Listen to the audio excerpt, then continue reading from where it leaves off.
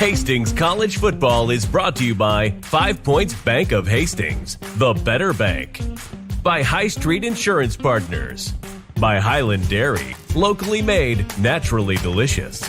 By Mary Lanning Healthcare, your care, our inspiration. By Pepsi, and by Runza Restaurants. Now, here's the voice of the Broncos, Mike Will.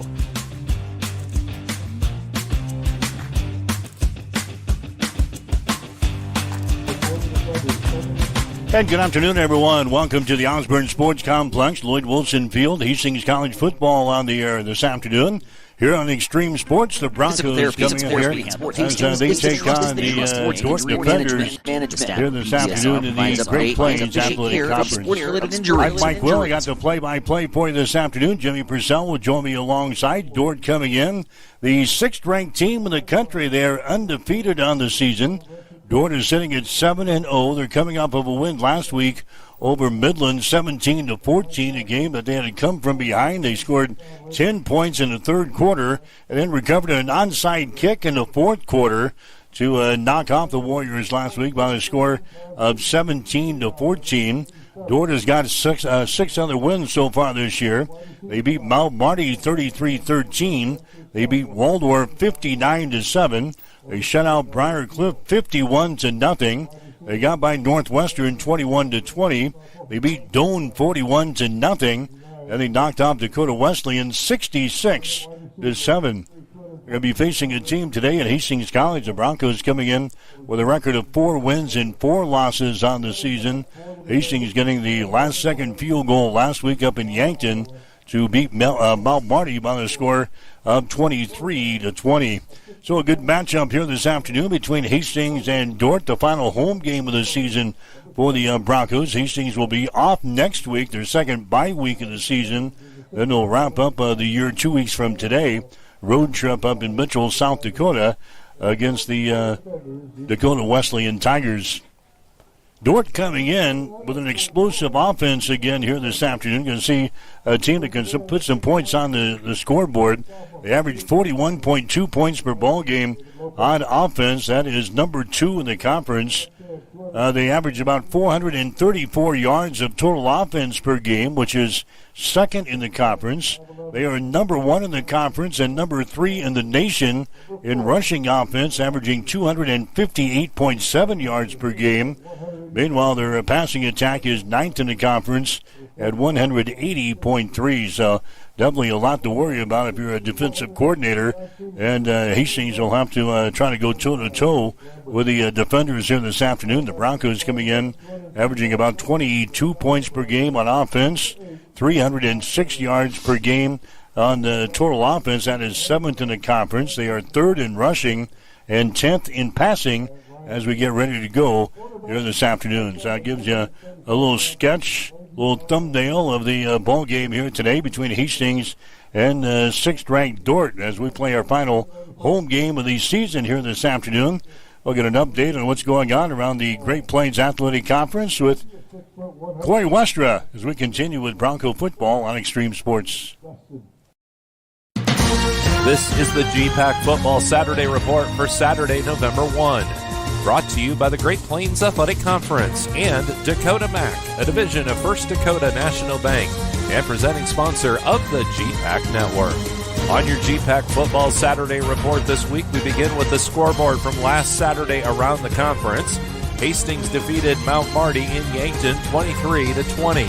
It was Dakota Wesleyan at home over Waldorf 33-14.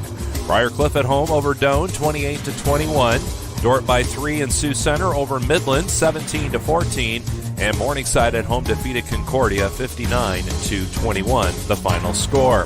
Northwestern had the bye last week for GPAC football. Here are your Hoffman America Sports Football Players of the Week for games played last Saturday. The Offensive Player of the Week is Jed Jensen from Dakota Wesleyan at quarterback. The sophomore from Rapid City, South Dakota, had 5 passing touchdowns to go along with 226 yards on 20 completions in Dakota Wesleyan's win over Waldorf. Blake Bellamy from Morningside at linebacker is the Defensive Player of the Week. The junior from Winterset, Iowa, had 12 total tackles for the Mustangs, including a 10-yard pick six in the Mustangs' win against Concordia. And Colton Wilmot, kicker from Hastings, is the special teams player of the week. The freshman from Arlington, Nebraska, had 3 field goals, including a 40-yard game winner at Mount Marty, and also converted 2 PATs for the Broncos in the game. That's a look back at last week around the Great Plains Athletic Conference. Coming up after the break, we'll preview the first Saturday of November for GPAC football. The GPAC Football Saturday Report rolls on, but first this from Dakota Mac. When people ask what is Dakota Mac, the first thing I let people know is that it's a division of First Dakota. Always has been, hopefully always will be. And we work with bankers, most notably our First Dakota bankers and our Dakota Mac loan production offices. And then we work with producers out there to offer competitive long-term fixed-rate financing for ag producers. Dakota Mac is a division of First Dakota National Bank. For more, go to dakotamac.com. GPAC football moves into the month of November with a 5-game slate around the league for this Saturday. Let's go to the schedule. All 5 of these games kick off at 1 o'clock in the afternoon. Hastings will host Dort and the Defenders at Lloyd Wilson Field in Hastings, Nebraska. It's the Dakota Railroad rivalry in Yankton. The Mount Marty Lancers to host Dakota Wesleyan and the Tigers. Morningside goes to Crete, where they'll take on the Doane Tigers. Midland home in Fremont. The Warriors will host Northwestern and the Red Raiders.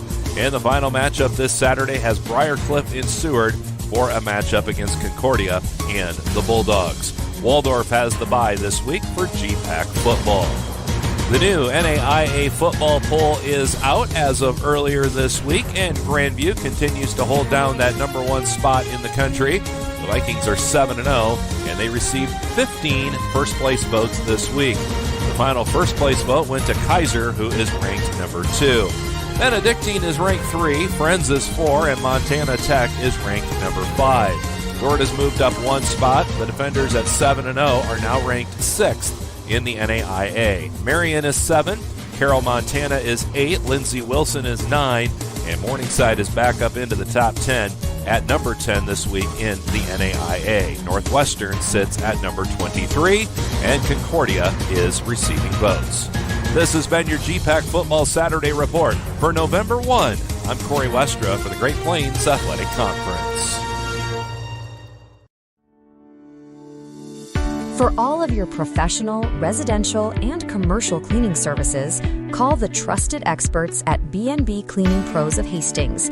They have been in business for over 4 years, delivering professional services one clean at a time. Reclaim your time and enjoy a healthier, fresher home with a call to B&B Cleaning Pros. Their meticulous cleaning professionals handle everything from routine upkeep to intensive deep cleans, tailored perfectly to your schedule and needs. They focus on kitchens, bathrooms, high traffic areas, dust removal, and floor care. Give them a call at 402-519-4602. Stop in at 123 North Lexington in Hastings or visit them at bnbcleaningpros.com. If you experience heating problems this winter, call the experts at Ruts Heating and Air Conditioning of Hastings. Ruts is a locally owned family business with over 45 years of experience in the HVAC industry. They service all makes and models of heating and cooling equipment for both residential and commercial customers. You can trust Ruts Heating and Air Conditioning to complete all repairs, installations, and maintenance work on time. If you're shopping for a new air conditioner or heating system, remember Ruts Heating and Air Conditioning. Call 402-463-4853. Looking for a night out that hits different? Head to the 2nd Street Slammer in Hastings, where the music is loud, the drinks are cold, and the vibe is always right. Shoot some pool, play some darts, or tear up the dance floor with live DJs spinning every weekend. Whether you are rolling in with friends or meeting someone new, the Slammer is the place where good times and late nights come standard.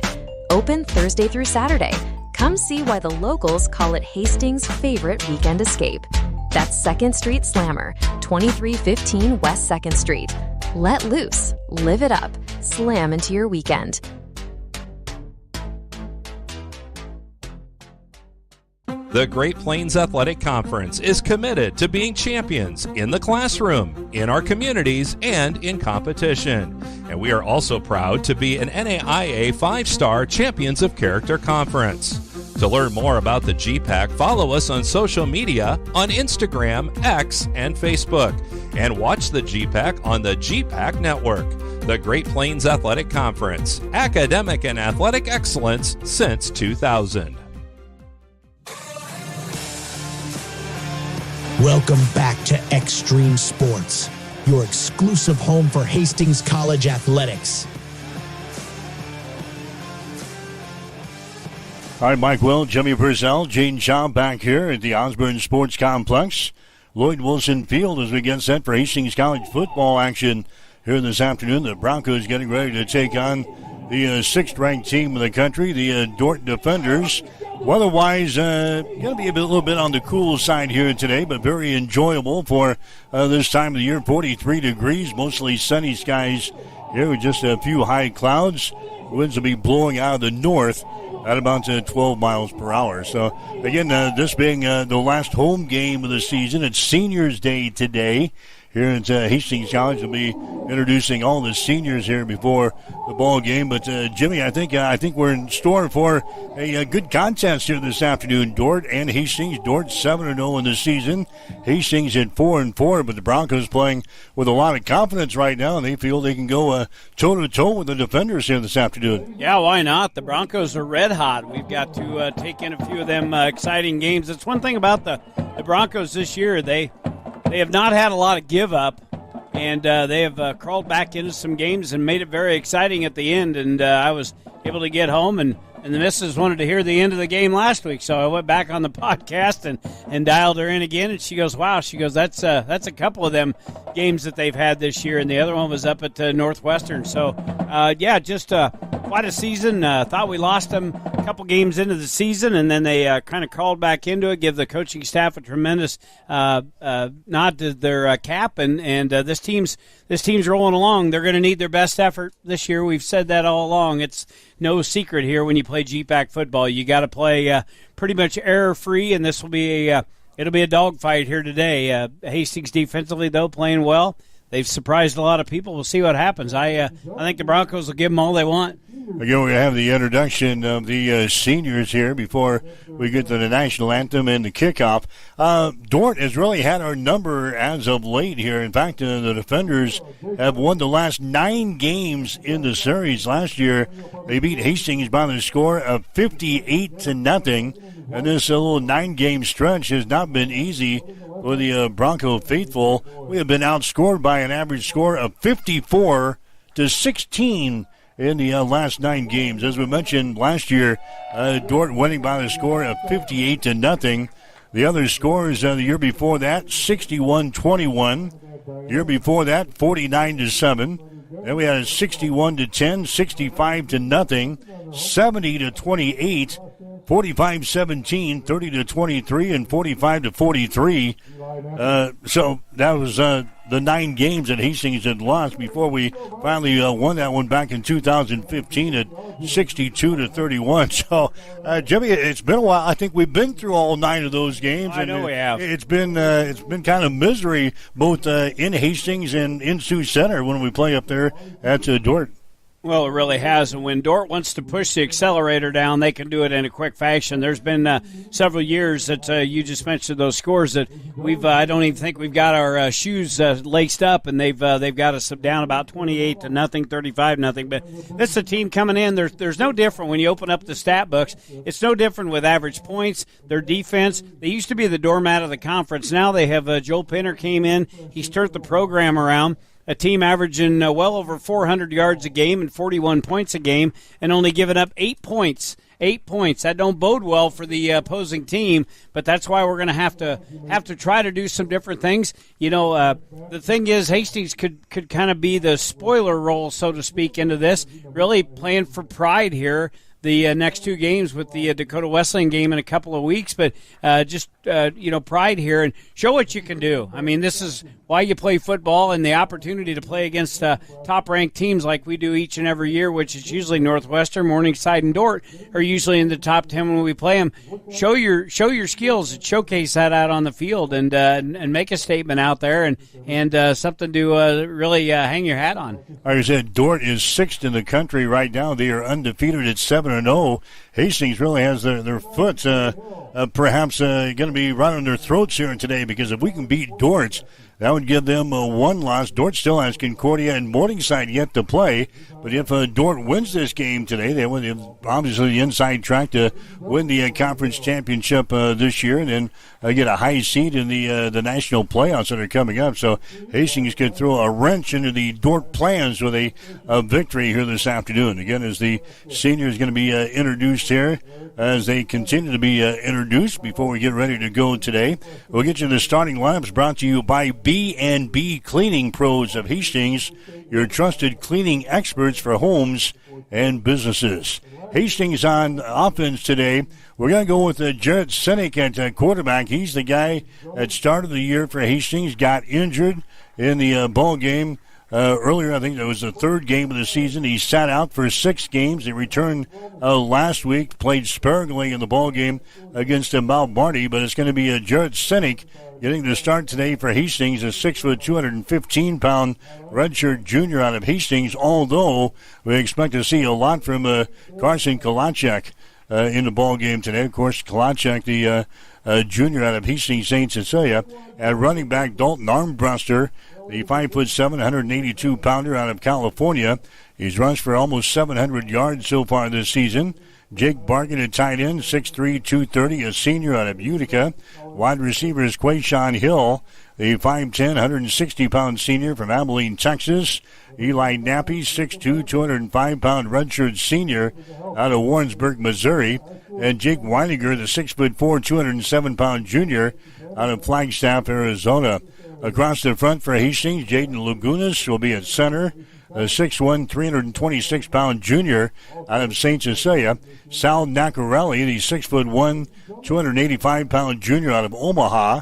You've got Traquan Henry, the 5'11", 325-pound redshirt sophomore out of Lincoln. And your tackles today for Hastings will be Josh Beavis getting the start at left tackle today over Vino Sanchez. Josh Beavis, 6'7", 296-pound sophomore out of Parker, Colorado. The other tackle will be Jaden Lawrence, a 6', 281-pound senior out of Elizabeth, Colorado. So we're getting the final seniors introduced here. We'll get you the singing of the national anthem. We'll have a football action coming up for you today here on Extreme Sports. Again, Dort on offense here today. Their quarterback is Noah Strickfaden. He's a 6', 296-pound redshirt sophomore out of Norwood, Minnesota. Your starting running back is going to be Preston McCoy, 5'11", 182-pound senior out of Galva, Iowa. But we're going to see a host of running backs. Expect to see 5 of them in there today for the Dort defenders. The wide receiver, Elliott Beal, coming back from a knee injury. This is his first game back since way early in the season. 6'4", 194-pound redshirt sophomore out of Spokane Valley, Washington. Jack Van Dong on the other side. He's a 6'2", 192-pound redshirt sophomore out of Orange City. And Isaac Looker, a 6'3", 222-pound redshirt junior out of Tacoma, Washington. At tight end will be Ethan Snyder, 6'4", 231-pound senior out of Sioux City. Joel Akers will be your center for Dort. 6'1", 281, a senior from Winterset, Iowa. The 2 guards will be Ethan Hoyer, 6'4", 300-pound senior out of Sioux Center, and Evan Beck, 6'4", 267-pound redshirt freshman out of Spirit Lake, Iowa. And the 2 tackles for Dort on offense will be Ethan Hansen, 6'4", 280-pound senior out of Appleton, Wisconsin, and Garrett Davis, a 6'4", 295-pound redshirt sophomore out of Sioux City. So we got 3 seniors yet to go. Boy, it's a big senior class here that's graduating here for the 2025-2026 season, as each and every one of them have been introduced in front of a good house here this afternoon as the Dordt defenders are making their way back out of the locker room and on the field, ready to go here this afternoon. Dordt going to be dressed, fortunately today, Jimmy, in their white uniforms with their black numerals and their black helmets and their black tops with their gold trim. They still have the spot at the top of our list of the worst uniforms ever when they came out with their white jerseys and their silver numbers a couple of years ago.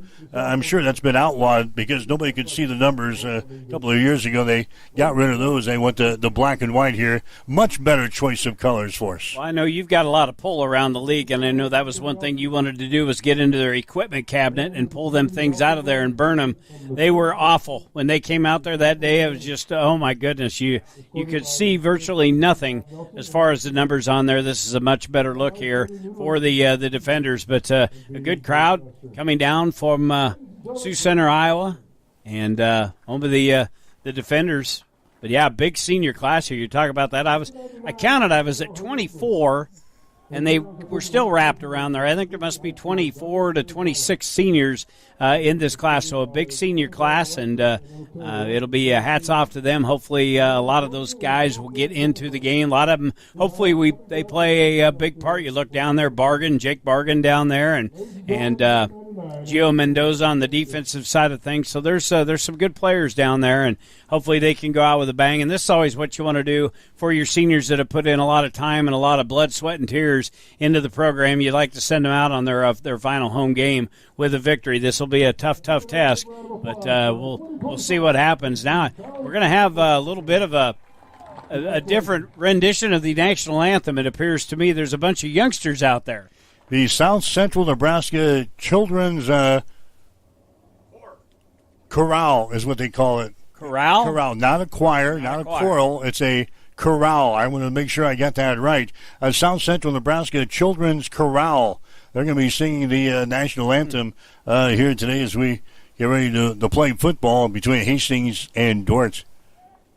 So they're it's not like a pregame ceremony that's moving along quickly here. No, it's just kind of limping along at best here, and now we see everyone stand here for the national anthem. With the singing of our national anthem.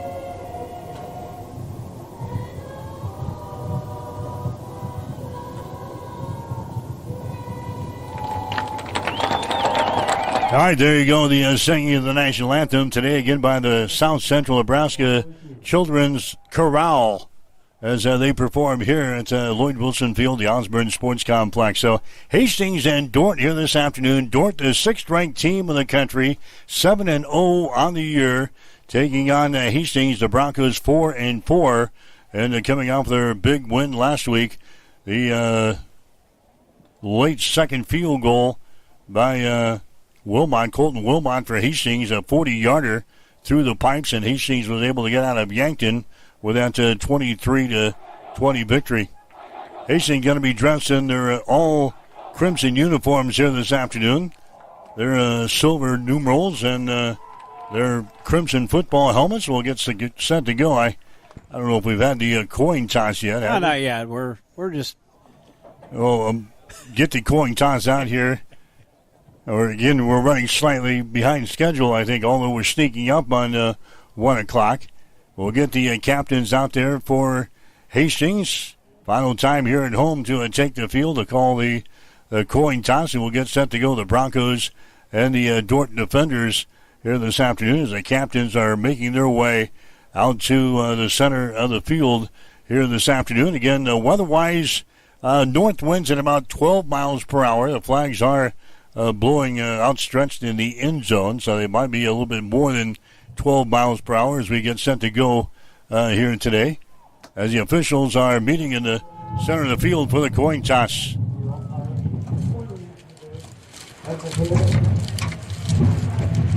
And again, the microphones today for the umpires probably going to be non-existent because of the windy conditions. So we'll just observe the actions down there on the field. And Dordt is going to call the coin toss. Hastings has won the toss. Looks like the Broncos win the toss, and we'll defer to the second half, I'm sure. That's the way things go around here. That's going to be the case. Yeah, Hastings won the toss. We're going to defer to the second half. Dordt is going to win the football first, so we'll see the Dordt offense right off the bat here for the defenders. Well, and several times this year we've been blessed with having Mr. Information and his crew for a GPAC football game. Remember, this is the crew that has the young lady. She will be on their crew. I believe she's in the secondary. So, but the white cap, he's Mr. Friendly. He'll give you a full rundown, but again, the wind blowing and whipping around here going to be very difficult. So Dordt will be moving right to left here into the wind as Hastings wins the toss. So we'll see what the Broncos do here. Again, this is a quick strike offense. They can light it up in a hurry, and we do not want to get in a track meet with these guys. I can tell you that. Yeah, I think we would come up short in that instance. We can't get up in the 50s and 60s and expect to win this football game. It would be like you and me trying to run a race with them, and that ain't going to work. That's not going to work right now with you. Especially with me. I'm one-legged. Keenan Valverde drops back deep with Bodie Teal. They're going to be inside their own 5-yard line. Yeah, welcome back to the broadcast booth. You got sliced into again on Thursday, your second time in about 5 or 6 weeks. 6 weeks. Yeah, everything looks like, I wouldn't say normal. Well, it's not normal. Well, I wouldn't say normal. Well, it's not normal. But I don't know what normal is. The left knee is 6 weeks old, and now I've got the right one was taken care of Thursday. I tell you what, you're a big deal. You're a big deal. I'm a big deal? To try to crawl into the press box with the Hall of Famer, I mean, I'll go to great lengths to try to get here. I mean, just Thursday morning I was getting my knee my knee replaced, and now I'm here in the press box. So I'll do what it takes to get here and in here. And this set up much better than the high school game for me. We've got the elevator. I can get up here and I don't have to worry about getting my knee banged around or anybody stepping over top. So at least it's your right knee and you're not sitting right beside me, so I happen to maybe bump into your knee. Yeah, it's over there. The wall is guarding your knee. That's good. Yeah, the wall, and I got an ice pack on, so I'm ready. This is just like sitting in my my recliner watching football on TV, and I have no idea what they're discussing. Maybe meal plans at midfield. I don't know. They've had the toss of the coin. We've got the teams out here. Now the officials are huddling like a pep talk at the 50-yard line. All right, boys, let's call this game good. Let's get ready to go. The GPAC Special Teams Player of the Week, Colton Wilmot, getting ready to tee the pig up here. Boy, what a big game last week up at Yankton. Hits the first field goal, then they got timeout called, so they had to replay, and then he hits the game winner again. Back-to-back field goals for a freshman.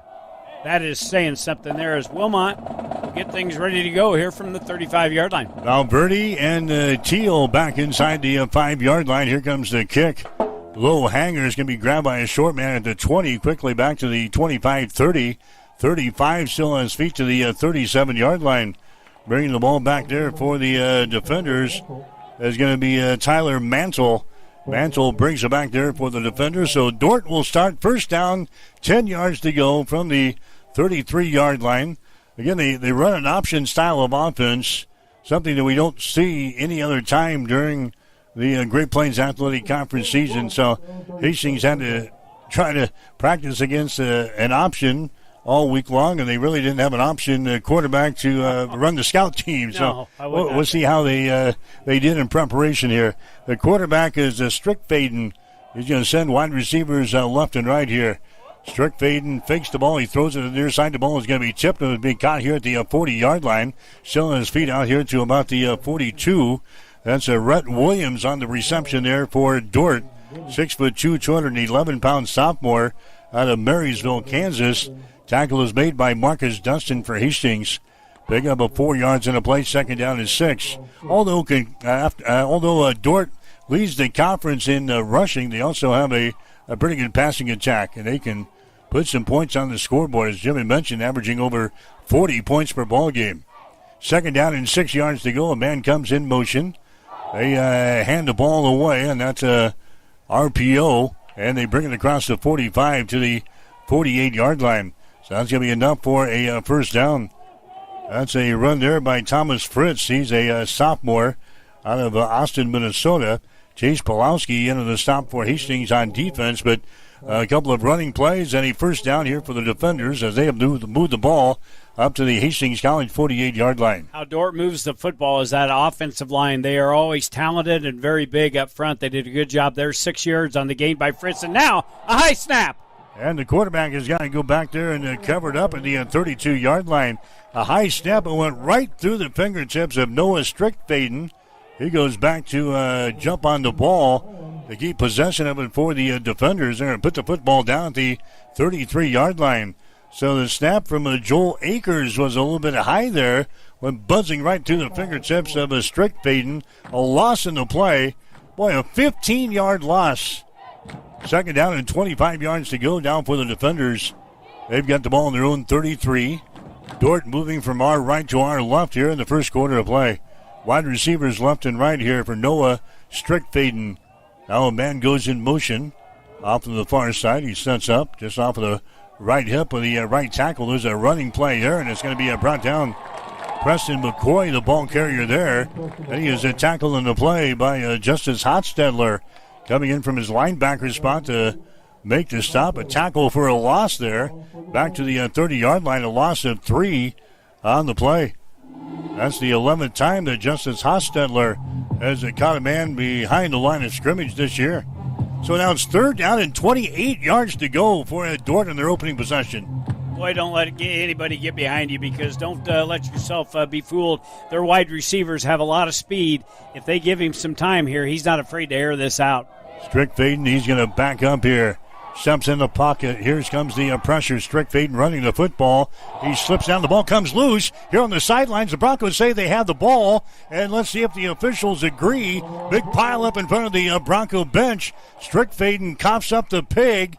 And let's see, they're still unstacking things in front of the Bronco bench. And Hastings has got the ball. The Broncos forced the first turnover of the ball game on a 3rd and 28. The quarterback, Strickfaden, was scrambling for his life there, and he was going to run it up the field. He made a cut at about the 38-yard line, Jimmy, and the ball was jarred loose right here on the sidelines. Hastings recovers the ball, and the Broncos set up in a golden opportunity here early in the ball game. 1st and 10 for the Broncos at the 32. How many times do we say you got to take advantage against good teams when things are handed to you? This was, as Strickfaden tried to roll off the left side just on a keeper, try to get what yardage he could. He was hit. The ball came loose. Hastings, great opportunity here at the Dordt 33. Sinek is the quarterback. He fakes the ball, swings it out there. It's going to be caught there.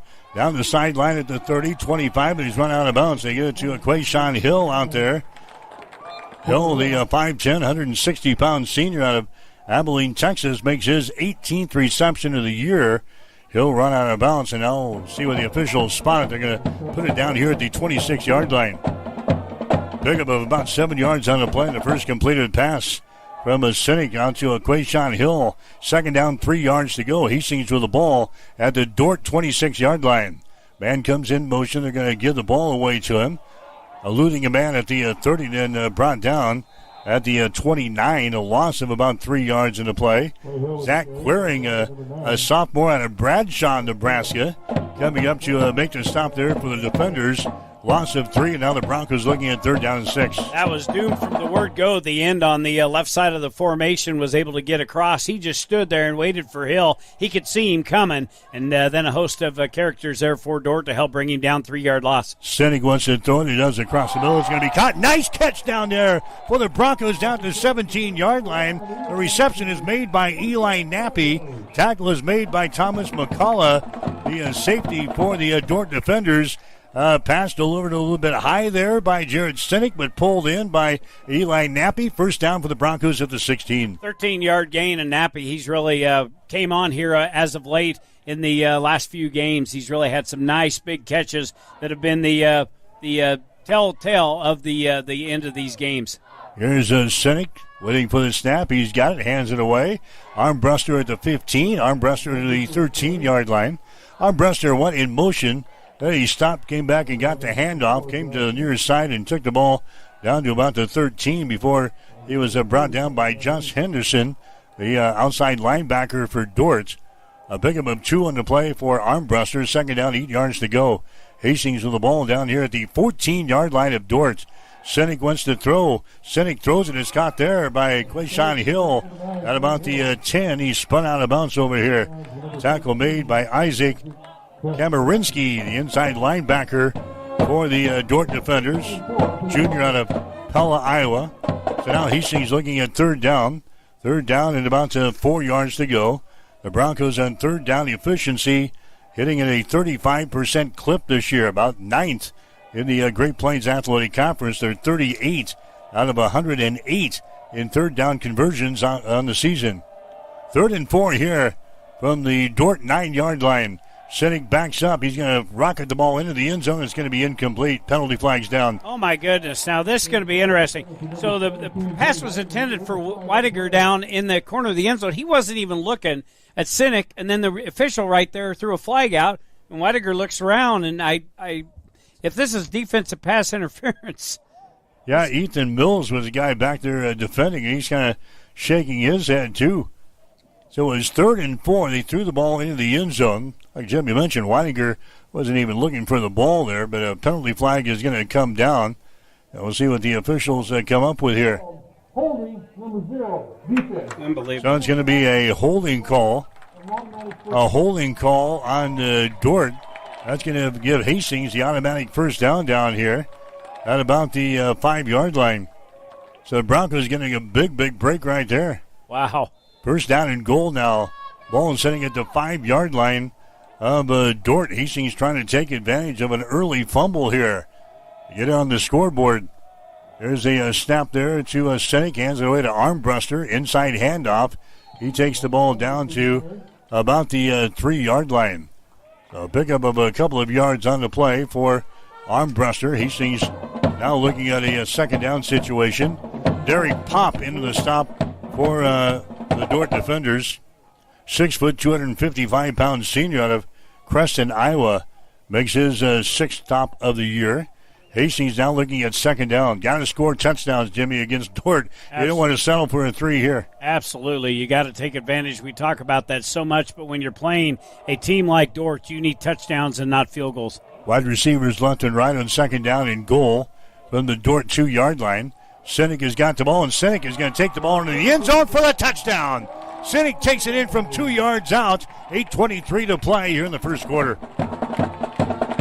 Sinek with the carry offside. He was looking over here in the flats into the end zone. Quayshawn Hill was over there, but covered up very well. And then there was just this huge area that just opened. The seat parted for Sinek.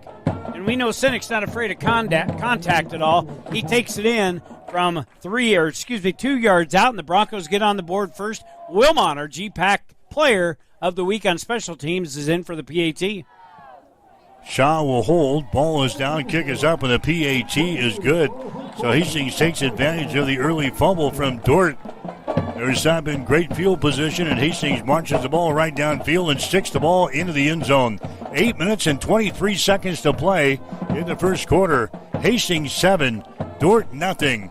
You're listening to exclusive coverage of Bronco football on Extreme Sports. Fall is here, and so is the season of color, coziness, and giving. At Bob Sass Flowers, we're celebrating autumn with gorgeous, fresh floral arrangements, beautiful fall home decor, and thoughtful, perfect gifts for everyone on your list. Whether you're sprucing up your home with harvest style, surprising a friend with a seasonal bouquet, or finding that one-of-a-kind gift, you'll fall in love with what we have in store. Come visit Bob Sass Flowers today and let us help bring the beauty of autumn home. Bob Sass Flowers, where flowers, home, and gifts meet the magic of fall. Serving the Hastings community since 1955. Located at 2618 West 2nd Street in Hastings.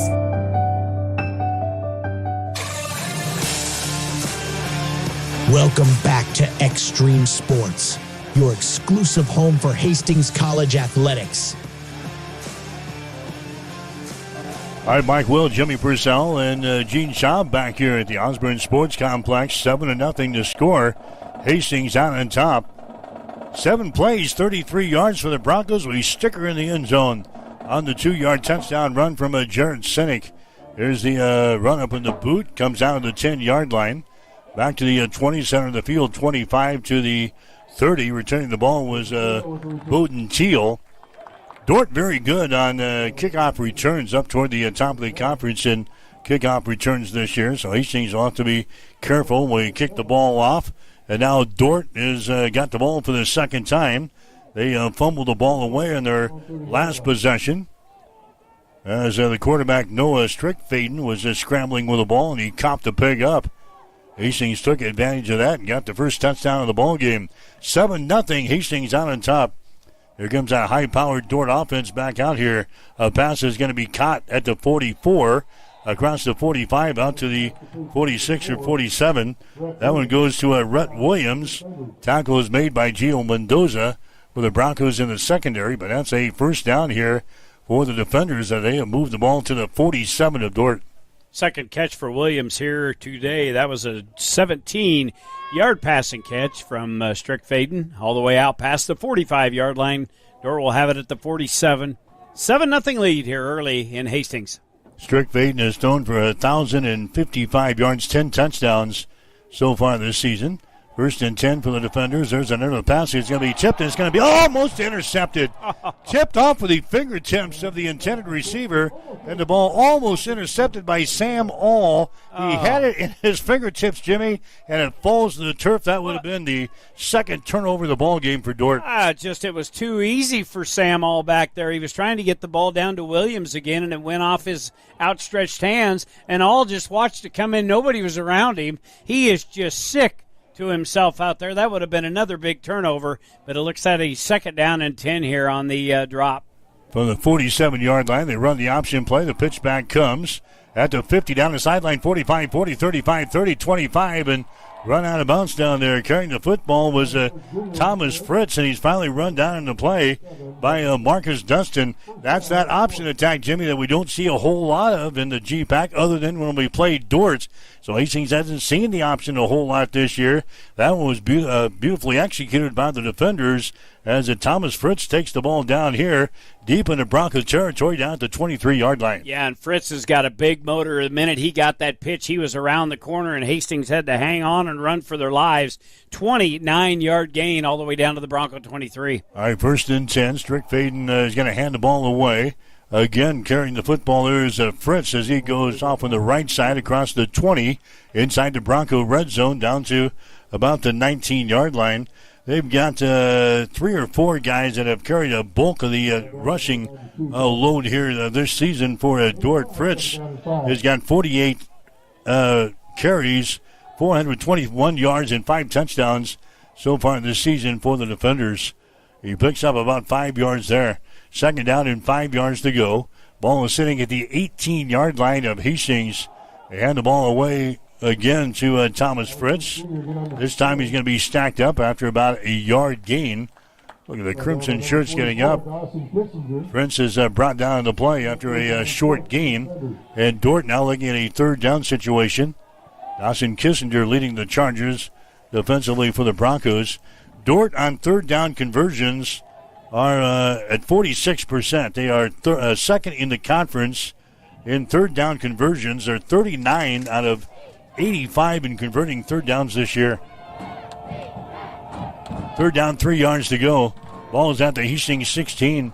Strickfaden fakes. Now they're going to hand the ball away. Inside handoff there across the 15 down to about the 10-yard line. And that's going to be enough for a first down. Lambert in on the stop. Daniel Dickerson is into the ball game now. That was not one of the 5 guys that they gave me, Jimmy. So they perhaps will go 6 deeps here today. I was going to say, when I opened up the GPAC statistics and looked and see their different positions, my goodness, they get a lot of guys in the game. That was an 8-yard gain, first down. That's the 4th one of the day, and Dort's got the football at the Bronco 10. First and goal. They fake the ball to Dickerson. There's a pass that's going to be caught down here at the 5-yard line. So the reception is made there. That's going to be Isaac Looker. Tackle made by Sam All for the Broncos, but Looker pulls the ball in right about the 5-yard line. So there's now a second down and goal from the Hastings 5. Broncos have the lead here over Dordt. The score is 7-0. 4:35 to play here in the first quarter. Strickfaden has got the troops set down in second and goal. There's a handoff there. Dickerson takes it down to about the 4-yard line. So again, Dordt will be looking at a third down. Third down and a goal down here at about the 4-yard line. So let's see what head coach Joel Penner elects to do here as they look to the far sideline. E.J. Hernandez in on the tackle. I was trying to. It's hard to not be able to see his number. His jersey's as big as a billboard, but a good job there by Hernandez. Brought him down just about a yard gain. Here's the option play to the wide side of the field. Strickfaden, a late pitch, gets it back to Dickerson, and he takes the ball to the end zone with a touchdown from 3 yards out. Well, and that's that option. You could string it out. Hastings had a defender. That was Sam All that was up around the quarterback of Strickfaden. And right when he was wrapped up, he just pitched it out to his trail back, and nobody out there for Hastings. Takes it around the corner and takes it in from, 4 yards out officially? 3 yards out. We'll call it 3. So a 3-yard touchdown run by Daniel Dickerson on the option play to the wide side of the field. Here comes the point after try now for Dordt. Ball is down. The kick is up, and he hammers it through the uprights. It is good. The PAT is good. 3 minutes and 47 seconds to play. No one expected us to shut out Dordt. We just got to contain the defenders here. Anyway, the defenders on the scoreboard here. 3:47 to play in the first quarter. Dordt 7, Hastings 7. You're listening to exclusive coverage of Bronco football on Extreme Sports. Taylor is living the Renza dream. The Fry Life is the high life. He's stacking up rewards on the Renza mobile app. Points on points on points on points. That's a lot of free food from Renza. Yep, I'm headed there for lunch today. Download the Renza mobile app to start getting rewards. Because from the way we make it to the way it makes you feel, Renza makes it all better.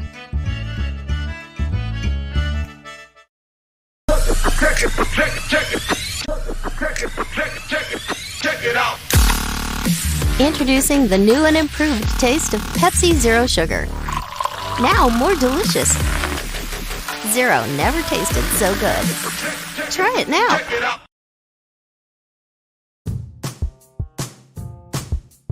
You are locked in to Extreme Sports. Let's get back to the action with Mike Will and Jimmy Purcell. All right, back here at the Osborne Sports Complex, 7-7 is the score. Hastings and Dordt here this afternoon. Here's the kickoff return. Chaplin brings the ball back for Hastings across the 30. Fighting here, bouncing off of would-be tacklers, and he is finally brought down out here at the 35. Tell you what, Chaplin, he's the freshman from Broken Bow, and he was made a big statement early in the season. And that one there, he gets the kickoff return, and instead of just stepping out of bounds, he just kept going back into the field of play and just getting banged on from Dordt defenders. But he brings the football all the way up to the 38-yard line. Nice return by Chaplin. Now, how about a nice time-consuming drive? Take some time off the clock here. Keep that Dordt offense off the field. All right, Hastings scored in the first quarter after recovering a fumble. Here's Armbruster trying to get outside, and Armbruster takes the ball to the 45-yard line. That was actually Merriman in there, the other back for Hastings. As he gets around the corner, again, those two have tremendous speed, Armbruster and Merriman. He gets around the corner, picks up about 8 yards right in front of the Dordt bench. They'll spot it down at the 45-yard line. 3:13 and counting here in the first quarter. We're deadlocked here at 7 apiece. So Hastings looking at 2nd and 3. Broncos left to right here in this first quarter of play, north to south. Here's a Senek. He fires the ball on the far side. It's caught there by Quayshawn Hill. Over there at the 46-yard line, it should be enough for a first down. So a high pass again delivered by Senek, but only where Quayshawn Hill could grab it. He does. He hauls her in, and he steps out of bounds down here at about the 45 of Dordt. So he's on the move again in defender territory. First down, 10 yards to go. Senek backs up again. He fires the ball. It's going to be caught here at the 40. Nappy spins away. Nappy at the 35. Takes the ball down to the 33-yard line. How was that? A little spin move there by Eli Nappy. Finally brought down into play by Josh Henderson. Hastings with back-to-back first downs. 1st and 10 down here at the 33. First down number 4, and for Nappy, he's leading the squad with receptions. That would have given Chris Bierman something good to go with. Woot! Zips around, spin, move there by Nappy. Picks up 12. Hastings at the Dordt 33-yard line. All right, so the Broncos again with the ball into Dordt territory here. 2 wide receivers to the left and 1 to the right side. Senek claps his hands. He hands the ball away. That's going to be Merriman with the ball. Merriman gets it back to the line of scrimmage, and he took it around the right end. 434 yards coming in here. Armbruster's got 684. But both of them have played extremely well for the Broncos here for the 2025 season. Well, they've definitely been the shot in the arm that we needed in our rushing attack, and not very big in stature, but boy, they're tough to find in behind the big offensive line, and if they get outside, we've seen what they've done. They've both had some big-time touchdown runs.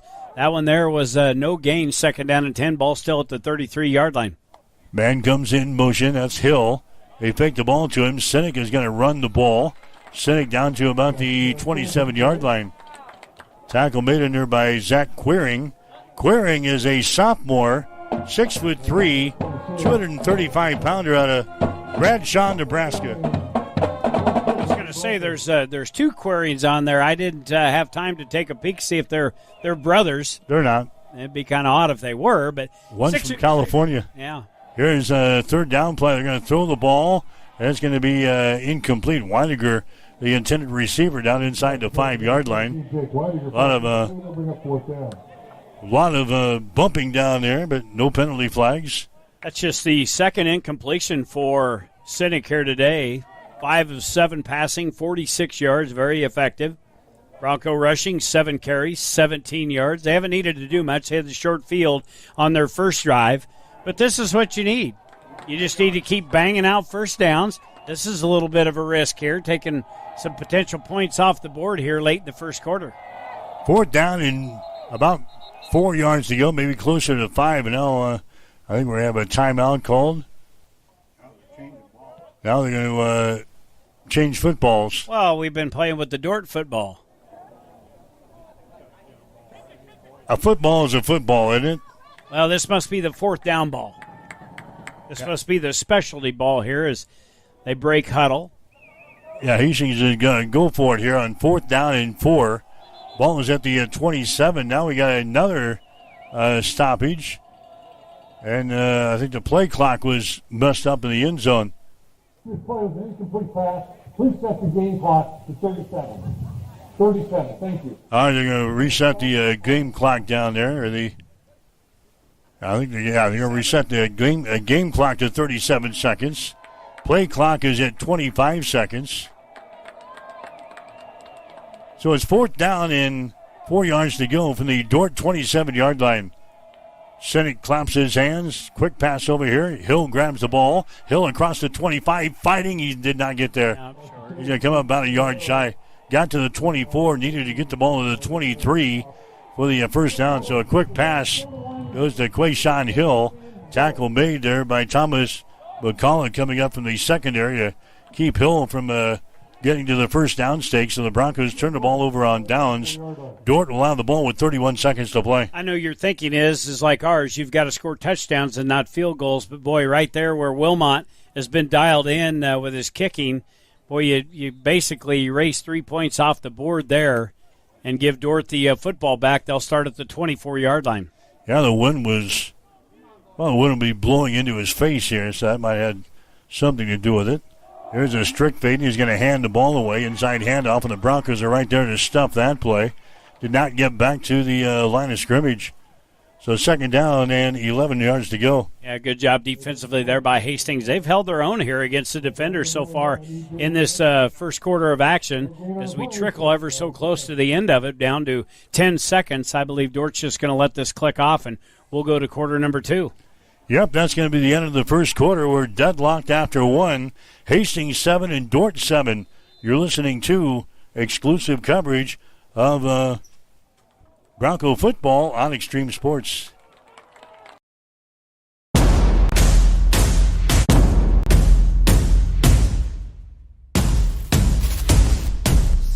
What is Mammoth?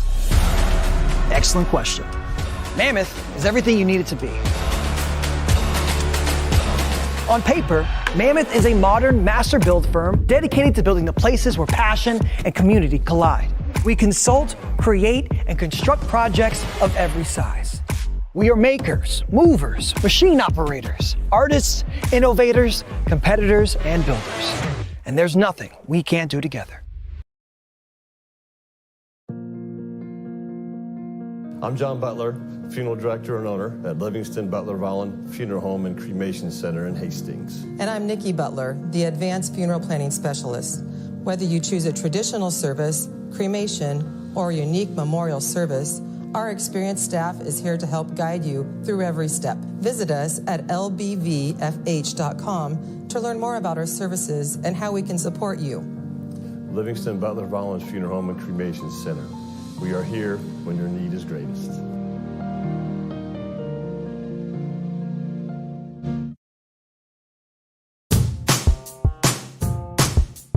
You are locked in to Extreme Sports. Let's get back to the action with Mike Will and Jimmy Purcell. All right, back here at the Osborne Sports Complex, Lloyd Wilson Field, 7-7 is the score. Hastings and Dort.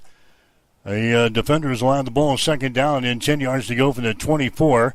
Here's that option to play coming down the sidelines and finally skipping out of bounds down here was the tailback into Thomas Fritz. A pickup of about 10 or 11 on the play.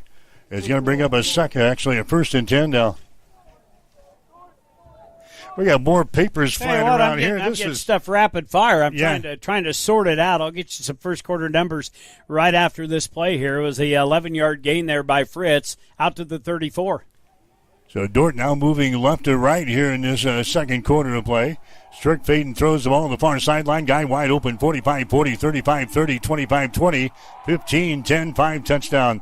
Wide open on the sidelines right in front of the Dort bench, and now he got away. I don't know why. Isaac Looker was the guy who hauls the ball in. He put on the afterburners there, Jimmy, and took it the distance for the touchdown. Yeah, he got right in behind the defenders, and they lost him. Had no idea where he was, and he takes that one in from 66 yards out. That is his second touchdown of the season, and just that quick. And we've talked about how quick Dort can put points up on the board. Well, there you go, just not even a minute into the second quarter, and they score on a 66-yarder. Now they're PAT pending here from Stephen Linen.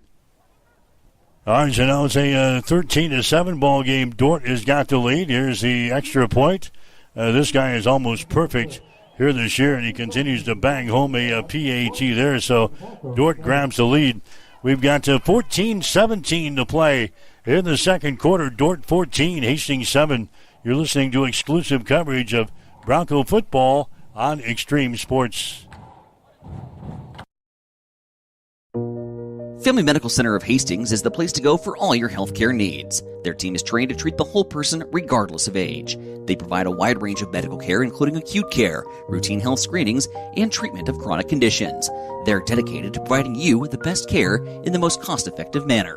Family Medical Center, as an independent clinic, has served the community for over 65 years. Your family's home for healthcare. 1021 West 14th Street. Proud to support all area student athletes.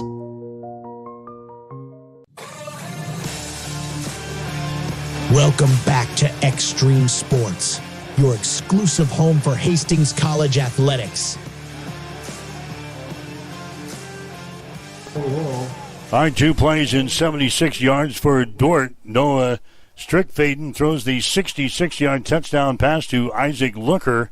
The point after touchdown good, and Dordt all of a sudden have scored 14 quick points here. Now they lead by a score of 14-7.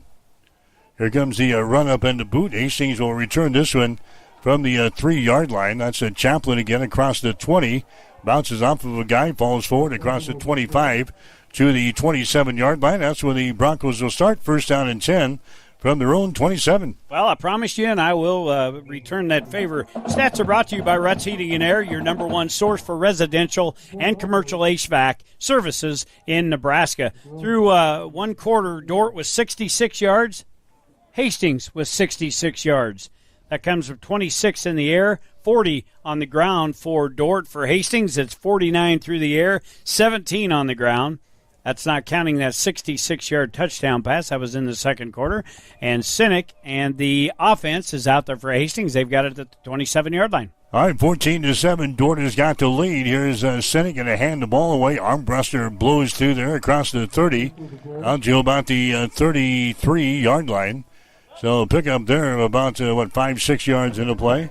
Tackle made by Derek Pop, the defensive lineman for the Dordt defenders. Hastings College football today here on Extreme Sports. We're at the Osborne Sports Complex, Lloyd Wilson Field for the final time this year for 2025. The Broncos will be off next Saturday. Then they'll wrap up the season 2 weeks from today up in Mitchell, South Dakota against the Tigers of Dakota Wesleyan. Trailing here 14-7. Sinek hands the ball away. Armbruster starts off inside and then bounces the ball outside out near the numbers 35 to the 40, and he's going to be spun down there at the 40-yard line. That's going to be enough for a first down. Tackle made by Josh Henderson for the Dordt defenders. They're going to spot the football here at the 39, but it's still good enough for a first down. Broncos right to left here, south to north in the second quarter of play. Hastings jumped on Dordt early following a fumble in their own end here. And Broncos got on the scoreboard first, but Dordt comes back with 2 straight touchdowns here. And they've got the 14-7 lead. Sinek with the ball. Sinek fakes it, now runs it to the 40 to the 41-yard line. Now I think Carson Kolachak is in the ball game for the Broncos. So Hastings making a switcheroo at the quarterback position. Ethan Mills in on the stop for Dordt. We expected to see both quarterbacks today, and now we are, as Carson Kolachak, the 6'2", 293-pound junior from Hastings St. Cecilia, is in the ball game now for the Broncos. Pick up 1 on the last play, second down. Here's a pass play here. It's going to be incomplete. There you go. Yeah. That was Jarrett Sinek who was lined up, and they came back and handed the ball away to Sinek. And he threw the ball to the near side, and it was a very good pass. It was out of bounds, so they waste one of their dipsy-doodle plays there on an incomplete pass. Wasn't much of a dipsy-doodle, but yeah, now you've exposed it that he may be out there throwing passes around again. So, I had an idea they were going to sneak him in. They did. Incompletion, third down, and a long 9 here for Hastings. Here's Sinek now. He wants to throw the ball, sets up a screen. Armbruster with the ball. 45 breaks outside in numbers 50 down the sideline. 45, 40, 35 still on his feet to the 30-yard line and brought down deep inside the Dordt territory. Down around the 30-yard line. Tackle is made by Cole Johnson for the defenders. 29 on the pass and catch, and they set that up beautifully. Had a couple offensive linemen out there in front of Armbruster at about the 45-yard line, and then with his speed, he got around the corner, took it downfield. They'll spot it at the 31-yard line of Dordt. Hastings on the move again. All right, Broncos trailing in the ball game by a score of 14-7. Wide receivers left and right here for Jared Sinek. Sinek fakes the ball now, throws it downfield. It's going to be intercepted. Intercepted down here at the 10-yard line. Picked off down there by Travian Dawson. Dawson Jr. to be exact, a freshman out of Cerritos, California. Comes up with his first interception of the season.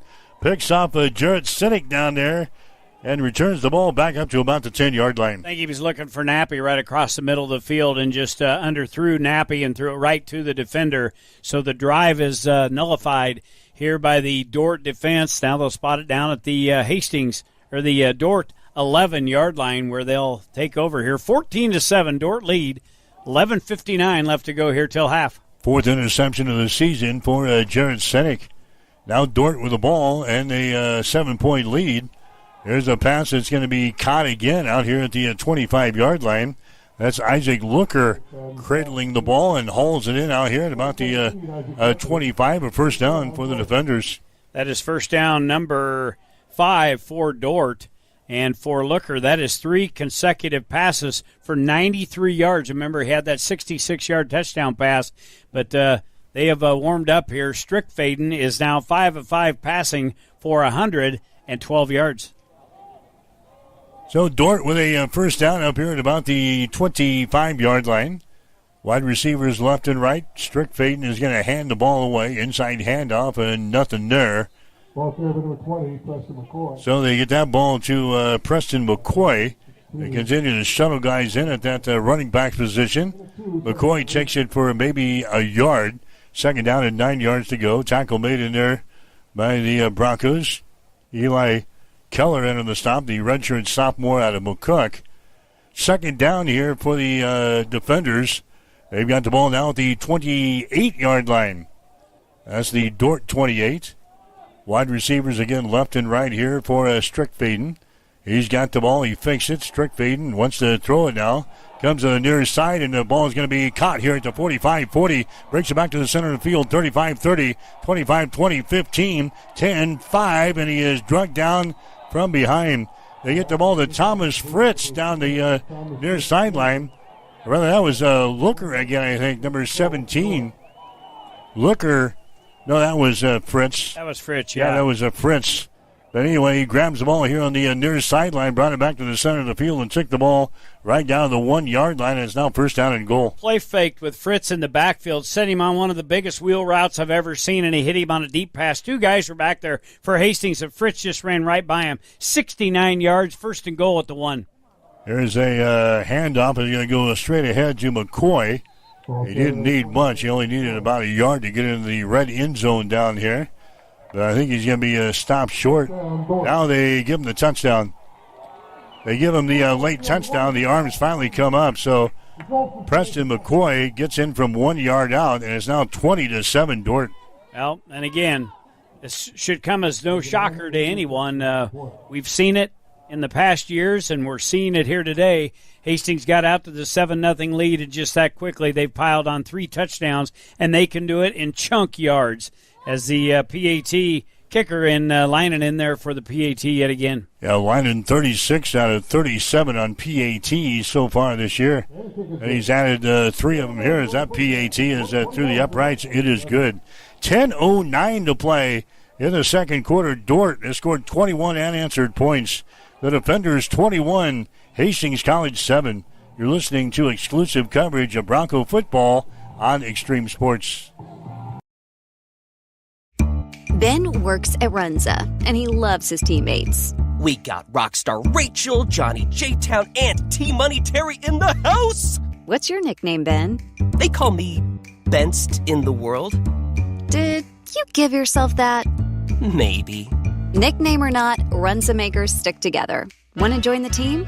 Apply today at runza.com/jobs or text Runza to 242424. Runza makes it all better. Family Medical Center of Hastings is the place to go for all your healthcare needs. Their team is trained to treat the whole person regardless of age. They provide a wide range of medical care, including acute care, routine health screenings, and treatment of chronic conditions. They're dedicated to providing you with the best care in the most cost-effective manner. Family Medical Center, as an independent clinic, has served the community for over 65 years. Your family's home for healthcare. 1021 West 14th Street. Proud to support all area student athletes.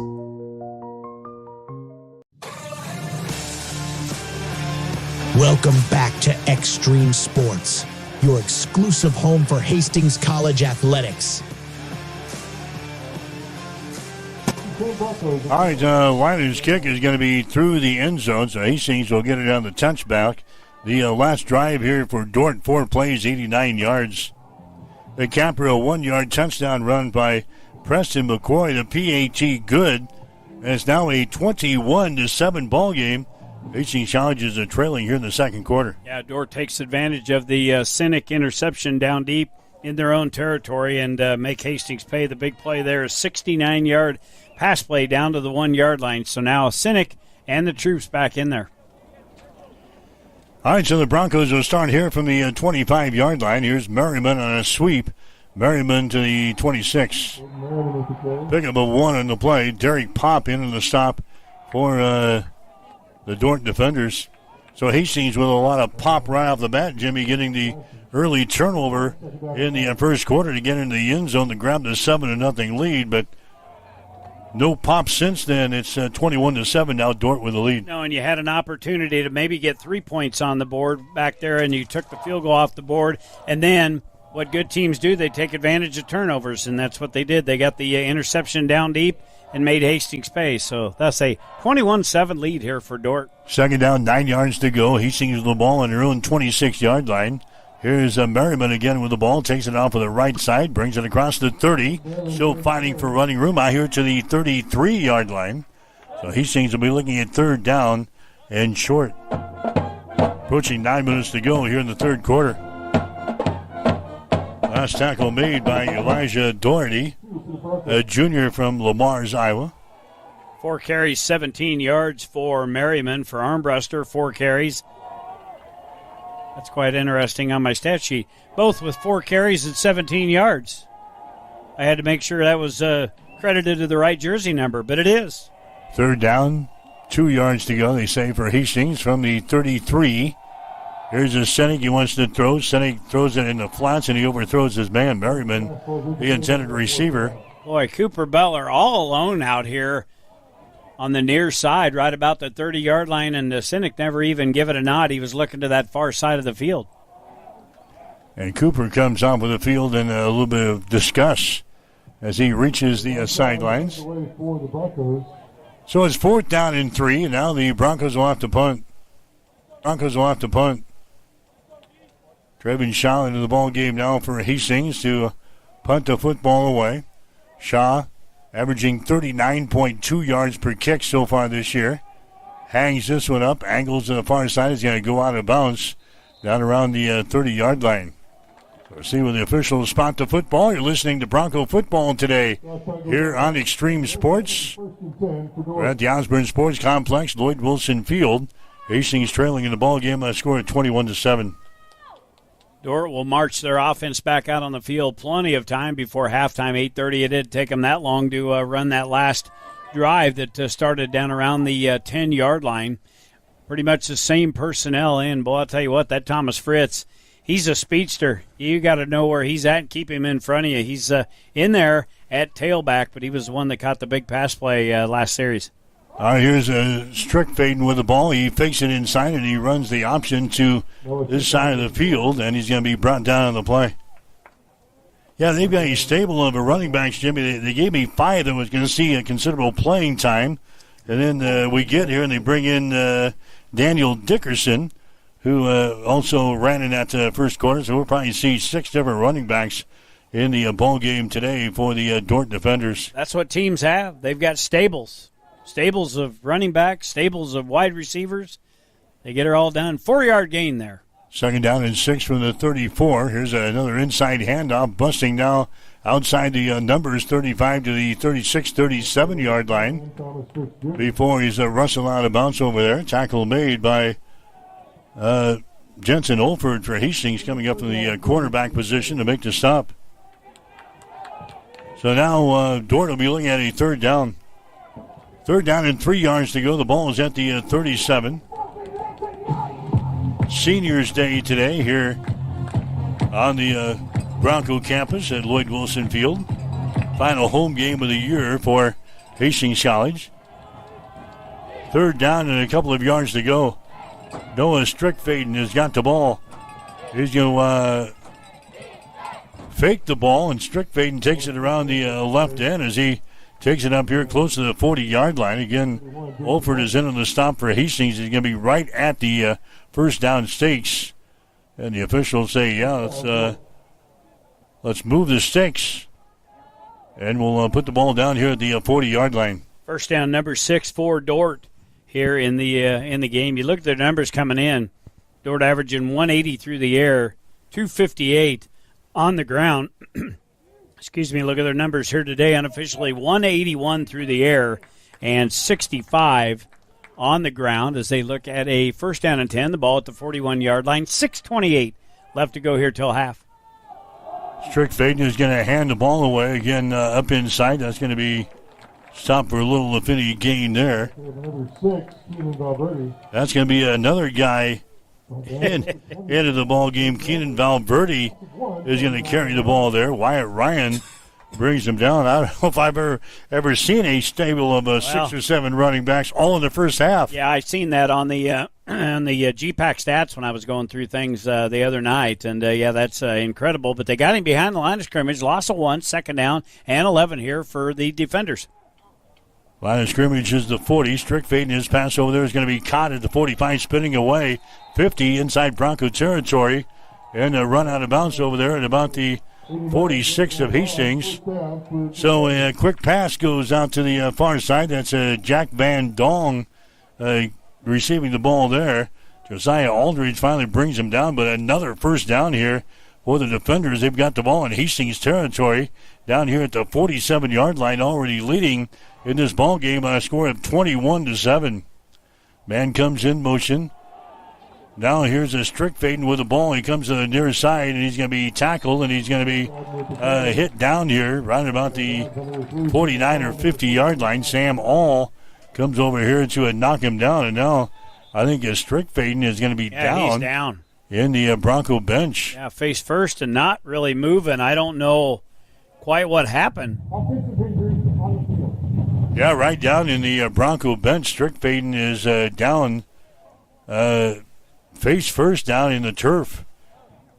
Hastings training staff right there attending to him. Now the Dort staff gets over here. They get the players moved away here. I didn't see really any vicious hit, so I don't quite know what happened once he got into the sidelines here. Yeah, I see his legs moving, so that's a good sign, but his face is face first down in the turf. Again, all this happened down here on the Hastings College bench. So we got an injury timeout. The starting quarterback for Dort is down. 5 minutes and 14 seconds to play here in the second quarter. It is Dort 21, Hastings 7. You're listening to exclusive coverage of Bronco football on Extreme Sports. At High Street Insurance and Financial Services, we are agents of change. We believe life is full of new opportunities, and we guide you forward with strength and confidence so together we can build stronger, more resilient communities, illuminating the path ahead, where opportunities are always within reach. We do it for all our futures. High Street Insurance and Financial Services, located at 3606 Cimarron Plaza, Suite 280 in Hastings. Mary Lanning picks out people that are going to help support our mission and our values here at Mary Lanning. They want to recruit people that are continue to make us a strong organization and continue to provide that exceptional patient care. There are people all around me constantly to support me in my personal life, but also in my career. People are always advocating for me to grow and to learn. We're two sisters here that believe in Mary Lanning and the mission and values here, and we're going to continue to support this community for as long as we can.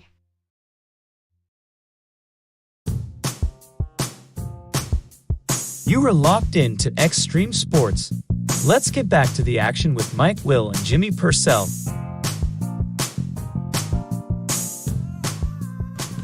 All right, so Noah Strickfaden is going to head off the sidelines now after being injured here on the Broncos sidelines. So we'll check his status. The backup is Colson Cruz.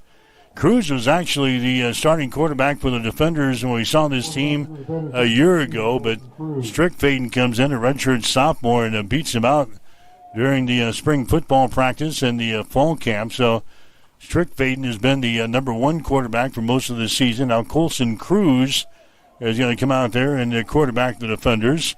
6 foot, 198-pound senior from Gowrie, Iowa.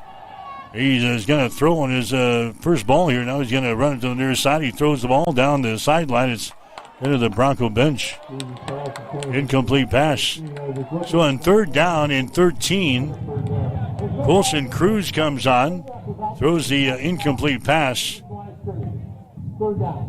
Now it's 3rd down. It should be 3rd down now. 3rd down and 13 for the Defenders. Yeah, and that just broke Dort's streak. They were 7 of 7 passing for 194 yards. And Cruz comes in and tries to float one downfield, just wisely throws that one away. I was watching when they got Strickfaden up from the sidelines here. Looked like they were looking up around his eyes. Maybe got poked in the eye there on the tackle. Here comes a blitz. Cruz is knocked down, but the pass is going to be incomplete. Isaac Looker, the intended receiver. A lot of pressure coming off the edge there from the Bronco defense. Got to Colson Cruz. Knocks him down just as he got rid of the football. The pass was delivered low to Isaac Looker, incomplete, and it brings up a 4th down as Dort will have to punt the football away. Wyatt Ryan coming around the corner to get his hands on Cruz, not violently, but at least knocked him to the turf, let him know that he's out there. And now a punting situation. This is Ivan DeRocco, averaging, 39.8 per punt. He'll be punting with the wind at his back. All right, so he stands there. He's got the ball. He kicks it. It's not going to be very long. It's end over end. As it kind of shanked off of the right side of his foot, it goes out of bounds down here around the 30-yard line or so. Eli Nappy with a good kick. 30-yard line. Good catch on the sidelines. So Hastings will have the ball. 4:36 to play here in the second quarter, 21-7. Broncos are trailing the 6th-ranked team in the country, the Dordt Defenders. So other than the first series, Jimmy, Hastings has not had a lot to cheer for here as far as their offense is concerned. No, we really haven't. We had 66 yards in the first quarter, and thus far we've got 31 yards here in the second quarter, so not a lot of offensive output. Sinek back out there. Fakes the ball to Weidiger, who is coming in motion. Now Sinek runs the ball to about the 29. Loss in the play. Isaac Kamarinsky into the stop there for Dort. Kamarinsky, 52 tackles on the year. Double of quarterback sacks and an interception. No gain in the last play there by Jared Sinek. Second down, 10 yards to go. Hastings with the ball on their own 30. Broncos working right to left here in quarter number 2. Sinek, play action pass. He wants to throw. Goes into the far side. Hill grabs the ball. We'll see where they spotted. He was beyond the first down stakes when he made the cut to the sidelines, but he comes back and grabs the ball a couple of yards shy of the first down. We're going 3rd and 2 from the 38. Travian Dawson into the stop, the quarterback over there for the Dordt Defenders. Got play stopped here. The line judge from this side run in. I think they're going to just double check on the spot. Yeah, like we said, Hill was beyond the first down stakes when he made the cut. Yeah, here the line judge from this side run in and showed him what he's seen. Now, yeah, they're going to give him. Oh my goodness! Yeah, they're going to give him about 4 yards on the play. Yeah, my eyesight was off by 4 yards. By rule, it's a first down. Yeah, it's where you catch the ball by rule. Well, it is. It is, but that 8-yard goes to a 12-yard. All right, we'll take the first down here at the 41. So the Broncos get a fresh set of downs with 3 minutes and 40 seconds to play. Here in the second quarter, they're trailing in the ball game by a score of 21-7. Sinek in there at quarterback. He fakes the ball. Sinek wants to throw. It's the happy feet. Now he's going to run out of there, 45, and he's going to be clobbered at the 50-yard line. Pickup of about 9 in the play. Isaac Kamarinsky in on the stop again for the Dordt defenders. So Sinek takes the ball within a yard of the first down stakes. Now on the slide, they're going to move the ball back to the 49. So second down and 2 yards to go. 2nd and 2 here for Hastings. They've got the ball out here in the big red H out in the center of the field here at Lloyd Wilson Field. Sinek hands the ball away to Armbruster. Cuts back 45. Armbruster to the 42-yard line. First down here for the Broncos.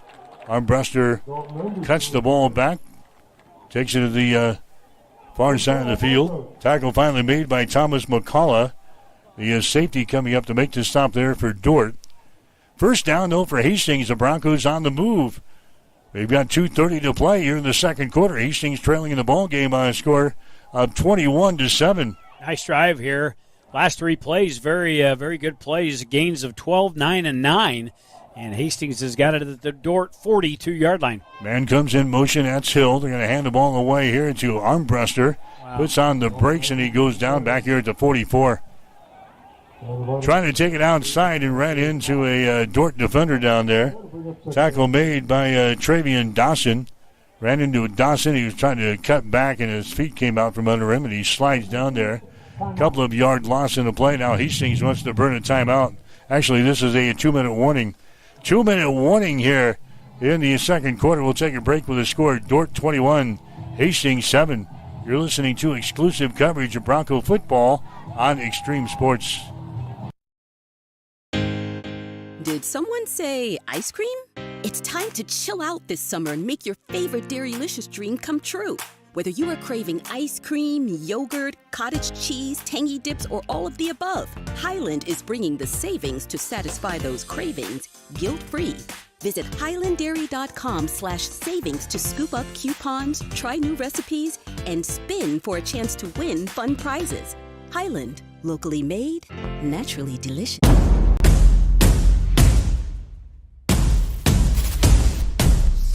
What is Mammoth? Excellent question. Mammoth is everything you need it to be.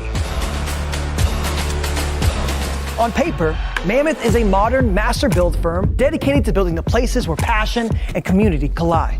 We consult, create, and construct projects of every size. We are makers, movers, machine operators, artists, innovators, competitors, and builders. And there's nothing we can't do together.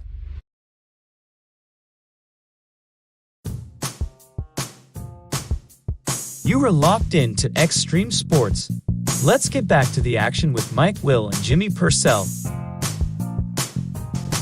All right, second down and 13 yards to go. There's a quick pass there, thrown by Sinek to the far sideline. They bring it back to the center of the field, finding some running room down to the 25-yard line. Good-looking play there. It's a first down for the Broncos at the Dordt 25. 20-yard pass. I believe that was Nappy over on the edge that he got the ball to. Picked up a couple of good blocks downfield across the numbers on the far side. 20-yard gain, and the Broncos are in business with 1:44 and counting left to go here till halftime. 21-7 is the score. Hastings trailing with the Broncos looking for some points here at the end of the second quarter. Sinek backs up again. He's got time. Sinek fires the ball. It's going to be caught down there at the 22. Dives forward to the 21-yard line. That is Weiniger. Weiniger grabs the reception and moves it to the 21. A pickup there of about 5 yards in the play. Josh Henderson in the stop there for the Dordt defenders. Yeah, I thought Sinek got knocked to the turf. That's going to be a roughing the passer call against the Dordt defense. All right, so the Broncos really thinking points. Now we can go in to trailing by just 7, Jimmy. We'll take that. We'll be feeling real good. Obviously, we would like to have a lead, but sitting at 21-14 against the 6th-ranked team in the country, we would probably take that. And now the Broncos are thinking a touchdown here. It's going to be first down and goal. Hastings will have the ball at the Dordt 11-yard line. 2 wide receivers split to the left side. That's Weininger and also Hill. Wide receiver split to the right side of the formation as well. Here's a Sinek. Fakes the ball. Now Sinek is going to run it. He's at the 10. Sinek is hit at the 9. And he takes the ball down at about the 5-yard line. So Sinek takes the ball down to the 5. And Hastings looking at a second down and goal situation now from the 5. Clock is running. 1:10 to play here in this second quarter. Well, I tell you what, as Sinek stood back there going through his progressions, that hole in the middle of the field just continued to open up. He elects to take it off the left side and picked up, 5 yards. So second down and 5 here for Hastings. Under a minute to play, 47 and counting. Yeah, Hastings doesn't want to score too quickly here either. They're going to take as much time off of the clock as they can. Here's a Sinek on second down and goal from the 5. A pass there is going to be incomplete. That's going to stop the clock. Trying a little quick pass out there to Hill. It was thrown down on the turf. Incomplete pass, and now it's a third down. Third down and 5. The ball is sitting at the 6-yard line of Dordt with 37 to play here. When Hill had a little bit of a seam, if that ball would have been up around his waistline, he could have got her. I don't know if he'd have got it in. There was enough manpower down there for Dordt defense, but boy, that was not a very good pass there by Sinek. That was bounced up into the hands of Hill, and now we're going to have a timeout. Hastings, I believe. All right, so the Broncos want to talk things over on a 3rd and 5 from the 6-yard line. Definitely looking for a touchdown here toward the end of the second quarter. 37 seconds to go. It's Dordt 21, Hastings 7. You're listening to exclusive coverage of Bronco football on Extreme Sports.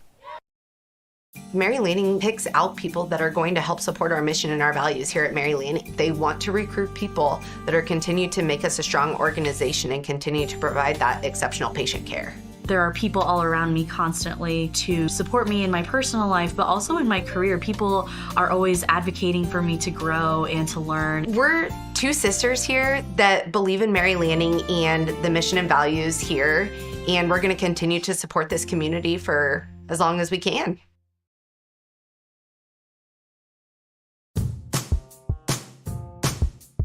You are locked in to Extreme Sports. Let's get back to the action with Mike Will and Jimmy Purcell.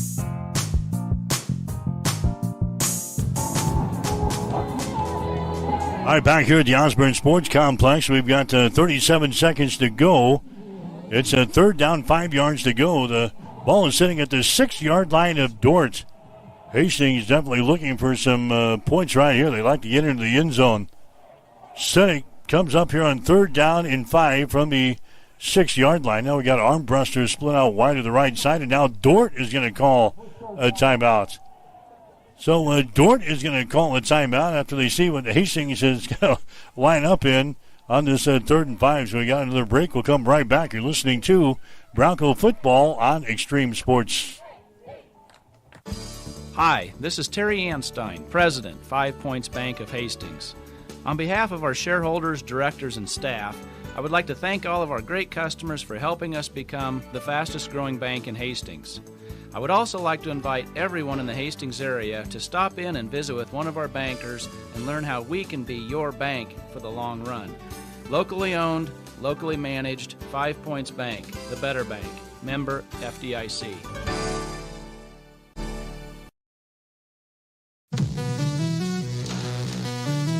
You are listening to exclusive coverage of Hastings College football on Extreme Sports. All right, Mike Will, Jimmy Purcell, Gene Shaw back here at the Osborne Sports Complex. 37 seconds to play in the second quarter. 21-7, Dordt with a lead. With the Broncos down here on a 3rd and 5 from the 6-yard line of Dordt. Jared Sinek waiting for the ball here as a man comes in motion. That's Armbruster. There's a Sinek. He backs up, throws the ball. It's going to be caught here at the 2-yard line. And diving for the end zone. Did he get in? The officials still no indication. He's down at the 1-yard line. He is down at the 1-yard line, and I think that was play on Hill on the reception. Now he is slow. And that was Bargan. Jake Bargan down at the 1-yard line. He reaches for the end zone. Siddick says he was in there.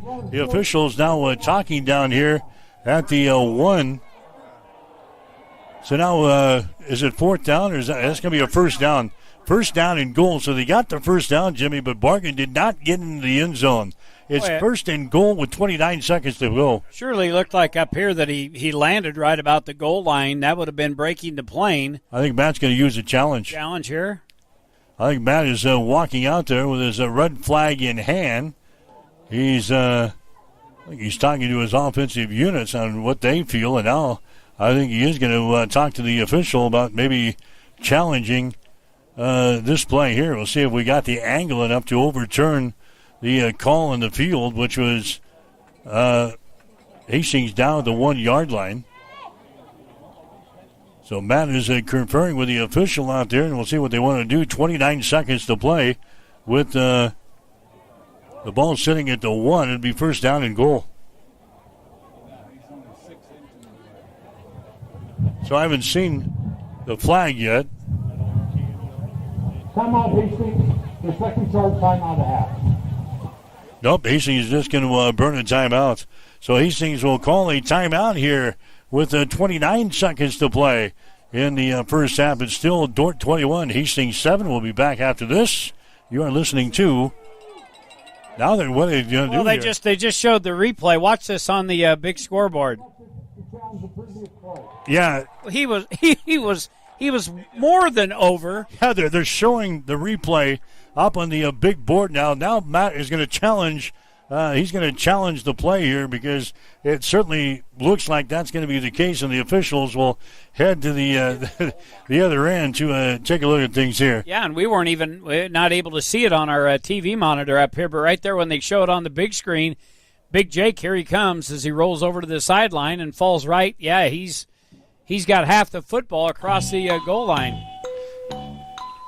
All right, so the officials are down in the replay tent down here at the south end zone.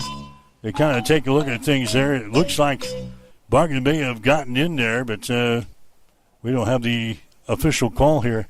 Gino says he's in there by, is he in there for 6 inches, Jimmy, or just short? Oh, he's there. Yeah, He's there, yeah. Gino says he's in there, so if Gino says he's in there, we got to give him a touchdown, right?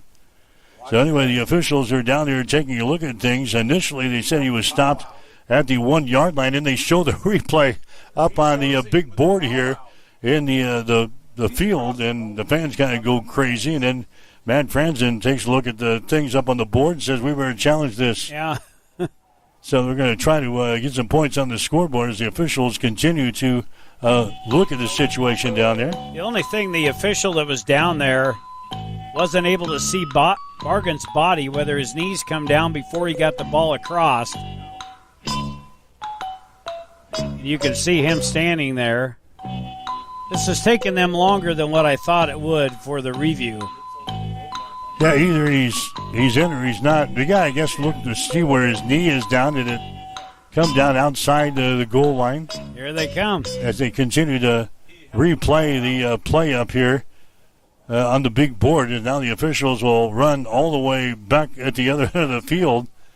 And the Whitecap is going to stop here. The ruling on the field is upheld. The runner was short of the goal line. Hastings will be charged with the second time off. They also do without a challenge from the rest of the... All right, so it's going to be confirmed he did not get into the end zone.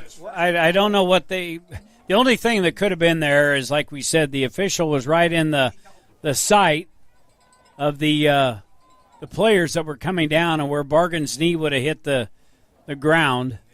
Well, we're not like the national folks where you got 20 different angles to look at things here. You got basically one angle to look at here, and that's the drawback. They put an instant replay for the GPAC this year, and that's the problem. A lot of these fields don't have the 20 different angles. Now Seneca on first down and goal from the 1-yard line. The Broncos, with their version of the tush push, will try to get it into the end zone here. Seneca just drove it behind the center there and got some help from the running backs. And finally the arms go up. A touchdown, Hastings.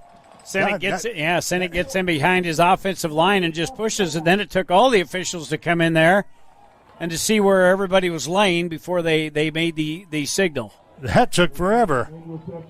So the Hastings College version of the tush push.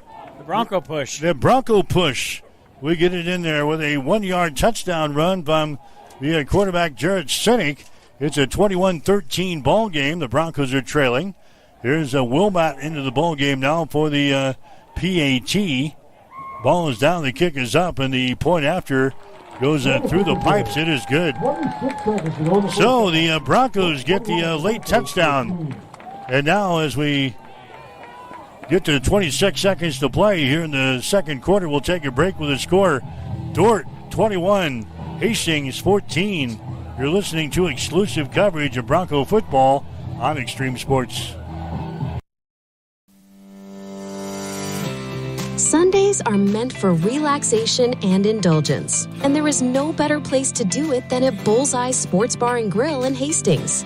Enjoy the Sunday brunch buffet from 10 to 2, where you will find an irresistible spread of breakfast favorites that will make your taste buds dance. Choose from fluffy pancakes to sizzling bacon, fresh fruits, and so much more. It is all you can eat and all you could ever want. Make your Sundays special with the brunch buffet at Bullseye Sports Bar and Grill on West 2nd in Hastings, right across the street from the water park.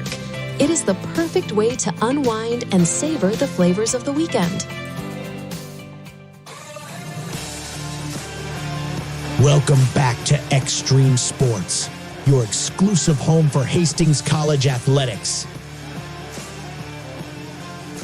All right, Mike Will, Jimmy Purcell, Gene Shaw back here at the Osborne Sports Complex. Hastings trailing 6th-ranked Dordt 21-14. 26 seconds to play here in the second quarter at the Osborne Sports Complex. Colton Wilmot into the football, end-over-end kick. Hangs up in the wind. It's going to be grabbed here at the 15-yard line. Quickly back to the 20, 25, 30, 35, and brought down at the 36-yard line. Now with 19 seconds to go. So Dordt brings the ball back. Again, they're toward the top of the conference in kickoff returns. That was Bowden Teal bringing the ball back there for the Dordt defenders. 19 seconds is an eternity for this Dordt offense. They can go downfield in just a few plays. We have seen it here today. Yeah, how long does it take you to run a 65-yard dash? Probably under 19 seconds, huh? Under that, yeah. We've seen a wheel route, and we've seen a deep ball today by Dordt, so we'll see what happens. Cruz still in there at quarterback. All right, so the backup in there. He backs up, and now he's going to run the ball. 35, 40, 45, 50. Inside Bronco territory to the 48-yard line. I will tell you, Dordt has got a field goal kicker that can bang one home from 60. 12 seconds to play. Ball is at the 48-yard line of Hastings, and now play is being held up while they set the chains. Again, Dordt has got an excellent field goal kicker in Stephen Leinen. Leinen has hit a 60-yarder for his longest try of the year. First down and 10. Ball is at the 48 of Hastings. And now the clock is running, and I don't think it was supposed to be running. Now the officials will get together again. What do we got here? He spiked the ball to stop the clock, but I don't know why the ball was running because they were moving the chains. Yeah, they were still setting the chains on the far side. Now it's a second down and 10. Second and 10. Ball's at the 48-yard line of Hastings. Cruz has got it. He backs up. He's going to throw the ball down the right sideline, and the ball's going to be picked off. Gio Mendoza picks the ball up and drops it. Oh, my. Mendoza had it and lost it. Sam All came up with it, and he was going back the other way with the ball. But the officials blow this one dead, incomplete pass. And now there's 3 seconds to go. That would have been Mendoza's second interception on the season, but what it does, it still keeps Dordt in the are they going to try to kick it from here? Doesn't appear to be. No, but they're going to have another shot at it. So it's a third down and 10 from the 48 of Hastings. 3 seconds to go. Cruz backs up again. Here comes the pressure. Cruz flushed out of the pocket. Cruz has still got the ball. Running around with it, trying to avoid some would-be tacklers. Throws it as far as he can. Jump ball down there. It's going to be incomplete as they overthrow everybody. Good job by the Broncos putting pressure on the quarterback, Colson Cruz. And Cruz just launches the ball downfield as far as he could throw it, and nobody was down there. And the ball falls to the turf, and that's the way the second quarter is going to end. But you got to feel good. We're at halftime. The Broncos are trailing by just 7 points in the break. Dordt, 21. Hastings, 14. You're listening to exclusive coverage of Bronco football on Extreme Sports. For all of your professional, residential, and commercial cleaning services, call the trusted experts at B&B Cleaning Pros of Hastings. They have been in business for over 4 years, delivering professional services one clean at a time. Reclaim your time and enjoy a healthier, fresher home with a call to B&B Cleaning Pros. Their meticulous cleaning professionals handle everything from routine upkeep to intensive deep cleans, tailored perfectly to your schedule and needs. They focus on kitchens, bathrooms, high traffic areas, dust removal, and floor care. Give them a call at 402-519-4602. Stop in at 123 North Lexington in Hastings or visit them at bnbcleaningpros.com.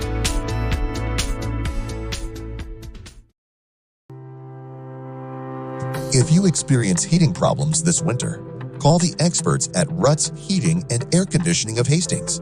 Ruts is a locally owned family business with over 45 years of experience in the HVAC industry. They service all makes and models of heating and cooling equipment for both residential and commercial customers.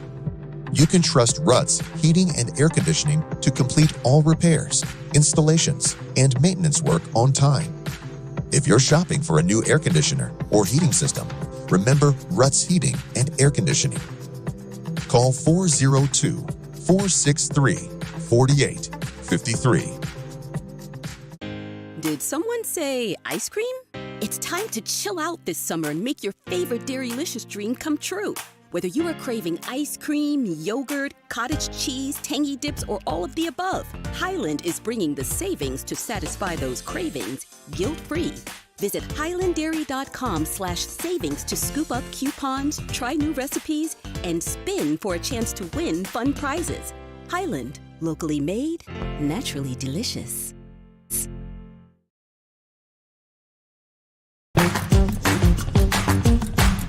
The Halftime Show is brought to you by Family Medical Center of Hastings, your home for healthcare since 1963.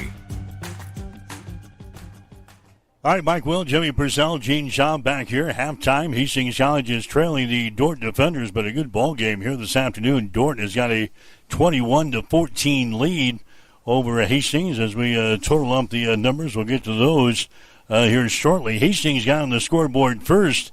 Dordt fumbles on their first offensive possession of the afternoon. The Broncos recovered at the 33-yard line, and Hastings made quick work of things. 7 plays, 33 yards. They were in the end zone, and a 2-yard quarterback sneak by Jarrett Sinek. Point after touchdown was good. Broncos had the 7-0 lead with 8:23 to play in the first quarter.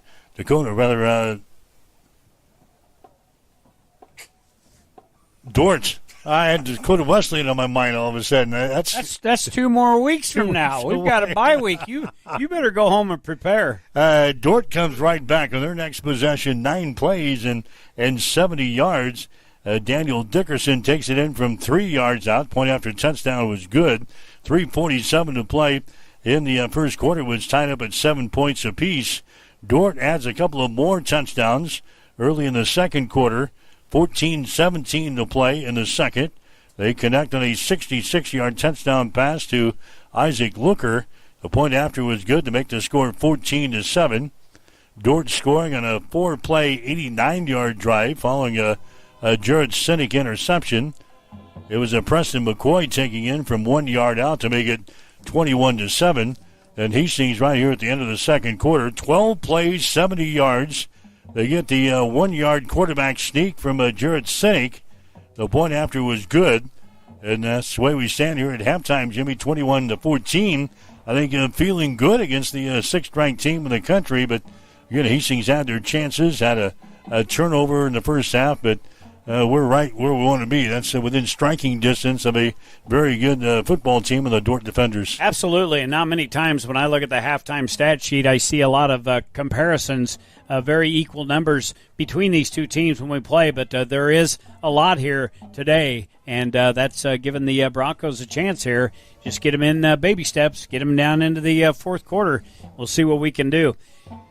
Stats are brought to you by Ruts Heating and Air. Yeah, stats are brought to you by Ruts Heating and Air Conditioning. I don't know why we're having a block up here all of a sudden. Stats are brought to you by Ruts Heating and Air Conditioning, in business since 1984. I can excuse you. You're probably on medication. I am on meds, and some pretty strong ones, I might add. Get you some first half numbers for Dordt in the first half here. Dordt with 13 first downs. They rushed it 20 times for 77 yards. Their two quarterbacks combined of 7 and 13 passing, no interceptions, one touchdown, 191 yards. Total offense for Dordt, 33 offensive plays, 268 yards of total offense.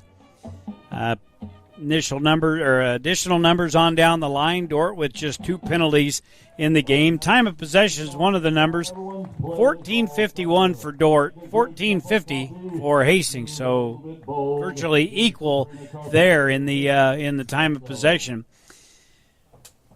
Leading rusher for Dordt in the first half is Thomas Fritz, 6 carries and 57 yards, and their leading receiver is Isaac Looker. He has 3 catches and 85 yards.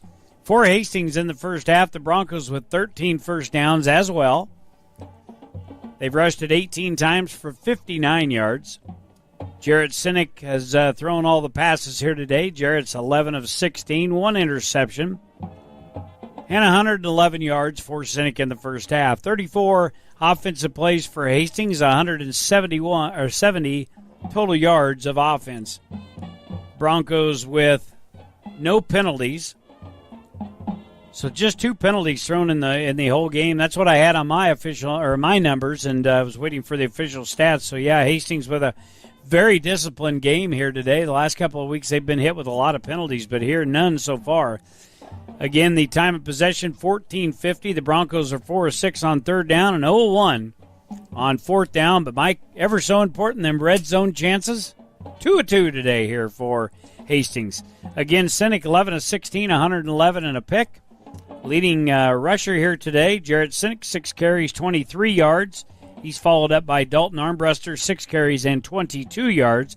Caden Merriman, 4 carries and 16 yards.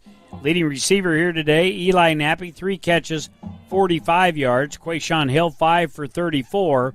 And Dalton Armbruster, 1 catch for 29 yards. Punting today, Shaw's averaging right at 37 yards per punt.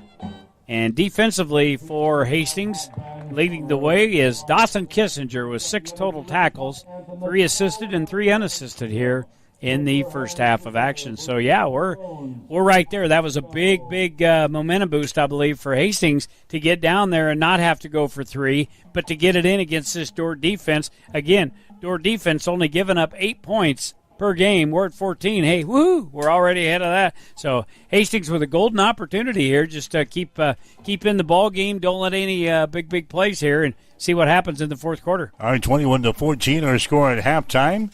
The Defenders have the lead over the Broncos here this afternoon. Halftime show brought to you by the Family Medical Center of Hastings. We'll be back after this. You're listening to Bronco Football.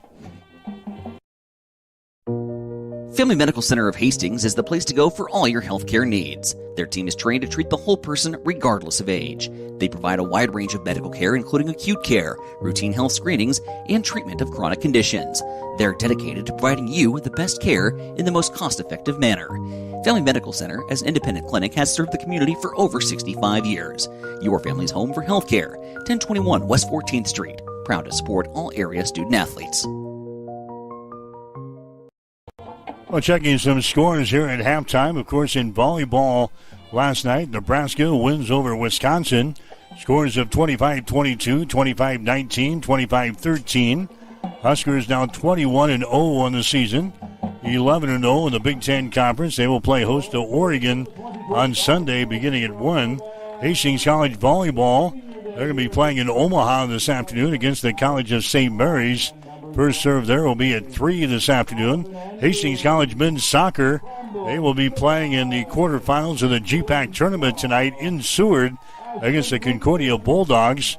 Kickoff of that game will be at 6. Hastings College women's soccer team will host Dakota Wesleyan on Tuesday in the quarterfinals of the GPAC tournament. Game gets underway at 7. We'll have the match here on Extreme Sports beginning with a pregame show at 6:45 on Tuesday.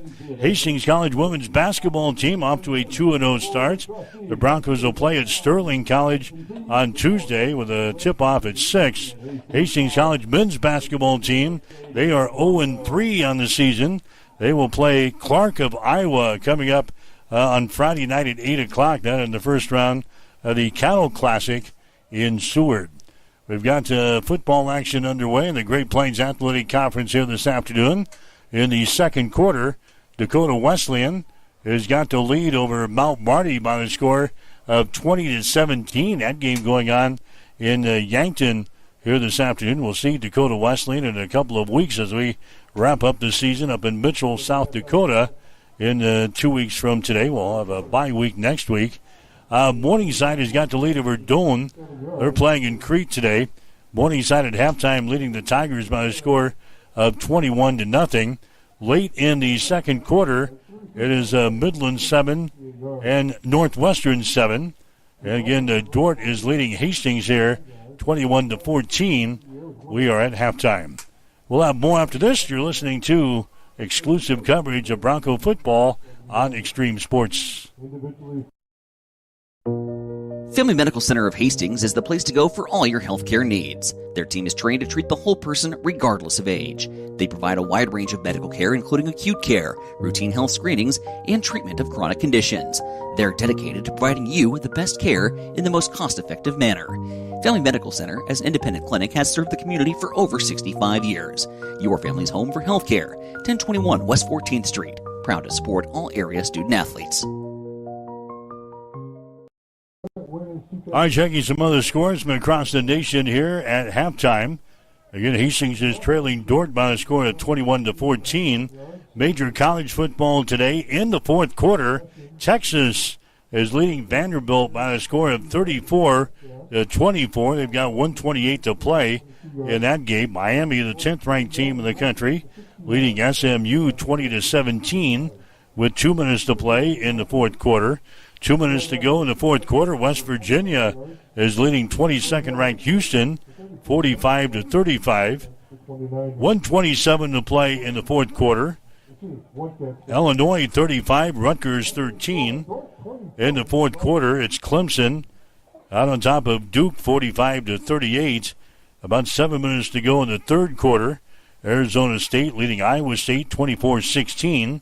In the second quarter, with about a minute to go, it's East Carolina out on top of Temple, 28-14. In the first quarter, Louisville has jumped out on top of Virginia Tech, 7-0. First quarter score, New Mexico is leading UNLV by a score of 7-0. Some final scores in major college football today. Ohio State beat Penn State, 38-14.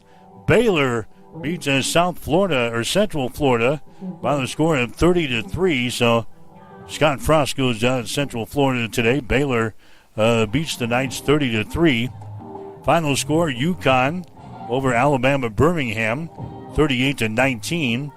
Final score, Army over Air Force, 20-17. Final score, North Texas 31, North Texas 31 and Navy 17. Buffalo has beaten Bowling Green today, 28-3. So those are the final scores in college football. Of course, tonight Nebraska will play against USC. That game will kick off at 6:30 tonight on NBC. Getting the score here at halftime, it is Dordt 21, Hastings College 14. We got the second half coming up. You're listening to exclusive coverage of Bronco football on Extreme Sports. The Halftime Show has been brought to you by Family Medical Center of Hastings, your family's home for healthcare since 1963. Stay tuned. The second half is coming up on your exclusive home for Bronco sports, Extreme Sports. I feel like from the time we were young, the golden rule was always something with being sisters in our house. They would always say, treat your sister how you want to be treated. And sometimes we did better at that than others, but it only seemed right. You know, we both knew that we wanted to live close to family. And so we both chose to come back to Hastings. We have our families close. We have each other. We get to raise our kids together, and we both get to serve the community of Hastings. Mary Lanning picks out people that are going to help support our mission and our values here at Mary Lanning. They do. They want to recruit people that are continue to make us a strong organization and continue to provide that exceptional patient care.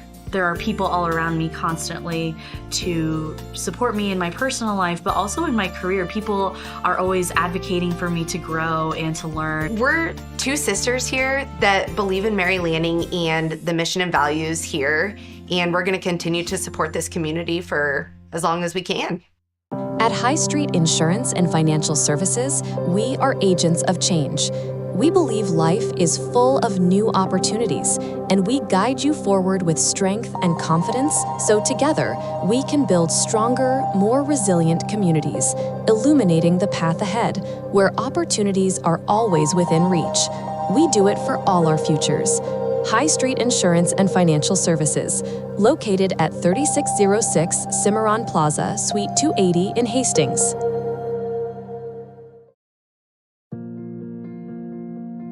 I'm John Butler, funeral director and owner at Livingston Butler Vollen Funeral Home and Cremation Center in Hastings. And I'm Nikki Butler, the advanced funeral planning specialist.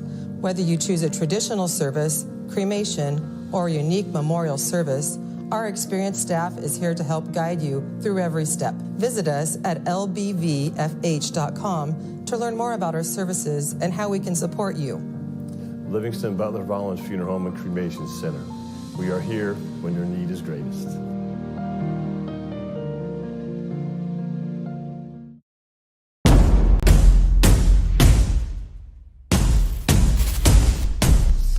What is Mammoth?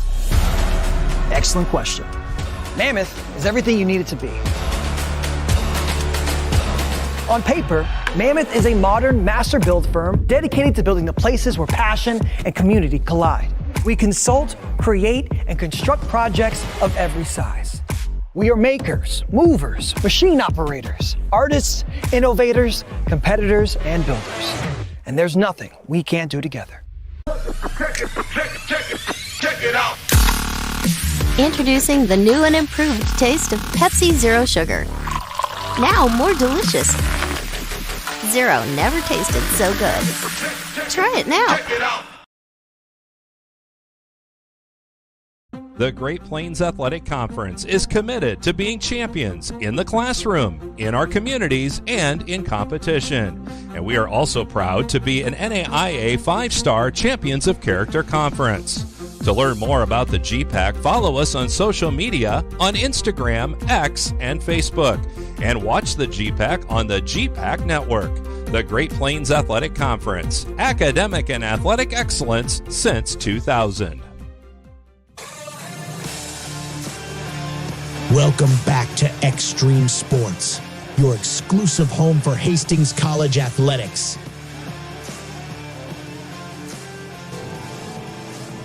All right, Mike Will, Jimmy Purcell, Gene Shaw back here at the Osborne Sports Complex. We're at halftime.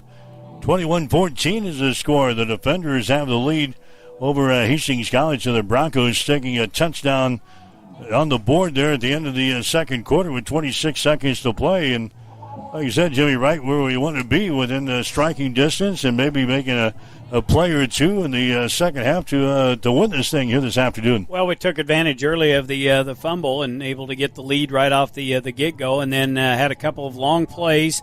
The 70 was that pass play in the first half, 66-yard touchdown pass, and then we also had the 69-yard pass play down to the 1-yard line on a wheel route there by Dort, so give up a couple of big plays, but really played very reasonable here in the first half of action. Again, we had the opportunity maybe for a field goal to get 3 on the board there. We squandered that opportunity away, but at the end of the quarter, I thought was very, very well managed all the way downfield. Some nice runs by Jarrett Sinek to get us down inside the 10-yard line, and then the Bronco push to get us over the goal line. So Hastings right in the ball game. I'm sure feeling very good at halftime was Matt Franzen and his staff. Yeah, that last series, 12 plays, 70 yards to get us into the end zone against within 7 points. Is that what we're going to call that now, the Bronco push? I think so. Well, there's a new name now. Yeah, we got the Bronco push. Yeah, we can't call it the tush because that's already taken. So we just call it the Bronco push. All right, well, I don't care what it was. It got us in the end zone. That's exactly right. Second time today. All that matters. All right, Hastings is going to get the ball first to begin the second half. Deep kickoff here. And Hastings will just let that go into the end zone. And the Broncos get it on the touchback. So, again, the yards pretty much even in the first half as we check the statistics at halftime, Jimmy, within a few yards of each other. And a very evenly played first half of play with an explosive offensive team like Dort. Yeah, well, his first downs were equally matched at 13. The time of possession was within 1 second. Again, the total yards just with a couple big pass plays. Dort with 268, Hastings with 170. But you take those off the board, and Hastings is right there, evenly matched with the 6th-ranked team in the nation. All right, Jared Sinek comes out. Hastings offensively here from the 25-yard line. They hand it away to Armbruster. Armbruster to the 30 to the 31-yard line, and the second half is underway with a 6-yard run there by Dalton Armbruster for Hastings. So second down and 4 yards to go. Josh Henderson and the stop there for Dort on defense. Not a lot of big rushing numbers for anybody. Sinek leads the way at quarterback, 23 yards on the ground, 22 by Armbruster and 16 by Merriman. Again, this is a very stout defense, not looking to get some huge numbers by any means. Armbruster again gets the call here across the 30 to the 34-yard line, and Hastings will be looking at third down and a yard.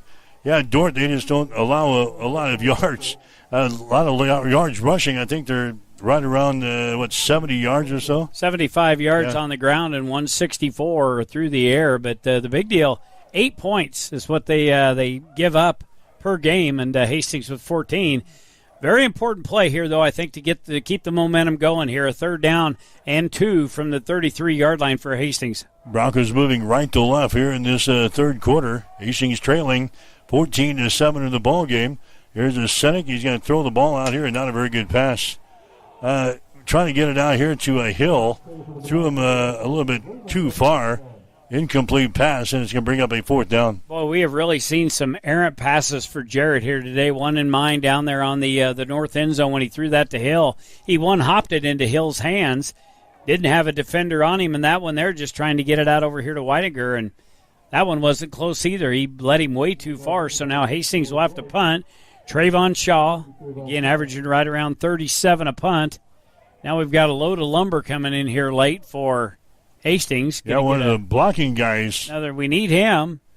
So he comes in late. We still got 4 seconds. Now they snap the ball, and the punt's going to be blocked. It's going to be blocked at the 40, 45. It rolls dead here at the 50, maybe to the 49-yard line of Dort. So, again, we had a player run in late there for the Broncos on the punt team. That was Jaden Lagunas coming in late, and I think the punt was blocked there by Nathan Feldman. For Dort got a little piece of that one. It wasn't a full block, but Dort is going to have excellent field position down here at their own 48-yard line. And this is the types of situations where Dort will like to just lay it on you right away with one big shot. We'll check the quarterback. That's going to be Cruz. So obviously the Strickfaden, the starter, is probably going to be out the rest of the game. So we'll see what Dort does here. Got the football right around midfield. Cruz is going to throw the football. He does at the 35-yard line. The ball is going to be caught here across the 30 down to the 25-yard line. Reception is made by Isaac Looker for Dort. He hauls the ball in, and they're going for the juggler now as Hastings had a partial punt block. And now Dort with good field position on one play has moved the ball down here to the Hastings 26-yard line. So Colson Cruz is a quarterback. This is the guy who was a starter a year ago, got beat out during a preseason camp, and the other guy has been the starter most of the season. Here's Cruz now as he carries the ball to the 22. So a pickup of about 5 yards in the play. Jake Lambert in on the stop for the Broncos on defense. Colson Cruz, 6 foot, 198-pound senior. He's completed 42% of his passes this year, 180 yards, a couple of touchdowns with 1 pick.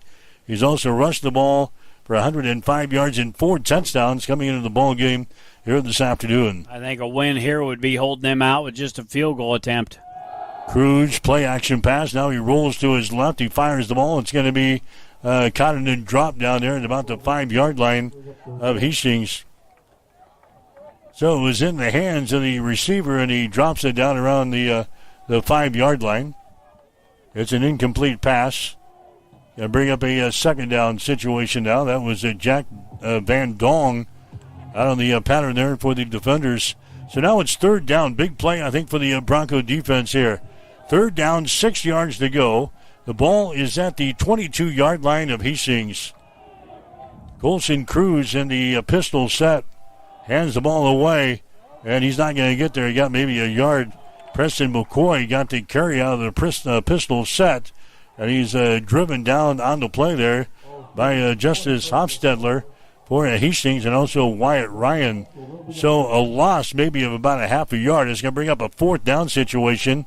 And now Stephen Leinen is into the ball game for Dordt. This guy, he is good. He's about automatic, isn't he? Yeah, field goals. He's 10 out of 13. His longest one has been 60. This is a 40-yard field goal attempt for Stephen Leinen from the near side hash mark. Ball is down, the kick is up, and the kick goes sailing to the uprights. It is good.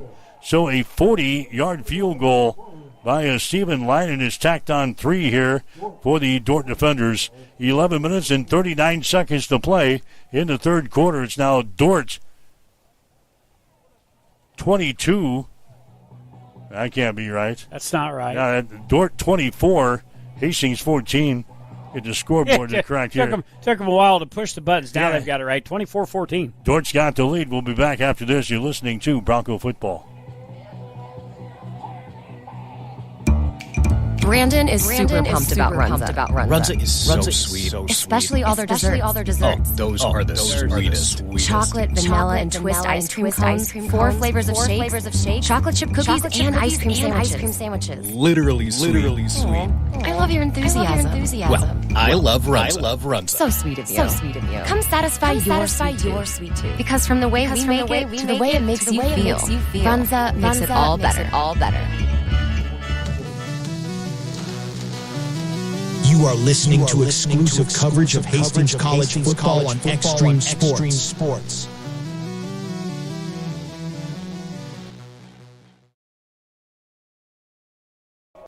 All right, back here at the Osborne Sports Complex. It's 24-14. Dordt has got the lead on a 40-yard field goal by Stephen Leinen. Now the Broncos going to return this ball out of the end zone.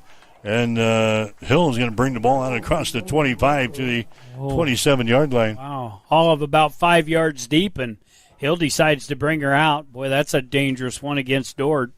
But he gets her out to the 26-yard line. So now Hastings with a first set of downs, 3 and out. Not a very pretty set of downs for Hastings. So we'll see what they do here. Sinek will trot out. Now, if Hill would have brought that ball back 105 yards for a touchdown, he would have said, what a great decision. Yeah, but we've had trouble with the punt returns, kickoff returns. We get the ball here at the 26. So an improvement of only about a yard from the touchback to maybe running this thing out of here. Here's a Sinek. Here's a pass on the near side, and a catch is made. Did he stay in bounds? No. Quayshawn Hill trying to get his foot down. He did not in front of the Bronco bench, so an incomplete pass. So second down and 10. Broncos have the ball on their own 25.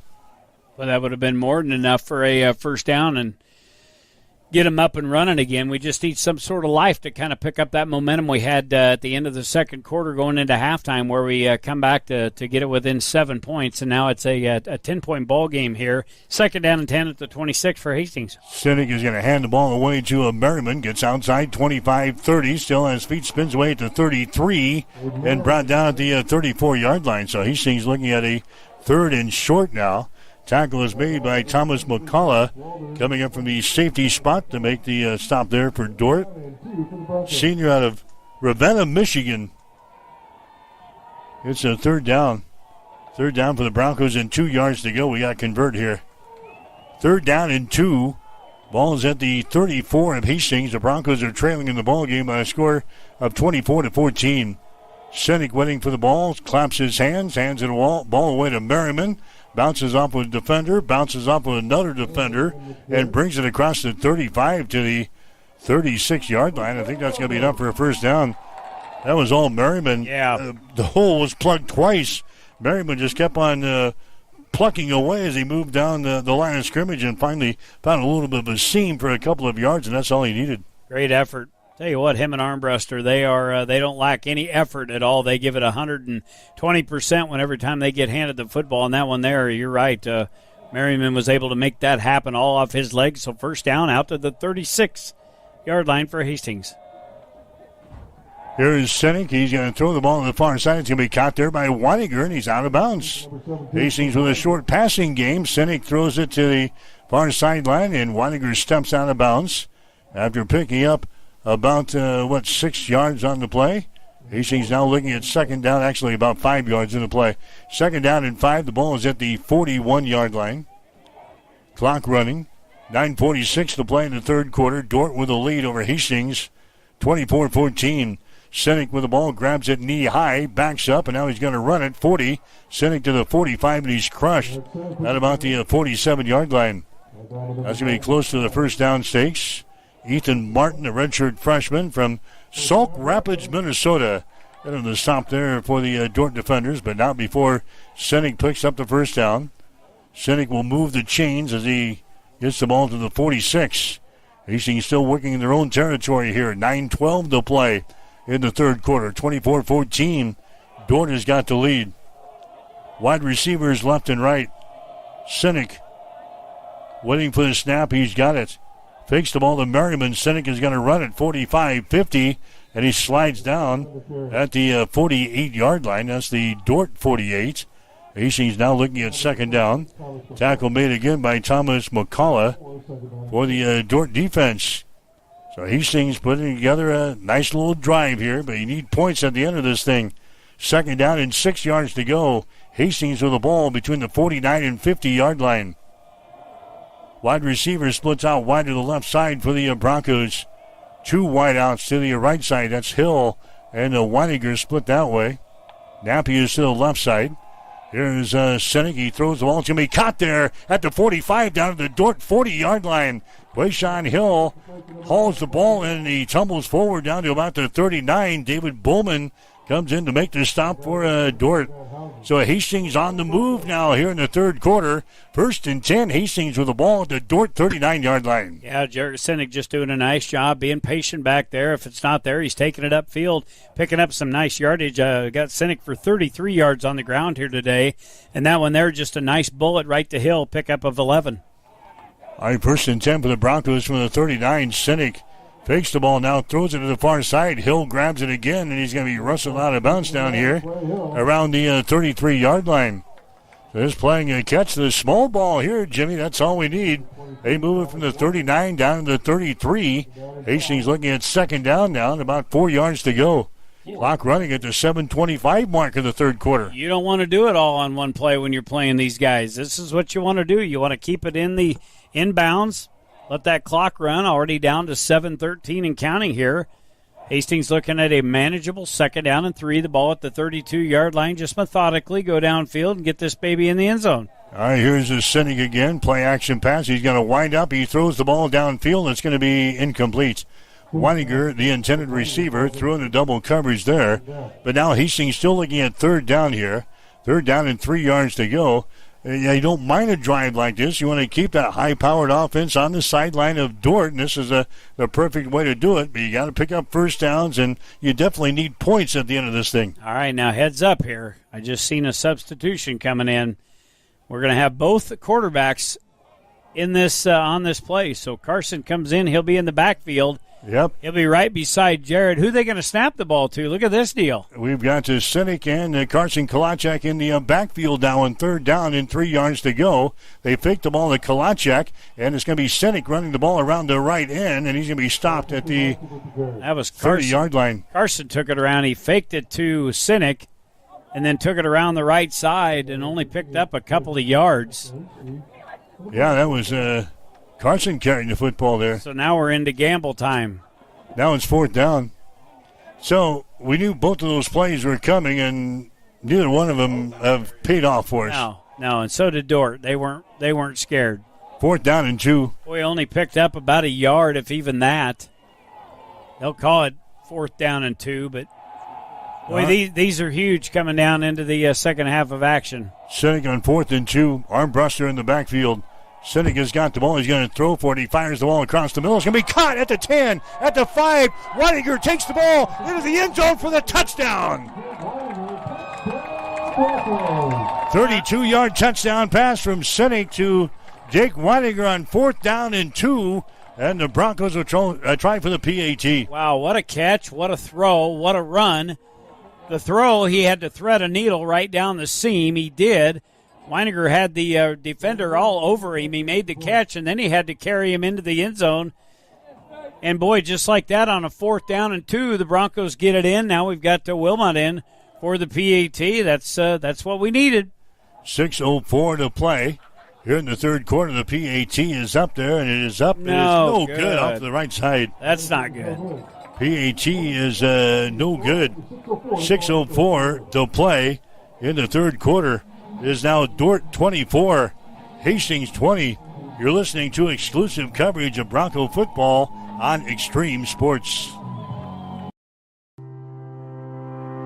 If you experience heating problems this winter, call the experts at Ruts Heating and Air Conditioning of Hastings. Ruts is a locally owned family business with over 45 years of experience in the HVAC industry. They service all makes and models of heating and cooling equipment for both residential and commercial customers. You can trust Ruts Heating and Air Conditioning to complete all repairs, installations, and maintenance work on time. If you're shopping for a new air conditioner or heating system, remember Ruts Heating and Air Conditioning. Call 402-463-4853. Welcome back to Extreme Sports, your exclusive home for Hastings College athletics. All right, Hastings in an 11-play, 74-yard drive on a 4th and 2. Jared Sinek connects to Jake Weidinger for a 32-yard touchdown. But the PAT is no good, and the Broncos are trailing by 4 now. It's 24-20. There's a kickoff by Wilmot down to the 10. Brings it back to the far sideline, 20, and he's run out of bounds. So, yeah, now we're chasing the extra point, Jimmy, as Wilmot misses for only the 4th time this season. He misses a point after. Hastings now trailing 24-20. Still plenty of time. We're in the third quarter. 5:59 to play in this third period. Looks like this game is all on the shoulders of Carson Cruz. I looked the far sidelines. I found Strickfaden on the far sidelines, but doesn't appear that he's going to be going in at all, just kind of taking in the sights. All right, Cruz is going to fake the ball. Now he's going to run the option to the far side. He's going to be drugged down here at the 31-yard line. Jake Lambert, as they reach the edge, brings him down as the Cruz runs the option play to the short side of the field.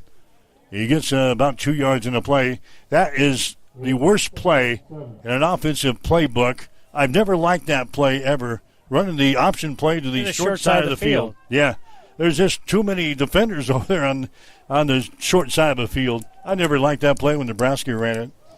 You know who was famous for running that? Oh, I know. Second down and 7 yards to go. There's the inside handoff there. Preston McCoy bangs across the 30. out to about the 32 before Marcus Dustin will bring him down. And now Dort will be looking at a third down here. Third down and about 4 yards to go. They don't mind a third down. Dort is sitting at 46% on converting on third downs this year. 39 out of 85 coming in here, amongst the leaders in the Great Plains Athletic Conference. In fact, they are second in that category. Cruz has got the ball. He's going to throw it. It's going to be pass. Is going to be, I think I give him the catch here. They are out here at the 46-yard line. The reception is made by Rhett Williams. It looked like he pulled that one off of the turf, but the officials will give him the catch here at the 46-yard line. First down for the defenders. 14-yard slant play right across the middle of the field. Nice pass, nice catch, obviously, to get it up off the turf out to the 46-yard line, 1st and 10. 4:30 left to go here in the third quarter. Here's a Cruz, fakes the ball. He is going to be hit as he tries to fire the ball downfield, and he is sacked on the play. Coming off the edge, Colson Cruz is going to be sacked on the play there by Wyatt Ryan.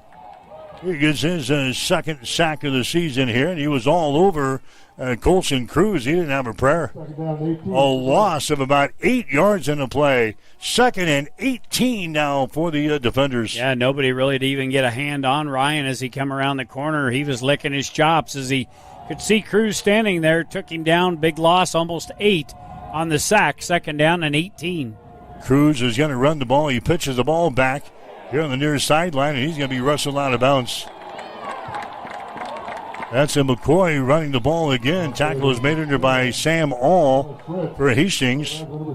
And now, Jimmy, it's third down. Third down and 16 yards to go. Hastings is trailing in the ball game 24-20 with 3:33 to play in the third. Yeah, you'll be interesting to see what they do here. You definitely want to keep the receivers in front of you here.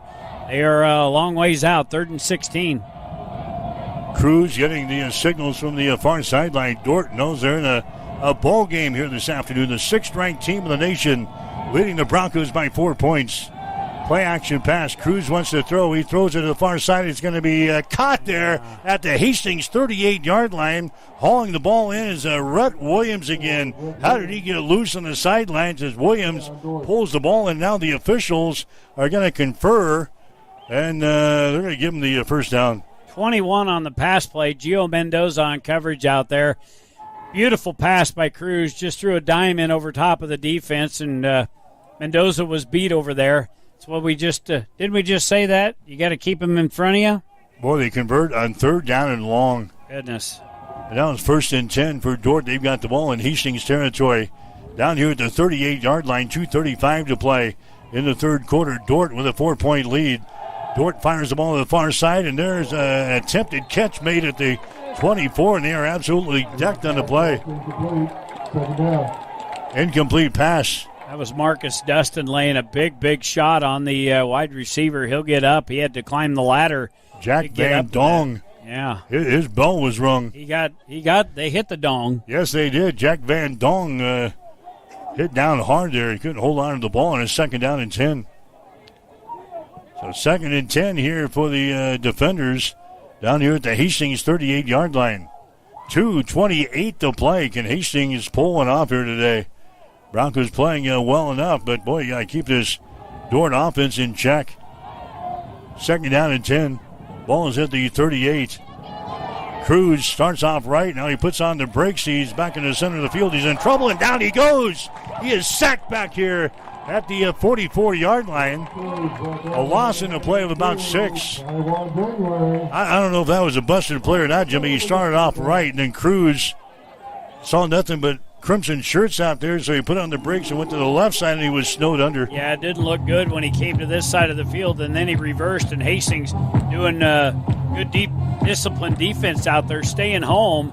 And it just looked like a pack of dogs. When one guy couldn't get around his ankles, another one had come, and then pretty soon the rest of the troops came, a couple more defenders. So loss of 6, 3rd down and 16. Here's another 3rd down call and another 3rd and long. Cruz has got it. Cruz is going to wind up. He throws it down the right sideline, and that one is incomplete. No penalty flags. Threw it into double covers, the intended receiver. Downfield here for Dort. was Josh Tiersma, who was into the ball game. So an incomplete pass, and it's not going to bring up a fourth down. 4th and 16. We got the stop we needed. The Broncos hopefully get the ball back here. Cooper Butler goes back for the Broncos at the 10-yard line. Here we are at that very touchy yard line to where do you field it or do you let it go? Right at the 10-yard line, both return men stand. Marsh is back there as well. Here comes the kick. High in the air. Marsh grabs it at the 8-yard line, and he makes the fair catch there. So Hastings will start first down and 10 on their own 8-yard line. Yeah, you let that one bounce, and it will probably get into the end zone, but you also had Dort coming downfield, and they possibly could have downed that football inside the 5, and we certainly didn't want that. So he makes the fair catch in the ball. Good thing is he held on to it. Hastings will have the ball with 1 minute and 27 seconds to play here in the third quarter. We're trailing the ball game by a score of 24-20. Jared Senek has went most of the way at quarterback today for Hastings College. Senek has got the ball. Reverses out of there, comes on the near side, throws it on the move here. Armbruster has got it. He brings the ball across the 20. He's going to be out of bounds out here at the 21 or 22-yard line. Colson Quering into the stop there. You got Colson Quering. He's out of Saratoga Springs, Washington. You got Zach Quering on the team, no relation. He's from Bradshaw, Nebraska. It's kind of like Trayvon Shaw and Gene Shaw. No relation, but the same last names here. Last name, yeah. 1:03 to play. Here in the third quarter, Hastings down by 4 points. 24-20, Broncos have the ball at the 22. Handoff inside, Armbruster finds his way to the 26-yard line. Pick up a 4 on the play. Boy, he earned every one of them. Did you see his head pop around there a couple different times with the defenders coming up? Got both hands on the football. That's more important. Picks up 5. Tough yards. Second down and 5. Ball at the 27. We are inside 30 seconds in the third quarter. Broncos 2 by 2. There's a pass across the middle. It's going to be caught here at the 30 to the 34. I thought Hastings may have left early, one of these wide receivers to the left side, but the officials didn't throw the flag. Hastings gets the completed pass here to the 34. And that's a first down for the Broncos. 194 yards now unofficially off the Bronco QBs. Bargan's first catch will give him 6 on that. They get the football up to the 34, and that's the end of the third quarter. What the officials didn't see in that previous play didn't hurt. We don't care. No, we don't care. You didn't see it. We don't care. End of 3 quarters here this afternoon for the Osborne Sports Complex. Final game for the Broncos here at home. We go to the final 15 minutes, trailing by 4 points to the 6th-ranked team in the country. It's Dort 24, Hastings 20. You're listening to Bronco football on Extreme Sports. When the lights go down in Hastings, the party starts at the 2nd Street Slammer. It is more than a bar. It is your weekend headquarters for live DJs, cold drinks, and nonstop fun. Whether you are here to dance or just kick back with friends, there is always something going on. Big energy, friendly faces, and a night you will not forget. Open Thursday through Saturday at 2315 West 2nd Street. Do not just go out, go all out.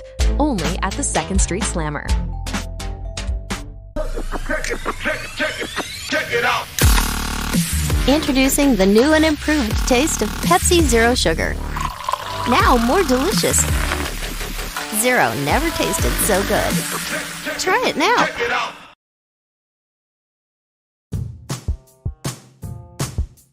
You are locked in to Extreme Sports. Let's get back to the action with Mike Will and Jimmy Purcell. All right, starting the fourth quarter, Hastings with the ball. Here's a handoff. Armbruster breaks into the open 45-yard line, 50, 45, 40, down to the 36-yard line of Dort on the first play of the fourth quarter. The ball carrier brought down by Colson Quering. The safety for the Dort defenders. Hastings on the move now. They're going to put the football down to 37. 30 yards on the carry by Armbruster. Get the official numbers here for Armbruster. 65 yards now of rushing for Armbruster, but that was a 30-yard blast right up the middle between the hash marks into Dort territory. 37-yard line, 1st and 10. All right, here's Armbruster again.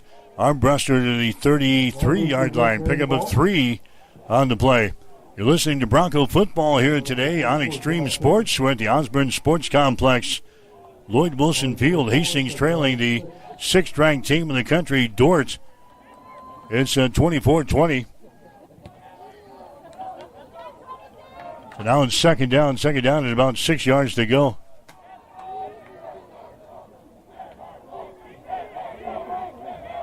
Second and 6 here for the Broncos at the Dordt 33-yard line. Sinek waiting for the ball. He's got it. Sinek hands it away again. And not much there. They got it back to the 33. Running the football there is Brady Lichtenberg is into the ball game. Dakota Wesleyan is leading Mount Marty 24-17. 6 minutes to play in the third quarter. Morningside putting it to Doane 42-0. 14 minutes to play in the fourth quarter. Midland has got the lead over Northwestern 14-10. They are in the fourth quarter up in Fremont. Hastings trailing Dordt 24-20 here this afternoon in Hastings. Third down, 6 yards to go from the Dordt 33. Sinek throws it across the middle. It's going to be almost intercepted. Threw it behind the intended receiver in Quayshawn Hill, and the ball nearly intercepted there by Travian Dawson Jr., the quarterback there for the defenders. Yeah, miscommunication between quarterback and receiver. You could see Hill get up to his knees there, and he was doing this, and Sinek threw it at the out hook. Quayshawn Hill went towards the center of the field, and that's where the separation was off. Very fortunate that didn't get picked off. Big fourth down play. 4th and 6 for the Broncos from the 33. Sinek backs up. Here comes the pressure. Sinek throws it. It's going to be caught there. Bargan with the ball. Bargan reaches forward to the 30, and he didn't make it. He set up a little tight end screen. Got the ball to Bargan. They needed him to break a couple of tackles, Jimmy, for that to be successful. Yeah. And the Bargan is brought down. He lunges forward. He might have made the 30-yard line, but it's going to be stopped short, and the Broncos turn the ball over on downs here in the fourth quarter. There have been a lot of situations this year where we've had it 4th and long, and we have run a pattern short, or we have thrown it short and tried to rely on our receivers to make a play and bust, especially when you're in the middle of the field. That's just that's a big heart. That's a bad stop right there. Here's a Cruz. He's going to hand the ball away, and he's going to be decked in the backfield. Chaplin. Yeah, Chaplin gets the tackle here. Loss of 1 on the play, so it'll bring up 2nd down and 11. Just in the start of the fourth quarter here. Boy, Hastings had a golden opportunity there. We're going to have to come up with a big stop here. You don't want to get down by a couple scores to these guys. Here's a Cruz going to run the option play again. Pitch back comes. 30, 35, and run out of bounds. That's Keenan Valverde. The ball carrier there is sophomore out of Pierce. Kissinger into the stop for the Bronco defense. All right, here's another big third down call. It's like a broken record here in the second half. All these third down calls for the defense have been big. Yeah, let's get this place noisy, get loud, because we need the ball back here. Yeah, we need it back. We just can ill afford to have them go downfield and put some more points on the board. So 3rd down, 7 officially, ball at the 34-yard line. Colson Cruz in there at quarterback for the Dordt defenders. Cruz throws one across the middle. It's going to be caught there on a high pass, but it's drugged down by Rhett Williams out here at the 44-yard line. Barker's dusted into the stop, but boy, Williams had to climb the ladder to grab that one, and he was decked on the play. Nice catch there by Rhett Williams, a sophomore out of Marysville, Kansas. Williams so far in the football game, just going to check his numbers here real quick. 56, 60, 69 yards now on 6 catches for Williams and the first down. Man goes in motion on first down and 10 yards to go. Inside handoff again, Valverde. Valverde takes the ball to the 49 of Dordt. A pickup there of 5 yards in the play. Now it's 2nd down and 5. Tackle made in there by Lambert again for the Broncos on defense. But now Jimmy Dordt is doing what we really need the ball, and that's possess the ball. They want to run the time down here. We're down to 10.5 minutes to go. But it's Dort who is protecting the 4-point lead in this one. 24-20 defenders. Yeah, and give him a great spot there. Got him out across the midfield stripe with that big red H. 2nd down and 3. Cruz again hands the ball away. He takes the ball to the 46-yard line as they fight for some room down there. Preston McCoy, I think, is the ball carrier. They've shuttled about 6 guys in and out of the backfield today for the defenders. Well, they keep doing that.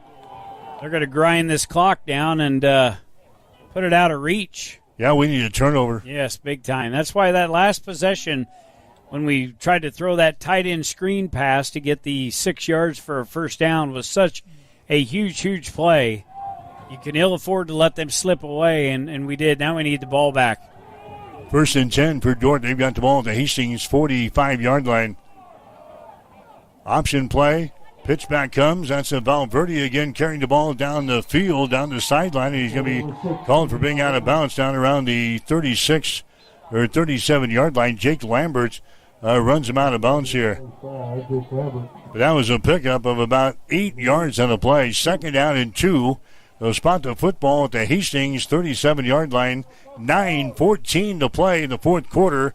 Dort with a lead over Hastings 24-20. It's just some third quarter numbers brought to you by Ruts Heating and Air, in business since 1984 for Dort through the 3 quarters. 327 yards. Hastings with 276. I'll break them down more after this play. 2nd down and 2. Cruz stands in the pocket, swings it out here. The ball's caught and then dropped. He had a wide open field over there. That's Valverde at the 36. He had a wide open field and he drops the football. It's now 3rd down and 2. So Dort has rushed it for 75 yards. They've thrown for 252. That's the 327. Hastings 92 on the ground, 184 through the air, 276 total. Again, this thing is just matched up very, very equally. First downs, 18-19. Time of possession, less than a minute.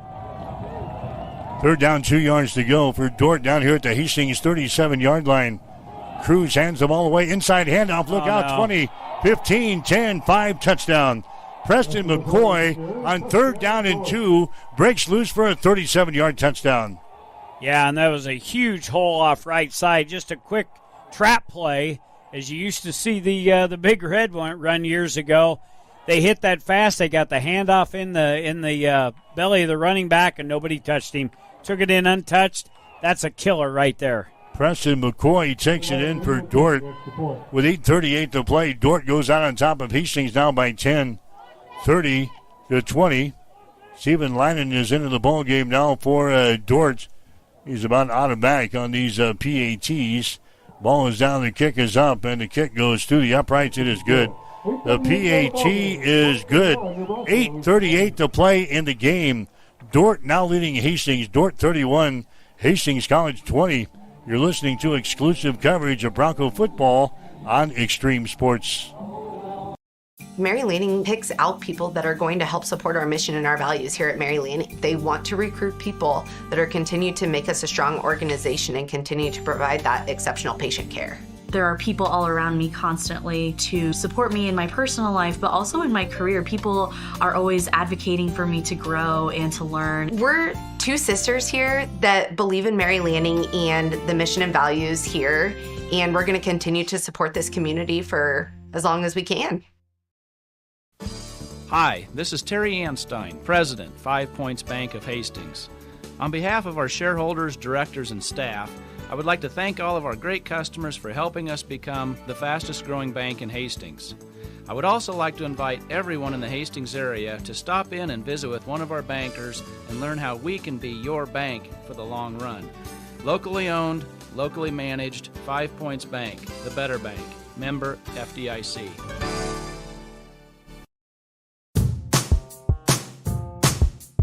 You are locked in to Extreme Sports. Let's get back to the action with Mike Will and Jimmy Purcell. All right, here comes the run-up in the boot. Hastings will signal for the fair catch right at the 25-yard line. So Hastings will have the ball. 8:38 to play. here in the ball game. It's now 31-20. Dordt just went on an 8-play, 69-yard drive. They get the 37-yard touchdown run from Preston McCoy and the PAT. They go out on top by 11 points. And you talk about chasing that missed extra point for Hastings. That could come back to cause us some problems, but we've got bigger lumber to cut right now. We got to get downfield, get in the end zone. All right, Sinek has got it. He's going to have to throw the ball. He does out here to Butler. He makes the catch, and then he's decked in the play at the 22-yard line, a loss of 3. First reception of the day for Cooper Butler. He wished he'd have dropped it. Decked in the play there. Lasted loss of a yard there. Travian Dawson Jr. comes up and makes a stop there for the defenders. Yeah, so a loss of 1. 2nd and 11. Ball pushed back here to the 24 of Hastings. Sinek waits. He's got the ball. He backs up. He throws it across the middle. It's caught and dropped. Bargan had it in his hands, and it popped out of there. That's now 3rd down. Yep, and he could see how much room he had to run once he made the catch. He wouldn't have gone the distance, but he had a pretty good seam right here around the 35 to 40-yard line, and he was wanting to cut it upfield and drops it. Now you're into 3rd and long, and the pressure just continues to squeeze down onto you. 3rd down and 11 for Hastings. They've got the ball on their own 24-yard line. Dordt now with a lead over the Broncos. It's 31-20. Sinek has got it again. He backs up, surveys the field. His pass across the middle. That baby is going to be hauled in right at the first down stakes out here at the 35-yard line. That's Eli Nappy receiving that ball, and they've already moved the chains of first down for the Broncos at the 35. Yeah, nice passing catch there. Nappy with another catch. That was a gain of 12 yards. 4 catches today for Nappy. Broncos have the ball here. Here's a Sinek. He winds up, throws the ball downfield. It's going to be overthrown. Weininger, the intended receiver, back in coverage. Colson Queering for Dordt. That was overthrown, and now it is 2nd down and 10. He grossly overthrew Weininger. That was good 10, 12 yards over top of him as he was making the cut at about the 40-yard line. So they'll signal the play in. 2nd down and 10. Clock stopped at 7:28. Broncos trail by 11. 31-20 is the score. Hastings up to the line of scrimmage now, which is their own 36-yard line. Broncos moving left to right here in the quarter number 4. Sinek fakes the ball. Now he kind of pitches the ball back here. That's going to be Armbruster with the ball. Or check that Caden Merriman into the ball game there. And Merriman takes it around the left end for the first down. Yeah, at the last second, Sinek he didn't really pitch it. He really didn't throw it. He kind of throws it out there like a shot put out to Merriman, who takes it around the left end, and he picks up the first down. Well, the reason he did that, he had to run that way to get away from the defensive end on this side that was coming for him. Here's a play inside again as they move the ball down to move up to the 48. The ball came loose, but I think Hastings is on top of it. I think all the officials agree to that as Dordt is pleading their case. They're going to put the ball down at the 48. So it's a 2nd down, 8 yards to go. The runner was down. Pickup of 2 on the play, 2nd and 8 for the Broncos in their own territory at the 48-yard line. Sinek has got it again. He fakes now. He wants to throw the ball downfield. That is going to be caught by Weininger. Does he hang on to it? Yes, he does. That's a nice catch by Weininger down here at the 32-yard line of Dordt. First down. Weininger's had a good day today. Weininger hauls that baby in. They're going to mark the football at the 33. First down for Hastings. Still plenty of time. 6:25 to play here in the 4th quarter. But we need a touchdown here fairly soon. Here's a Sinek. He backs up again. Sinek with time. He throws the ball. That one is going to be caught and dropped at the 17. Incomplete pass. That one dropped there by Eli Nappy of the Broncos, and now it's 2nd down and 10. Wherever one of them, though, they hurt. They hurt. They're big chunks of yardage that they could be picking up here. You talked about Weininger. got him for 6 catches now and 72 yards for Weininger. Good day. 2nd down and 10 here for the Broncos. Quick pass thrown there, 30. Down to the 25, nice move to the 20. To the 15, they come right back to Nappy, and he takes the ball down to the 13-yard line of Dort, and a first down for the Broncos. Another 19-yard gain, big chunk play there as they get it to Nappy. I think when he turned around, he was surprised that he had so much turf in front of him, and then he just looked like the village butcher slicing and dicing through the middle of that Dort defense. Nice gain in the red zone down to the 14 of Dort. 5:39 to play in the 4th quarter. Hastings trailing by a score of 31-20. Senig has got the ball inside the red zone here. Here's Armbruster with the ball. Armbruster across the 10, down to the 9-yard line. So a pick up there of about 5 yards. 2nd down and 5 yards to go. Broncos in good position here, but we got to get a touchdown here fairly soon. We're already down to 5:12 remaining here in the 4th quarter. Broncos need 2 scores. Here's a Senig. He's got the ball, looks left, throws left, ball caught, and then dropped to the 4-yard line. That's Weininger again. Down here at the 4-yard line, or check that. That was not Weininger. That was Cole Thorne, who's into the ball game. It has that one fall out of his hands out at the 4-yard line. Now Weininger is back in there. Thorne has been kind of banged up here the past couple of weeks. Into the ball game there. Can't come up with a catch. 4:59 to play. 4th quarter. Hastings looking at 3rd down and 6. The ball is at the 10-yard line of Dort. Here's Senig. Looks, pumps, and now throws the ball. It's going to be caught here. Diving for the end zone. Is he in there? Yes, touchdown Hastings.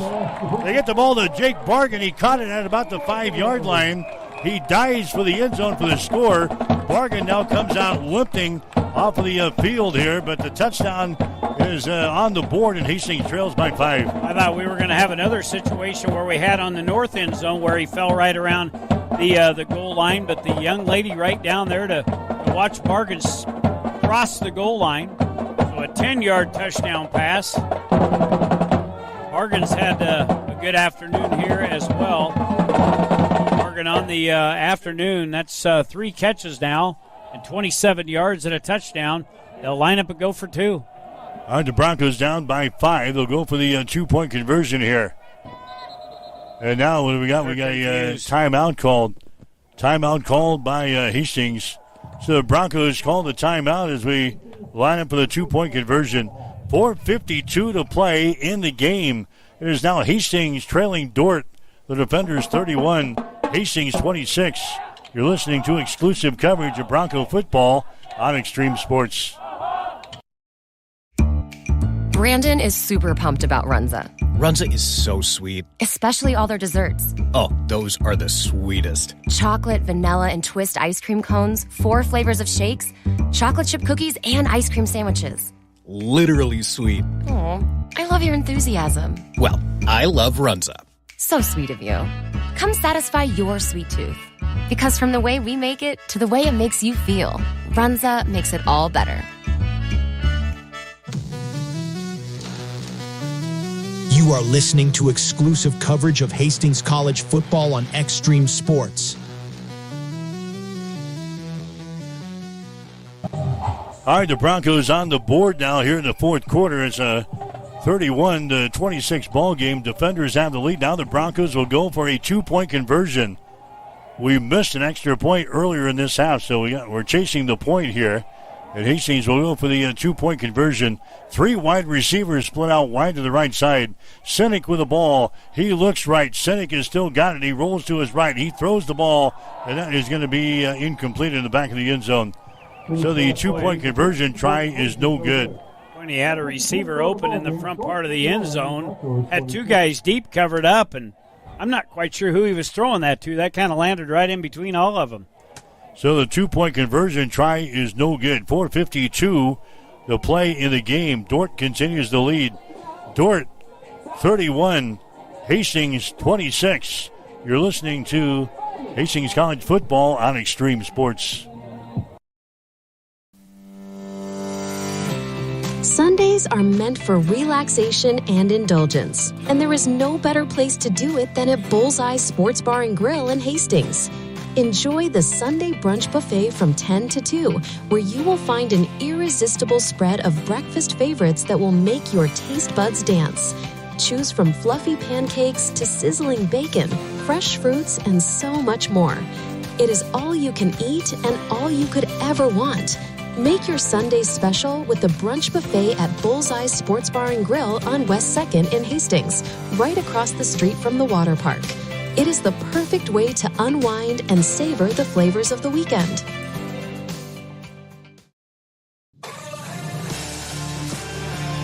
Welcome back to Extreme Sports, your exclusive home for Hastings College athletics.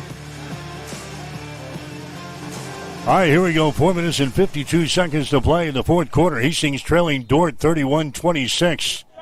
Is this the point we try the onside kick? Well, we don't have to declare that in NAIA football like they do in NFL.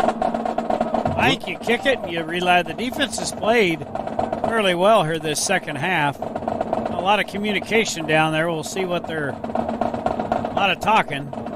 Wilmot's got the ball teed up here. They was approaching the ball, and a timeout is called by Dordt. Yeah, as Hastings was approaching the ball, timeout is called by Dordt. I think you're right, Jimmy. Hastings has 2 timeouts left, and they've got the 2-minute warning, so they can stop the clock 3 times.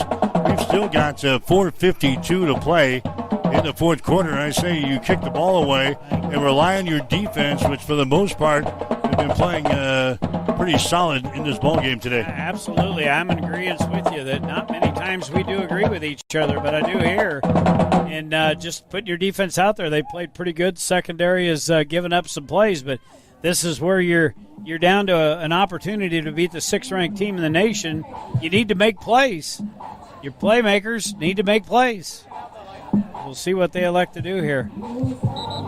So Wilmot had the ball teed up here. As he was approaching the ball, Joel Penner and the staff on the Dordt sidelines calls the timeout. Now he's going to move the tee in between the hash, from the right hash to the middle. Some trickery. Definitely a chess match here on this kickoff. Yeah, he was all the way to this side on the hash mark when he had the ball teed up the last time. Now it's right square between the 2 hash marks. Not much for wind. Flags have gone virtually limp. They still got 2 guys back deep within the 5-yard line to receive the kick here from Colton Wilmot. So Hastings is down by 5, 31-26. Wilmot into the football. He's going to kick this baby deep. That's going to come down to the 10-yard line. Back to the 20, 25. Spins to the 29 and takes the ball to the 30-yard line. That's Bowden Teal bringing the ball back there for the defenders. Well, here you go. Yep, this is it. This is it. Defense needs to come up with a play here. Needs to come up with a play. Stop Dordt. You've got the 2 timeouts. You've got the 2-minute warning. We've got 4:46 to play in the game. And Hastings needs the ball back here. We're down by a score, 31-26. And it is still Colson Cruz, the backup quarterback, who's gone virtually, all this half and part of the first half because of the injury. Cruz has got the ball. The pitch back comes. Now they bring it to the near side. This looks like a broken play. 25, and he's going to be brought down to the 28-yard line. Jake Lambert, good open field tackle. That looked like playground football there. Connor Dodd was the guy who ended up with the ball. Looked like they were going to run the option to the wide side of the field, and Connor Dodd just came out of nowhere and grabs it, trying to take it around the other end. And the Broncos had the crimson shirts out here. Loss of a yard in the play. Second down and 11 yards to go. Ball pushed back here to the 29-yard line. 4:13 to play in the fourth quarter. Hastings trailing 31-26. Cruz with the ball. Fakes it inside. Now runs it around the left. And he's chopped down here at the 36-yard line. And the Broncos will put Dordt in a third down situation. Tackle made by Kellen Robertus coming up from the quarterback position to make the stop there for the Broncos. The senior out of Henderson, Nevada, just outside of Las Vegas. Okay, so from here on out, we can eliminate wordage. They're all big. Yep, third down. They're all big. All big. Hastings could come up with the football here if they're able to stop Dort here. Third down and 4 yards to go.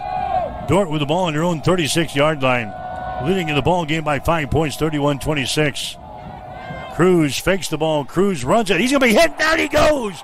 Driven back here. Cruz does not make it. The Broncos come up with a stop, and Hastings will get the ball back. Marcus Dustin met him face mask to face mask and pushed him back a little bit. The whistles blew. He calmly let him go. Don't want any foolish penalties, and now the punt return team comes out of Marsh and Cooper Butler. Boy, this is going to be a big one here. Again, the wind not blowing near as hard as it was to start this game out. But what wind there is, they're going to be kicking into it. Kicking into it, yes. All right, it's 4th and 5. Dort in punt formation, leading by 5 points. 31-26 to the Broncos here this afternoon. Good snap, no pressure. Here's the kick, bounces at the 40. Oh, boy. And it takes a kind of an awkward bounce as it goes out of bounds here on the Broncos sideline. They're going to mark it right at the 40-yard line. So the Broncos are 60 yards away from an upset today. There in the catbird seat right here, 2:45 left to go.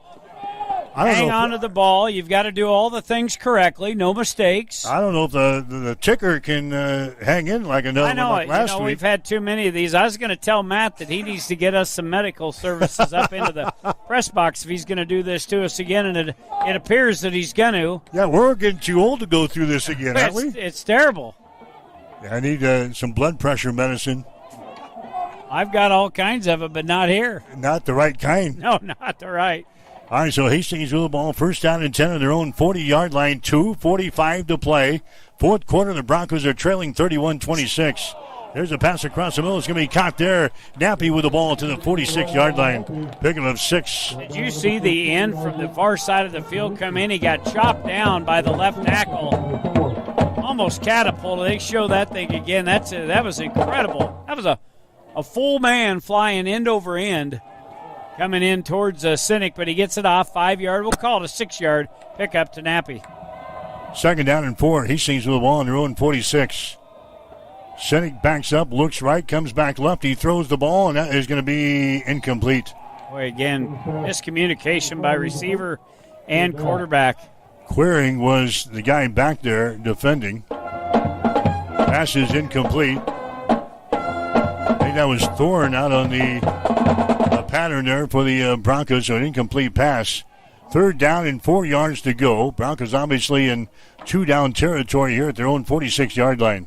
Yeah, that ball was thrown downfield, and Thorne was running an out pattern towards the sideline. So now we're going to have 3 wide receivers to the far side, 1 single receiver to the near side in front of the Bronco bench. 3rd and 4.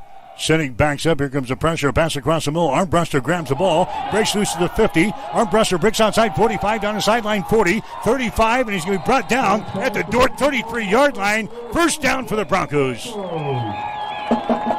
21-yard pass and catch. What blocking downfield by the Hastings offense. Boy, the receivers, Lyman doing a tremendous job getting Armbruster around. But give Armbruster credit. He broke away from a tackle. A guy had a hold of his jersey, was able to break free. I think this is the 2-minute warning. Boy, the Hastings Broncos with the football now at the 34-yard line. 1:58 left to go, 2-minute warning. Remember, we need a touchdown, though. Yeah, but I was hoping that Armbruster wouldn't break that, take it in. You can't score too fast on these cats. Well, let's keep it right here. We'll get caught up in the excitement, too, shall we? Might as well. Yeah, sidelines are going crazy. The 6th-ranked team of the nation, the Dort Defenders, they're undefeated on the season, 7-0. They have won 9 games in a row over Hastings College by an average score 54-16. We have not had an enjoyable time with this team in the black and gold over the last 9 years. You and I have seen all of them, Jimmy. We have. It's made us ill. Yes, it has. Made us ill. Makes that 4-hour and 30-minute drive even longer when we get blown out up there. Yeah, because we could stop by and get ice cream to make us feel better, but they're locked up by the time we drive by. So, all right, both teams back out on the field. 1:58 left to go here. Hastings with a 1st and 10 at the Dordt 34. Minute and 58 seconds officially as they put a couple of ticks back on the clock. Hastings with the ball in Dordt territory, trailing by 5. Sinek backs up. Sinek under pressure. Sinek runs the ball, and he's going to be hit down at the 36-yard line. A loss of 2 yards in a play. I would get the ice cream there in Lamar's, the home of Blue Bunny ice cream, but they put that bypass in, and we don't go by the factory anymore. No, that makes it kind of difficult. So Hastings not in any hurry here. Clock moving, 1:33, 1:32. That was a loss of 2. 2nd down and 12. Wide receivers all over the field as expected. 2nd down and 12 here for Hastings from the 36.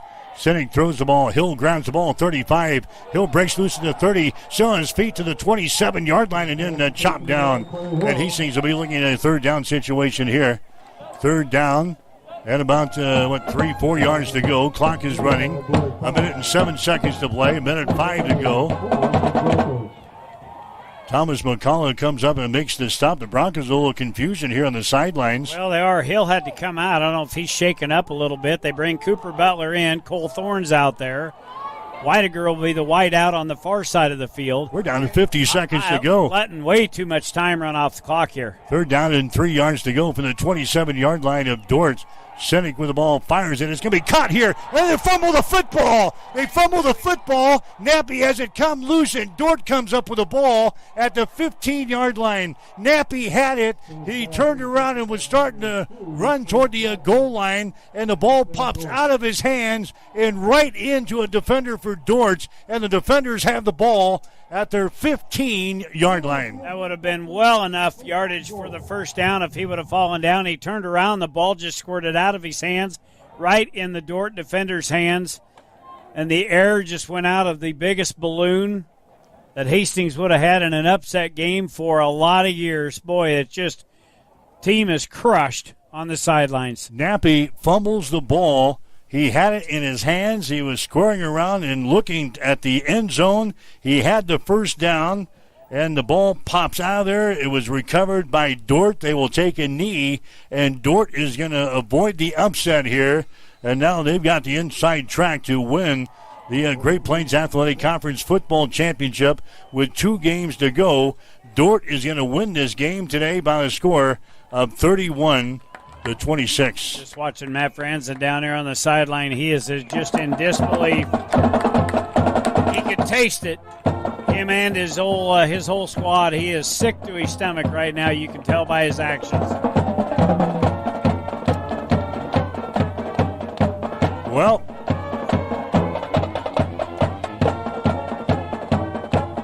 that is going to be the way we wrap up the home season here today with a game to go in a couple of weeks. Dordt beats Hastings. They avoid the upset, but the Broncos had it right in their hands, and a fumble with 35 seconds to play ends the ball game, and Dordt wins this game. Final score 31-26. We'll have more after this. You're listening to exclusive coverage of Bronco football on Extreme Sports. I feel like from the time we were young, the golden rule was always something with being sisters in our house. They would always say, treat your sister how you want to be treated. And sometimes we did better at that than others. But it only seemed right. You know, we both knew that we wanted to live close to family. And so we both chose to come back to Hastings. We have our families close. We have each other. We get to raise our kids together. And we both get to serve the community of Hastings. Mary Lanning picks out people that are going to help support our mission and our values here at Mary Lanning. They do. They want to recruit people that are continue to make us a strong organization and continue to provide that exceptional patient care. There are people all around me constantly to support me in my personal life, but also in my career. People are always advocating for me to grow and to learn. We're 2 sisters here that believe in Mary Lanning and the mission and values here, and we're going to continue to support this community for as long as we can. At High Street Insurance and Financial Services, we are agents of change. We believe life is full of new opportunities, and we guide you forward with strength and confidence so together we can build stronger, more resilient communities, illuminating the path ahead, where opportunities are always within reach. We do it for all our futures. High Street Insurance and Financial Services, located at 3606 Cimarron Plaza, Suite 280 in Hastings.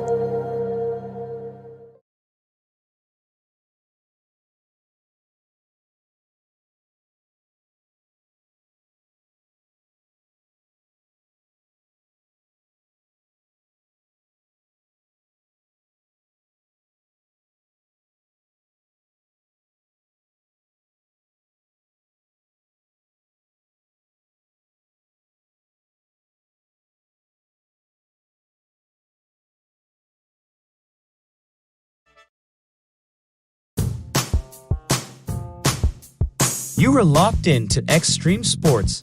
Let's get back to the action with Mike Will and Jimmy Purcell.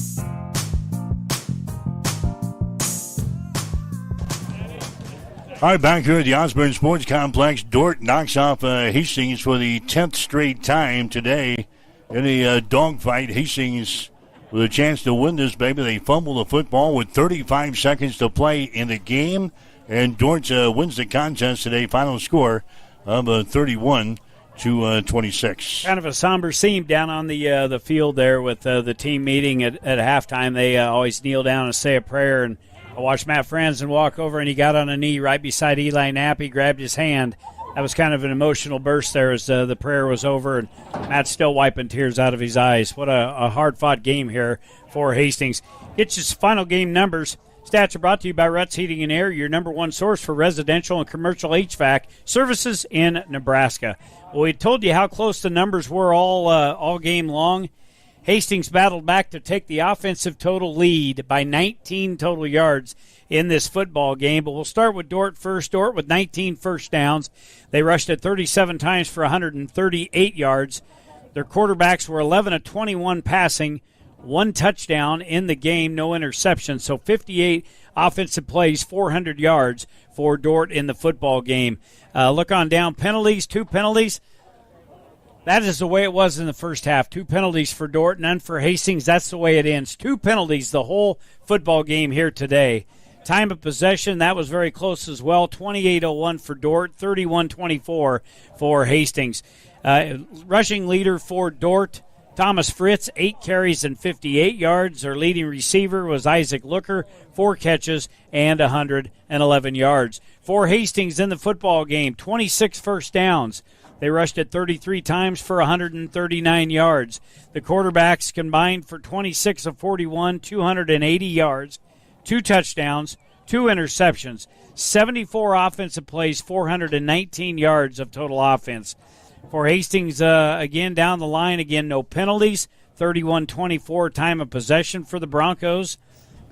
Individual leaders, Jarrett Sinek, I guess, was he was credited with all the passes, so 26 of 41, 280, 2-2, 2 touchdowns, 2 picks.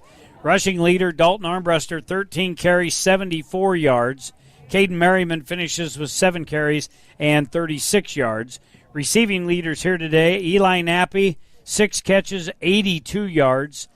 And then Dalton Armbruster with 3 catches, 61. Quayshawn Hill, 8 catches and 61. And Jake Weidiger, 4 catches, 53 yards. Your defensive leaders here today for Hastings in the football game, Jake Lambert with 8 total tackles. Dawson Kissinger with 8 total tackles. Marcus Dustin with 8 total tackles. Wyatt Ryan rounds them out with 5 touchdowns. But as the team continues to meet down there, just a tough loss. I felt like we had it. I felt like it was there. We were driving downfield, and, man, it's just why you can't have mistakes. And we had one, and so it is. But Hastings plays a hard-fought game here against this number 6 team in the nation. 31-26, the final score. Hastings loses to the Dordt Defenders here this afternoon. Stick around. The Bronco postgame show is coming up next. You're listening to Hastings College Football on Extreme Sports.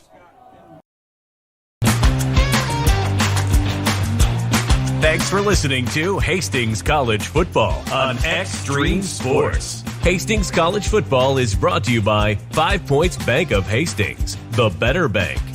By High Street Insurance Partners. By Highland Dairy, locally made, naturally delicious. By Mary Lanning Healthcare, your care, our inspiration. By Pepsi. And by the Runza Restaurants. Stay tuned. The Bronco Postgame Show is up next on your exclusive home for Bronco Sports, Extreme Sports. Bullseye Sports Bar and Grill has been serving Hastings and the surrounding area for more than 25 years. And it is more than just another bar and grill. It is a Hastings institution.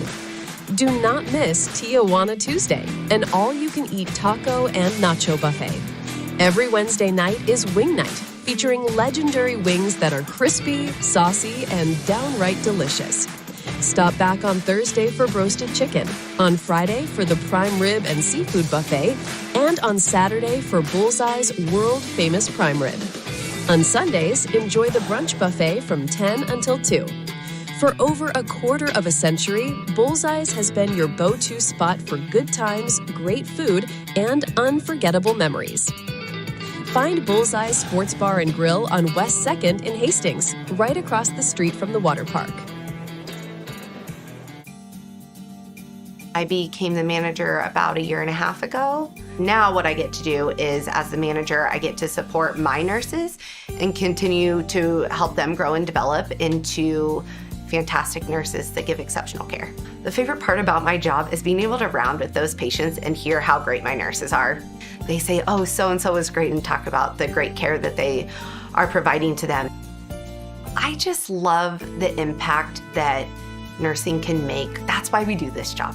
You know, it's for those positive outcomes. It's for those miracle stories. It's for the relationships that you build and the heartache that you feel for these families, but yet the triumphs that they have at the end. And they get to hold their baby because of the care that we provided here.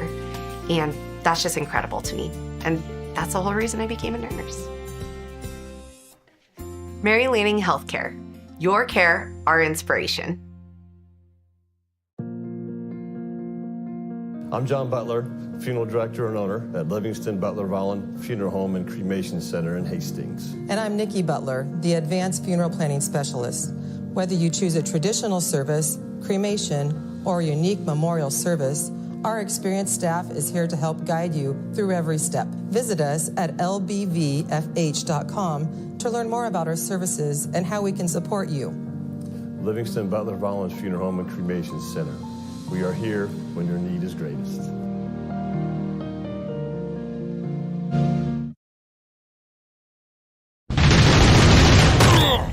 It's time now for the Bronco Postgame Show. Brought to you by Highland Dairy. Locally made, naturally delicious. Now, it's back to the booth with Mike Will and Jimmy Purcell. Hi, back here at Lloyd Wilson Field following a Dordt victory over Hastings College here this afternoon, 31-26, as Hastings head coach Matt Franzen will join us for a couple of minutes. And, Coach, absolutely unbelievable, but what a football game this afternoon. You guys have put everything on the line today. Oh, we did. We I told the guys you left it on the field. I mean, what a gutting way to end it. Probably harder than the way we lost the Concordia game, because Concordia came back and beat us. You know, we were driving to win, and we just literally slipped through our hands. So proud of our guys' effort today. You know, we said going in, Dordt plays harder than everybody, and today we one-upped them. I mean, you know, that one little play at the end cost the game, but I don't think we could have prepped any better. I don't think we could have played any better than what we did here today. Yeah, you made the defensive stop to get the ball back, and then things were going all our way. We had plenty of time. We had some timeouts left on the board. We felt pretty good, I thought, going down on that final drive, didn't we? Felt great. You know, we missed that extra point earlier, and I guess missed the 2-point conversion, and we came off the field even after the miss, and the guys are kind of hanging their head and say, don't worry about it. Now we just have to score a touchdown instead of a field goal to win the game, and we'll do that. And when we got the ball back and started the drive, like, everything was working. Everything was working. The pass protection was good, and even that last play was right there, and the ball just popped right out of his hands and right into the hands of the defender who's standing right there. It's like, that's the football gods sometimes can be very, very, very cruel. We've talked about this a few times in the last few weeks with the finishes of the games, but this team's come so far as a team and knit, and I mean, just you watch the camaraderie and the team and the sportsmanship and stuff with everybody down there. I mean, somebody makes a drop, they're there helping somebody up. They were just on everybody helping each other out, and just emotionally, just such a different looking team than what it was early in the year. I mean, this is a team that has fire in their eyes, probably the hottest team in the GPAC, and they weren't going to take no for an answer. And, boy, we thought we had it up here as well as you did down there, but just a tough way to go. Yep. No, it's odd because you look at our record and we're 4-5, but you're right. I mean, it's felt like last month that we're the hottest team in the league. I mean, I told our guys last night at the Friday night meeting, I said, you are a very, very dangerous team right now, especially for a team like this coming in with everything to lose right now with Dort and, making a long road trip. And with us, we got nothing to lose, and we're playing well and we're confident. That makes us really dangerous. And today we were, I'm proud of that score, especially to pull up the last four. Good Lord. And the last 4 years against Dort is what I'm saying. Obviously, yes, we were good enough today to win the game, and we didn't. But I wish we had more than one. I wish we had more than one more game, because right now this bunch is playing great, and I think we can play with anybody in the country, and we can beat most of them right now. You can pull up the last 9, Coach. I know the last 4 are with you, but the last 9 have been pretty ugly with the Dort. So you guys did a whale of a job against the defenders today. Talk about your defensive effort today, because we talked a lot about that in the pregame show, about how explosive this offense was. But for the most part, we kept these guys in check. Had a couple of long plays, but for the most part, we kept these guys in check. Yeah, for the most part, we did. They got loose a couple times. They had one long pass play on their sideline before halftime, and a long run play here in the fourth quarter that put them up 2 scores. That's who they are. Like their offense is Morningside's offense. They do it a little bit differently, but they're gonna make big plays. They're going to score a bunch of points. They're going to have a bunch of yards. And our goal going in was to play physical football and make them earn it. And for the most part, we did today.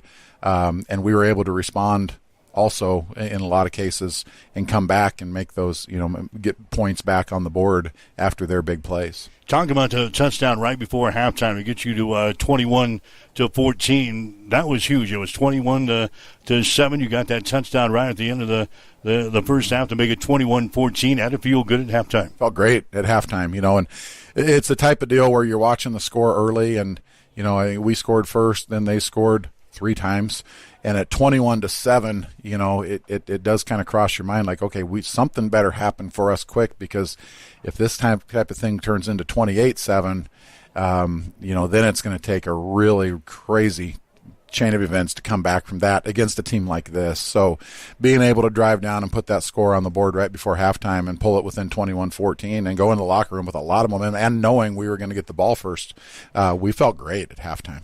After the last few games, been penalized a lot. I don't know if you had a bit to look at that, but no penalties here today for your team, just 2 for Dort.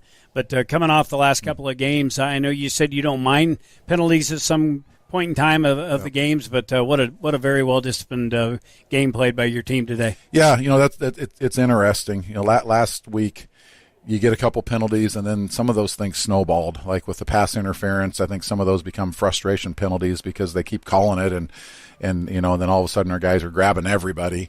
And this, today and with this crew, and maybe playing at home helped us a little bit, kind of keep our mind at ease, and not lose our what a little bit, which happened last week on the road. So anyway, I don't know what it was, but yeah, I guess I didn't think about it until you just said it. Didn't realize we didn't have any penalties for the game. Usually you're going to have a couple, and like I said, I mean, you have to expect a few aggressive penalties, and today we didn't. I thought we played really aggressive. I thought we played physical football and managed to get away with it with no penalties. I'm a little surprised we didn't have any holding penalties. Not because offensive holding, not because I thought we were holding. I didn't see any, but their pass rush all year has been magnificent. It's been dynamite, and they got to Jarrett a couple times today, but for the most part, the pass protection was pretty clean, and like I said, I think we did it without tackling too many defensive linemen. So now the little quirk in the schedule, we'll get another bye week next week.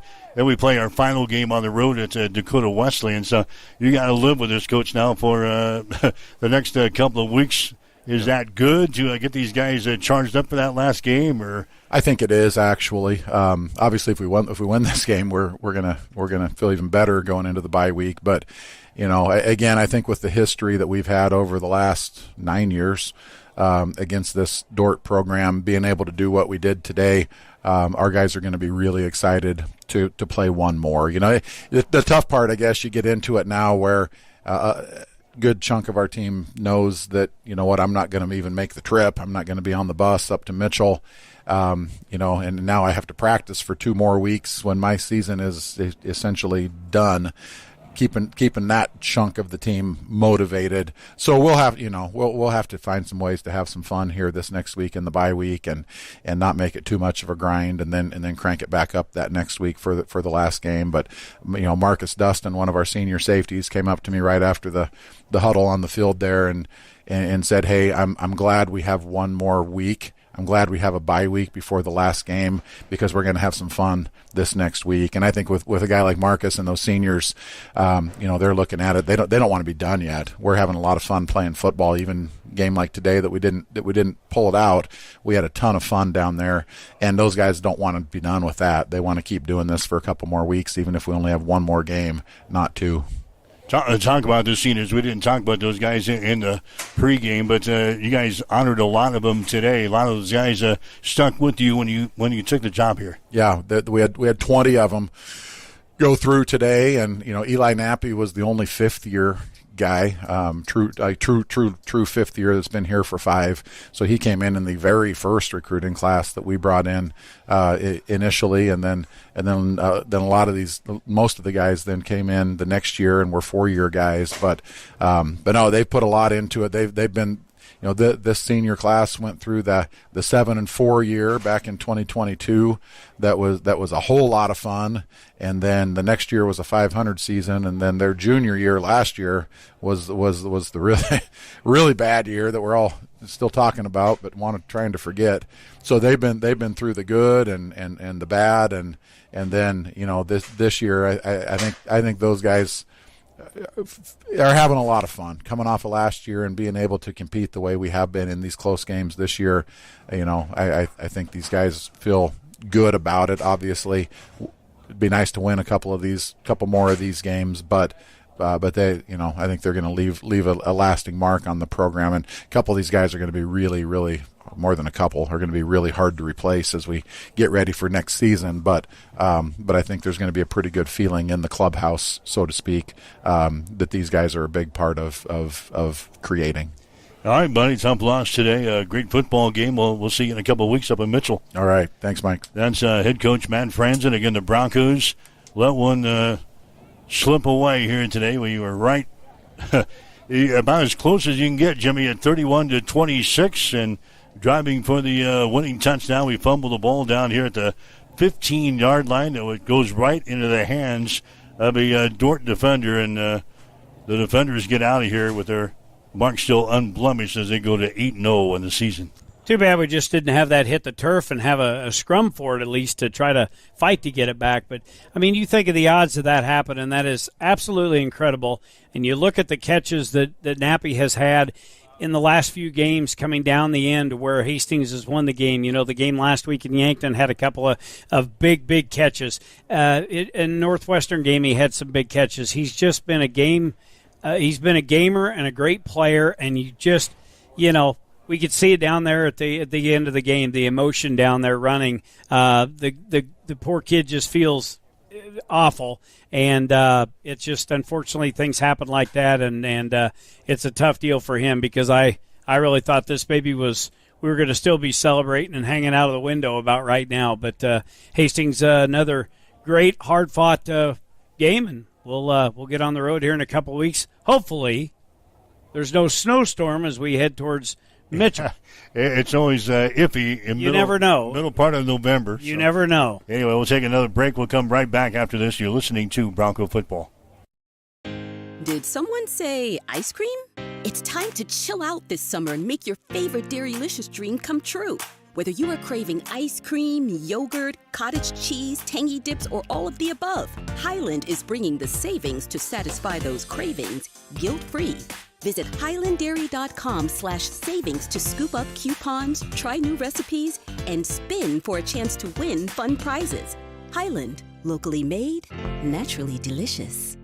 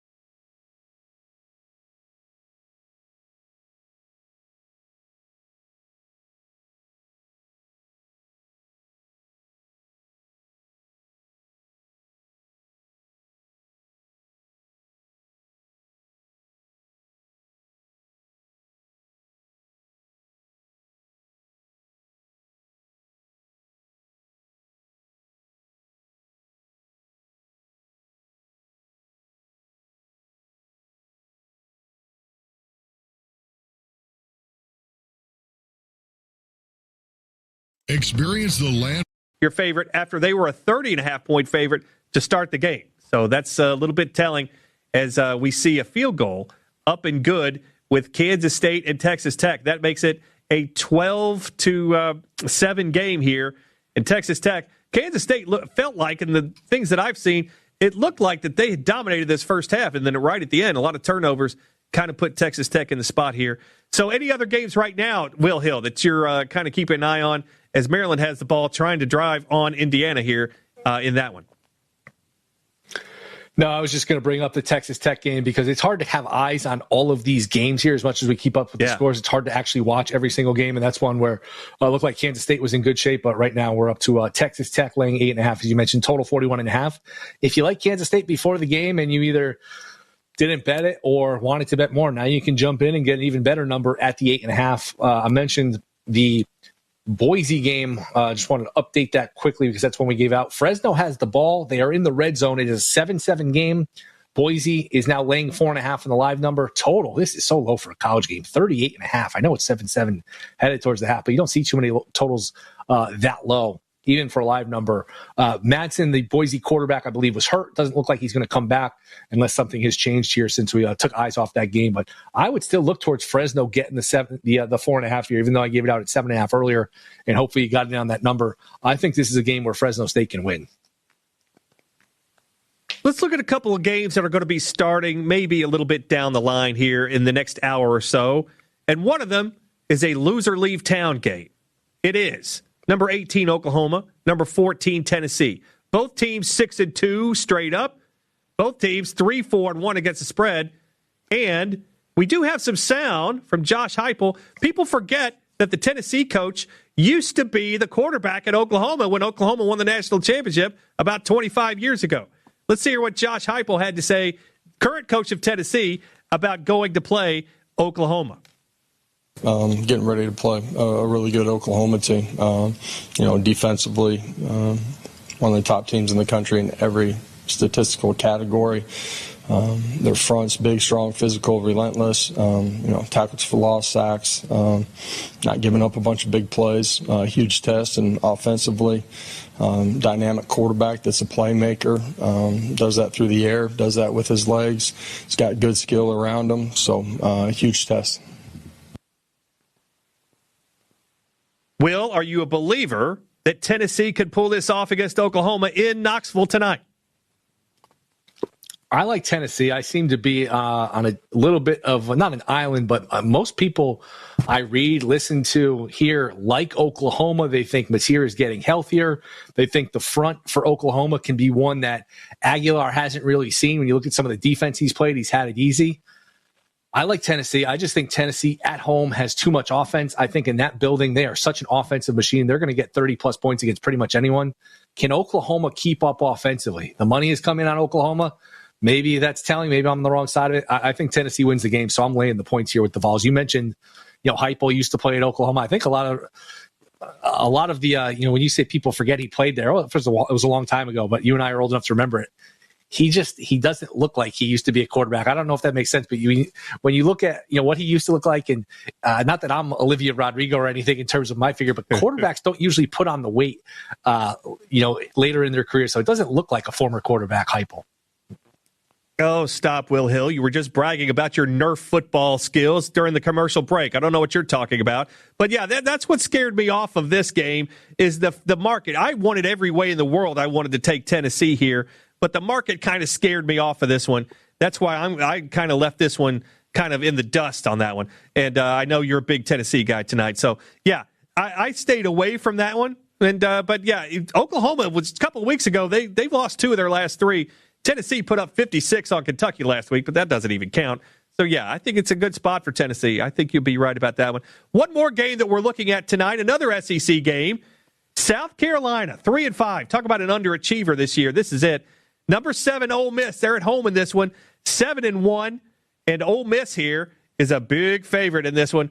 And as we see Lane Kiffin kind of make this run for the playoffs here, they are currently a 12.5-point favorite over South Carolina. In this one, do we really see the letdown for Ole Miss after a huge win at Oklahoma last week? Don't forget, South Carolina was up 8 on Alabama in the fourth quarter the other day and still lost that game. Yeah, and that cover got dicey for South Carolina last week. I know it's some people had some big bets on South Carolina. Say, oh my goodness, if this ends up being a pick 6 and they don't cover after having an 8-point lead and getting 13 points, I'm never betting again, that kind of thing. I don't trust Lane Kiffin with prosperity. I don't trust his teams off of wins. We saw that last year against Kentucky and all these different spots. They can have letdowns. I think South Carolina, obviously an NFL quarterback with Sellers. I just don't trust them defensively. So I think this is too many points. I'll take South Carolina getting the points here. I think I would have to lean towards you. I didn't play this one, but I think you're talking me into the South Carolina, especially if I get a little reduced juice at -108, I'll take it here. But be honest with me, Will Hill. How many times did you say, I'm never betting again in your life? Honestly, how many times? I've said it 1,000,000 times, but how many times have you said it? Oh, yeah, there's not. You can't count that high. I can't count that high. I've said it, and I've said it again. Back in the old days, all the time. 80s, 90s, when I was a kid doing this, of course. Yeah, I was doing that like crazy. Any other games that you're looking at right now as we're nearing halftime? Georgia is trying to drive on Florida. They're at close to midfield as they're down 10-7 in the world's largest outdoor cocktail party. Anything catching your eye right now as Notre Dame now lining up for a field goal, last play of the first half, up 12-7. It is up, and it is no good. So Boston College still doing a good job covering a big stinker line. Anything you're looking at right now as we're nearing halftime in a lot of these games here, Will? Virginia Tech now leads 16-14. Louisville is in the end zone, so Virginia Tech gets the ball back with a 2-point lead. Indiana, Maryland, 20-3 at the half. I'm going to be looking at a third quarter under in this game. I think this game can die here with, I believe, Maryland starting with the ball, 10.5. I am playing that third quarter under. I don't see the offense keeping up here enough to get 2 touchdowns. So I'm playing that right now. Maryland, Indiana, you can get that at DraftKings. Third quarter under 10.5. There you go. Actionable information. I think I'd double down on this Kansas State at halftime. They're getting 8.5 now on the live line. Texas Tech up 12-7 at halftime on Kansas State. I think I would double down on this one, getting Kansas State getting more points than they were at the beginning of the game. But if you're looking to double down, let's go to VSiN Pro subscribers now have exclusive access to all our new AI player prop projections powered by Opta AI, the same trusted brand behind elite soccer analytics in the UK. You'll get data-driven projections compared directly to DraftKings lines to help you find value. So tip off the NBA season. VSiN is offering a limited-time free preview of our NBA player prop projections. Check out both versions today at vsin.com/NFL props and vsin.com/NBA props. More college football coming up next right here on VSiN, the Sports Betting Network. I'm Ed Evans, CEO of Consumer Cellular. We're dedicated to serving people 50 and up like me. Our needs are different. Big Wireless wants us in an unlimited plan, but if you're not using all that data, you're probably getting used. At Consumer Cellular, we're focused on affordable, reliable plans, including data that suits your needs, not ours. Our plans start at just $20, and you'll get the best customer service in the business. Call 1-888-FREEDOM or visit consumercellular.com/facts. Plans include $5 credit for auto pay and e-billing. See site for additional facts. Actual price will depend on product and subscription plan. Featured products are compounded drug products, which the FDA does not approve or verify for safety, effectiveness, or quality. Prescription products require an online consultation with a healthcare provider who will determine if appropriate. See website for details, restrictions, and important safety information. Want a boost in and out of the bedroom? Hims has you covered. Introducing a new 2-in-1 approach to level up your game. Tadalafil for better bedroom performance and zinc for testosterone support. Turn things all the way up and find affordable treatment options at up to 95% less than brand names at hims.com/joy. That's hims.com/joy. This is a special alert to all Americans who own a vehicle with less than 200,000 miles with an auto warranty about to expire or with no warranty coverage at all. Due to a decline in the economy, CarShield is announcing a low-cost month-to-month vehicle protection plan that is now available to the public to save any driver out-of-pocket expenses on future auto repairs. Call now to find out how you can pay almost nothing for covered auto repairs. Yes, you heard that correctly. Pay almost nothing for covered auto repairs. An open phone line has been established for all drivers to call for a free quick quote. Call 800-418-8164 now. Drivers who are covered will not have to pay for covered repairs again. This protection plan is at an all-time low. Additionally, drivers who activate this vehicle protection today will also receive free roadside assistance, free towing, and car rental options at no additional cost. Call us for your free quick quote today. 800-418-8164. That's 800-418-8164. What do you have to lose? Call 800-418-8164. Again, 800-418-8164.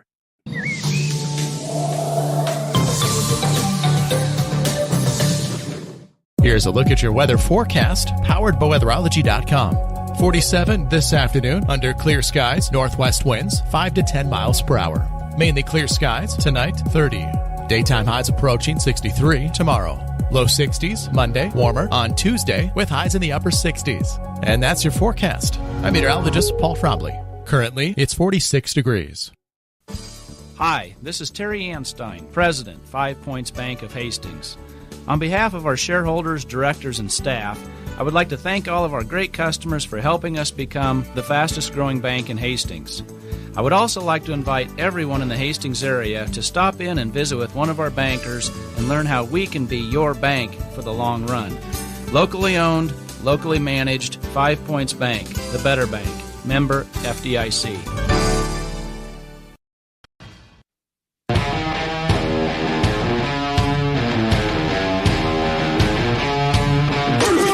This is Live Bet Saturday on VSiN, the Sports Betting Network.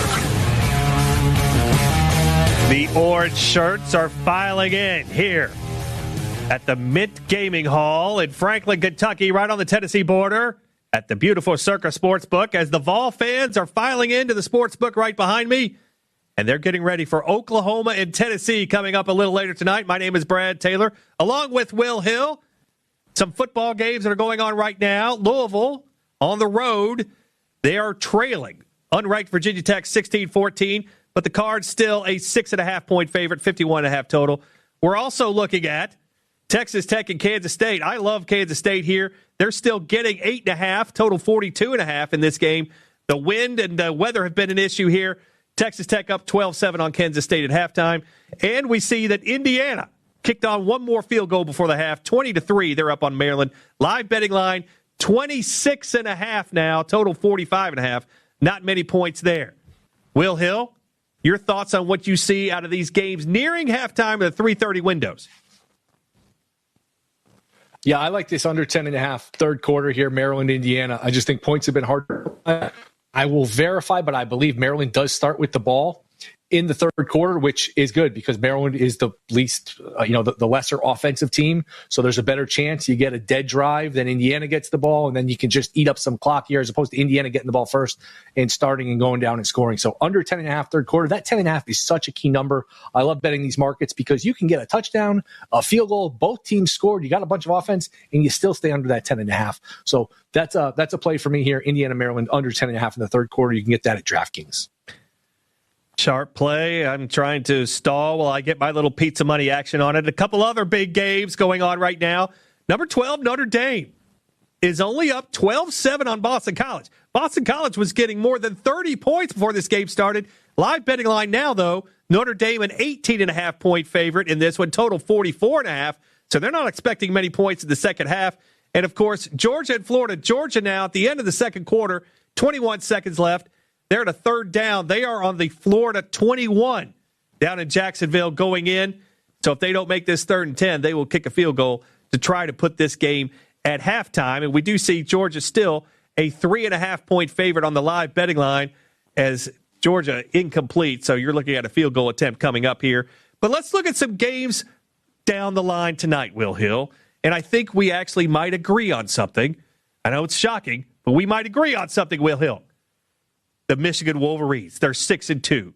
They gave you a gift last week by allowing Michigan State to backdoor cover. They're ranked number 21 on the year. But poor old Purdue, they're 2-6.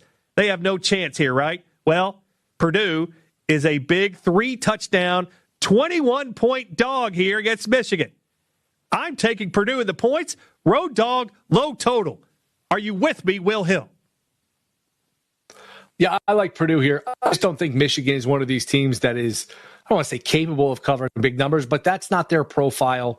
They're not explosive with the passing game. They don't get big plays. I think the quarterback is not quite there yet in terms of being the star people think he's going to be.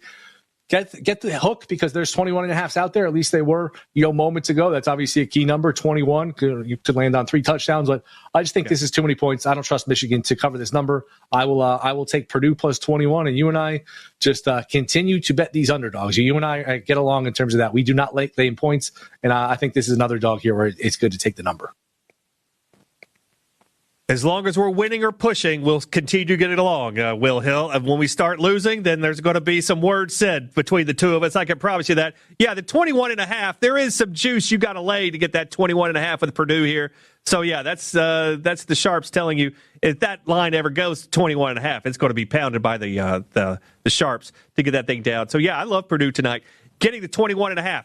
One more game that kind of makes a little bit of the things that make you go, like CNC Music Factory used to tell us back in the day. Number 23, USC, 5-2 on the year. They're traveling to Nebraska, who is 6-2 on the year. But USC is favored in this one. They're favored by about 4.5 most places, depending on where you shop. I do see 5 at Circa now. Total 59.5 here. Matt Rule, the Nebraska coach, a new contract? Is that just the opposite of you play against coaches with new contracts and with them that just got fired? But USC, when they travel to the Central Time Zone or the Eastern Time Zone under Lincoln Riley, 1-7 straight up, 1-7 against the spread. I love Nebraska here getting the 4.5. Am I crazy, Will Hill? What do you like here? I can't back USC on the road with all their struggles laying points. So I'm with you. It'd be Nebraska plus the points or nothing. If you like USC, I would take USC to score first. USC first quarter. USC is one of these teams. They typically tend to take the ball. These other teams tend to defer. So you might get that extra possession in the first quarter. So if you're going to play USC, I don't mind playing them in the first quarter, even though I don't like them for the game. I like USC to score first, but I think this is a spot for Nebraska just in terms of the full game. Love playing the home conference dogs, and we saw this line open at 6.5 earlier this week. It's down to 4.5, despite the fact we see a majority of the money on USC. That's a reverse line move. I will take Nebraska here. I like Nebraska a lot in that game. So those are the games that we're looking forward to tonight. Is there anything else maybe on a lot of these games are at halftime right now, so we're kind of at a pause here. Is there anything big picture, big topic you've learned today so far in college football, or anything you're looking forward to tonight that we haven't discussed yet? Game we talked about earlier, and I believe this got home. Mississippi State, betting them in the first quarter has been a good angle because they're another team that takes the ball first. They are now down 10-7. They led 7-0 after one. 10-7. They have the ball. It looks like 49 seconds left around midfield. They just went for it on 4th and 10. It looks like they converted, but right now Arkansas leads by a field goal in a game that I've liked watching this Mississippi State team. They deserved better last week against Mississippi State, against Texas. They never should have kicked to that punt return. You got a nice little cover with the push there, but they're reviewing this play so we can check on it. It looked like, I don't want to give a false update. Arkansas went for it. It looked like they got it, but it is being reviewed. It's hard to overturn these spots in college football, or really in any football.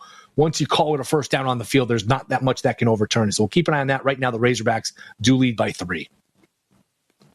You know, I totally resent you calling me lucky for that Mississippi State game last week. I knew that one all along, Will Hill. I don't know what you're talking about. We only remember the bad beats. We don't remember the lucky wins. You ever notice that? Yeah, the lucky wins, the half-court shots, and that's no big deal. But those like last week, if you're on the wrong end of that one, you'll be talking about that for years. Absolutely. But, yeah, I don't like your attitude when it comes to that, Will. You better watch yourself. We had that one all the time. That's another game to look at. Georgia does get a field goal right before halftime. That game is now 10-10 down in Jacksonville, the world's largest outdoor cocktail party. As we go and Will, you had anything else on your mind there, Will? That as we're at halftime in all these games, it's kind of tough to look around and try to find some action because they're all at halftime now. Yeah, I still like that. I mean, the third quarter under, as I mentioned, with Maryland, Indiana, for people that are just joining, I think these third quarter unders, when you find the right game, it's just perfect. The clock always goes. There's no 2-minute warning. The team on offense is not in a hurry to beat the quarter, unlike the half or the game. So when you can find a game where offense is hard to come by, or the teams are playing slow, or the bad team starts with the ball, that could be a good angle.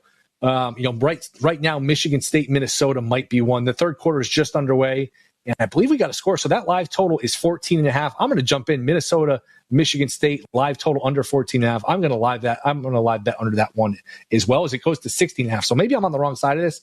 I just think that that's such a key number here that I'll take my shot. Minnesota, Michigan State. Now you can get under 16.5 in the third quarter.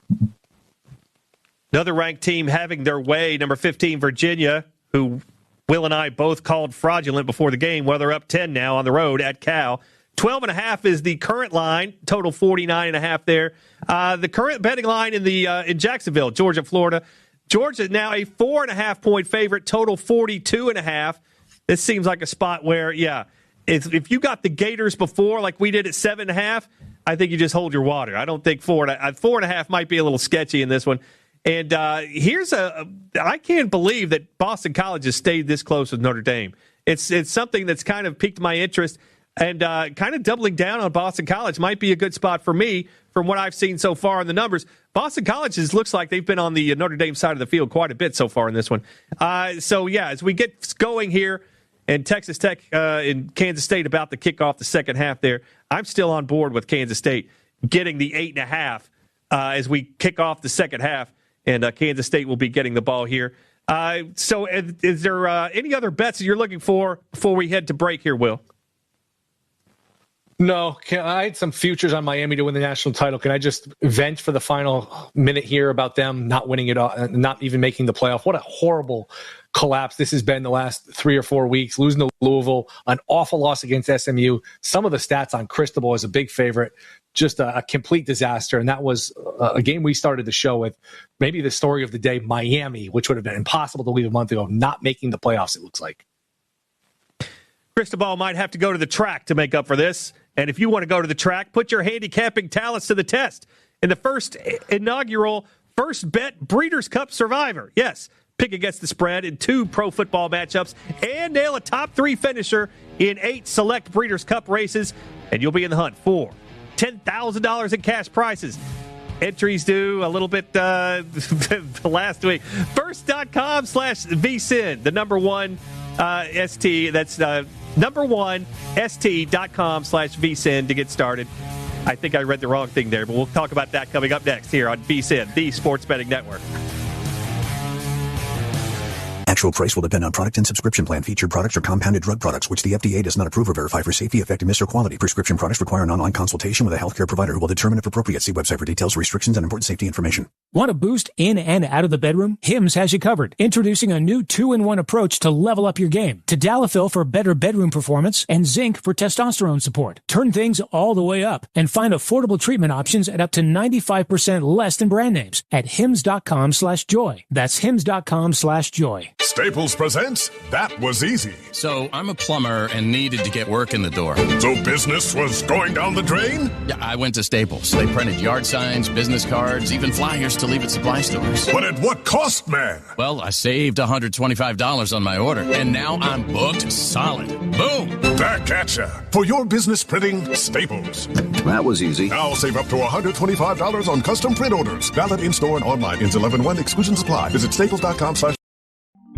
Join us at Maletivist Winery for The Day the Internet Died, a hilarious mystery dinner that you become a part of. Hey, this is Mick inviting you to get your tickets for 2 unforgettable nights, October 18th and November 8th.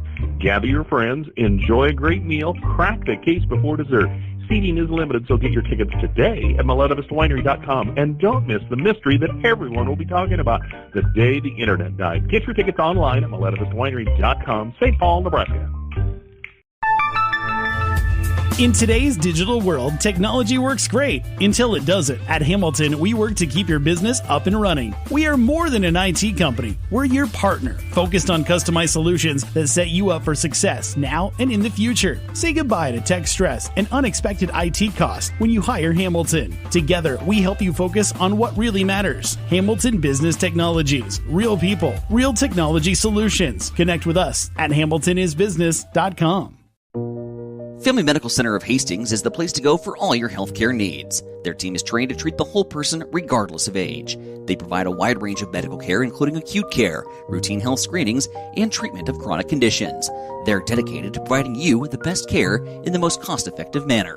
Family Medical Center, as an independent clinic, has served the community for over 65 years.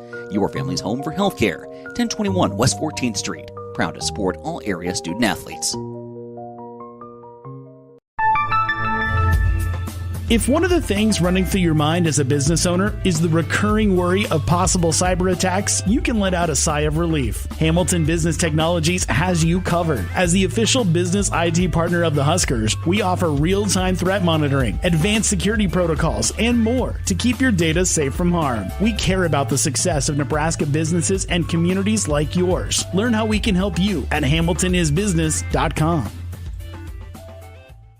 Rev up your energy and fuel your body with the protein punch you've been craving. When it comes to nutrition, Highland Dairy has a wide range of locally made products. Discover tasty ways to a stronger, healthier you with Highland's range of yogurts, smoothies, flavored milk, and cottage cheese. For parents with picky eaters and trendsetters looking to jump on the revival of cottage cheese, Highland has what you need to hit your protein goals. Highland, locally made, naturally delicious. Extreme Sports, the ultimate destination for sports enthusiasts. This is the greatest record in the history of sports. Broadcasting live 24/7. Just have some fun out here, enjoy the journey of all this, of trying to get 16 wins and going after a gold trophy. We give the people what they want. And I am a huge sports fan. I love sports.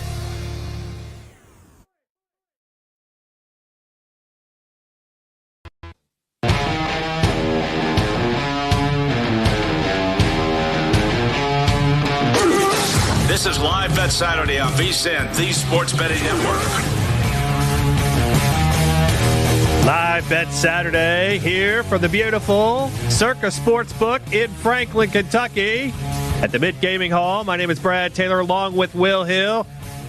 Will Hill, I've got a bone to pick with you right now because remember earlier today when I said, you know, when all your bets are covering in a certain window of games, oh, yeah, you should feel great about life. Well, you told me to slow my roll, and by golly, Texas Tech is making me slow my roll as Texas Tech puts up another touchdown. They are now up 19-7 on Kansas State here in this one, and that's a game where you look at the line here. Texas Tech now a 14.5-point favorite in the live betting line over Kansas State, total 47.5. Should I just take my lumps like a man and just wait for the other shoe to drop, or just double down and keep going? Yeah, I would probably just stay put for now. By the way, I got a little issue of my own now. Indiana, Maryland, the third quarter under 10.5. A broken play. Looked like the quarterback was just going to throw it away. Oh. He lofts a perfect ball. The running back, I think, out of the flat, runs underneath it, catches it just at the perfect angle, kind of a fluke play, and strolls into the end zone. So that under 10.5 is now in big, big trouble. Maryland has played pretty well defensively at times in this game, so who knows? Maybe we can get a stop. Maybe we can get a long drive and a field goal. But when you bet under 10.5 in the third quarter, when you bet anything under in the third quarter, you don't want a quick touchdown like that, and you don't want the touchdown from the lesser offensive team. So not a good start to that one. Just I don't know if you saw that play, but it looked like it wasn't going to be right anything. Now, yes. wasn't there much there, and it was just kind of a perfect confluence of events where it broke right, and he threw it perfectly, and it ended up being a long catch and run. So now, if you bet Maryland plus the points there at 21 or whatever it was, I think it was 21 where it closed mostly.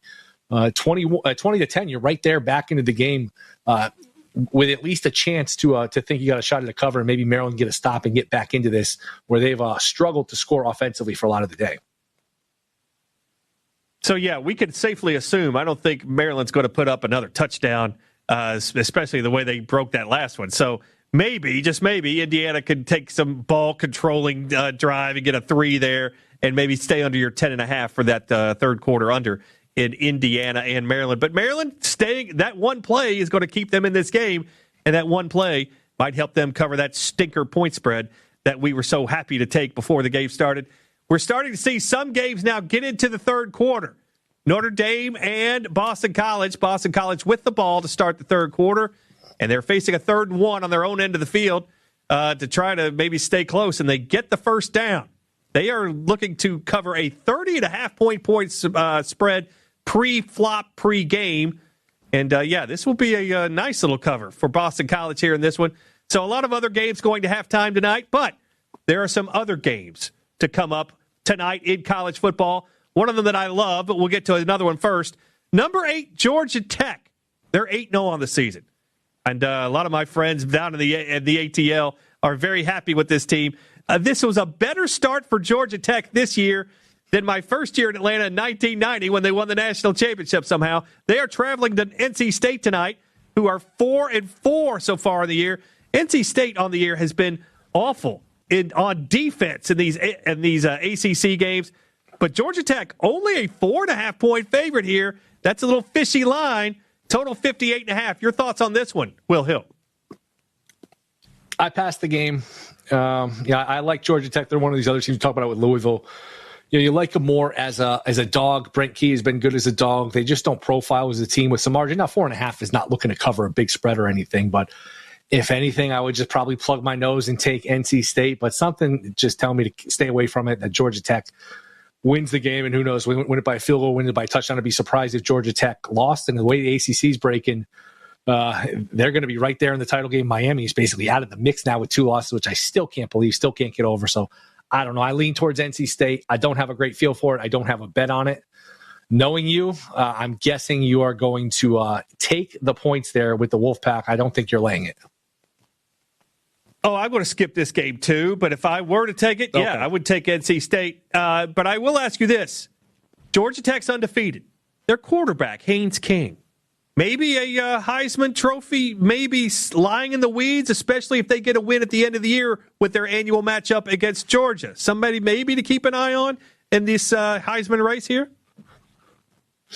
Doesn't seem likely, but I can't say it's impossible. What's his number? Do you have his odds in front of you? Because I don't want to simplify it, but it does feel like Ohio State and Indiana are going to be undefeated playing for the Big 12 title in December, and the winner of that game is going to be 13-0 Big 10 champ.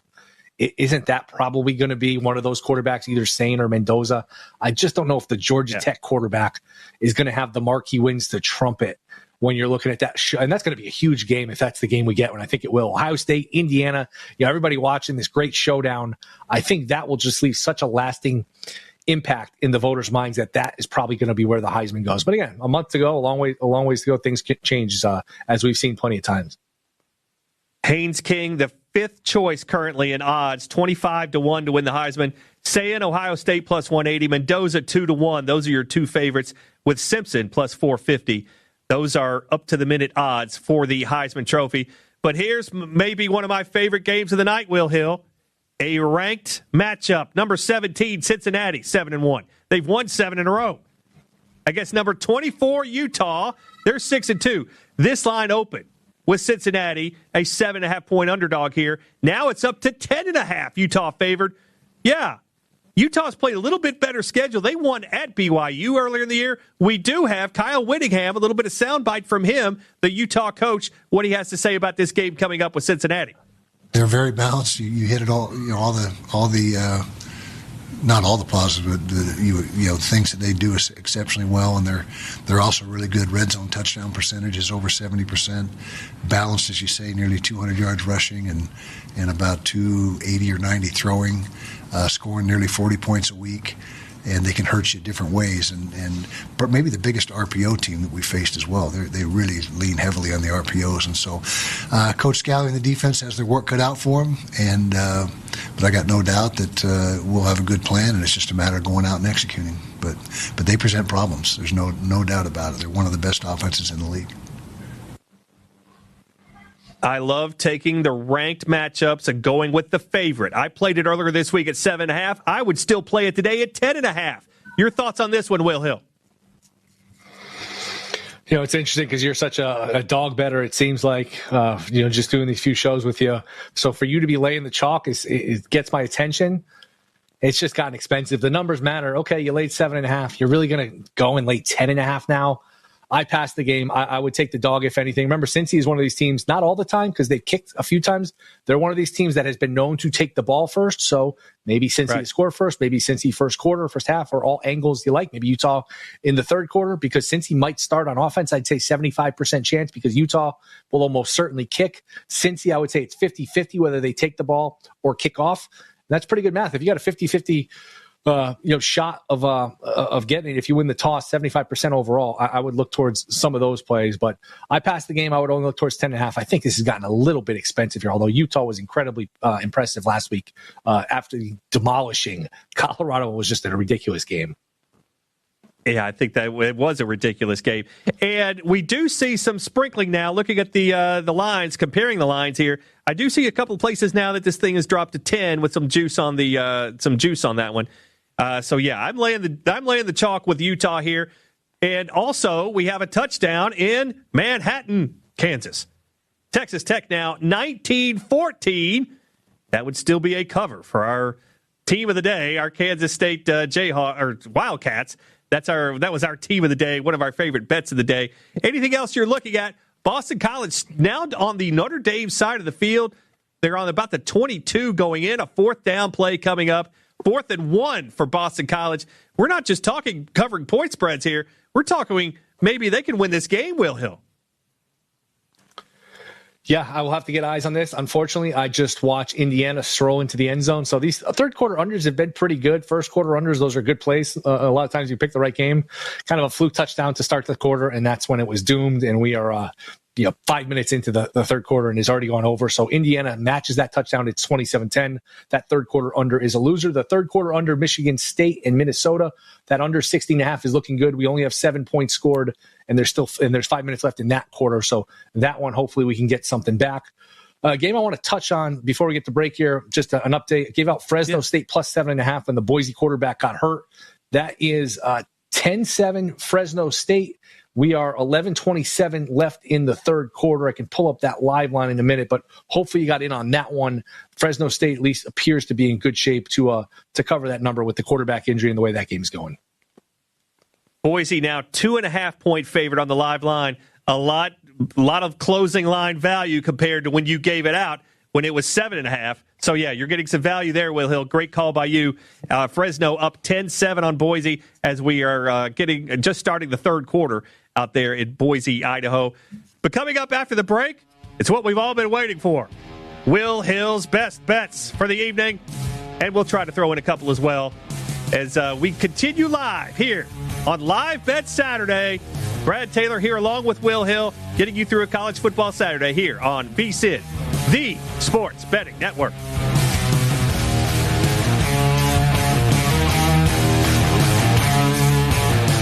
Find what you love, love what you find. A Total Wine and More. There's so much waiting for you. Spirits and beer, thousands of wines. Walk right through the door. It's all here to explore. With guides in the know and prices so low, it just might blow your mind.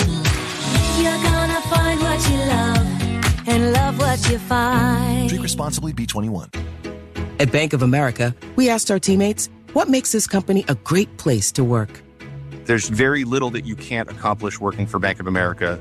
If you prove yourself, you can try over in a totally new way. You can learn so much here. You're the owner of your career. See how our teammates are growing in their careers at bankofamerica.com/great place to work. What would you like the power to do? Bank of America, proud to be an equal opportunity employer.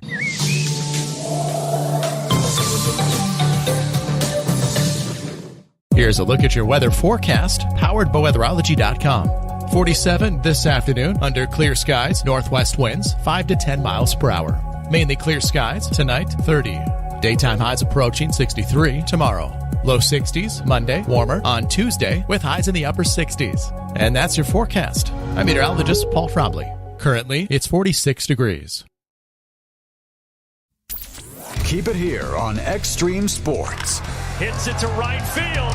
Brennan is back. He's at the wall, and we are tied. Your all-access pass to nonstop sports talk and live play-by-play coverage. You guys are the #1 sports station because you make the phones light up.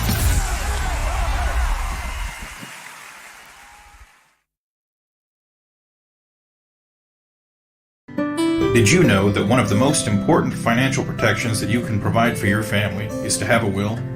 Stellick Law Firm in Grand Island can help you provide and make your last wishes known when your family is at its most vulnerable time.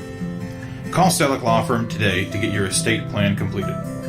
Stellick Law Firm is located in Grand Island, and you may call us at 308-675-4035 to get your estate plan started today. Stellick Law Firm. Let us be your voice. Physical Therapy and Sports Rehab of Hastings is the trusted name in sports injury management. The staff of PTSR provides up-to-date and efficient care of sports-related injuries, returning athletes quickly and safely back to the playing field. PTSR offers free evaluation of all sports-related injuries to all area athletes during convenient 6 a.m. to 6 p.m. hours Monday through Friday. Call 402-462-8824 for more information. Remember, Physical Therapy and Sports Rehab of Hastings for all your physical and occupational therapy needs. If you're planning to build a new home or add an addition to your existing one, trust the experts at Gangwish Construction. From general contracting, basement pouring, to bathroom remodeling, concrete work, and deck building, they handle it all with precision and care. They take pride in doing the job right the first time, every time. Contact Jeff today at 402-460-0013 and experience quality craftsmanship with Gangwish Construction. Need a power boost after a serious workout? Stick with the original recovery drink. Highland Dairy's chocolate milk contains 13 essential nutrients, including protein and electrolytes, helping you build muscle and hydrate better than water. Our Chocolicious milk is perfect for building healthy bones in little ones and maintaining bone health in adults. It's chocolate milk with no artificial growth hormones, and it's locally made, so you know you're getting the best for your body. Highland, locally made, naturally delicious.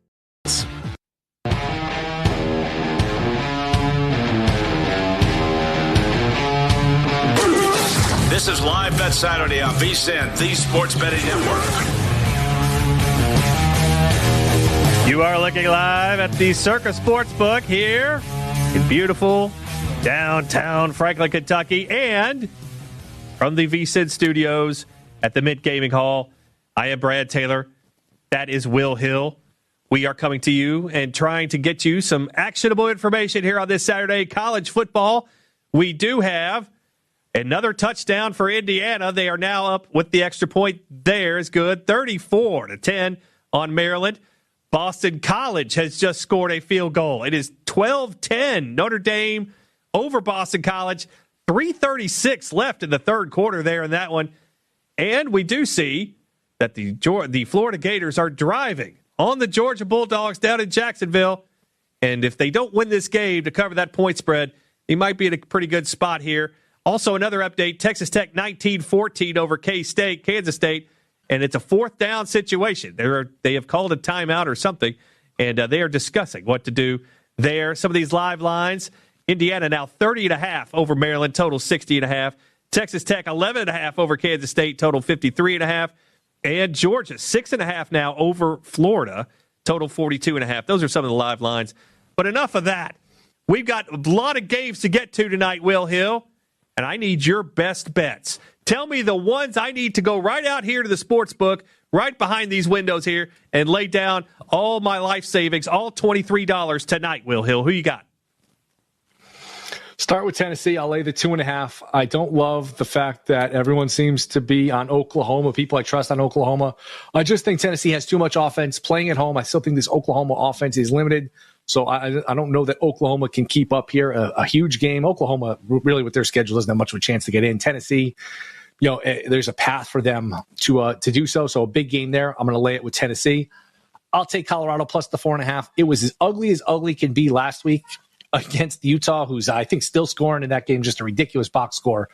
However, Colorado has played much better at home. They beat Iowa State. They probably should have beaten BYU. They played Georgia Tech down to the wire. Their road results have been shaky, but this game is at home. They're off an awful performance. I'll take the 4.5 with Colorado. You and I talked about Purdue getting the 21.5. I just don't know that Michigan, with their lack of explosiveness on offense, they're more of a plodding team. I don't know that they score quickly enough to pull away here. So I will take Purdue plus 21.5 and one last dog. South Carolina plus 12.5. I don't trust Lane Kiffin off success. I don't trust him with prosperity. Throw in the fact that, who knows, I mean, maybe it's his agent dealing with it. He's probably thinking about dealing with all of these offers, college football. I mean, who knows? Maybe he's just saying, hey, we'll talk about it at the end of the season. But is that a distraction? I'm not sure. But I just don't love this Ole Miss team. And I think that South Carolina, who played pretty well against Alabama last week, had every chance to win that game. You're going to give me the 12.5 points. I will take them. Those are my 4 plays. Tennessee, Colorado, Purdue, and South Carolina. We'll be tracking those, watching all those. And we're just hours away here from Game 7 of the World Series. What a sports night, Brad. Remind us of your best bet for the World Series tonight, or are you just going to sit back and watch like a lot of us are? I think the Dodgers win. I'll go simple. My best bet for their Dodgers money line. I think the Dodgers for the second year in a row will hold up the trophy. I think that I'll bet on the talent. At the end of the day, the Dodgers are the more talented team. I think they win. There you go. I think I'm with you. I'm taking the Dodgers tonight. I'm taking the under in that game tonight. But let's look at our college football best bets, Brad Taylor style, here on the VSiN, the Total Sports Network. I like the cut of your jib with Purdue. We like road dogs with low totals. I'm taking Purdue, getting those 21.5 points at Michigan tonight. One that kind of maybe a little bit off the radar, but a road dog with a low total, Wyoming. getting 10.5 at San Diego State. And I am not a homer, Will Hill. I know I live in Lexington, Kentucky. I do a show daily in Lexington, Kentucky. This is the first time this year, and probably the last, that I will be betting on the Kentucky Wildcats. Yes, go Big Blue. I've never said those words in my life. I'm taking Kentucky, getting the points at Auburn tonight. Who in their right mind would take Kentucky? Yeah, I guess I am. Give me the points, Road Dog Low Total, and the ranked matchup. We're laying the chalk with Utah, laying 10.5 against Cincinnati. Those are my best bets, along with the Dodgers and the under in the World Series. Take those bad boys to the desert and smoke them, as we like to say on our show. But as we go around here, we do see a Georgia touchdown here. They are up 16-10 now on Florida, pending an extra point. And that will push that 7.5 line right to the brink here. That extra point is up and good. 9.5 now, your live line, Georgia and Florida. Will Hill, what have we learned on this show today? What have we learned in college football? We are, almost 6 hours into the day of college football. Have we learned anything, Will? Do not bet on Mario Cristobal teams. You can bet him maybe a game or here, but trusting them with futures, I don't care if they have the Chiefs. If you bring the Kansas City Chiefs to the ACC, if Mario Cristobal is coaching them, they're not going to win anything. That's a terrible performance today, this season, just in general.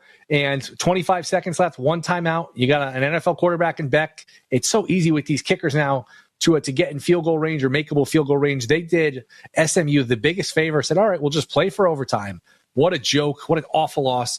Cristobal, I am down on him. Opening day next year, is he coaching Miami, yes or no? Your thoughts, your opinion? Yes. You think so? You think the fact that he could recruit all these players, despite the fact that he basically wastes all their talent, you still think he's going to be around? I don't know without looking into it, the buyout situation. Right. Who are you going to get? Remember, they've been working to resurrect this program, even to be in the playoff conversation. And there were a lot of dead years for Miami. All right, we finally got the talent base up. Well, now we can't win. They're not. I think the reason he stays, I don't think they're at the level of the program where it's national championship or bust. Now, granted, they're not going to make the playoffs, but the fact that they're this talented and, a 2-loss team on the fringe of the playoffs, that's at least a step up from what they've been. And you figure, all right, maybe he can get somebody to help him with the game day stuff, or we can just, one of these years, if we have all this talent, it's going to break right for us. It's not perfect, but to answer your question, I do think he's back. Do you disagree? Do you think he's not coaching next year? I don't think he's coaching Miami. I really don't. I just it's all this buzz is going to be too much for him. And like you said a couple of weeks ago, they were minus 2,000 to make the playoff, and now they're probably out of the playoff after losing games in which it wasn't about the talent, it was about the decision-making process. And that means something, even today in this world of NIL. But, I could be wrong. This is, we're all speculating here. We do have a touchdown in Maryland. The Hoosiers, extra point up and good, 41-10. You were right, Will Hill. As soon as Indiana started scoring, it was an avalanche after that first quarter where they were down 3-0, and Maryland said, we'll take the 3, and we'll be all right long-term in this one. Well, it didn't work out for them, and Indiana up 41-10 now. They look like they're going to cover a big point spread. Someone who's not going to cover a point spread is Notre Dame. We're nearing the end of the third quarter here, about 3 minutes to go. Notre Dame with the ball up 12-10 on Boston College. That's the one game that I'm looking at right now and saying, wow, this could really be something, because Boston College has been in the Notre Dame side of the field quite a bit tonight. Anything else you've noticed here in these as we're kind of going into the end of the 3:30 games and into the 7 o'clock games coming up tonight, Will?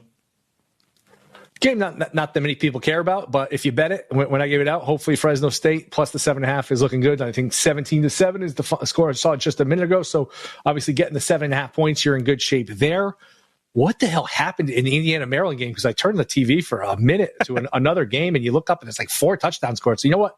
If I'm going to lose an under, if I'm going to lose any bet, just have it not even be close. Have it be 4 touchdowns 4 minutes into the third quarter, and then I can live with those. Those are much easier to stomach than the bad beats. But you've updated this game a lot. Notre Dame is up 12-10, 2 minutes and change left in the third quarter.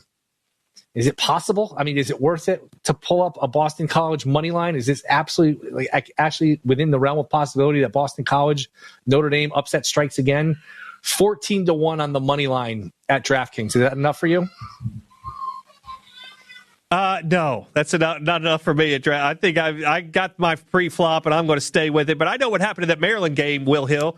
You jinxed me. I could 100% tell you that you jinxed me in that Maryland game, and I'm pointing right at the camera so that you can see it. So, yeah, we'll have to have words about that after the show. So, yeah, there you go, Will Hill. Will, I thank you so much. You are helping me so much doing this and kind of figuring out how to do things here at the Circa in Kentucky. I thank you so much for your expertise and your help. And I look forward to doing it again next week. May the winners be yours, as we like to say, going forward. Let's get some winners tonight. Good luck to you, sir. Thank you for joining us. Game 7 of the World Series. I can't wait for it. All the college football should be a lot of fun. Always fun to be doing these shows with you, Brad. I appreciate you, Will. You're a great sport about everything. We appreciate it. But coming up next here on VSiN, the fun does not stop. Stay tuned for VSiN after Live Bet Saturday. Right now, it is Ready, Set, Bet with Matt Brown and Mike Somich. Mike Somich doing a lot on the Breeders' Cup, so make sure to pay attention to him. Followed by the contest show for contest strategy with Circa and Survivor. I was out when Arizona pulled that stunt a while back. Then cashing out with Scott Seidenberg at 10 o'clock Eastern. Big thanks to our friend Jared Moore. Thank you, sir. You're so good to us. Danny, Garrett, Al, Justin, Dakota, all the great people down in the desert. Thanks so much for joining us, and stay tuned right here to VSiN, the Sports Betting Network.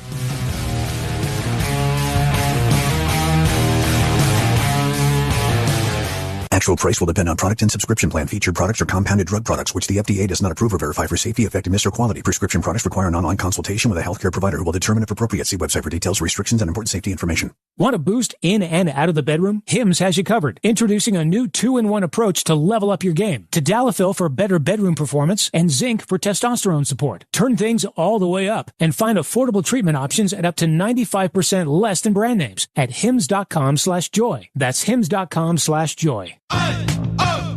Let's go! You're still glowing, flirting, grooving. You still got it.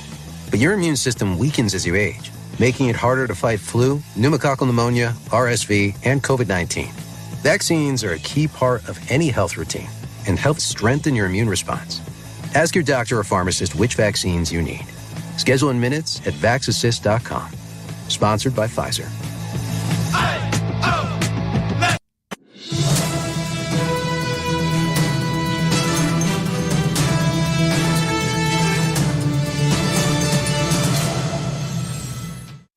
From Feature Story News in Brussels, I'm William Denslow. The bodies of 2 more deceased hostages were returned to Israel on Thursday. Comes as Prime Minister Netanyahu threatened further Gaza strikes if Hamas does not honour its ceasefire commitments.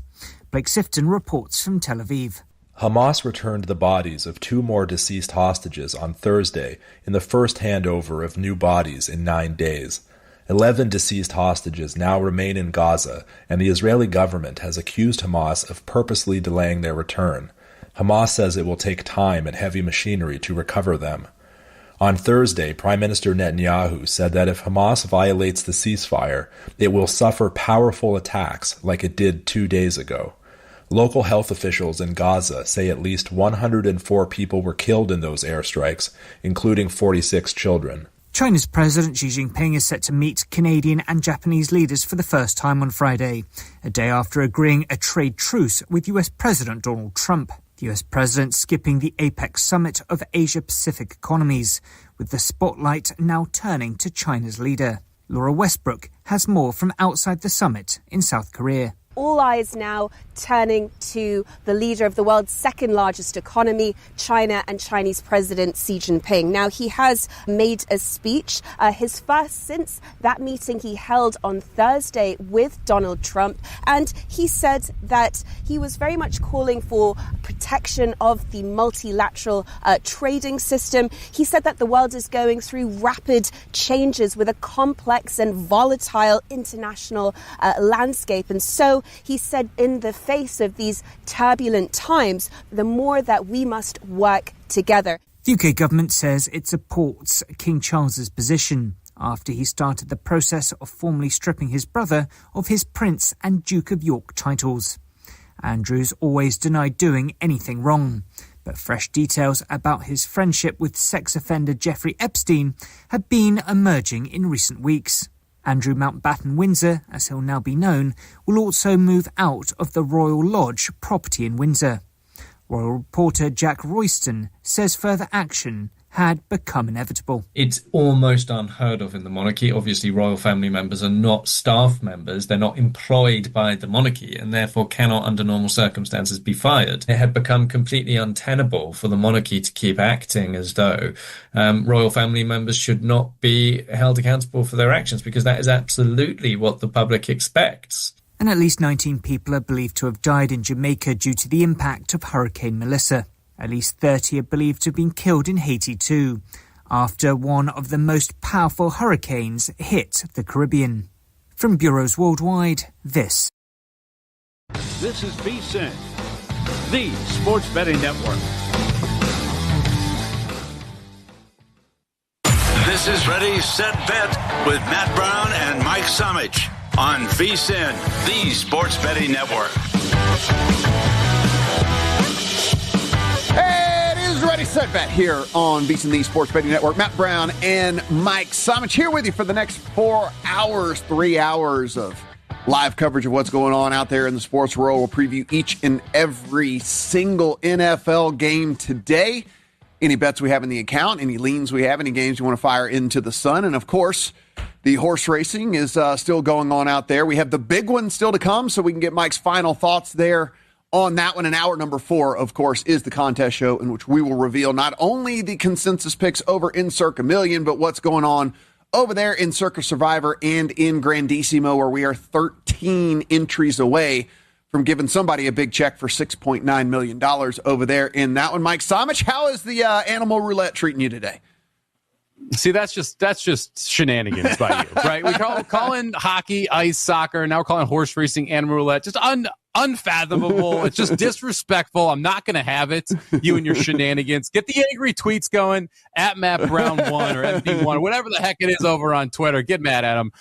It's going okay. It's been a half right, half wrong day, which is probably the most frustrating thing in horse racing. Like, you either want to be totally wrong, and so you're never close, or you want to be totally right, so you're just cashing everything. So it's been a little bit up and down here, but we still have 4 Breeders' Cup races left. You mentioned it, the Breeders' Cup Classic here, just 25 minutes away from post. Surprising favorite right now is Sierra Leone has taken over favoritism at 3-1, last year's Breeders' Cup champion. And we have the 5-horse chipping in from Japan, Forever Young, co-3-1 as well right now. Fierceness, who is your morning line favorite, is floated up to 4-1. And the horse I like is sitting at 20-1 on the board, Matt. Could all change with one spin of the wheel. All right. Well, we'll get into that next segment for sure. Make sure that everyone gets in your final thoughts. If you have been with us all week long, you know where Mike stands as it is anyway. But, hey, this is pari-mutuel betting. These odds do change. And maybe where we sit here in about 15 minutes as we get a lot closer to post time, maybe Mike will have a different thought here on how this is all going to play out. But, Mike, of course, we are heading into World Series game number 7.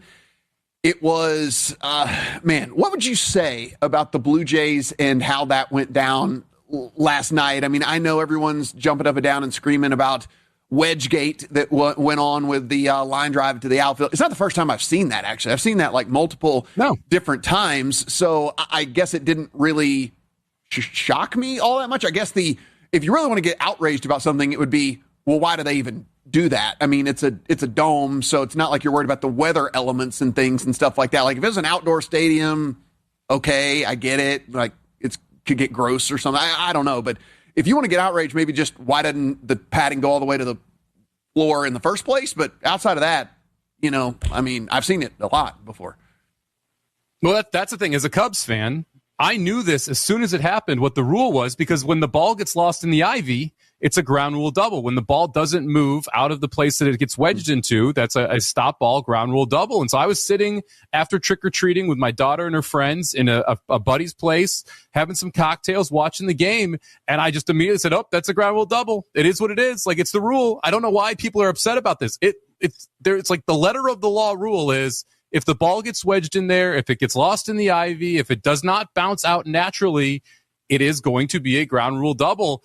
I mean, if you want to get angry, don't get picked off second off the next play. Like that to me also was a way that you could kind of extended the game. It was amazing how quickly that game changed after that play, though. We were all in shock when the double play happened, because it felt like you were getting that rally. You were at least going to have Springer at the plate for Toronto, who has been one of the most clutch hitters in playoff history. He was going to come to the dish with a home run to be able to win the World Series. Instead, we get a double play. All of a sudden, we're headed to Game 7 in a winner-take-all scenario that is going to be beautifully chaotic, Matt, because we've got every starting pitcher except for the 2 starters last night. Every pitcher's available.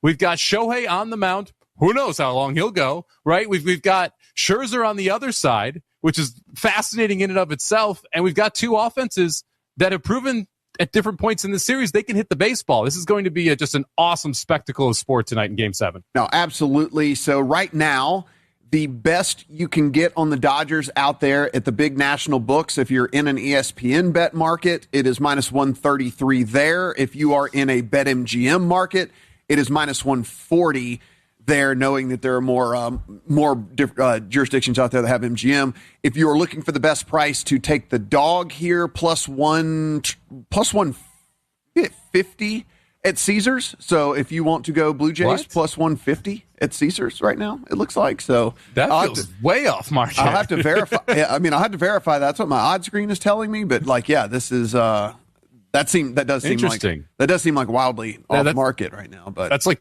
25 cents. Where was that? At Caesars? Yeah. Is that I'm seeing plus 126 at Caesars. Okay. Yeah. All right. So minus 150 plus 126. Yeah. That is the best price I see in market, though. Plus 126 right now. If you do want to get in on the Blue Jays, this is it's a fascinating handicap, Matt, because momentum through the series has meant jack squat. I mean, the Dodgers had all of the momentum heading into Game 4 and Game 5. They lose those 2 games. Blue Jays have all the momentum going into Game 6. They lose Game 6. You'd say the Dodgers have the momentum here. I'm not sure that momentum actually matters. These are 2 evenly matched teams. To me, it's what price do you want to buy on the Blue Jays? Because I'm not really interested laying minus 145 on the Dodgers here when you've got a starter in Ohtani who probably goes 3 to 5 innings, somewhere in that range, 5 at the most, considering he threw 94 pitches 3 days ago. And it's a bullpen that I don't like at all. I don't love the Blue Jays bullpen, but at least Scherzer has the opportunity to go a little bit deeper in this game than Ohtani does.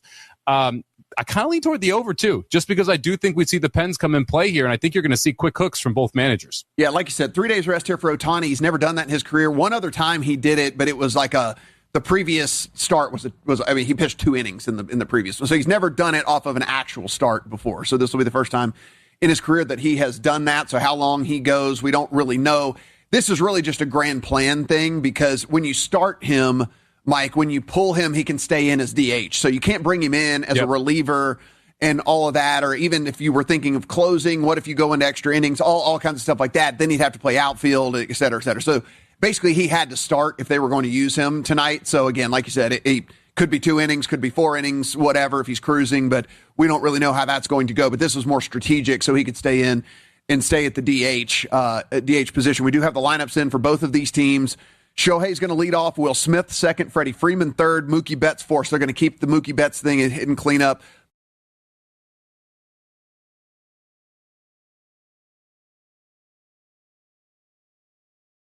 There for the Dodgers. Over on the Blue Jays side, Springer will lead off.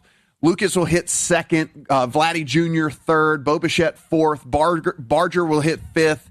Alejandro Kirk sixth. Varsho seventh. Clement eighth. And then Andres Jimenez will be in the 9 hole there for the Blue Jays. So those are our starting lineups here. In this one, it is a flat 8 on the total out there right now. So not necessarily a low total, not necessarily a high total, kind of like right middling, because we don't really know how this is going to play out, Mike.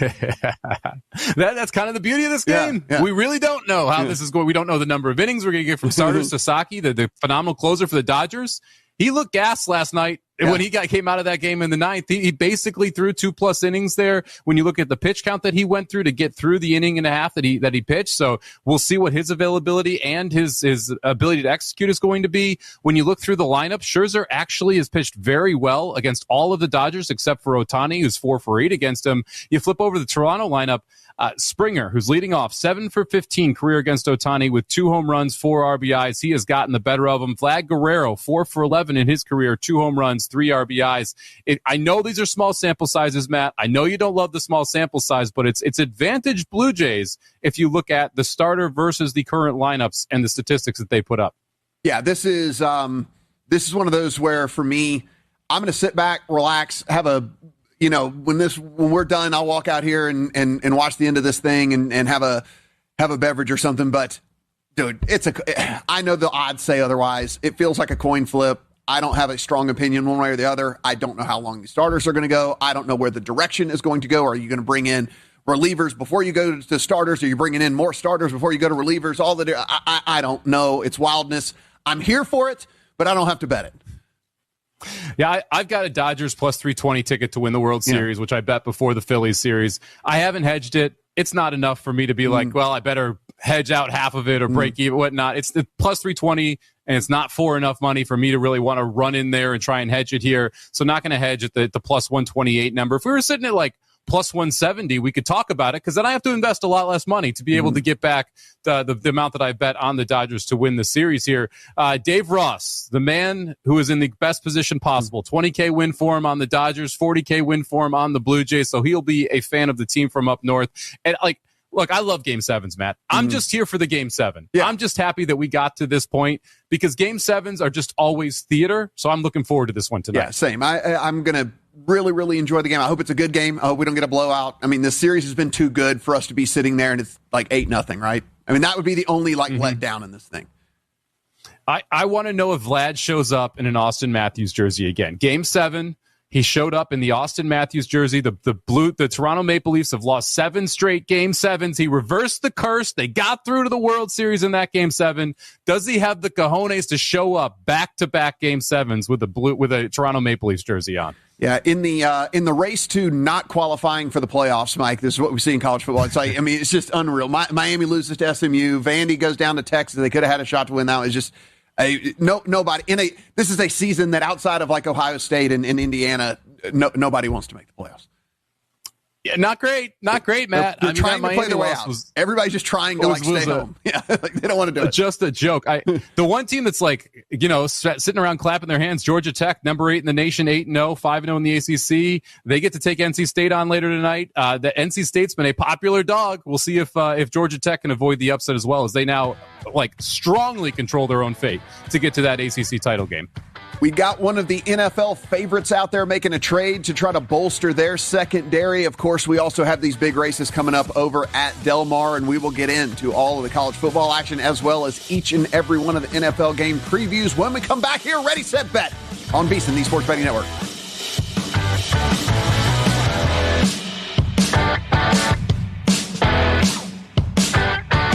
Staples presents That Easy. So I'm a plumber and needed to get work in the door. So business was going down the drain? Yeah, I went to Staples. They printed yard signs, business cards, even flyers to leave at supply stores. But at what cost, man? Well, I saved $125 on my order, and now I'm booked solid. Boom! Back at ya. For your business printing, Staples.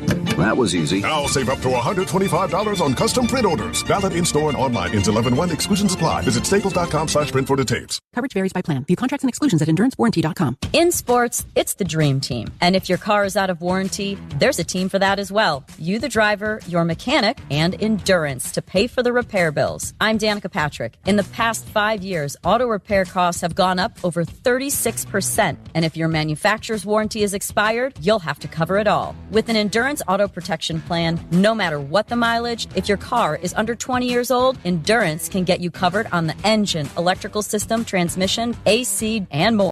Endurance has plans for any budget. Repairs can be done by the certified mechanic of your choice. Plans cover 24/7 towing, battery jumps, fuel deliveries, tire changes, and lockout services. Act now and get the benefits of our Elite Plan, a $2,000 value at no extra cost. With Endurance, you can never pay for covered auto repairs again. So call now for your free quote. Call 800-290-0497. That's 800-290-0497. 800-290-0497. Hey, at Total Wine & More, you'll love what you find this Halloween. Me thirsty. Oh, hey, Frankenstein. Did you enjoy that Cabernet? Oh, good. Want margarita? Well, all the villagers are raving about this tequila. Ooh. And we have it at the lowest price in town. Economical. With the lowest prices for over 30 years, you'll always find what you love and love what you find. Only at Total Wine & More. Drink responsibly, B21.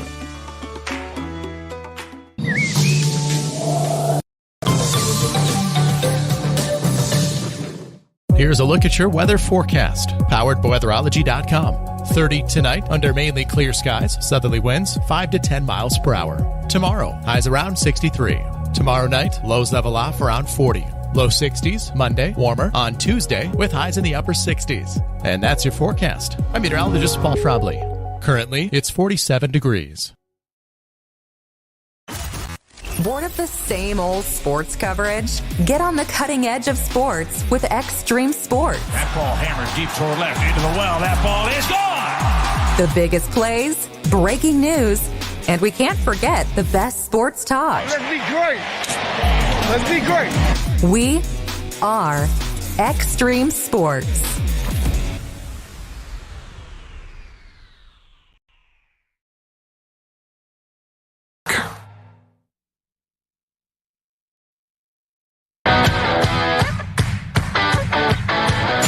Welcome back to Ready, Set, Bet with Matt Brown and Mike Summich on VSiN, the Sports Betting Network. Ready, Set, Bet here on VSiN, the Sports Betting Network. I don't like to do the reads as soon as we come in from the breaks. I know you've been listening to them on the commercial break as it is anyway. But if you did not hear one for First.com, I have to do it now because we're about to talk about the Breeders' Cup Classic, which is actually in about 12 minutes. So we need to make sure that you have an account. First.com/VSiN. Go in, VSiNBC, yes, Breeders' Cup, is your promo code. Go in. You're going to get an awesome deposit, but also entered in a deal where you can get a VIP Vegas experience out here. If you deposit and bet $100 in the first 30 days, get a 1-year VSiN Pro subscription as well. If you're already a subscriber, we'll tack on a year to that as well. Go do that right this second. As I've been talking, hopefully you've been typing this in. Go in, or you can download the app, whichever one you want to do, First.com/VSiN, or download the VSiN app. Download the First Bet app over there and take advantage of this offer. VSiNBC, VSINBC is your promo code. And now we're going to head to the track. Yes. Want to bet the horses with Mike Summich? When I bet on horses, I never lose. Why? I bet on all the horses. It's time to pony up. Giddy up. There we go. Just slight delay. Me and Mike both were like, we were taking off. We both were just going like, all right, we're just going to power through. It's fine. We're going. We're shooting. We're going anywhere. We're in the gates. We're ready to go. Out of the gate. Yeah, you see what I did there? Look, you and I are thinking the same way on that. But yes, we are only about 10 minutes away, so we need to get to this one quickly. Yeah, we do. This is beautiful. It's actually going to go during the break, which is great for me because that means I get to watch it if we go off on time. We are about 9 minutes from post right now. Right now, your favorite is actually the number 7 Sierra Leone, the number 5 Forever Young, also 3-1. Your morning line favorite was the number 1 Fierceness. Fierceness, who I guess people are just sick of betting. He won the Pacific Classic last time out over this track at this distance. You can get 7-2 on him. I think that is a very good price on Fierceness. I have him in second here in this spot. I like the number 10 Antiquarian, who is getting absolutely no love on the board. Right now, 19-1 on the board. And with Sovereignty leaving this race, it has set up a situation where you could logically make a case for, in my mind, 8 of the 9 horses that are left, and you're getting a monster price on the number 10, who beat Sierra Leone, who was one of the 2 horses at 3-1 last time out in the Jockey Club Gold Cup at Saratoga. This is a 4-year-old who is just getting better. Every single start, he has improved in the last 3 races. It was a horse who was struggling mentally. 3 back in the blame, blew the turn. 2 back, was chasing the loose leader, couldn't get by, put it all together last time. If Antiquarian the 10 can take one more step forward, he has got a huge shot in this spot, and he's sitting there at 19-1 on the board. I do like the number 1 Fierceness. I do think that if you want to bet him, and he's sitting there at 3-1, 7-2, I think that is a very fair price on Fierceness. Sierra Leone, who won this race last year, the number 7, is one of those horses where the track style, how it is playing right now, is very much against him. He's coming from way off the pace. It's how he won this race last year, but last year this race had a pace collapse. They went incredibly fast early, and he was able to just kind of pick up the pieces late. I think it's going to be difficult for him to do that here. Just a quick note here. The number 4, Contrary Thinking, 50-1 on the board. I know a lot of people out there love betting horses that are 50-1. Do not bet Contrary Thinking in any bet you are making. A superfecta, trifecta to win, nothing. This horse is not in the race to win the race. This is a rabbit. So in horse racing, when you have a dead closer like Sierra Leone, a lot of time the ownership group, the trainer, they'll put in a horse who is just in there specifically to go to the lead. Contrary Thinking's been in the last 2 races that Sierra Leone has entered. He's been 80 lengths behind in those 2 races. So he's just going to go out fast. He will fade back during the race. So don't play the 4 Contrary Thinking at all. Of the 3-year-olds, and we've got 3 of them in here. We've got Baeza in journalism, who everybody knows well. You also have the 3 Nevada Beach. Nevada Beach, 19-1 on the board. He's the biggest price of the 3-year-olds. He's actually the 3-year-old that I like the most. Won the Woodward last time out over this track, or the Goodwood last time out over this track at 1.25 miles. Looked impressive doing so. He took a big step forward, beat Full Serrano, who won the Breeders' Cup Mile last year and is entered in the Breeders' Cup Mile. We're just 2 races away from a Dirt Mile. We're 2 races away from that. We'll be on the air. We'll talk about that when it comes up as well. I think Nevada Beach has a shot to hit underneath here. So you're playing tries, you're playing supers. I think the 3 makes sense underneath. So I bet the 10 to win. I started pick 4s here with the 1 and the 10, the inside and the outside. And then I played a superfecta, which I will now say very slowly for anyone out there. If you want to write it down, if you want to put it into your first bet account, go ahead and do so. I played the 1-10 with the 1-5-10 with 1-3-5-7-10 with 1-3-5-7-10. Now, Matt mentioned the deal over at first.com. If you use promo code VSIN, BC, not only do you get a $250 sign-up bonus, if you bet $200 on the last 4 races of the Breeders' Cup, you also get entered for a exclusive VIP Vegas trip where you get 2 nights stay at Circa, $250 food and beverage credit. You get a free cabana at Circa Swim and a tour of the VSiN studio. So if you're going to be betting these races, make sure you're doing it over at first.com. Great promotions. If you bet $100, by the way, you also get a year of VSiN subscription, which is a $240 value. So if you're betting the Breeders' Cup, make sure you head over to First Bet to do so. Second play for me on this card. We'll talk about all 4 races as we go through the show. Yeah. My favorite bet of the weekend, though, the number 9, Cinderella's Dream, Del Mar, race number 12. She ran second in the Filly and Mare Turf last year. She came back this year. She's 10 to 15% better than she was, and her trip was awful last year in the Filly and Mare Turf. She was stuck on the inside, got shuffled back from 3rd to 8th in the far turn, didn't get to run until the final furlong, was able to spring forward, ended up missing by a half length to your eventual winner, Moira. But if she had been able to run, she would have won last year. She's back, and she's better this year. I think the number 9, Cinderella's Dream, and race number 12, the Breeders' Cup Filly and Mare Turf, has a huge shot as well, Matt. Mike, I keep turning around, and I know you've got it in front of you. But if this holds, and we will try to identify this before this race goes off, but the Enzo guy on the broadcast, they go to him, and then he says who he likes, and that horse instantly drops. And seriously, it's happened when I turned it on, I told you, hey, I'm kind of watching now and all this stuff. The pattern has been this, which is they go to them, they make their picks, and then they go to commercial and then come back, and then the race goes, right? So you have that commercial break to maybe take advantage of some of these odds moving. He liked a horse two races ago that was 60-1. And he was like, yeah, I don't know what it is, but I kind of like this one at 60-1. They come back from commercial. It was 28-1. Everyone just, because he said he liked that horse, it just pounded, but the odds got better for some of the other horses, right? So maybe you will like something else when they come back from commercial break, depending on who he decides he likes in this race. Well, that's the beauty of parimutuel wagering, right, Matt? You're going to see people talk about a horse, and that horse will drop. And then, I'm not saying I can move markets, but now Antiquarian 16-1, so down from 20-1 when we started talking about the horse. Fierceness also now your favorite at 3-1. But as Fierceness money comes in, all of a sudden, if you like Forever Young, the 5 horse, he's now 7-2. If you like the 7 Sierra Leone, he's now 7-2. So as parimutuel money comes in, or money comes into the parimutuel pool, if one horse goes down, other horses have to go up. That's how it works. You take all of the money bet in, and then you take out the percentage the track takes, and you redistribute all of the remaining money to the winners. So the more bet on a specific horse, the lower the odds go on that specific horse. This is a great race, though. I cannot stress enough how good of a Breeders' Cup Classic this is. If Sovereignty were in this race, this would be the best Breeders' Cup Classic we've had this century. We have the top 3 finishers from last year, Sierra Leone, Fierceness, and Forever Young. We have 2 of the top 3 finishers in the Derby. Baeza in journalism. We would have had Sovereignty as well. Mindframe won a grade 1 2-back. Antiquarian won a grade 1 race last time out. This is just a loaded field. Nevada Beach won a grade 1 last time out. Every single horse outside of Contrary Thinking who crossed the wire, last time they crossed the wire in the U.S., ran a 100-plus buyer.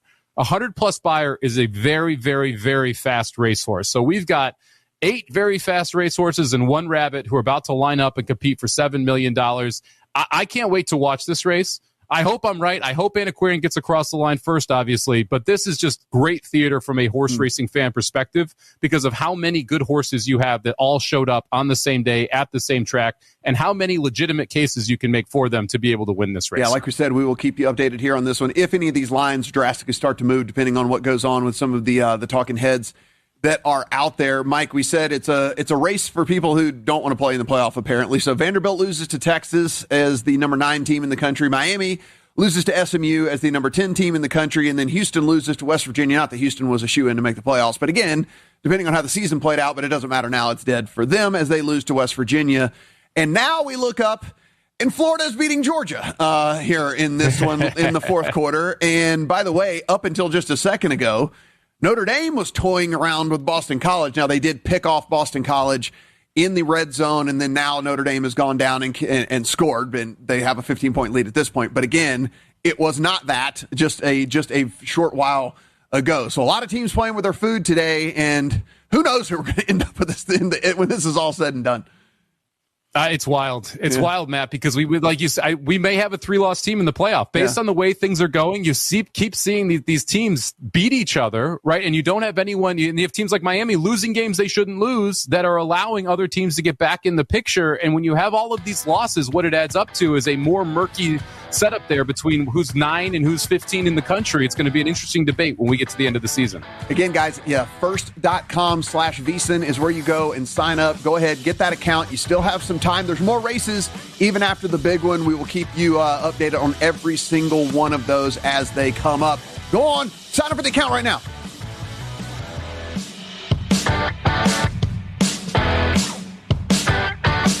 Actual price will depend on product and subscription plan. Featured products are compounded drug products, which the FDA does not approve or verify for safety, effectiveness, or quality. Prescription products require an online consultation with a healthcare provider who will determine if appropriate. See website for details, restrictions, and important safety information. Want a boost in and out of the bedroom? Hims has you covered. Introducing a new 2-in-1 approach to level up your game. Tadalafil for better bedroom performance and zinc for testosterone support. Turn things all the way up and find affordable treatment options at up to 95% less than brand names at hims.com/joy. That's hims.com/joy. I'm Ed Evans, CEO of Consumer Cellular. We're dedicated to serving people 50 and up like me. Our needs are different. Big Wireless wants us in an unlimited plan, but if you're not using all that data, you're probably getting used. At Consumer Cellular, we're focused on affordable, reliable plans, including data that suits your needs, not ours. Our plans start at just $20, and you'll get the best customer service in the business. Call 1-888-FREEDOM or visit consumercellular.com/fax. Plans include $5 credit for auto pay and e-billings.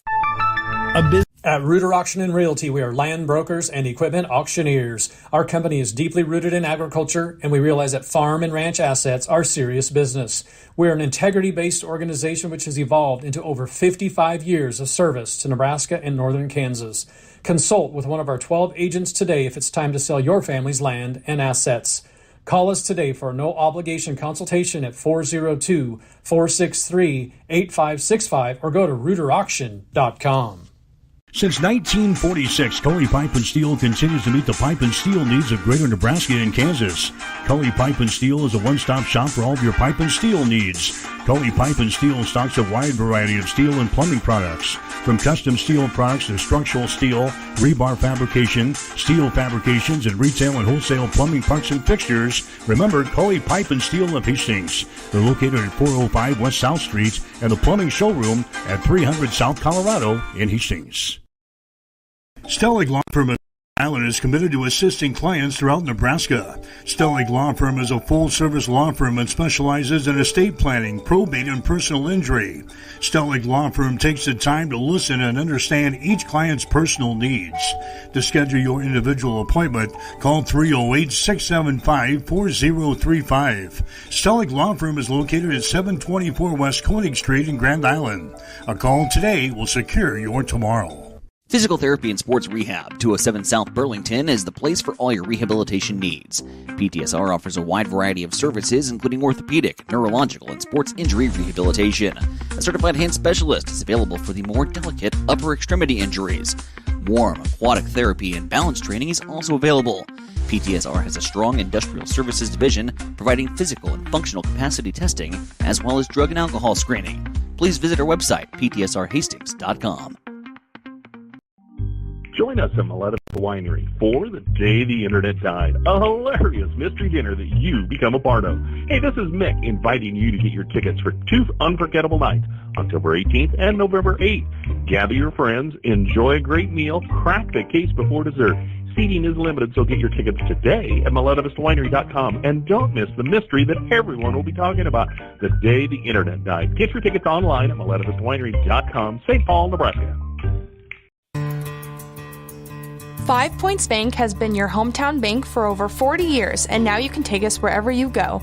Mobile Deposit allows you to deposit checks from your smartphone or tablet with our free business banking app. And never pay for an ATM charge again with our MoneyPass app. It maps out ATMs near you that won't charge a fee because of its partnership with 5 Points Bank. We're here to serve you in person and online, and that's why we're the better bank.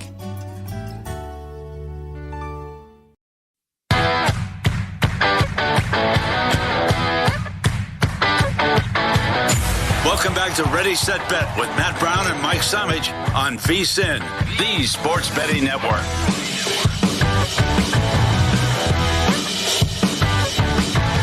And wow, Mike, we get a push towards the end. We thought maybe we could go photo finish. Not quite a photo finish, but it seems that late money on Forever Young was good money. Yeah, it was 7-2 off odds here for Forever Young as gets it done. First win for Japan in a couple years at the Breeders' Cup, and top 3 finishers from last year. Sierra Leone won the race. Fierceness ran second. Forever Young ran third. Forever Young gets his revenge. He beats Sierra Leone, who finishes second, and Fierceness, who runs third. So same top 3 finishers from last year's Breeders' Cup Classic come home as your top 3 here. Journalism ran a huge race. I thought Fierceness was going to win on the far turn. He tipped out and just did not have enough to be able to get by. Sierra Leone was a little bit closer to the pace early. That probably cost him a little kick late. They ended up running a final time of 2 minutes here, which was incredibly fast. Very, very fast time considering the distance they went. Antiquarian, disappointing, man. Was hung 3-4 wide on the first turn, never really kicked it into gear, never had a shot in this one, as you had to be close to the pace. And Forever Young, who was sitting right off of Contrary Thinking, who was your rabbit, is able to go by and then hold off 2 of the best older horses we've got running right now in Fierceness and Sierra Leone. Yeah, 5719 Mind Frame coming in fourth for you Superfecta players out there. Journalism. It was? Journalism fourth, Mind Frame fifth. Yeah. I thought it was... So Forever Young, Sierra Leone, Fierceness, Journalism, Mind Frame, okay. 57198. Gotcha. Okay, yeah, so Mind Frame is 8. 5719 is our final there in that one. And again, there was some drama there late. It was good stuff. But I said to you, Mike, right before we got on air, I go, oh, this money is coming in on Forever Young. I don't know if it was the guy who picked it on the network or not. I have no idea. I didn't see what went on, but good for all those people that did throw in the money there late, because he does get it home. But hey, as you said, we still have more races. We do. We've got 3 more Breeders' Cup races still to come: the Turf Mile, the Dirt Mile, and then the Breeders' Cup Filly and Mare Turf to close out the day. So 3 more shots that we'll be taking here on the show today. Hopefully they run better than Antiquarian, who not his day, not the right trip, then just did not close late. So nothing to do there with the 10, but we'll take a couple more shots as we go along. Yeah, this is where I have to go in and do my bets, and then I have to switch it over to racing, and I have to do to active and see if I got anything. Like this is like the 5-7-1.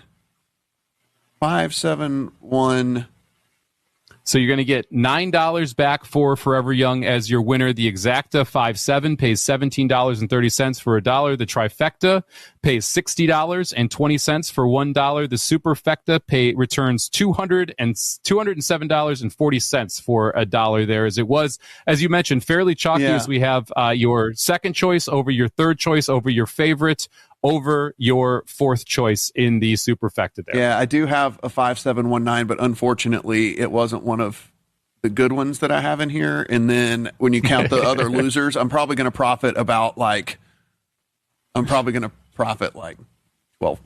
That's not bad. I'm probably going to profit more like ammo for later. Yeah, I'm probably going to profit like $12. But it's it's better than losing $12, right? It's better than losing. Yes, it is. That's the way we Yes, it is. Oh, man. Okay, guys, it is 30 minutes, by the way. 30-minute warning here for for your Survivor entries this week, and we talked a lot about this on Wednesday, but I do want to get last-minute thoughts in for any of you that wait until, basically right up until the deadline. Hopefully you set alarms on your phone like we talk about with all of that. But your projected number one pick this week is going to be the Rams over the Saints. Mike, you and I talked about in the ideal plan where we had kind of gone in and plotted out where we wanted to be. This was the week that we were going to use the Rams coming off of bye, getting New Orleans, traveling to them. And now it just got even better because New Orleans is switching to their rookie quarterback to make his first start ever. And that's going to be on the road against a Rams team that is actually healthy, by the way. We'll talk about this game from a spread aspect a little bit later in the show. It is over 2 touchdowns, but you get Havenstein back, you get Puka Nacua back. Matthew Stafford played at an extremely high level.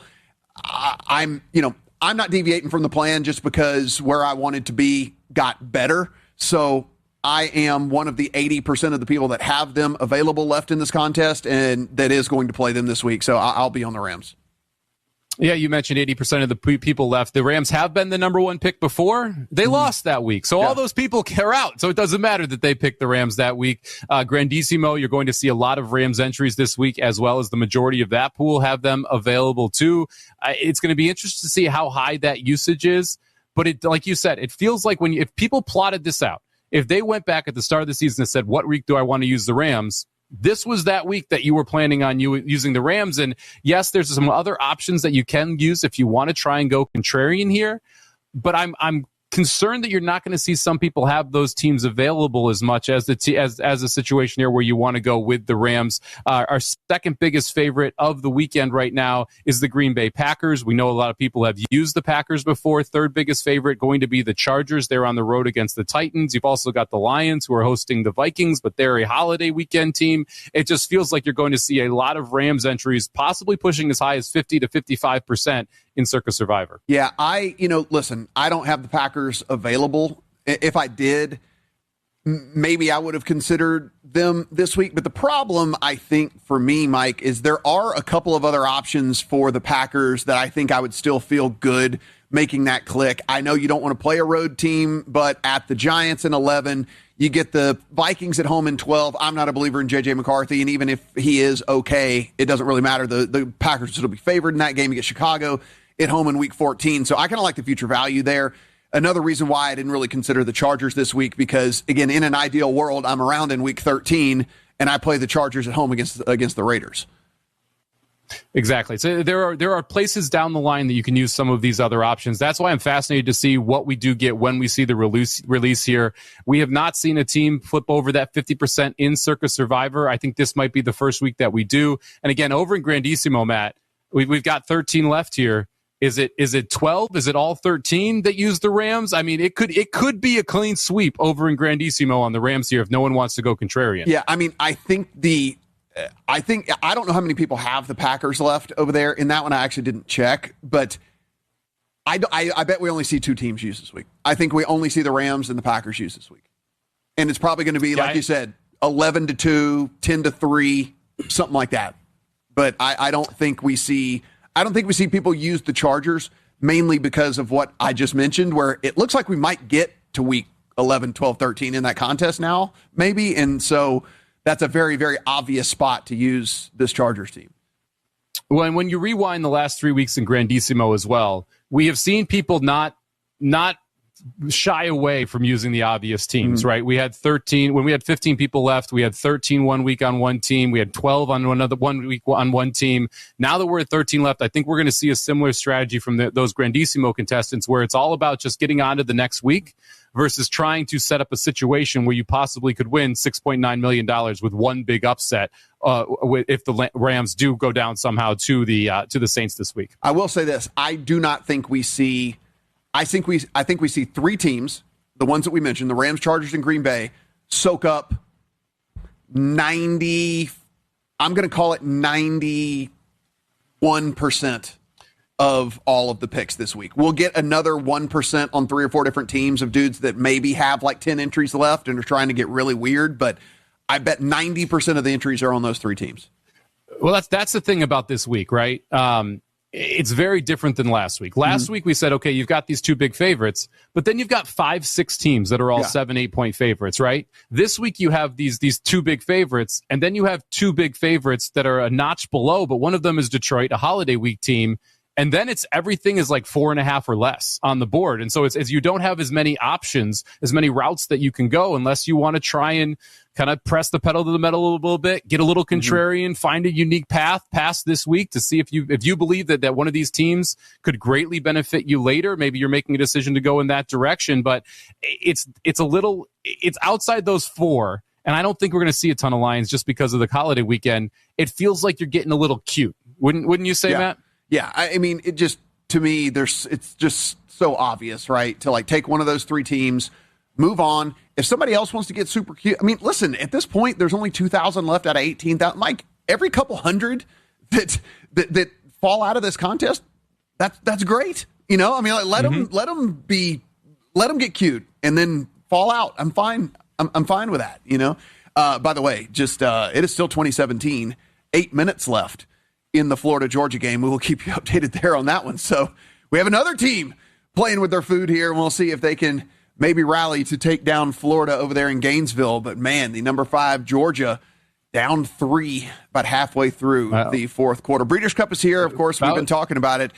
Full expert pick sheet for just $9.99. So go in if you want to get the picks for the last few races here on Saturday. But if you're already a pro subscriber, you can go in and download this. It's already part of your subscription. So mainly go in if you're already a subscriber, you didn't know this thing was there. VSiN.com/breeders to take advantage of this guide. You can go in and see who everybody likes for these last few races here on Saturday. Or you could just stay tuned to this here very program, and Mike Somich will let you know who he likes for the rest of these races. We'll keep you updated on all things college football as well and start to get into these NFL games.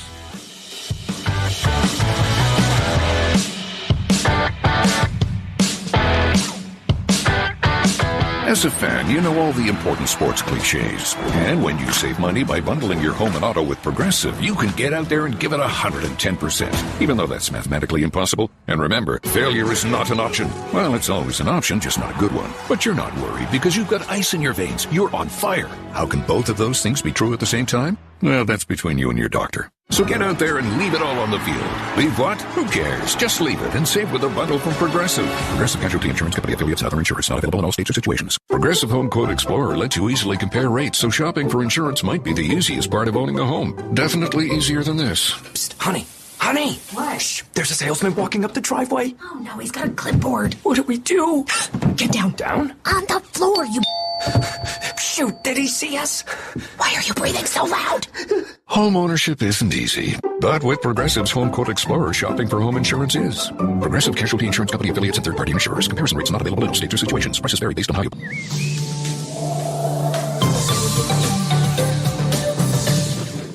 Here's a look at your weather forecast, powered by weatherology.com. 30 tonight under mainly clear skies, southerly winds 5 to 10 miles per hour. Tomorrow, highs around 63.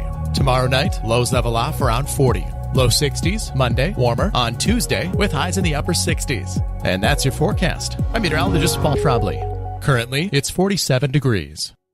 At Midwest Farm Management, often the most challenging decision to our clients is what to do with a family farm. We've been helping answer this question since the 1970s. Our company is focused on working with tenants that are good stewards of the family farm while offering excellent returns to our owners. Our services include, but are not limited to, detailed financial and field reports, grain marketing, crop insurance, and finding and executing a lease agreement that best fits your farm. Give us a call today at 402-463-1110 or find us on the web at midwestfarmmanagement.com. Have you or a loved one been injured in a motor vehicle accident? Hi, I'm Mitch Stellick from Stellick Law Firm in Grand Island, and we specialize in personal injury law.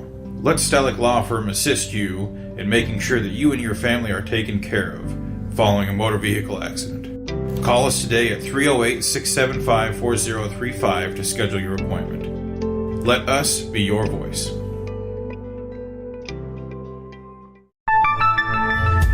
When opportunity knocks, you don't want to miss the call. Hamilton Business Technologies makes communication easy and efficient using customized technology, all while putting people first. Whether you're working from the office, at home, or on the go, Hamilton Business Technologies equips your business with the right tools for smooth, professional call handling. Hamilton Business Technologies. Real people, real technology solutions. Learn more at hamiltonisbusiness.com.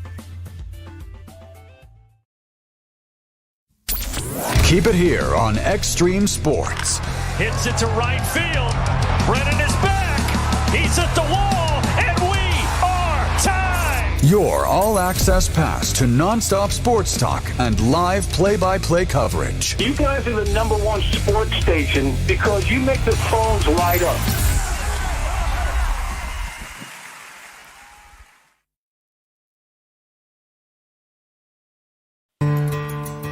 5 Points Bank has been proudly serving the Tri-City area for decades, and we are continuously finding ways to make your banking experience easy and enjoyable.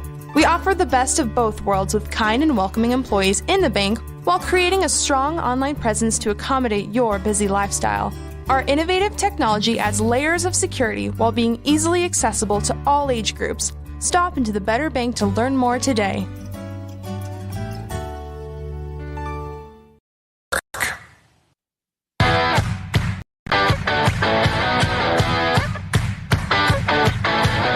Welcome back to Ready, Set, Bet with Matt Brown and Mike Summage on VSiN, the Sports Betting Network. Ready, Set, Bet here on VSiN, the Sports Betting Network, as we sit here and do a whole segment reminding you guys not to be the no-pick guys, as me and Mike still have to put in our we got to enter those, don't we? Our millions picks. So, all right, load it up. We'll do it during the break next time. I was going to say, we'll definitely do this during the break. With all that, so I want to make sure. I was sitting here going, dude, I cannot believe we went through that whole break. And hold on, let me write it. Millions. Yeah, there you go. All right, I'm ready. I like it. Yes, good job, good job. We talked about a big trade, and I want to go ahead and pay off that tease. The Ravens sending Jair Alexander and a 2027 seventh to the Eagles in exchange for a 2026 sixth round pick. It was read a whole article this morning about team wants. Now, you and I said on Wednesday, Mike, there's no more disappointing trade deadline than the NFL trade deadline. But, one of the wants for the Eagles was some depth in the secondary. And so they went out and got that depth in the secondary. Well, they went out and got Jair Alexander. We'll have to see if they decide to address the depth need in the secondary later, close to the trade deadline. Because Jair Alexander doesn't play football anymore, Matt. I don't know if you know this, but they were all excited about him with the Ravens during the training camp. Like, hey, he's going to stay healthy. He's going to make our secondary a lot better. You can just see with the compensation here what the expectation is for Jair Alexander. If you do see him play back to the form that we saw 3 years ago at Green Bay, then you can get a couple games out of him. It's considered a win here for the Eagles. On the Ravens side, you're essentially just getting a one-round higher pick a year earlier versus and getting rid of Jair Alexander off the roster. So to me, this is about what I expect from the NFL trade deadline. A move that probably won't matter at all when we get down the line. The only thing, and this is a good segue to, with all of the changes that are currently happening down in Miami and we expect to happen in the offseason, apparently, according to Ian Rappaport, they will at least entertain offers for Waddle. And you and I said, listen, you kind of look at that division and you see the Bills, and as long as they have Josh Allen and some pieces around him, they're not going anywhere. You see the trajectory of where the Patriots are only going up because, as we said, they spent all offseason last offseason upgrading the defense. They're going to spend all offseason this year upgrading the offense around Drake May. And I don't see them going anywhere for the foreseeable future. So, Mike, if you're the Miami Dolphins, you kind of have to take a look in the mirror and realize where you are. You're probably losing your coach in the offseason. You just lost the GM, all those things. So, yeah, man, maybe hit the hard reset button here. And if you got to get rid of Waddle, it's going to suck. You're not going to like it, but you're probably going to get a second rounder back for him. So, build through the draft, build through whatever, and just understand that it might take you a couple years to get back. Look, you got to look in the mirror. And you got to realize the Bills have their coach and quarterback, right? the Patriots have their coaching quarterback. You zoom out and you look at your conference, and it's Mahomes, and it's Lamar Jackson, and it's the Chargers who are better this year with Herbert. You just don't have the ammo. So then you have to look at your roster and say, how can I get more ammo? And right now, there's a couple pieces that you can get something back for. That's Phillips on the defensive side, and that's Waddle on the offensive side. You kind of need to start making those moves. I wouldn't even mind if Achane was involved, and he ends up somewhere else as well. We'll see how much this is a house cleaning for the Dolphins, but you have to hit the hard reset button because you're just not good enough. And you tried to be good enough, and you tried to find ways to kind of keep Tyreek Hill around. Hopefully you're able to develop the offense a little bit better, but they never address the offensive line. They never address the secondary, and it's a mess down there in Miami. I think Greer was the right move. He needed to go. He was the architect of this absolute mess that you've got down there in Miami. Now the question is, with him out of the room, how can you go in there and make this better as quickly as possible? That's draft capital for this Dolphins team. I think they should be looking at Waddle. I think they should be looking at Phillips. I don't think anyone should be off the table down there in Miami because it's going to take 4 to 5 years for that franchise to get better. And none of these players are going to be there in 4 to 5 years anyway. You might as well stink, get a good draft pick, get other people's draft picks, and then start the rebuild. Georgia gets into the end zone, 24-20, 4:36 left in the fourth quarter. Your number 5 team in the land is trying to not be like some of these other teams in the top 10 that go and lose here on this Saturday, November the 1st. But still plenty of time left for Florida if they can try and rally there down in Gainesville. No rally needed for Indiana as they take care of business against Maryland, 55-10 on the road there. Indiana certainly looks the part. I know you can only play the teams in front of you, and so they are just beating up on all the teams put in front of them, and there's something to be said for that because everybody else in the country is not doing that. That's the thing. When you look around and you see everyone else falling by the wayside, you kind of have to respect what Indiana is able to do. And it looks like we're going to have a showdown for the Heisman at this point. You've got Indiana, their quarterback, heading in to take on Ohio State in the Big Ten championship game. Assuming things play out, they're going to be number 1, number 2 in the Heisman voting. So you're going to have the Big Ten title on the line and likely the Heisman on the line there in that Big Ten title game. Nick Saban was making fun of himself today on game day, which was pretty great for having Saban run the scout team for him for an entire season. And he was making it was good. He was being self-deprecating. You know, it's good to see the greatest college football coach of all time making fun of himself.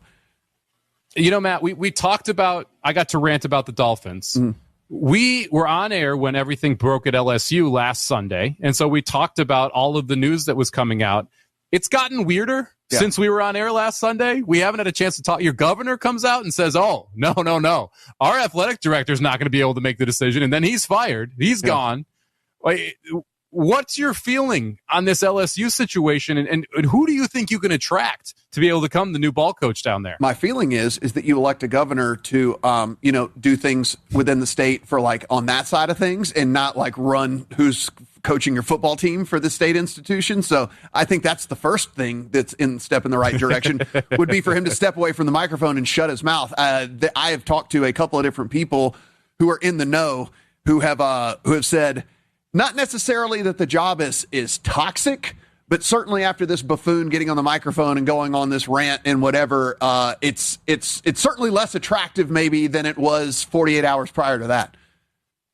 I mean, you got the facility, you got the money, you got everything you want, but your shelf life at LSU is not very long when you look back at the previous coaches, including national championship winning coaches who aren't able to last there for very long if you go through a downswing. Brian Kelly, even in I believe it's his 4th year, he was 45-13, still a pretty good record, despite not being able to get over the top, and yet he is out the door as well. The one nice thing, like we've said, you get a good buyout if you get fired from LSU, so that's at least a positive if you're looking to take the job. No doubt about that.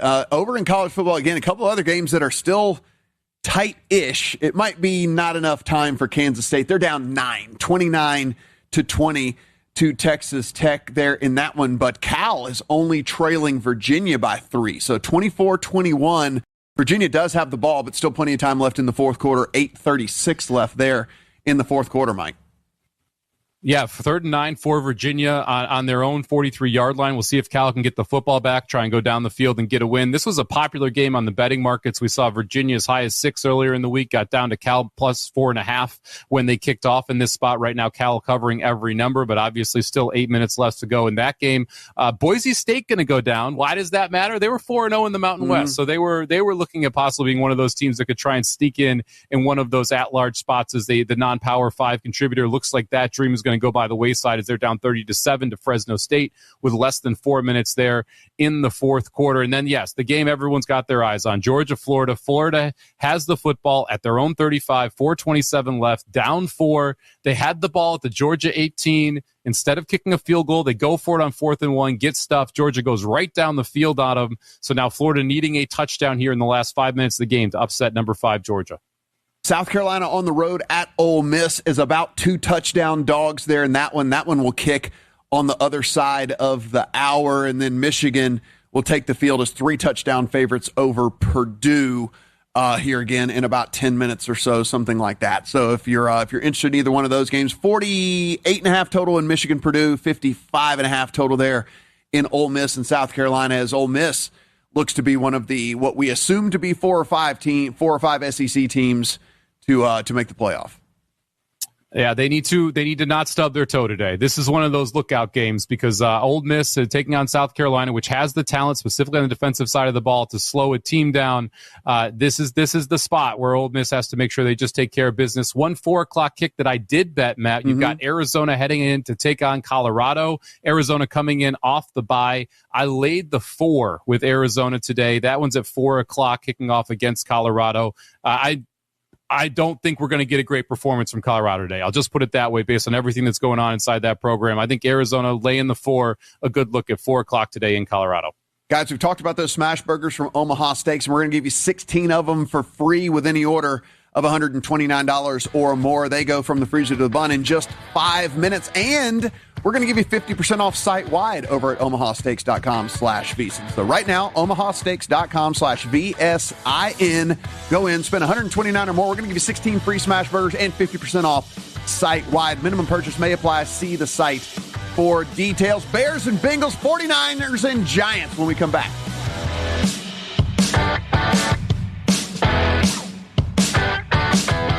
With the new IHOP value menu, $6 is all it takes to go to your happy place, where stacks of pancakes with bacon and eggs are just $6 every day. French toast, sausage, and eggs are, you guessed it, $6. And fluffy omelets come with a side of pancakes and only cost $6. Go to your happy plates every day at IHOP.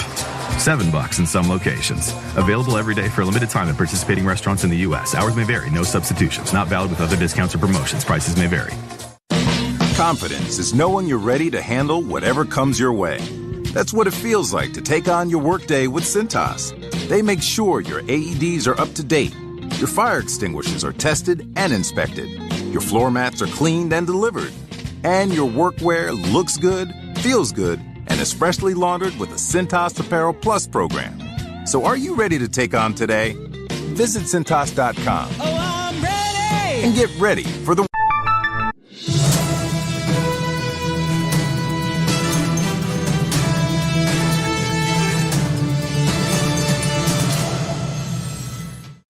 From Feature Story News in Brussels, I'm William Denslow. The bodies of 2 more deceased hostages were returned to Israel on Thursday. Comes as Prime Minister Netanyahu threatened further Gaza strikes if Hamas does not honour its ceasefire commitments. Blake Sifton reports from Tel Aviv. Hamas returned the bodies of 2 more deceased hostages on Thursday in the first handover of new bodies in 9 days. 11 deceased hostages now remain in Gaza, and the Israeli government has accused Hamas of purposely delaying their return. Hamas says it will take time and heavy machinery to recover them. On Thursday, Prime Minister Netanyahu said that if Hamas violates the ceasefire, it will suffer powerful attacks like it did 2 days ago. Local health officials in Gaza say at least 104 people were killed in those airstrikes, including 46 children. China's President Xi Jinping is set to meet Canadian and Japanese leaders for the first time on Friday, a day after agreeing a trade truce with US President Donald Trump. The US president skipping the APEC summit of Asia-Pacific economies, with the spotlight now turning to China's leader. Laura Westbrook has more from outside the summit in South Korea. All eyes now turning to the leader of the world's second largest economy, China, and Chinese President Xi Jinping. Now, he has made a speech, his first since that meeting he held on Thursday with Donald Trump. And he said that he was very much calling for protection of the multilateral trading system. He said that the world is going through rapid changes with a complex and volatile international landscape. And so he said, in the face of these turbulent times, the more that we must work together. The UK government says it supports King Charles's position after he started the process of formally stripping his brother of his Prince and Duke of York titles. Andrew's always denied doing anything wrong, but fresh details about his friendship with sex offender Jeffrey Epstein have been emerging in recent weeks. Andrew Mountbatten Windsor, as he'll now be known, will also move out of the Royal Lodge property in Windsor. Royal reporter Jack Royston says further action had become inevitable. It's almost unheard of in the monarchy. Obviously, royal family members are not staff members. They're not employed by the monarchy and therefore cannot, under normal circumstances, be fired. It had become completely untenable for the monarchy to keep acting as though royal family members should not be held accountable for their actions, because that is absolutely what the public expects. And at least 19 people are believed to have died in Jamaica due to the impact of Hurricane Melissa. At least 30 are believed to have been killed in Haiti too, after one of the most powerful hurricanes hit the Caribbean. From bureaus worldwide, this is VSiN, the Sports Betting Network. This is Ready, Set, Bet with Matt Brown and Mike Summich on VSiN, the Sports Betting Network. Just firing on horse races over here. Breeders' Cup continues on. We get down with the Classic, but hey, there's more races to come. That's why we told you about getting your account over there at first.com/VSiN.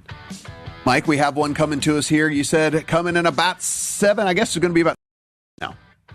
Now we're down to 5, Matt. Just 5 minutes away here from the Breeders' Cup Mile, which is run on turf. The Dirt Mile will be next, but this is the Breeders' Cup Turf Mile. $2 million up for grabs. Your favorite, the number 2, Notable Speech, who ran 3rd in this race last year. This is usually a race dominated. This sound is processed by StereoTool. Go to stereotool.com. I am mainly looking at the Euros. Notable Speech, a European horse, makes sense. I like the number 3, Shalon. 6-1 right now on the board. This is a 3-year-old who has just gotten better and better and better. Won $1 million Group 1 in France last time out.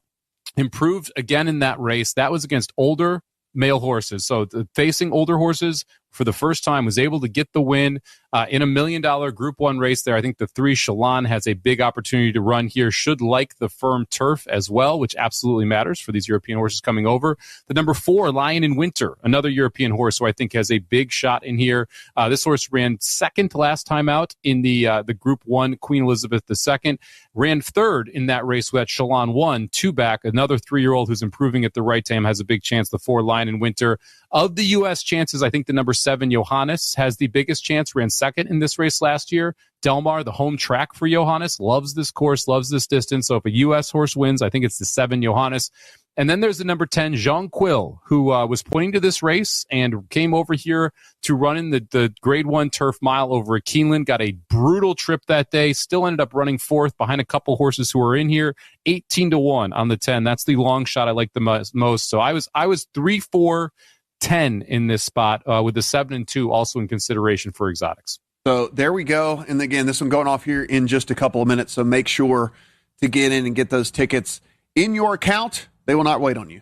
They will not wait on you. They're going to go. If you don't have the ticket in, you just get lost. So it is still got about 3 minutes to post. All right. So 3 minutes to post. Speaking of 3 minutes, that's how much time is left in Georgia and Florida currently, Mike Summich. This is a 4-point lead for Georgia here in this one.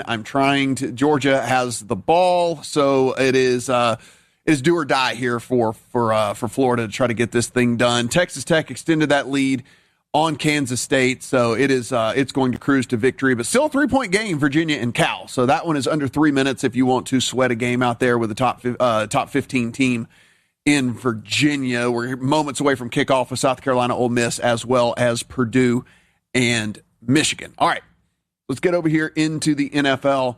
Time for us to start talking about some of these games. The first is the Bears and the Bengals. As we sit right now, Mike Somich, this is 2.5 to 3 in favor of the Bears. 51 to 51.5 is our total. On the Bears side of things, no DeAndre Swift, no Roschon Johnson. Welcome to the party, Monongai. So hopefully when we were been screaming to you over the last few weeks in the Fantasy 5 on Wednesdays here on the program to go in and pick this guy up if you had some bench space, because, yeah, one, he was getting more run as it was anyway, and two, we were saying, hey, this DeAndre Swift had some injury problems. He's, things like that might get some additional opportunity. Well, that opportunity is going to be here this week for him. Luther Burden also out on the Bears side. Cincinnati, Joe Flacco will get the start.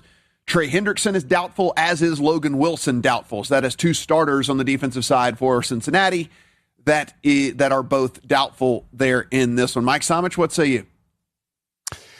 Look, I like the Bears side here, but I don't have a Bears bet in my account because I'm just not sure what to expect from the defense and what the Bengals are going to be able to do on the offensive side. Like you said, looks like it's going to be Flacco. We're expecting it's going to be Flacco. That's obviously making this Bengals team a little bit better offensively after what we've seen him be able to do the last couple weeks.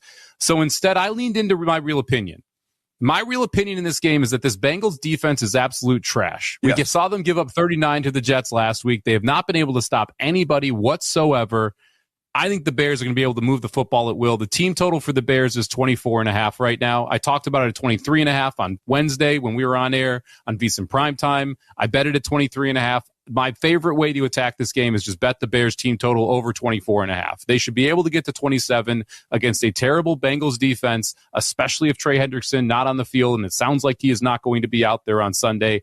I like the Bears team total over, and then I don't have to deal with whatever is going on Cincinnati's offensive side. I just get the Bears unit against the unit I want to focus on in the Bengals. So team total over 24.5 for me on the Bears. Mike, normally I don't do this, but it's like it to kind of drive home here why I took the Bears at 2.5 is, guys, get ready for a long list, but there's a point to all of this. And it kind of plays into what you were talking about as well. EPA per play, success rate, EPA per drive, early down EPA, early down success rate, pass EPA per play, pass success rate, explosive play percentages, rush EPA per play, rush success rate, explosive rush percentage, pressure rate, and completion percentage over expected. These are all against, so this is like against the defense. So all of those stats I just said against the Cincinnati defense. 32nd, 32nd, 32nd, 32nd, 32nd, 32nd, 32nd, 32nd, 32nd, 31st, 26th, 30th, 30th, 27th, 29th, and 25th. That is insanely horrible. I mean, like every single advanced statistic in the NFL, the best one, they're 26th. The best one, they're 26th. In the vast majority, they are dead last. So you think if Burrow was out there, they'd be a playoff team, Matt? I mean, listen, maybe the defense would rally around Joe Burrow being in the huddle. I have no idea. But, I mean, it is just unbelievable. And, the one thing that they're 26th in, Mike, is the actual explosive rush percentage allowed. But teams don't have to run the ball against them, so it doesn't really, it's like, yeah, it's probably a little bit less because there's just fewer opportunities. So, it's no point. I don't, I wanted to like the Bears this year. I wanted to see an improvement in this team, and I don't think Caleb Williams maybe is the dude, but I just read to you why at under a field goal. It just, if not in this game, then win. If not in this game, then win. I'm not a Caleb Williams guy. I'm not. Yeah. I really the lack of accuracy a year and a half into his career is what really bothers me more than anything else. We've not seen him get more accurate. You see him miss rather easy throws. I think his progressions have got a little bit better, but against this defense with a running back in Monongai who should be able to help you move the chains. It's not like losing Swift to Monongai is a massive loss here. You've got a Dunze on the outside. Loveland started to get more involved. This is an offense that should be able to do whatever they want assuming Caleb Williams is semi-accurate. I love the team total over here. I just want to bet against the Bengals defense. I don't love this Bears defense, though. And I think that Joe Flacco is just going to spam Jamar Chase again if he's out there. And you're going to have the opportunity for the Bengals to score points. So I'd rather just bet on the side I like, which is that Bears team total over versus messing around with the side. It is just I couldn't even believe that when I went and looked. Like, they are just, we knew they were bad. They are like last in everything. It was fascinating to take a look at that. All right, so we have the 49ers on the road at the Giants. This is 2.5 across the board, though it is juiced towards the 49ers. I imagine as we get closer, it's going to be one of those things where it toggles back and forth between 2.5 and 3. 48.5, the prevailing total here in this one. Mac Jones is going to get the start for the 49ers, as we kind of guessed on Wednesday. Center Jake Brindle, wide receiver Ricky Pearsall, and defensive end Bryce Huff are all out for the 49ers. Defensive tackle Jordan Elliott, linebacker D. Winters are both questionable for the 49ers. On the Giants side, just a horrific injury report for them. Both of their starting corners in Paulson Adebo and Cordell Flott are out, and the third corner in Art Green is also out. So your first, your second, and your third corner are all out for the Giants. Your free safety, Javon Holland, is questionable, and your right tackle on the offensive side, Illuminor, is doubtful for them. So a team that I have a season win total under on in the 49ers, which is not looking great for me at this juncture, but I have a strong lean towards them, but instead, Mike, I just went on the over 47.5 in the game because I think that the Niners might be able to put a lot of points on the board here, even though they are not 100% on the offensive side. And then the Giants can just chip in some stuff here and there and get us over to the 48 number. Yeah, I played over 48 earlier this week. I added some 47.5. I'm surprised this total is going down because, as you mentioned, like, this is a just decimated Giants defense from an injury report perspective. And this is a San Francisco offense that's been able to consistently move the football and put points on the board. I think they have a lot of ways to have success offensively here. You flip it around. After one just amazing duct tape effort 2 weeks ago by the San Francisco defense, they were everything we expected last week against Houston. Not able to rush the passer against one of the worst offensive lines in football. Not able to stop the wide receivers for Houston when you were missing your top two wide receivers there.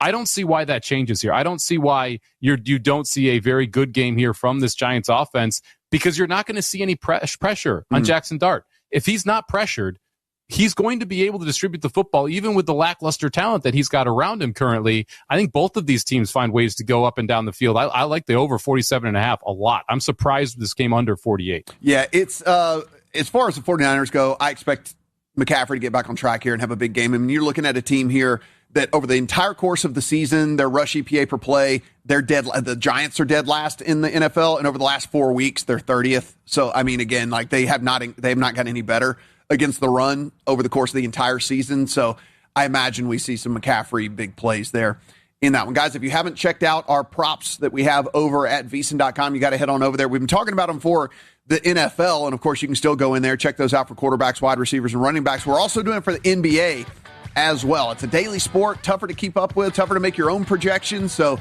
come in, take advantage of that at VSiN.com/NBA props that is in there right now as well. Free preview, limited time over there, so go check that out, make you some bets, win you some money.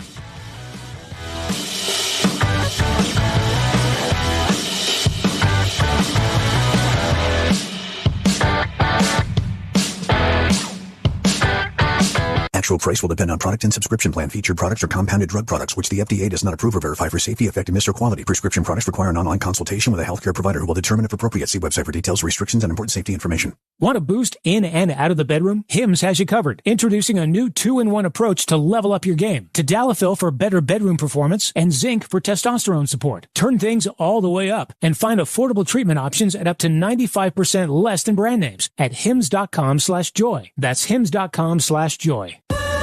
I love a day on the water with friends, but my moderate to severe plaque psoriasis sometimes holds me back. Now I'm all in with clearer skin thanks to Skyrizi. Risankizumab Riza, a prescription-only 150 milligram injection for adults who are candidates for systemic or phototherapy. Teaching music is my passion, but my active psoriatic arthritis can limit me at times. Now I'm treating my joint symptoms with Skyrizi. With Skyrizi, most people with plaque psoriasis saw 90% clearer skin at 4 months. Or if you are an adult with active psoriatic arthritis, Skyrizi helps you move with less joint pain, stiffness, swelling, and fatigue. Don't use if allergic to Skyrizi. Serious allergic reactions, increased infections, or lower ability to fight them may occur. Before treatment, get checked for infections and tuberculosis. Tell your doctor about any flu-like symptoms or vaccines. There's nothing like clearer skin. There's nothing like better movement, and that means everything. Ask your doctor about Skyrizi. Visit Skyrizi.com or call 1-866-SKY-RIZI to learn more. At Bank of America, we asked our people, how do you take ownership of your career? I'm able to grow my way by putting the priorities that I have for my career first. I thrive on being a leader who's behind the team, not in front of the team. Every few years, I'm being re-energized because I get to do something different and learn something new. See how our teammates are growing in their careers at bankofamerica.com/great place to work. What would you like the power to do? Bank of America, proud to be an equal opportunity employer.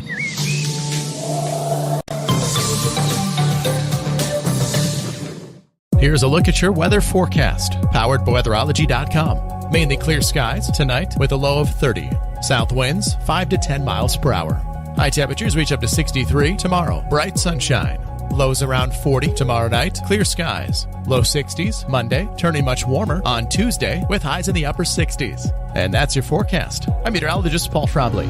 Currently, it's 47 degrees. Rev up your energy and fuel your body with the protein punch you've been craving. When it comes to nutrition, Highland Dairy has a wide range of locally made products. Discover tasty ways to a stronger, healthier you with Highland's range of yogurts, smoothies, flavored milk, and cottage cheese. For parents with picky eaters and trendsetters looking to jump on the revival of cottage cheese, Highland has what you need to hit your protein goals. Highland, locally made, naturally delicious.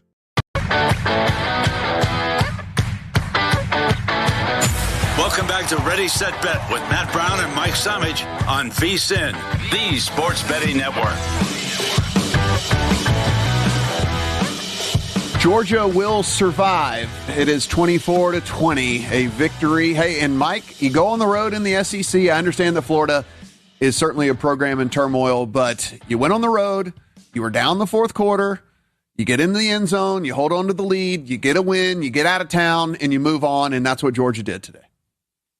Yeah, they did. That it's always a tough game when it's a rivalry game. That one played in Jacksonville, the largest outdoor cocktail party, and Florida had an opportunity. They were up 3 late in the game at a 4th and 1 on Georgia's 18-yard line, unable to convert, turn the ball over, and Georgia goes down, scores a touchdown, goes up 24-20, never looks back in that spot. So Georgia holds serve, Matt. That's really all they need to do. Georgia just needs to keep winning games as long as they don't lose 3 on the season. Right now, 1, they will be headed to the college football playoff. A couple of games at 4 o'clock that kicked off. Ole Miss not able to get anything going on their first drive, so South Carolina now has the football, although it's 3rd and 15. And our boys in Arizona go up 7-0 a minute into the game on a 57-yard touchdown pass over Colorado. So nice start there. UVA most likely going to kick a field goal, go up 6 on Cal. Number 15 UVA, University of Virginia, taking on California. There's 49 seconds left in that game, Matt. Virginia is on 4th down on California's 15-yard line. So most likely Cal will get the ball back down 6 here, needing a touchdown to knock off number 15 Virginia. No respect for the 8-0 Georgia Tech team as they head on the road to NC State as just 4.5-point favorites here. 4-4. 4-4 NC State. So Georgia Tech looking to get a little respect on their name here today, Mike. Yeah, this is one that's been interesting in the market is it's been all NC State money. We did see some buyback on Georgia Tech today. We got up to 5.5 in some places, but again, more NC State money coming in, and 8-0 Georgia Tech, number 8 in the nation on the road, not getting any love in the betting market here as they're less than a touchdown to a 1-3 ACC team in NC State. Oklahoma and Tennessee also coming up here right now. Tennessee a 2.5-point favorite, total sitting at 54.5. That kick is at 4:30 Pacific, 7:30 Eastern, and a essentially an elimination game for the playoff. Whoever loses picks up their third loss and is very unlikely to be able to make it into the college football playoff. Well, a very lazy, and I mean lazy, fair catch attempt by Ole Miss turns into a muff and turns into a South Carolina recovery inside the 20, Mike. So already in field goal range, college kickers, for South Carolina as a big turnover here in the first quarter for Ole Miss. So South Carolina will start the drive at the 16-yard line with, I mean, just a lazy, it was like he was trying to pimp the catch or something. Like, it was just so odd. Like he just didn't do what a guy fielding a punt normally does. And you see it? Are you watching it? No, we just had a swing in the Cal Virginia game. Virginia went for it on fourth down, doesn't convert. First play from California, pick six. Virginia covers every number as they're now up 9 points, kicking the extra point. The number in this game was 5.5. So if you were a California backer, you're sitting there, you're like, don't kick the field goal, Virginia. Don't go up 6. They don't. And then immediately we get a pick six going the other direction. Is now 31-21 Virginia with 34 seconds left. So they will survive and most likely cover every number as California still could backdoor this if they're able to get a quick touchdown in the last half minute of the game. South Carolina wastes no time. They're down inside the 5-yard line. So down inside the 5 here for South Carolina as they try to punch it in. First and goal at the 10-minute mark of the first quarter. Guys, we talked about that sports equinox where all 4 of the sports were playing on the same day. Well, we're going to run a special for you. It's $120, everything we do, now until May the 1st. And so go in, take advantage of all of the guides that we do, all of the daily articles that we do. You get the emails sent to you directly with all the plays from the hosts and the guests. And, of course, you get the video feed and the splits page and the picks page and all of those things. So, again, every single thing that we do, vsin.com/subscribe, $120 now until May the 1st. Is this where I bragged that I hit the trifecta in the last race? I'm going to go ahead and you nailed it, man. I did. So I did. I hit the trifecta. Number 2 horse, Notable Speech, able to get revenge here after finishing third in the Breeders' Cup Turf Mile last year, gets the win. The number 8, Formidable Man, your random horse that you threw in, runs second at a big number there, Formidable Man, 18-1. The 4 horse, Lion Winner, one of the ones we talked about there, runs third. 11, Rhetorical, runs fourth, just nosing out the 3, Shalon, who ran fifth there. Next up on the card here, 25 minutes away from the Breeders' Cup Dirt Mile, where Nisos, the 3 horse, who is 1-2 and going to be a deserving heavy favorite in this race, was always expected to be the biggest favorite of the entire Breeders' Cup weekend. Falcons on the road at the Patriots, and they're taking some money here. It is down to 4.5 at most spots. Mike, you and I going over this game on Wednesday. It was 5.5. We were wondering if things was going to get to 6.5. Instead, it goes the other direction. Michael Penix is going to go for the Falcons, and maybe that is why people decided to come in and back this team. The offense is intact from an injury report standpoint. On the defensive side, defensive end Zach Harrison and their nickel, Billy Bowman, are both out. So 2 defensive starters out. Linebacker Leonard Floyd, linebacker Jalen Walker, safety Jesse Bates are all questionable. All did get in limited practices on both Thursday and Friday. On the Patriots side of things, everybody except Ramondre Stevenson going to be good to go for them. So if you've been sitting on Travion Henderson for all this time in your fantasy leagues, or if you have best ball shares, maybe this is the week that it finally pays off as Ramondre is out here in this one. A 45.5 total, Mike. And like I said, we're seeing a little bit of money coming in Atlanta. We are seeing money coming on Atlanta, and I'm not shocked about it. When we talked about this game on Wednesday, this is just your classic scenario where you're going to get dog action from sharper players in this spot, because this is a New England Patriots team that is rated as highly as they have been rated all year on the power rating side. 5 wins. You've seen them cover. They're a team that is currently the darling of the NFL. You're hearing Drake May MVP talk, and on the other side, the Falcons are an absolute train wreck. This is the lowest that they have been inside the market. What we have seen consistently is that when you have one team at their absolute peak and another at their absolute bottom, that's a good time to bet the team that's their absolute bottom. We've seen some bigger bets from sharper players come in on the Falcons at 5.5 and 5. That's pushed this number down to 4.5. I'm still not involved, Matt. Like I said, my numbers say it's Patriots, But I also think I may have over-adjusted in a couple spots. I did readjust for Penix because I wasn't sure if we were going to have him. That got me closer to the 5 number, but not to the 4.5. We'd probably have to get to either 6 or 3 for me to play it. I don't think we ever get to either of those numbers. So this is one where I will simply sit back and watch. Yeah, it's a deal for me where I guess that number was kind of sitting in the middle of not knowing whether Penix was going to be able to go or not. So when he went, full point move makes sense. Kirk Cousins was just dust. I mean, looks absolutely atrocious. Get on the sideline, collect your $27 million. I don't need to see you play football ever again. I just don't get on my television ever again. I'm not bitter that they cost me a survivor injury or anything. I'm not, Mike. I promise. Not at all. Yeah, not at all. Wait, the Falcons only cost you 1? Well, last week, and then they cost me 5 before that. Yeah. They've torched $6,000 of my dollars. Yes. So there's this. Thanks. I'm never going to Atlanta again as long as I live. I'm boycotting the city. Yeah, I mean, same deal with me. I have the Patriots obviously way higher than I have the Falcons, and I think my problem here, in definitely seeing the line kind of move against my sentiment, is keeping me off of this one because I do think I have some Patriot blinders on right now. Now, this game could maybe take those doubts out of my head because this is a team that they are better than in just about every aspect. I mean, you can point to the fact that maybe, the running back position, yes, Bijan Robinson's better than every running back in the league except for a couple. So I guess you could point there. But outside of that, I mean, Drake London hasn't really lived up to what we've thought of him. I mean, Kyle Pitts, all the talent in the world, doesn't equal anything on the field. The defensive side, we've seen this Patriots team. By the way, Mike, no running back has run for more than 50 yards on this Patriots team all season long. Not one running back has over 50 yards on this Patriots team all year. So, again, everything points to the Patriots. The market's telling me otherwise. I will take my doubts away if they go and handle business this week, and I'm just going to go with what my numbers and what I believe, but I'm going to sit this one out.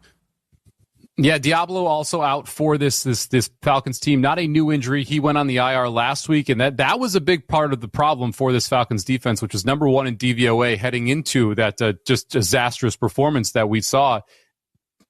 I understand why the market's going where it is. But I agree with you. I feel like I feel like I've over upgraded the Patriots. And that's why I even though I could get to this number, to me, it's not one that I want to get into the account in this spot. I'm fascinated by this game because this is going to be pros versus Joes. You're going to see all the professional money here on the Falcons. You're going to see all of the recreational money on the Patriots. And we've not just seen all of those games go to the pros over this year or so. We've seen a lot of favorites be able to win in these spots. This is going to be another fascinating spot. And you mentioned Drake London as well. His hip absolutely matters. They need him out there to give them some more explosiveness on the outside. The Indianapolis Colts, one of the biggest risers in the power ratings all season long, go on the road to the Pittsburgh Steelers. We will talk through that one. Carolina and Green Bay. Yeah, you like Green Bay for sure to win the game, but do you like them to win by 2 full touchdowns? Well, that's what's going to take. We'll see which side we are on when we come back here. Ready, set, bet. The Sports Betting Network.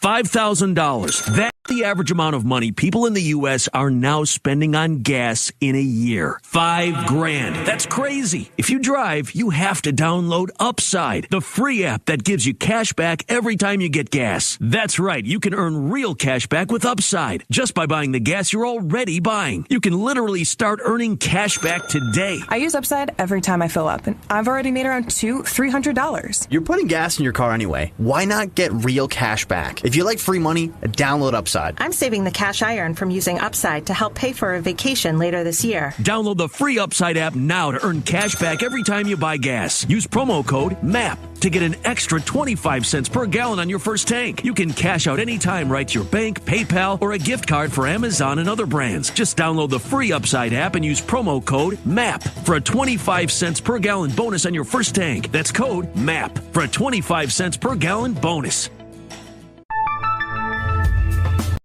never too late to start protecting your company's data from cyber attacks. Your customers put their trust in you to keep their information safe from online threats. Don't let them down. Partner with Hamilton Business Technologies to get real-time threat monitoring, advanced security protocols, and experts who monitor it all for you. We care about the success of your business and the communities you serve. Hamilton Business Technologies. Real people, real technology solutions. Connect with us at hamiltonisbusiness.com.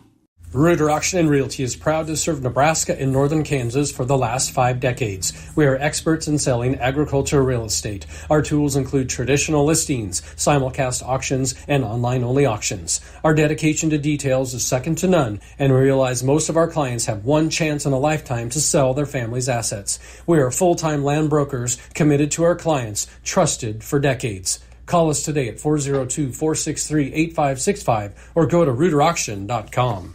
Imagine starting your day with a computer glitch that leaves you feeling stuck, frustrated, and unable to get your work done. You have 1,000,001 things to get done today, and waiting for the tech issue to solve itself isn't one of them. It's time to let Hamilton handle the tech so you don't have to. We help businesses across the state spend more time on what they do best and less time frustrated with office technology. As the official business IT partner of the Huskers, we're focused on providing custom solutions that set you up for success now and in the future. Connect with us today at hamiltonisbusiness.com. Extreme Sports, the ultimate destination for sports enthusiasts. This is the greatest record in the history of sports. Broadcasting live 24/7. Just have some fun out here, and enjoy the journey of all this. I'm trying to get 16 wins and going after a gold trophy. We give the people what they want. And I am a huge sports fan. I love sports.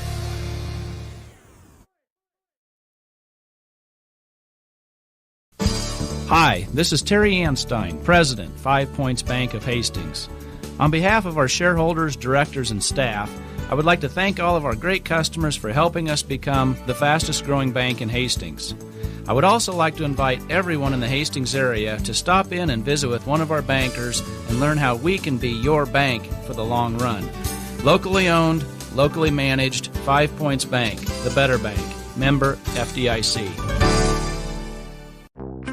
Physical Therapy and Sports Rehab of Hastings is the trusted name in sports injury management. The staff of PTSR provides up-to-date and efficient care of sports-related injuries, returning athletes quickly and safely back to the playing field. PTSR offers free evaluation of all sports-related injuries to all area athletes during convenient 6 a.m. to 6 p.m. hours Monday through Friday. Call 402-462-8824 for more information. Remember, Physical Therapy and Sports Rehab of Hastings for all your physical and occupational therapy needs.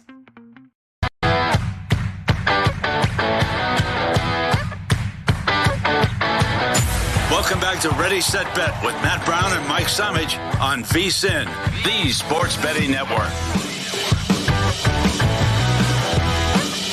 South Carolina did capitalize on that muffed punt by Ole Miss. They punch it in. They hold a 7-0 lead, but it is first and goal Ole Miss. They wasted no time to march down the field on South Carolina. They have the ball at the 6-yard line with 4 opportunities to try and get it into the end zone. A handoff is going to get them 2 yards. So they will have second and goal from the 4 as they try to even this thing up with South Carolina. Again, just in the first quarter there, plenty of time for them to come on back here in this one, Mike. And we're kind of looking out across college football.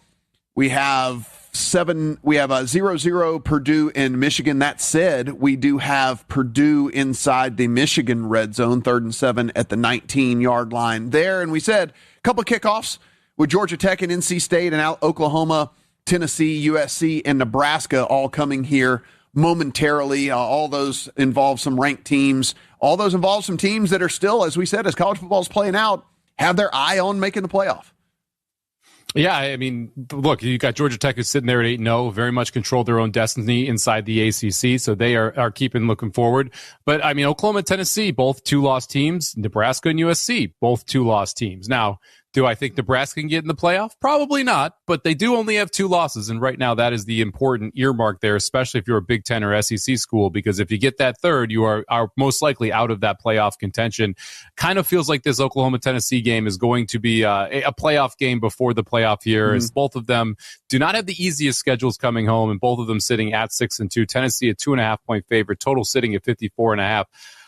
I almost bet Tennessee. I couldn't quite get to the window there. It would be Tennessee or pass. This Oklahoma defense has been very good, but Tennessee is going to be the best offense that they've faced in a while. I think Tennessee does have success moving the football, and it's hard to win on the road at night in the SEC. Also still have some questions about Mateer and whether or not he is fully healthy after what we've seen since he came back from his injury, and all of that points over toward the Tennessee side. Just didn't make it to the window. And again, we are about a half an hour away from Game 7 of the World Series. We are out to a market high of minus 144 on the Dodgers. That is over at DraftKings. You can find plus 130 on the Blue Jays at Caesars currently. So if you are looking to play the dog, you want to go to Caesars. If you're looking to play the favorite, let's see the cheapest price out there. ESPN's dealing a minus 135 on the Dodgers. So that's kind of what we're looking at out there in the market right now. Still a flat eight. Yeah, still a flat eight on the total. Yeah, you can actually get a 8 under at Caesars minus 105, 8 over at FanDuel minus 106. Everywhere else, flat 110s on both sides. So shop around, save a couple pennies if you want to play the total. I lean toward the over here, Matt. If I was going to bet anything here in this spot, I've got a Dodgers ticket, so I'm kind of rolling with the Dodgers. However, it would be Blue Jays or pass if I was coming in here without anything going on, because I do think that this is essentially a coin flip game here between these two teams, considering we have no real idea what we're going to get from either of these. Like, you've got Ohtani starting on 3 days rest. We don't know how deep he's going to go. We know that everyone is available, including Yamamoto, who pitched last night for the Dodgers. We know everyone except for last night's starter is available for the Blue Jays. We might see Savage back out here. So it's going to be a very wild Game 7 here, as it's all hands on deck in both of the pitching staffs. I hate to say this, Mike, because it's just, the Dodgers are kind of like the West Coast Yankees, where it's like you either really, really root for them or you kind of just don't root for them, and so I kind of was for the Blue Jays, just from a rooting aspect, but just kind of feels inevitable, right? Especially after last night, where like you get the 2 on, no out, and you're like, wow, the Blue Jays are going to do this. They're going to pull it out. Like, this is unbelievable. Then you come in, you swing at the first pitch from Glasnow that is up at your neck, and you just pop out. And then all this, you get the little flare to left that looks like it's going to get down, but it just hangs up in the air, and then you get doubled off. And I don't know, it just kind of feels inevitable for the Dodgers. It felt inevitable after the Dodgers won in 18 too, though, Matt. Yeah. Like when they went up 2-1 and won that extra inning game, that felt inevitable. It kind of felt inevitable the Blue Jays were going to win heading into Game 6, and then the Dodgers able to turn it around. We've seen momentum flip in this series multiple times already.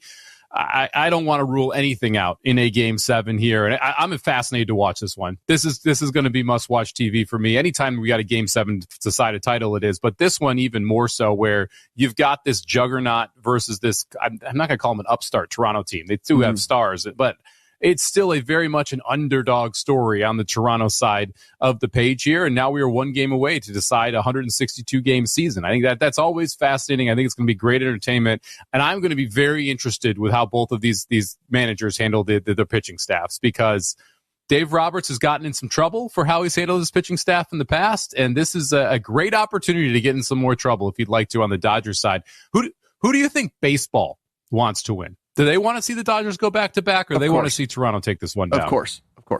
Shohei, you think so? Shohei makes them so much money, dude. Like, Shohei makes them like it's infinite money. He's just a walking print machine.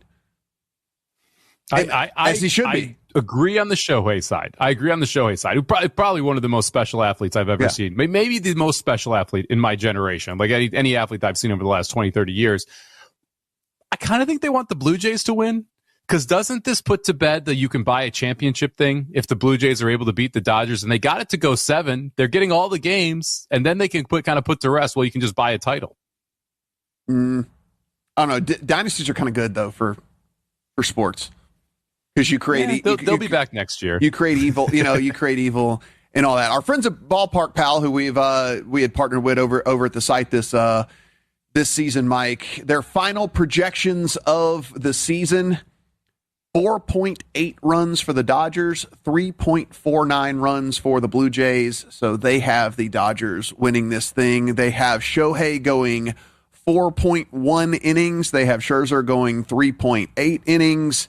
So again, both starters not going very deep into this game in their final simulations with all of that. So again, they have this thing at 1.3 in favor of the Dodgers. If Scherzer goes longer or goes shorter than Ohtani, the Dodgers probably win tonight, right? Like you kind of would like Scherzer to go 5, and then Ohtani hopefully goes 3 or 4 if you're a Blue Jays fan, because if Scherzer ends up going 3 innings, the Blue Jays are probably in trouble. We are getting word the cheapest standing room only ticket, $1,200 for tonight. Ooh. That said, if you were in a title starved town, Mike, and you were a huge baseball fan, which I'm sure there are huge Blue Jays. There are huge pro sports fans of every single team. You get to Game 7, you get the chance to go and maybe knock off the Dodgers of all teams to get it done. $1,200. I am okay spending money on experiences. Like I think spending money on experiences is worth it. 100%. Especially look, when you getting back, Toronto? Yeah. Right? Like when's the next Game 7 in Toronto? And it's a city that is championship starved. Yeah, you had the Raptors who were able to win a title, but the Maple Leafs have been a perennial disappointment inside of the playoffs. This is a Blue Jays team that's in a division with Boston and New York, which makes it more difficult for them to be able to get back to this position consistently. If you're a baseball fan in Toronto, $1,200 actually seems like a deal to me, because I'm with you. I would rather spend money on experiences than almost anything else in the world. And you could see your team win the title for $1,200. It could be a very painful $1,200 if they get blown out, but it's still, you got to think positively in the upside there. How many more chances are you going to be able to get to see the Blue Jays possibly lift the World Series trophy? Yeah, Mike, I want to do, we owe the Colts Steelers more than a minute. And so, I mean, let's just do Carolina and Green Bay. We'll pay off one of the teases here because this is out to 13.5. 44, 44.5, kind of the prevailing totals out there.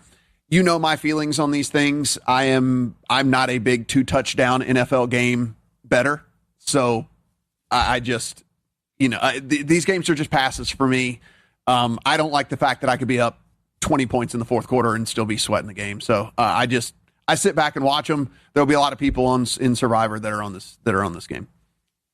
Yeah, I played the under in this game at 45.5. Okay. I do think that you're going to see a little bit of a sleepy performance from the Packers. We've consistently seen sleepy performances from the Packers. I'm willing to kind of back that again here. I think that you're going to see a Carolina team that stopped the run a little bit better than expected this year, be able to slow down the Packers run game, and Carolina's going to try and run the football, which is going to grind clock as well. So like the under 45.5 there. I also played Bryce Young Christian is an update, Watson. By the way. Bryce Young's an update. Yes, I mean, an Young's upgrade. In. Yeah, that's good for you. He's in. Yeah.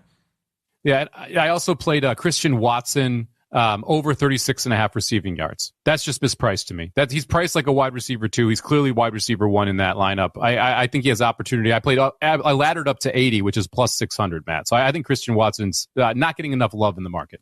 Guys, right now, VSiN.com/subscribe also gets you our college basketball betting guide. We talked about that Equinox special, $120 until May the 1st. Well, the college basketball betting guide. You do not know all of the teams and all the lineups and who is good. There's way too many, and we helped you out doing that. Go in, Matt Human's top 50. We get all 31 conferences previewed, the Wooden Award candidates, and everything else. So go in, take advantage of that. VSiN.com/subscribe.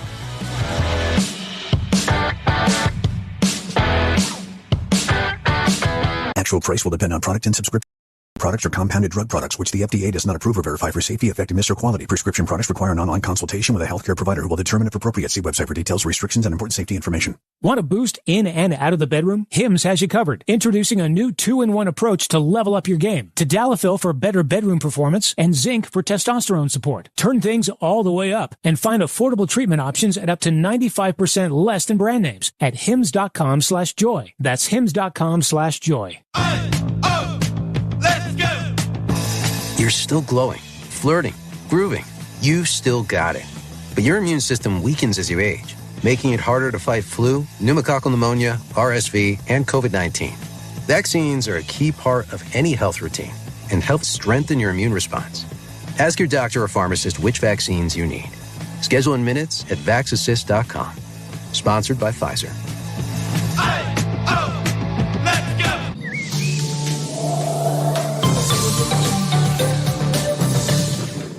Here's a look at your weather forecast, powered by weatherology.com. Mainly clear skies tonight with a low of 30. South winds 5 to 10 miles per hour. High temperatures reach up to 63 tomorrow. Bright sunshine. Lows around 40 tomorrow night. Clear skies. Low 60s Monday, turning much warmer on Tuesday with highs in the upper 60s. And that's your forecast. I'm meteorologist Paul Frobley. Currently, it's 47 degrees. Experience the Landmark difference with the next level of dealer support. Landmark, your local John Deere dealer, continually works to have parts on hand the first time you walk in the door. Our internal route system means we can get the parts to you typically same or next day to keep you up and running. At Landmark, we understand time is money. Get more uptime with our after-hours parts and service support on the phone or in the field. Stop by your local Landmark today to experience the Landmark difference.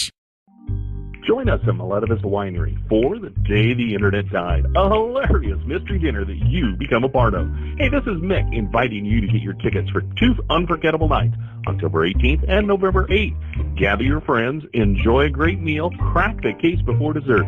Seating is limited, so get your tickets today at MaletivousWinery.com. And don't miss the mystery that everyone will be talking about, The Day the Internet Died. Get your tickets online at MaletivousWinery.com, St. Paul, Nebraska. Stellig Law Firm of Grand Island is committed to assisting clients throughout Nebraska. Stellig Law Firm is a full-service law firm and specializes in estate planning, probate, and personal injury. Stellig Law Firm takes the time to listen and understand each client's personal needs. To schedule your individual appointment, call 308-675-4035. Stellig Law Firm is located at 724 West Koenig Street in Grand Island. A call today will secure your tomorrow. In today's digital world, technology works great until it doesn't. At Hamilton, we work to keep your business up and running. We are more than an IT company. We're your partner, focused on customized solutions that set you up for success now and in the future. Say goodbye to tech stress and unexpected IT costs when you hire Hamilton. Together, we help you focus on what really matters. Hamilton Business Technologies. Real people, real technology solutions. Connect with us at hamiltonisbusiness.com. Family Medical Center of Hastings is the place to go for all your healthcare needs. Their team is trained to treat the whole person regardless of age. They provide a wide range of medical care, including acute care, routine health screenings, and treatment of chronic conditions. They're dedicated to providing you with the best care in the most cost-effective manner. Family Medical Center, as an independent clinic, has served the community for over 65 years. Your family's home for healthcare. 1021 West 14th Street. Proud to support all area student athletes.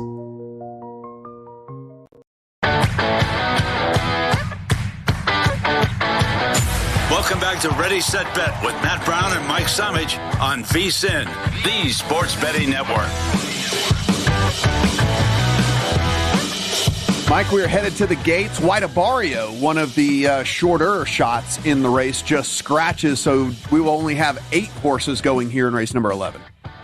Yeah, Dirt Mile, Breeders' Cup Dirt Mile here, $1 million up for grabs. Your heavy favorite, the number 3, Nisos for Bob Baffert, is a deserving heavy favorite, 3-5 on the board right now. I do like Nisos on top. I'm going to play a cold exacta, 3 with 2, getting 7-1 right now. If you play 3 with 2, I'll double check that for you. So the number 3 horse Nisos over the number 2 horse Goal Oriented. So just a 3-2 cold exacta. I do like the 9 in the last race. If you want to play 3-9 daily double, that's paying 5-1 right now. I think that's not a bad price on that either. But for me, it's tough to get around the 3 here. If you're looking for a longer shot, I do think that the number 7, Citizen Bull, is live to be around late after setting the early pace. And number 8, Chancer McPatrick at 22-1 is going to be the beneficiary of what should be a very fast pace in this race. But number 3, Nisos for me on top here. All right, so there we go. Put that in there, and then that in there, and then we'll do this, and then okay.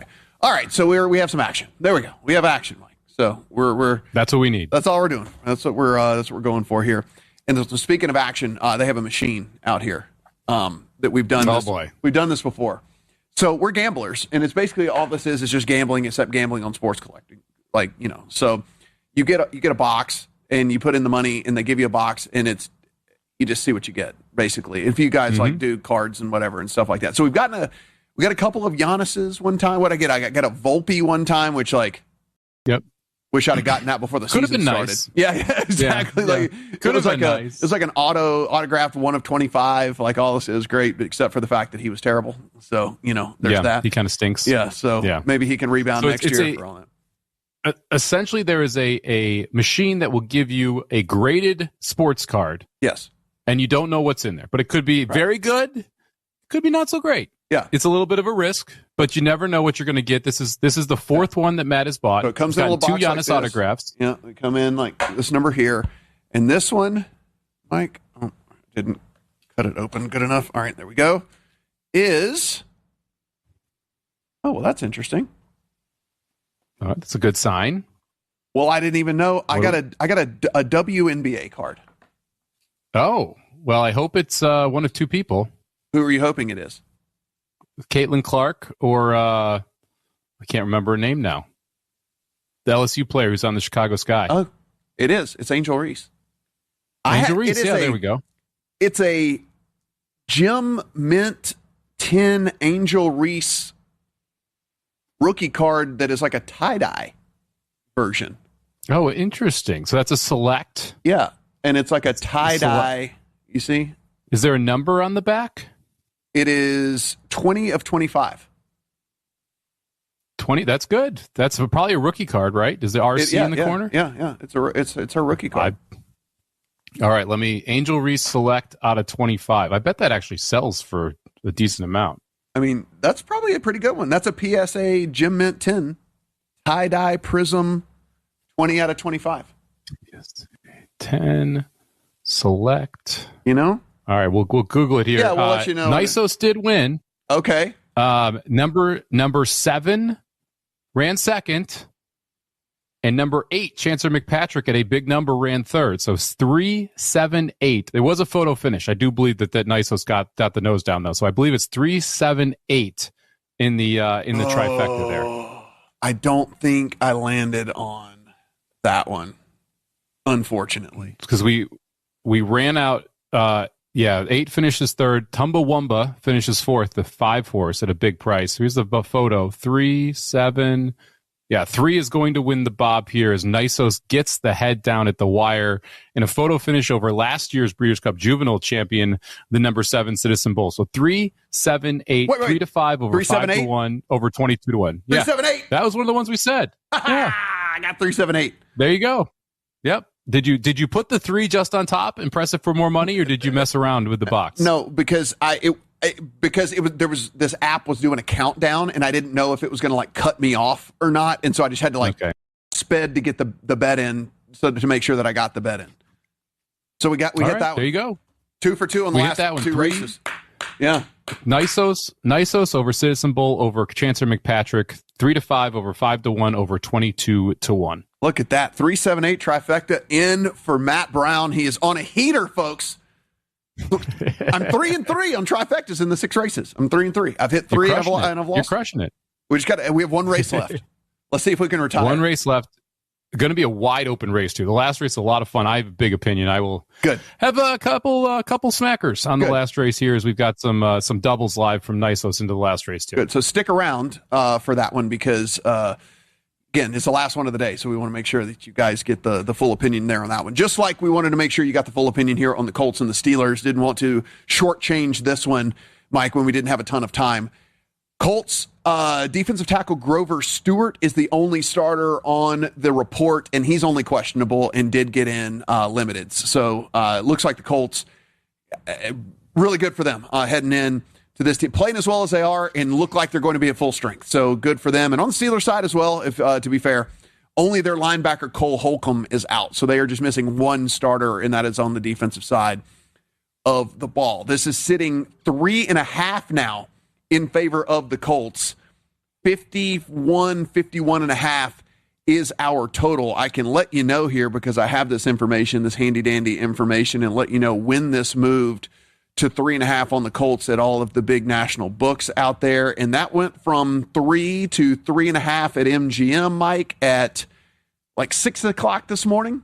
So that's Pacific time, though. So 9 o'clock on the East Coast. So somebody on the East Coast decided that that's when they were going to make the move. And let me see if all the national books went about the same time.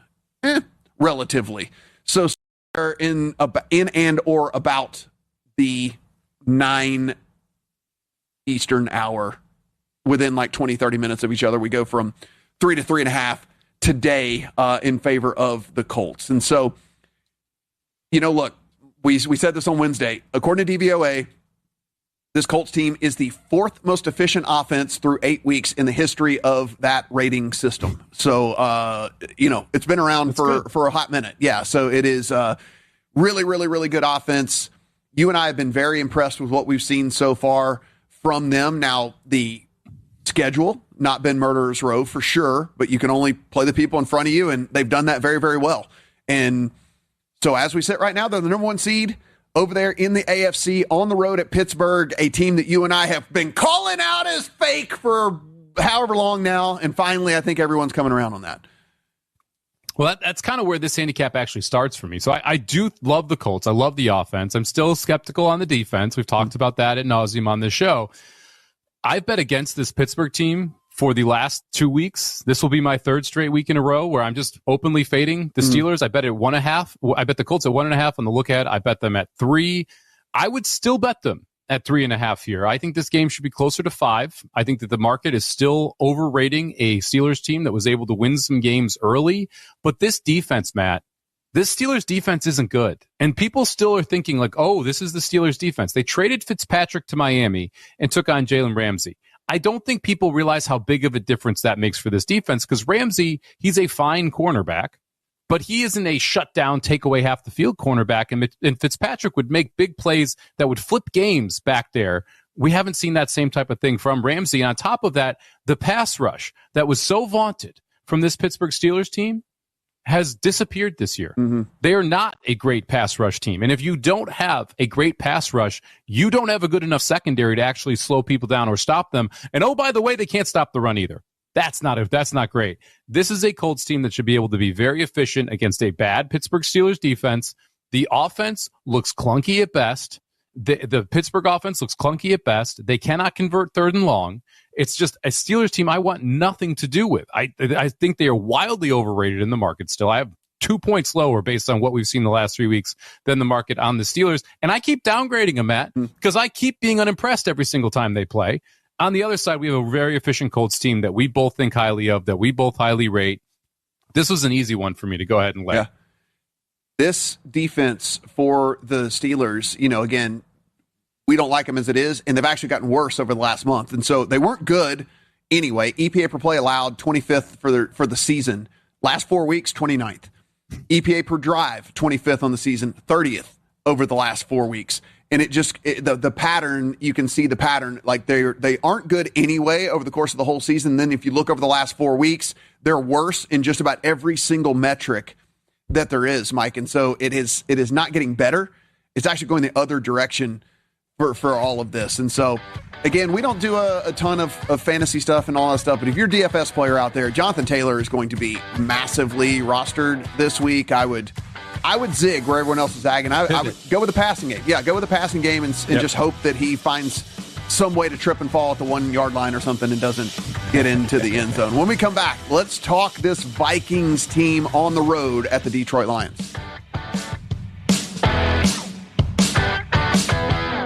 This is a special alert to all Americans who own a vehicle with less than 200,000 miles with an auto warranty about to expire or with no warranty coverage at all. Due to a decline in the economy, CarShield is announcing a low-cost month-to-month vehicle protection plan that is now available to the public to save any driver out-of-pocket expenses on future auto repairs. Call now to find out how you can pay almost nothing for covered auto repairs. Yes, you heard that correctly. Pay almost nothing for covered auto repairs. An open phone line has been established for all drivers to call for a free quick quote. Call 800-418-8164 now. Drivers who are covered will not have to pay for covered repairs again. This protection plan is at an all-time low. Additionally, drivers who activate this vehicle protection today will also receive free roadside assistance, free towing, and car rental options at no additional cost. Call us for your free quick quote today. 800-418-8164. That's 800-418-8164. What do you have to lose? Call 800-418-8164. Again, 800-418-8164.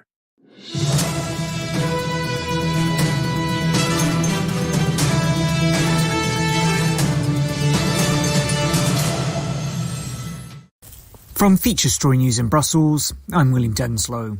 The bodies of 2 more deceased hostages were returned to Israel on Thursday. Comes as Prime Minister Netanyahu threatened further Gaza strikes if Hamas does not honour its ceasefire commitments. Blake Sifton reports from Tel Aviv. Hamas returned the bodies of 2 more deceased hostages on Thursday in the first handover of new bodies in 9 days. 11 deceased hostages now remain in Gaza, and the Israeli government has accused Hamas of purposely delaying their return. Hamas says it will take time and heavy machinery to recover them. On Thursday, Prime Minister Netanyahu said that if Hamas violates the ceasefire, it will suffer powerful attacks like it did 2 days ago. Local health officials in Gaza say at least 104 people were killed in those airstrikes, including 46 children. China's President Xi Jinping is set to meet Canadian and Japanese leaders for the first time on Friday, a day after agreeing a trade truce with US President Donald Trump. The US President skipping the APEC summit of Asia-Pacific economies, with the spotlight now turning to China's leader. Laura Westbrook has more from outside the summit in South Korea. All eyes now turning to the leader of the world's second largest economy, China, and Chinese President Xi Jinping. Now, he has made a speech, his first since that meeting he held on Thursday with Donald Trump. And he said that he was very much calling for protection of the multilateral trading system. He said that the world is going through rapid changes with a complex and volatile international landscape. And so he said in the face of these turbulent times, the more that we must work together. The UK government says it supports King Charles's position after he started the process of formally stripping his brother of his Prince and Duke of York titles. Andrew's always denied doing anything wrong, but fresh details about his friendship with sex offender Jeffrey Epstein have been emerging in recent weeks. Andrew Mountbatten Windsor, as he'll now be known, will also move out of the Royal Lodge property in Windsor. Royal reporter Jack Royston says further action had become inevitable. It's almost unheard of in the monarchy. Obviously, royal family members are not staff members. They're not employed by the monarchy and therefore cannot, under normal circumstances, be fired. It had become completely untenable for the monarchy to keep acting as though royal family members should not be held accountable for their actions, because that is absolutely what the public expects. And at least 19 people are believed to have died in Jamaica due to the impact of Hurricane Melissa. At least 30 are believed to have been killed in Haiti too, after one of the most powerful hurricanes hit the Caribbean. From bureaus worldwide, this is VSiN, the Sports Betting Network. This is Ready, Set, Bet with Matt Brown and Mike Summich on VSiN, the Sports Betting Network.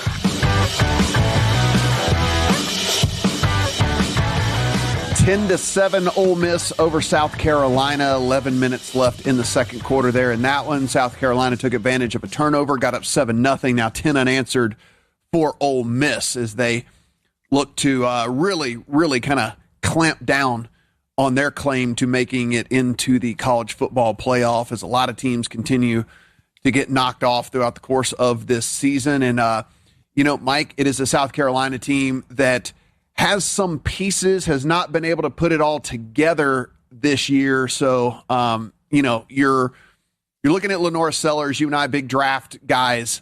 We said this last week, I think maybe off air to each other. I cannot wait to see the draft capsules on Sellers. I bet we get everything to this guy is a third day guy to late first round stuff. I bet we see him all over the map. This could be a fascinating draft season, Matt, because there's a lot of quarterbacks, I think, that you're going to see grades that are drastically different depending on who you talk to about where these guys should go. And then you're going to have the toolish guys, right? The guys who are just tall, 6'4", cannon arm. We're going to have to move them. Like, It's going to be a very fascinating draft with a lot of different quarterbacks coming out this year. And Sellers is right at the top of that list, where I think people are going to say this is a more polished Anthony Richardson who's going to be able to step right in and not have the same struggles that we saw from him, all the way to this is Anthony Richardson 2.0. Like I think you're going to see a lot of different comps from the professionals there on the draft side of it. And it's not just him, man. I think Nussmeier is a very interesting one. I think that if we do see Arch Manning come out, all of a sudden it becomes a very interesting, like, where do you place him from a comp perspective? So going to be a fascinating draft as we move toward it to see who is going to actually get taken. Elsewhere around college football, Arizona up 17-7, 14-22 left there in the second quarter. Tennessee takes an early 7-0 lead on Oklahoma, and Nebraska takes an early 7-0 lead on USC as well. On the other marquee games that we're keeping an eye on here. Mike, it is, I don't know what it is, if it was just people coming in and going, you know what, flipping the bird to the Dodgers or something. As we approach first pitch, all Jay's money, everywhere across the industry, my screen is lighting up all over the place. It is all Jay's money as we approach first pitch. You can get a 130 on the Dodgers now. Yeah. Yes. There's a plus 120 is the best number I'm seeing coming back on the Blue Jays. That is a drastic move from what we had earlier today. Yeah, I mean, all as we get towards first pitch here again, Shohei Ohtani is going to go. He's going on 3 days rest. This is the first time in his career that he has ever done that. There was one other time he went on 3 days rest, but he only pitched 2 innings prior to that. So this is the first time that he has actually done it after a real start, through over 90 pitches in his last go. So we'll see how long they have him. This was, again, strategic on their part, because if he starts, then he can stay in as DH, even if he comes out of the game. If he comes in as a reliever and then has to leave and all of that, then he has to stay in the game elsewhere. He'd have to go play in the outfield or whatever. So they pretty much had to start him in this game. So Shohei Ohtani gets to start there. Max Scherzer will take the ball for the Blue Jays. As we said, our friends at Ballpark Pal do have this as 1.3 runs in favor of the Dodgers. For what that is worth, they have both of these pitchers only going about 4 innings as well. So if they are correct, Mike, we're going to see a lot of bullpen work, maybe a lot of shenanigans, maybe an incredibly interesting game. Do you think Glasnow is the second pitcher in for the Dodgers? I don't see He warmed up last night and got 3 pitches in, but you got to think that he's your next guy that you want to use for 3-4 innings, right? I don't see why not. I mean, I know in any other circumstance, you'd be like, well, he had to go through the whole routine of getting ready and yada, yada, yada. But this is the last game of the year. I mean, like, he can shut it down for a month if he wants to after this and get all the treatment in the world and whatever and all that. I can't imagine if you're him, you don't go and say, you volunteer to be next in line. You know, like, you're kind of like, like, I'm good to go.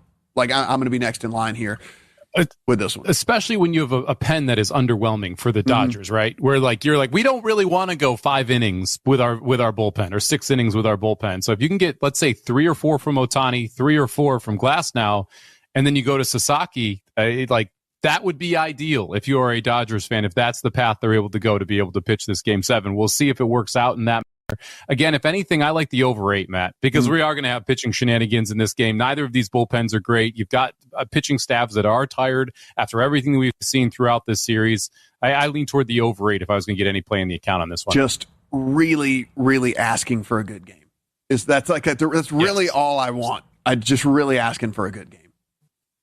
In the end zone. Just give us a classic. In the end zone for Ole Miss, so 17-7 now over South Carolina there in that one, as looks like it was Trinidad Chambliss who did take it in.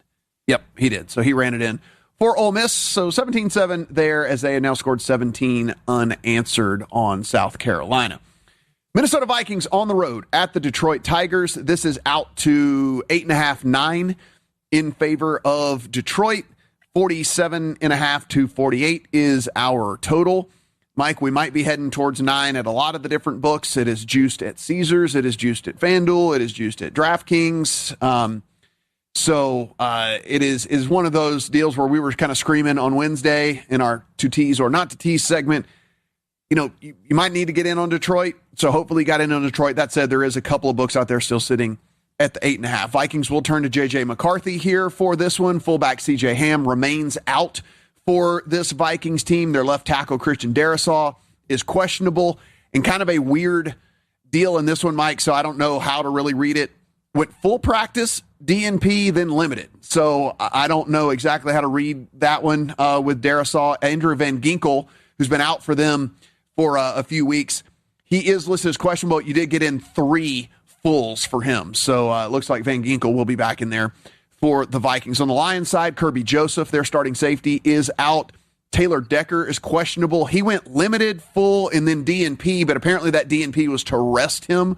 So he is expected to play for the Lions. Their cornerback, Terry Arnold, has no designation, so he is back at full strength for this Lions team. What do you think about this thing sitting 8.5, 9? Well, if you can get the 8.5, go ahead and find a teaser partner now, because I love this game as a tease down to 2.5. I would lay it with the Lions, or I would pass here. The Lions are a contest pick for me. I do think that they're one of the teams that can really blow this Vikings team out, and this handicap all starts with J.J. McCarthy. What do you expect from him? Do you expect that you're going to have the same quarterback that we saw before he left? And I don't see a reason to think that an extra couple weeks on the bench is going to speed up his processing. That was the biggest issue when he was in those football games, is that he was not able to process fast enough to be able to play quarterback at a high level. Now, the fact that he got to play in the NFL, take some time off and come back, maybe we could see an improvement. But at the same time, with the injuries they're facing on the offensive line, that's not going to help J.J. McCarthy. That's going to be a situation where he is going to have to get rid of the football very quickly, or else he's going to start taking a bunch of sacks, which was a big problem when he was in the lineup originally in the first couple games here. This is a Detroit pass rush that is very good, especially against a bad Minnesota offensive line, to be able to get going. And I flip around to the other side. Shine's kind of off this Flores defense, Matt. They're just not performing at the level that we saw last year in specific games. And you've got a Detroit team where their offense is absolutely still rolling. To me, this is Lions or pass at the 8.5, and if you can get the 8.5, you go and you get a teaser in. Yeah, it's kind of like we said the other day in the nobody cares what you got. I have the 7.5 in the account. You can't get that anymore, so But it would be obviously even at the 8.5, which, like we said, the 8, because of how the analytics have started to work now, we see the 8s and the 6s becoming a little bit more relevant. But yeah, it's only laying it or pass for me. Here on Detroit. I am not sold on J.J. McCarthy in the small sample size that we have seen, Mike. He has not been very good. And remember, this is a high ankle sprain, so when he was out, it wasn't like he was out on the field still going through reps and doing things and whatever. Like, you have to rest high ankle sprains. You have to stay off of high ankle sprains. They're almost worse than a fracture sometimes when it comes to recovery time on these. And so I'm just not sold on McCarthy being able to step in here against this defense that has been very, very good so far, and now basically back at full strength for them. Outside of Kirby Joseph being out, I'm all over the Lions here, and again, they're my second team in my power ratings. I think they're the second best team in the NFL. Mm-hmm. Yeah, and this is a good spot for him at home. McCarthy coming back, this is a positive spot. The one weakness to this Lions team, we'll keep talking about it until they're healthy, is the secondary. They need to get everybody back, but the more weeks you're dealing with this same problem, the better you would assume you're going to get because of the coaching aspect of it. It shouldn't be as glaring of an issue as the first week after a cluster injury. So, and I also is McCarthy the quarterback I think is going to be able to take advantage of that? Probably not. I'd much rather have other quarterbacks in there. Even Carson Wentz, I'd be more scared of against these cluster injuries with 2 very good wide receivers for Minnesota than having J.J. McCarthy behind this banged up offensive line. Yeah, a reminder that we do have the trade deadline that is coming up. While there won't be any impact trades, I don't think, Mike, because they're always kind of disappointing, there might be just some little mini trades that do make some of these teams a little bit worse. I mean, if Waddle moves, obviously that's a huge deal because he can still play and he's young and whatever. But, the rumors of the Alvin Kamaras and the Raheed Shaheeds and these guys, maybe some of these other dudes on the Titans and whatnot, they're already bad teams. And it might just make them a little bit worse, which then can change our aspect on how we bet these games against them and whatnot. So that's kind of, I guess, what the only thing I'm looking forward to on Tuesday is just, are any of these bad teams going to get exponentially worse? Yeah, I think there's a couple spots, right? Do the Bills go out and get a wide receiver? Right. Do the Chiefs go out and get a running back? right? Does Detroit go and get a second pass rush end, or another very good end like Phillips or someone like that? I think there's certain teams that could add specific high value pieces at the deadline that would make an adjustment. Outside of that, I agree with you. I think the bigger moves here are the bad teams get worse. And you got to kind of figure out, okay, how are we going to reshuffle these power ratings if you take out Shaheed, if you take out Jacoby Myers, if you take out Waddle? Like, what are these bad teams rated at now with those losses? Denver, Houston. We have the Chargers and the Titans. We also have Jacksonville, Las Vegas. We'll give you our thoughts on all three of those when we come back here. It's Ready, Set, Bet on VSiN, the Sports Betting Network.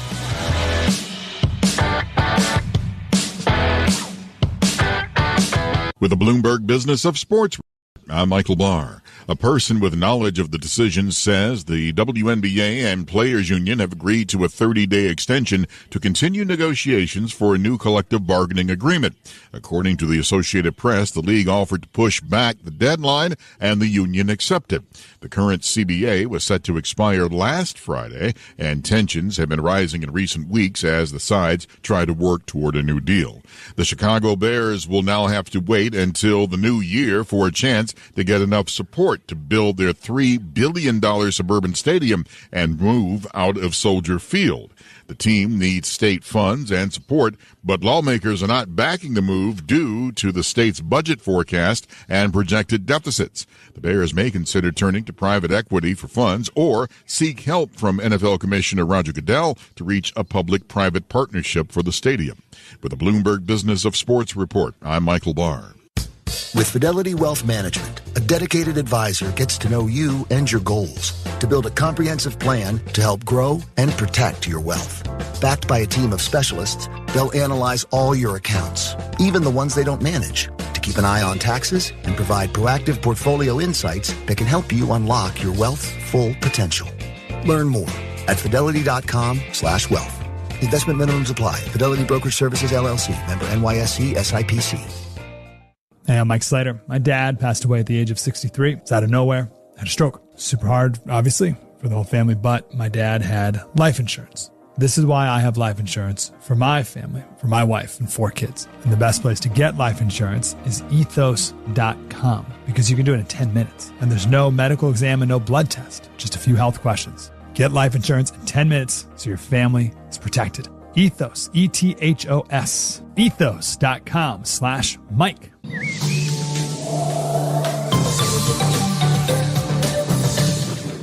Here's a look at your weather forecast, powered by weatherology.com. Mainly clear tonight with lows around 30. Southerly winds 5 to 10 miles per hour. Sunny skies tomorrow, highs around 63.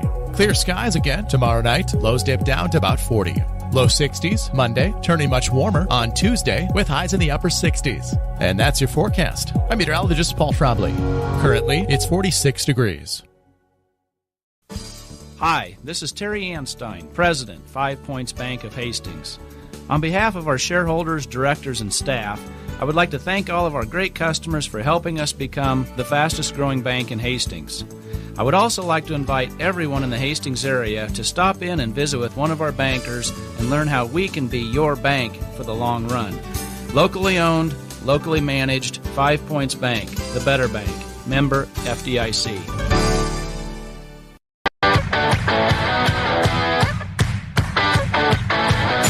Welcome back to Ready, Set, Bet with Matt Brown and Mike Samich on VSiN, the Sports Betting Network.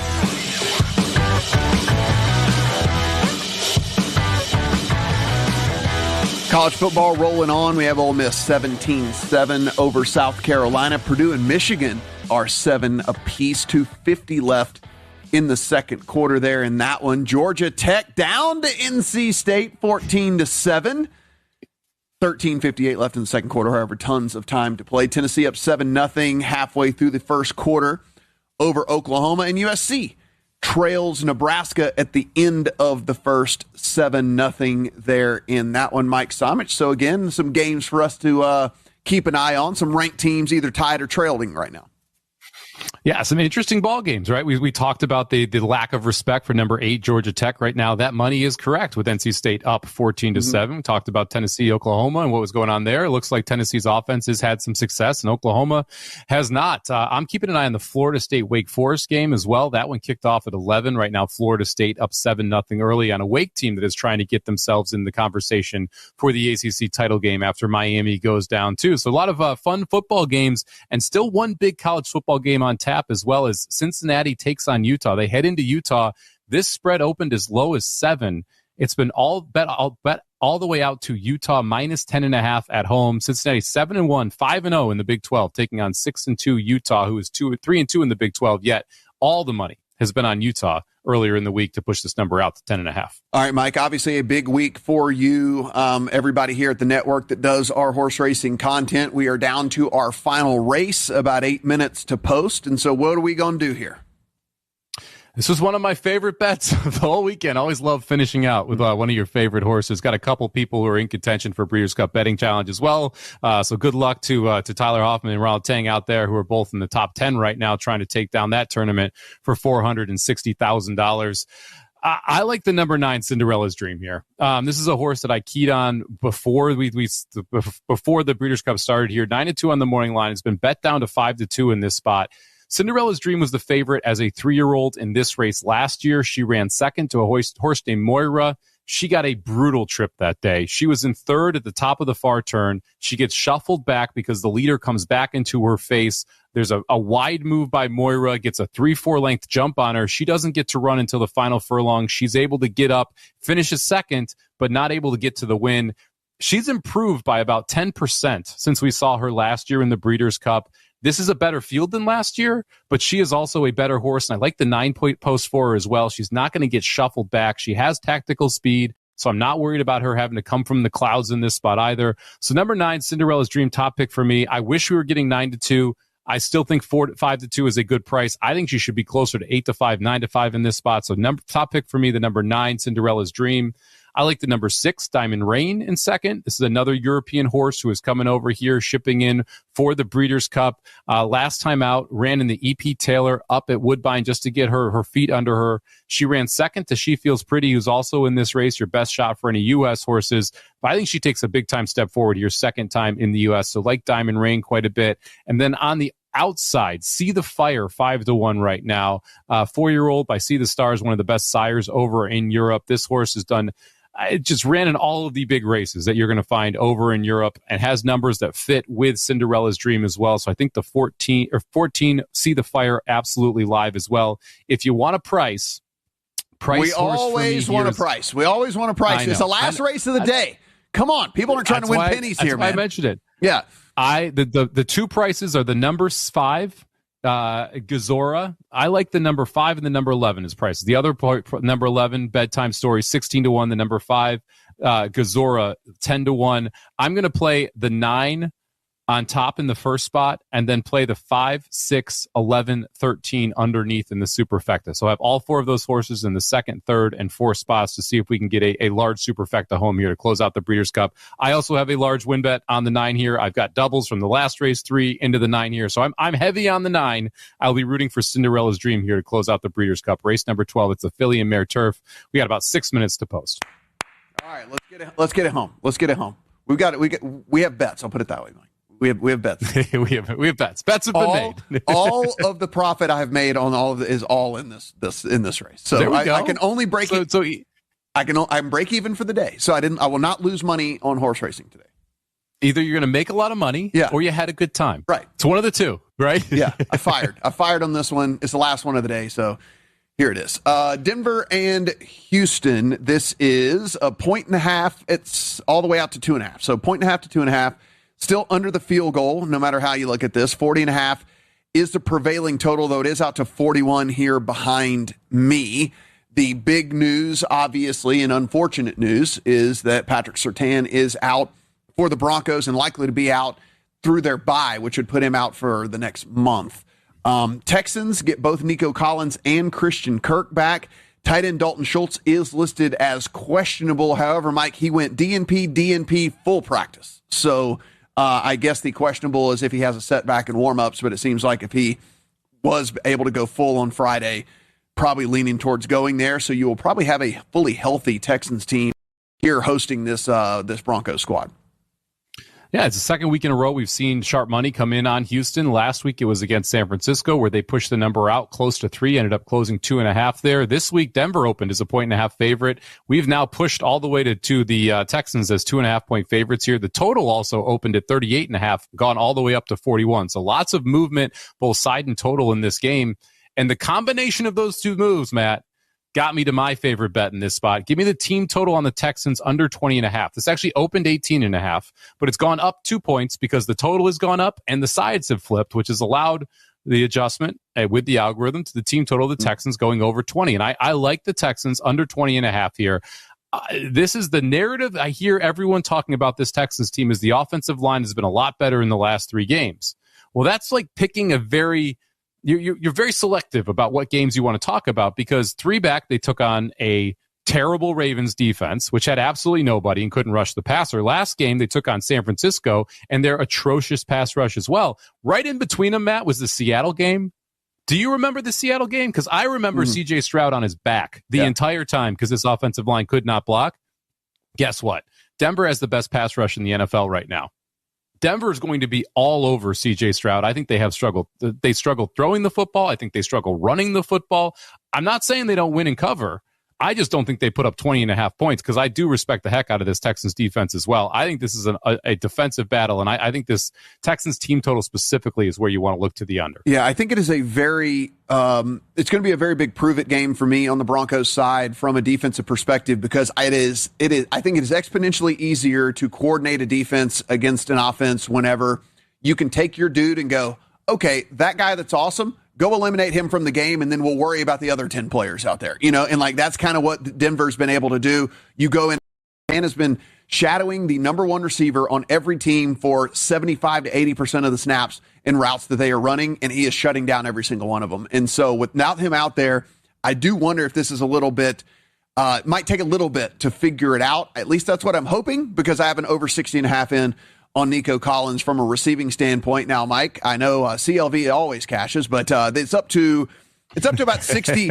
It's up to 63.5 in the market out there, as high as 66.5 at MGM. So a few yards here of value for me. But, Collins, a true number 1. I get the offensive line woes, but we have seen true number 1s with offensive line woes still thrive. Let's, think about Cincinnati. And so I think that Collins at 60.5 is not being priced as a true number 1. And maybe the algorithm was opening this and pricing this as if he was going to get the Surtain treatment, which obviously we know he's not. Yeah, look, you mentioned this at 60.5 when we were talking about it on Wednesday. I don't disagree with the idea behind it. I just don't trust this Texans offense. And I'm probably one of the bigger Texan homers here early in the season as well. I've just seen enough of CJ Stroud where when he's under pressure, and he knows he's going to be under pressure, he starts reacting even when he's not under pressure in these games because he's expecting to have someone running at him after 2.5 seconds. If they got the ball out quicker, if they kind of did what Cincinnati does, I mean, you mentioned Jamar Chase, they're like Flacco's getting rid of the ball in between 2 and 2.5 seconds consistently over there. CJ Stroud doesn't do that. He likes to hold on to it for a little bit longer. If they can switch up their game plan and focus on getting the ball out fast and maybe having Kirk back and having Nico Collins back allows you to be able to do some of the stuff you wanted to do, and you have not had them all season, then you can see the movement on this side. But to me, I want to see it before I get excited about it, and I bet it. Yeah, this is a really, really interesting game for me. Obviously, I have all those Denver futures, and so I'm kind of like betting against my interests here. But it's I do wonder how much of a difference it is without having Surtain out there. I mean, you and I have seen over the years, there are only a handful of dudes that are true shutdown corners. Sometimes we're like way too quick to like label dudes as shutdown corners when it's kind of like, nah, I mean, not really. They're good. They're not shutdown corner. Like Surtain, though, the numbers are here. Like you can look all the stuff up. I mean, when he shadows, guys have 3 and 4 catches for like fewer than 50 yards in games. Like he eliminates the number 1 option. I do wonder how that's going to work out for them without him out there. We have the Chargers on the road at the Titans. Jags are heading down here to Las Vegas. We'll see what they can do. And New Orleans and the Rams with the biggest spread of the week. All those games when we come back.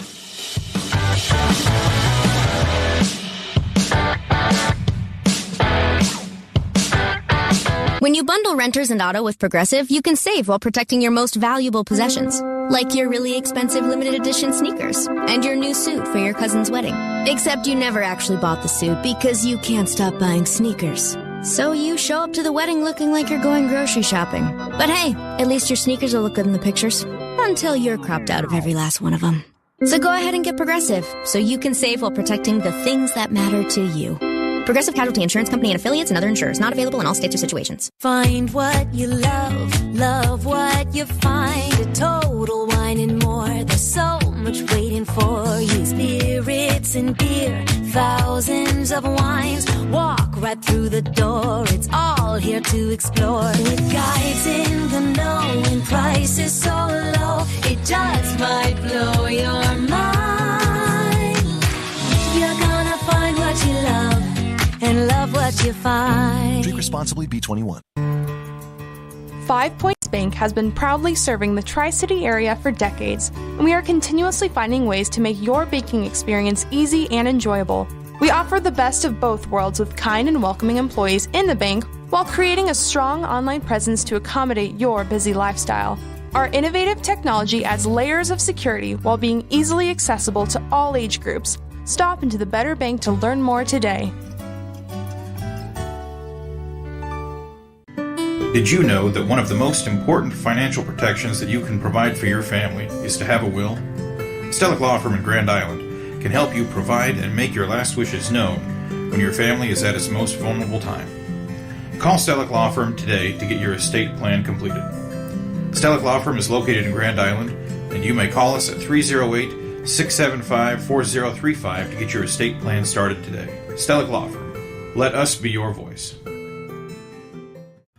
If you're planning to build a new home or add an addition to your existing one, trust the experts at Gangwish Construction. From general contracting, basement pouring, to bathroom remodeling, concrete work, and deck building, they handle it all with precision and care. They take pride in doing the job right the first time, every time. Contact Jeff today at 402-460-0013 and experience quality craftsmanship with Gangwish Construction. Bored of the same old sports coverage? Get on the cutting edge of sports with Extreme Sports. That ball hammered deep toward left into the well. That ball is gone! The biggest plays, breaking news, and we can't forget the best sports talk. Let's be great! Let's be great! We are Extreme Sports.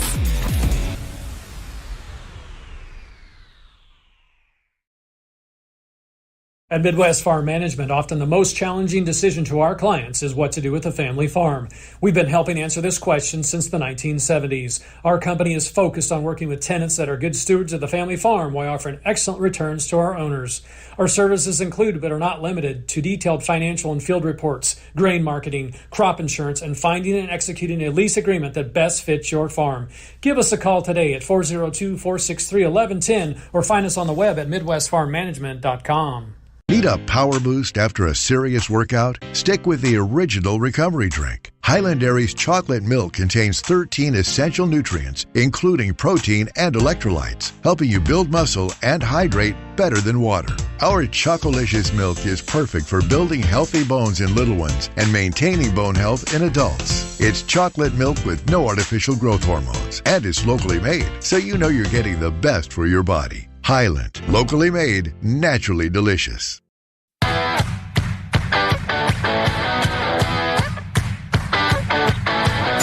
Welcome back to Ready, Set, Bet with Matt Brown and Mike Summage on VSiN, the Sports Betting Network. Well, the horses ran, but it does not look like we ran. We didn't run fast enough. No, frustrating, man. Everyone we were talking about ran except for the 9, who just was 3 wide on the first turn and never really got it rolling on the second turn. But the 6 had a similar trip, ends up running third. So not a big excuse there for Cinderella's Dream. It just didn't show up. And so we went, you said 5, 13, 6. Do we know what the fourth was? 5, 13, 6, 8. Cathedral ran fourth, and the 11, Bedtime Story, runs fifth. 5. The 8 was 90-1 to round out the superfecta. 5, 13, 6, Oh, no. I have 5-13-6, and I have... You have the 11. Oh, yeah. I had the 11. The 11 at 11-1 was the 5 and the 11 were the two long shots we talked about. The 8, unfortunately, got the nose down in fourth there at 90-1 to blow up your super. Oh, no. Bummer. It's fun, though. Fun while it lasted.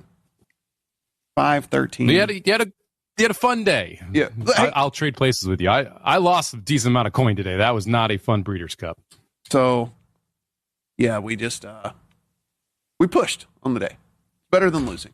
There you go. Better than losing. There you go. Yeah, better than losing. All right, we got to start getting to some of these games. Make sure that we get through all of them before kick off in the morning. Got the Chargers on the road at the Titans. It is out to 9.5.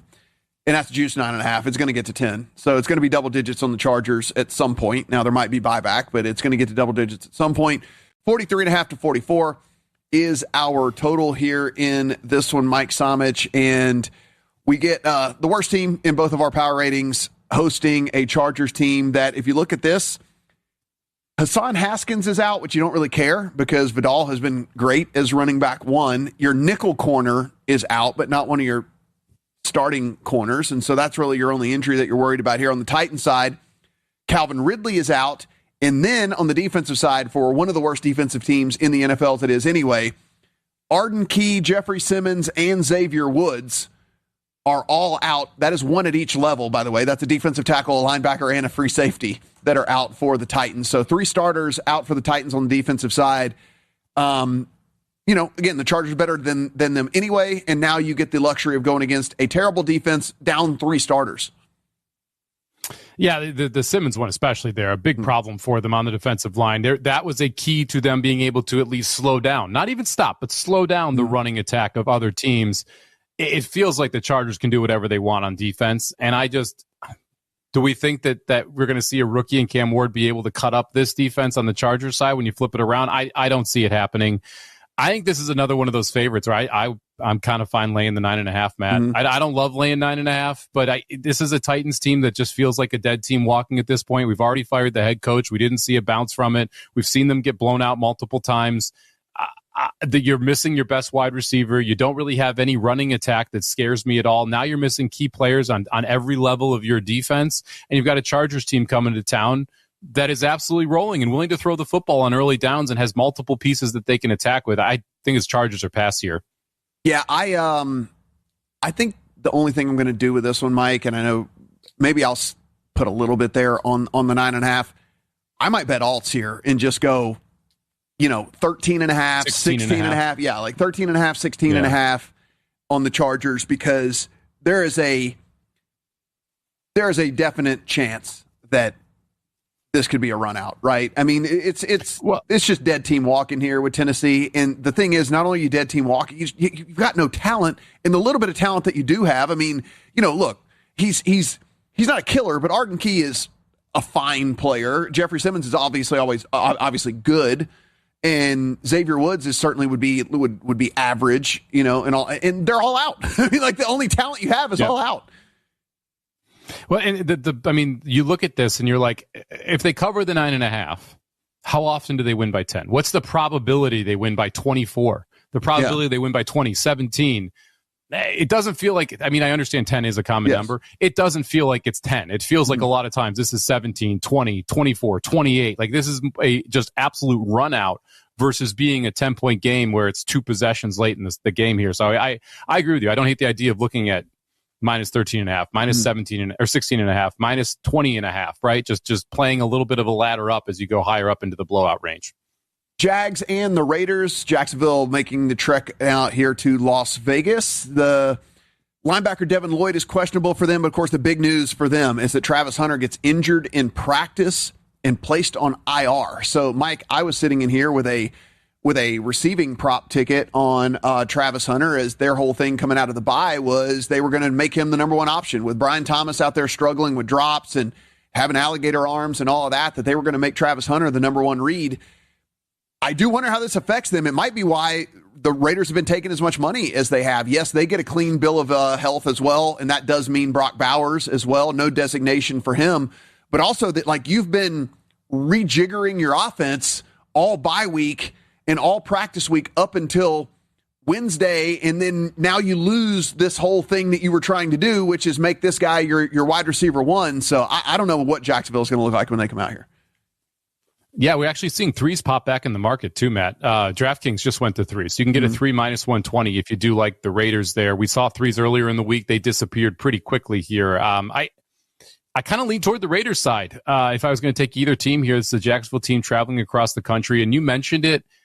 Their plan kind of got blew up after they set their plan, so now they have to revert back to what they were going to do. And Brock Bowers coming back for the Raiders, you cannot underscore how important this is for their offense. I want to make sure he does not wear in the brace. I want to see if he can get the separation in routes. We saw when he was able to get separation last year and in week 1 of this year, he transforms this offense because all of a sudden, Jacoby Myers is a much more of a threat out there. All of a sudden, you can run the football better because you have to pay attention to him.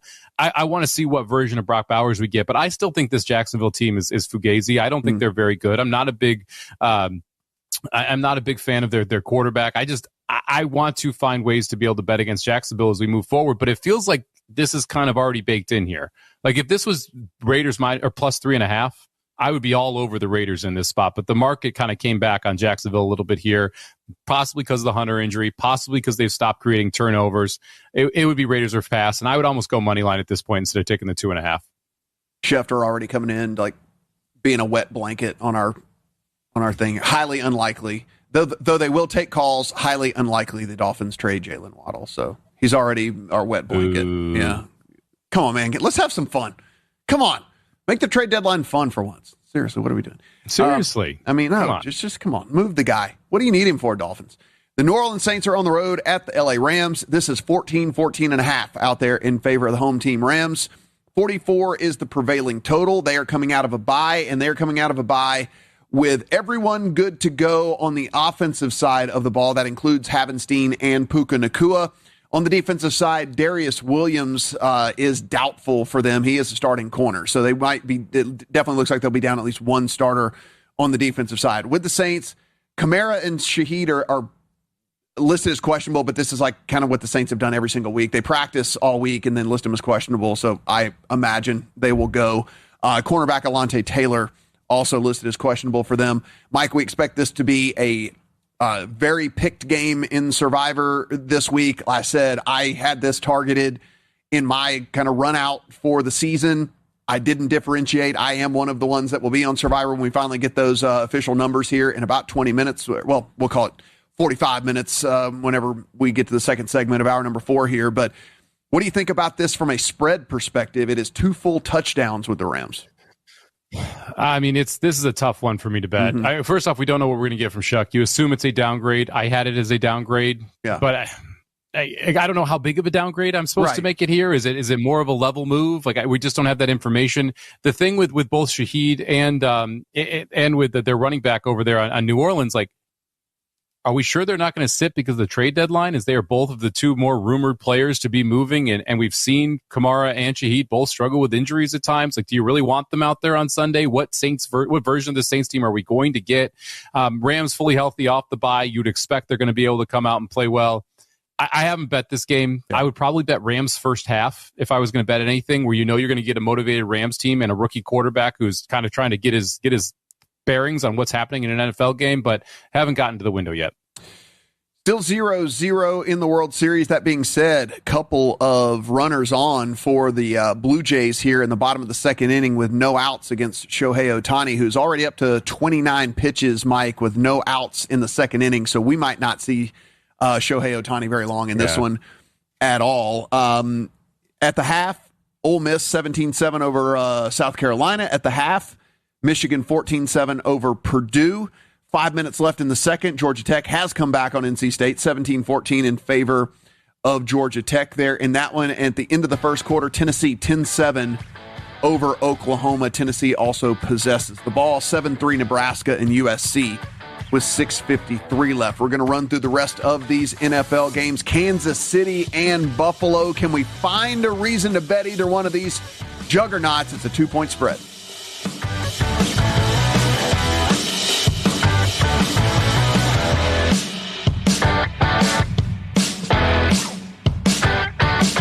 Actual price will depend on product and subscription plan. Featured products are compounded drug products, which the FDA does not approve or verify for safety, effectiveness, or quality. Prescription products require an online consultation with a healthcare provider who will determine if appropriate. See website for details, restrictions, and important safety information. Want a boost in and out of the bedroom? Hims has you covered. Introducing a new 2-in-1 approach to level up your game. Tadalafil for better bedroom performance and zinc for testosterone support. Turn things all the way up and find affordable treatment options at up to 95% less than brand names at hims.com/joy. That's hims.com/joy.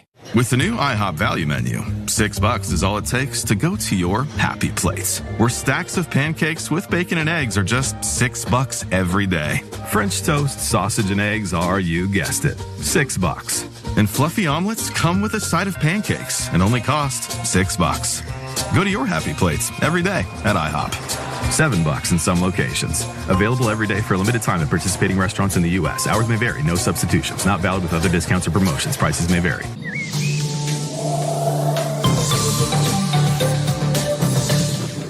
Here's a look at your weather forecast, powered by weatherology.com. Mainly clear tonight with lows around 30. Southerly winds 5 to 10 miles per hour. Sunny skies tomorrow, highs around 63. Clear skies again tomorrow night, lows dip down to about 40. Low 60s Monday, turning much warmer on Tuesday with highs in the upper 60s. And that's your forecast. I'm meteorologist Paul Frobley. Currently, it's 46 degrees. Extreme Sports, the ultimate destination for sports enthusiasts. This is the greatest record in the history of sports. Broadcasting live 24/7. Just have some fun out here, and enjoy the journey of all this of trying to get 16 wins and going after a gold trophy. We give the people what they want. And I am a huge sports fan. I love sports.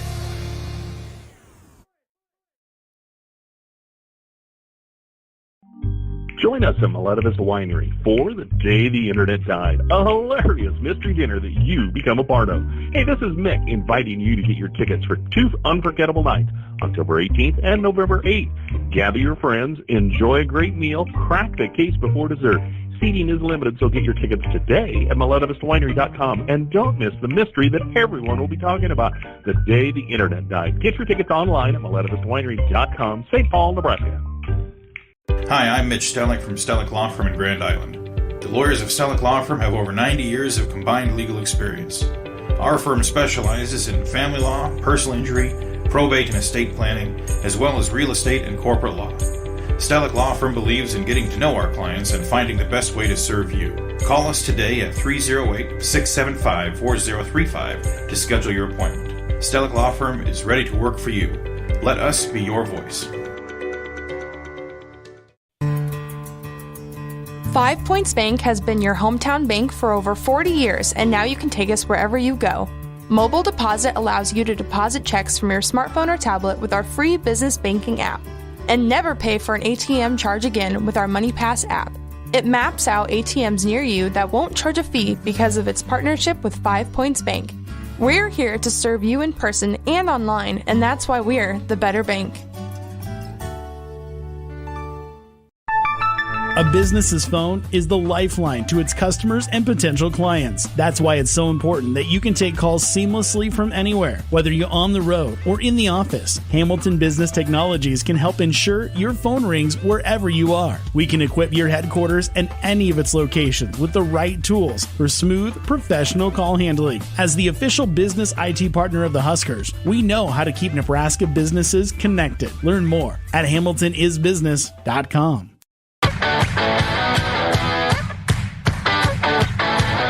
Welcome back to Ready, Set, Bet with Matt Brown and Mike Summage on VSiN, the Sports Betting Network.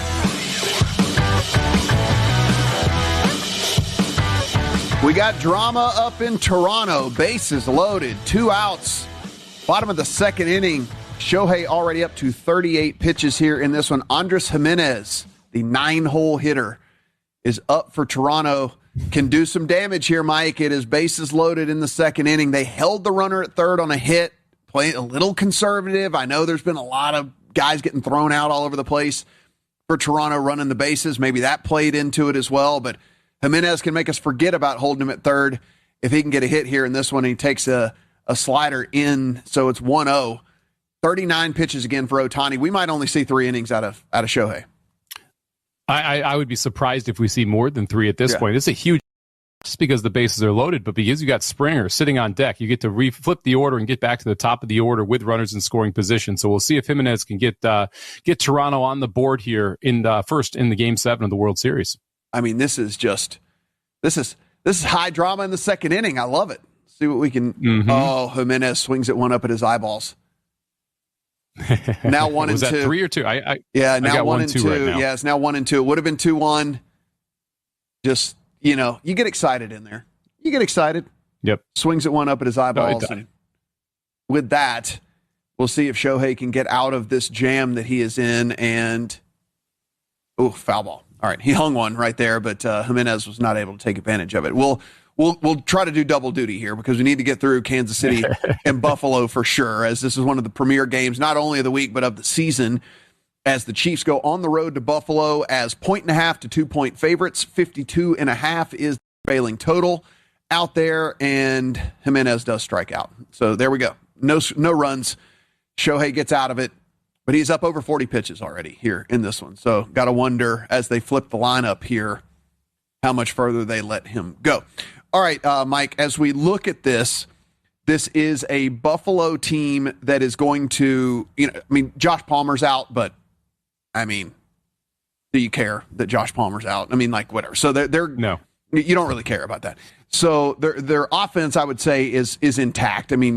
Josh Palmer was the 4th or 5th best option, at best. So offense is intact. However, defensive tackle Daquan Jones is out, and then you got your nickel and Teron Johnson, who is listed as questionable for them here in this one. And then over on the Chiefs side of things, which is at least somewhat interesting, mainly because you do have to just kind of change up what you do a little bit. Pacheco is out for this one. So you do have him out, and then you also have Josh Simmons, your left tackle, out. And I said when we were talking about this game on Wednesday, it didn't matter whenever we were watching the game from last week because they were able to kind of sleepwalk through that. Mahomes was doing all kinds of crazy, stuff that Mahomes does, but a little different animal here with Buffalo. Again, gets the 5th highest pressure rate in the league on the quarterback. So we'll see what's going on with that one. Right guard Trey Smith is listed as questionable, though he is expected to go for them. Game of the week, what say you? I think this is a very tough game to handicap. You mentioned specifically the offensive line. It's going to be a key part of this game, whether or not Kansas City able to stop the Buffalo pass rush. I want to come in here and have a strong take in this spot. I think this should be KC -2. This is right on the number all week of where I expected this game to be. If anything, I'm using Buffalo in teasers here because I do think you're going to get a very good effort from Buffalo. We've seen them do well against Kansas City during the regular season, even though they've struggled during the playoffs. You've got a healthier Buffalo Bills team this week than what we've seen earlier in the season as well, specifically on the defensive side. I couldn't get to the window on a side or total here because I think the numbers are right, Matt. I did play Travis Kelce over 44.5 receiving yards. The total in this game is sitting around 52. I think we're going to see points, and I think that the main beneficiary from everything Worthy and everything Rice is actually Travis Kelce because he's not getting double-teamed at all at this point. And this is a Buffalo team that is a little bit thinner at the linebacker position when you're looking in the coverage aspect of it. Kelce's going to see singles the majority of this football game. To get to 45 yards for him, you need one bigger play and then 3 or 4 other of these smaller Kelce receptions that we inevitably are going to get. I think Travis Kelce is going to go over his receiving yards total. So I took over 44.5 receiving yards for Kelce here. Yeah, it is kind of interesting to me, just one of the deals. And it's a small sample size, but again, we have to kind of break up the season into chunks. We kind of have to see if teams are getting worse or getting better or staying the same or whatever it might be. Pressure rate allowed against for Buffalo over the last 4 weeks, where they were in the top 10 and keeping Josh Allen pretty cool and calm and collected back there. They're down at 27th over the last 4 weeks. This offensive line has been letting Josh Allen experience a lot of pressure 35.7% of the time, actually. So every third drop back, he's getting pressured over the last month of the season. So just something to keep an eye on here because, again, both of these defenses get after the quarterback from a pressure rate standpoint. And so you're down a left tackle over on the Chiefs side of things. The last month of the season, for whatever reason, the Bills have been allowing a bunch of pressure. I guess there is a world that exists where these defensive lines could own this game.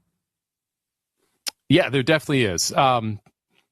I would be surprised if Allen and Mahomes are not able to still work magic, even if they're under constant pressure. But that will be the reason why you're going to see this game go under, is you see these defensive lines be able to take over and be able to really force these quarterbacks into quick decisions or throwaways. If you are leaning more into, hey, we're going to see pressure for both these quarterbacks, I think you got to look at the rush yard props for both Allen and Mahomes as well. We've seen Mahomes be very efficient from a scrambling perspective all year long. This is one of those high leverage games we talk about where in the high leverage spots, we're seeing Allen and Mahomes run the football more specifically on scrambles. To me, if you expect that style of game where you're going to see constant pressure on both quarterbacks, you got to look to the rushing props of these two quarterbacks who are both very capable of taking off from inside the pocket. We have Sunday Night Football between Seattle and Washington. This is 3 in favor of the Seahawks, 48.5 the prevailing total, though you can find a couple of flat 48s out there if you want to go that direction. Over on the Commanders side of things, you do get Jaden Daniels back in this one. That's the good news. The bad news, Terry McLaurin re-injures the quad. He is out. You have left tackle Laramie Tunsil listed as questionable. The defense is actually at full strength. Over on the Seattle side of things, unfortunate news for them as safety Julian Love re-aggravated his injury. He actually got put on IR today, Mike. So Julian Love is gone for them for the next 4 games.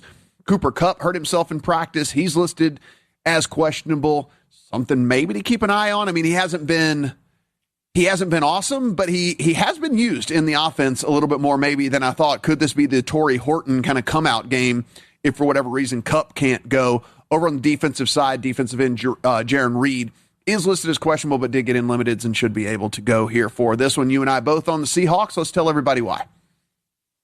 Yeah, look, this is just a more complete Seattle Seahawks team. I don't think this is a very good Commanders defense, and the Seahawks, even with the loss of Cooper Kupp, should still be able to be very efficient on the offensive side. Smith and Jigba has been just transcendent this year. Been able to get open even when double and triple teamed in a lot of spots. You've got tight ends that can make plays for this Seattle Seahawks team. You mentioned Horton. I'm glad you did. I think he's someone you look to for props, especially if Kupp ends up missing this game. You got a nice two-headed backfield where you're going to be able to run the football. But the best part of the Seahawks team all year has been their defense.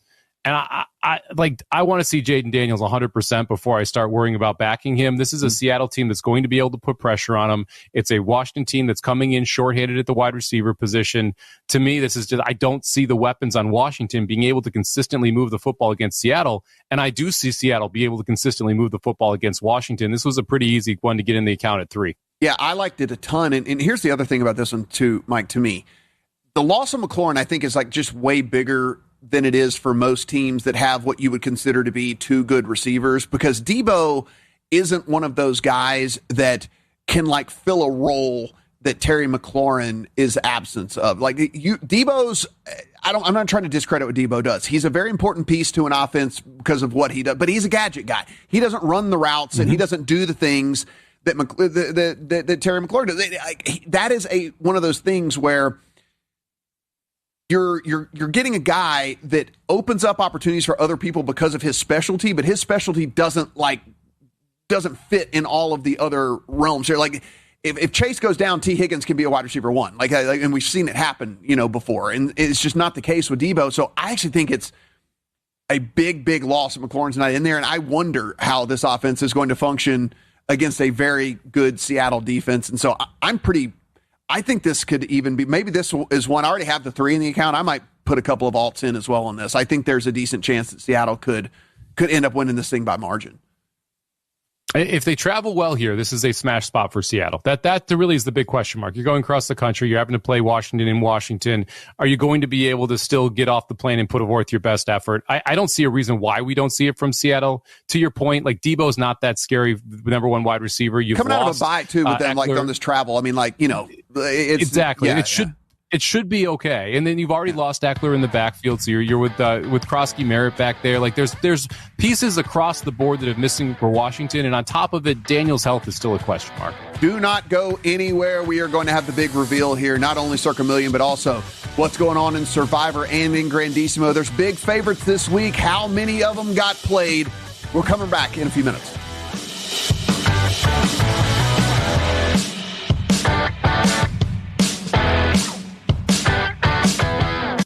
Tired of hearing scary radio ads about the IRS? Tax Relief Advocates is different. TRA is here to tell you that if you owe money to the IRS, whether it's $5,000 or $500,000, we have a solution. TRA can eliminate or reduce what you owe to the IRS with zero risk to you. We have over 1,000 5-star reviews on Google and an A+ with a BBB. End your tax nightmare today by visiting TRA.com or call 800-275-1728.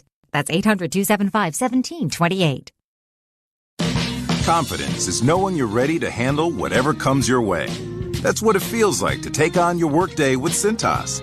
They make sure your AEDs are up to date, your fire extinguishers are tested and inspected, your floor mats are cleaned and delivered, and your workwear looks good, feels good, and is freshly laundered with the Cintas Apparel Plus program.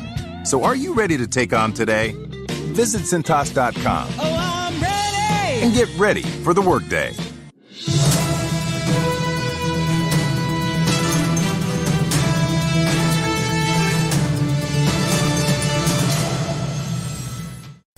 From Feature Story News in Brussels, I'm William Denslow.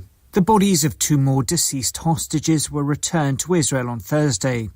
Comes as Prime Minister Netanyahu threatened further Gaza strikes if Hamas does not honour its ceasefire commitments. Blake Sifton reports from Tel Aviv. Hamas returned the bodies of 2 more deceased hostages on Thursday in the first handover of new bodies in 9 days.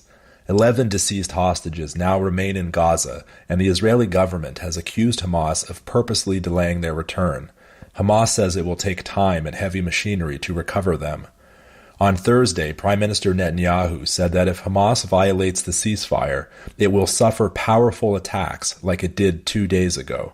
Local health officials in Gaza say at least 104 people were killed in those airstrikes, including 46 children. China's President Xi Jinping is set to meet Canadian and Japanese leaders for the first time on Friday, a day after agreeing a trade truce with US President Donald Trump. The US President skipping the APEC summit of Asia-Pacific economies, with the spotlight now turning to China's leader. Laura Westbrook has more from outside the summit in South Korea. All eyes now turning to the leader of the world's second largest economy, China, and Chinese President Xi Jinping. Now, he has made a speech, his first since that meeting he held on Thursday with Donald Trump. And he said that he was very much calling for protection of the multilateral trading system. He said that the world is going through rapid changes with a complex and volatile international landscape. And so he said in the face of these turbulent times, the more that we must work together. The UK government says it supports King Charles's position after he started the process of formally stripping his brother of his Prince and Duke of York titles. Andrew's always denied doing anything wrong, but fresh details about his friendship with sex offender Jeffrey Epstein have been emerging in recent weeks. Andrew Mountbatten Windsor, as he'll now be known, will also move out of the Royal Lodge property in Windsor. Royal reporter Jack Royston says further action had become inevitable. It's almost unheard of in the monarchy. Obviously, royal family members are not staff members. They're not employed by the monarchy and therefore cannot, under normal circumstances, be fired. It had become completely untenable for the monarchy to keep acting as though royal family members should not be held accountable for their actions, because that is absolutely what the public expects. And at least 19 people are believed to have died in Jamaica due to the impact of Hurricane Melissa. At least 30 are believed to have been killed in Haiti too, after one of the most powerful hurricanes hit the Caribbean. From bureaus worldwide, this is VSiN, the sports betting network.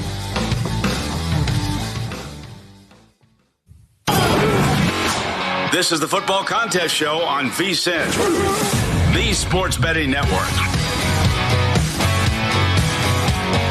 It is the contest show here on VSiN, the Sports Betting Network. Matt Brown and Mike Somich, joined as always here on the desk, the man, the myth, the legend, the guy that makes it all happen, Derek Stevens, and of course the guys that you guys angry tweet. But you know what, Jeff, you have become a little bit more calm in your old age here. You're not fighting with anyone on the internet anymore, and I like that. Look at that. You've turned a new leaf. Priorities changed. Yeah, that's what it is. Turn a new leaf. But of course, your operations here, Jeff Benson. So, guys, real quickly, and of course, next segment, we will do the big reveal on not only Grandissimo, as we lost a couple last week, what the final 13 are going to do over there. But, of course, Survivor as well. But just a historic week for favorites last week. How did that all end up with for you guys?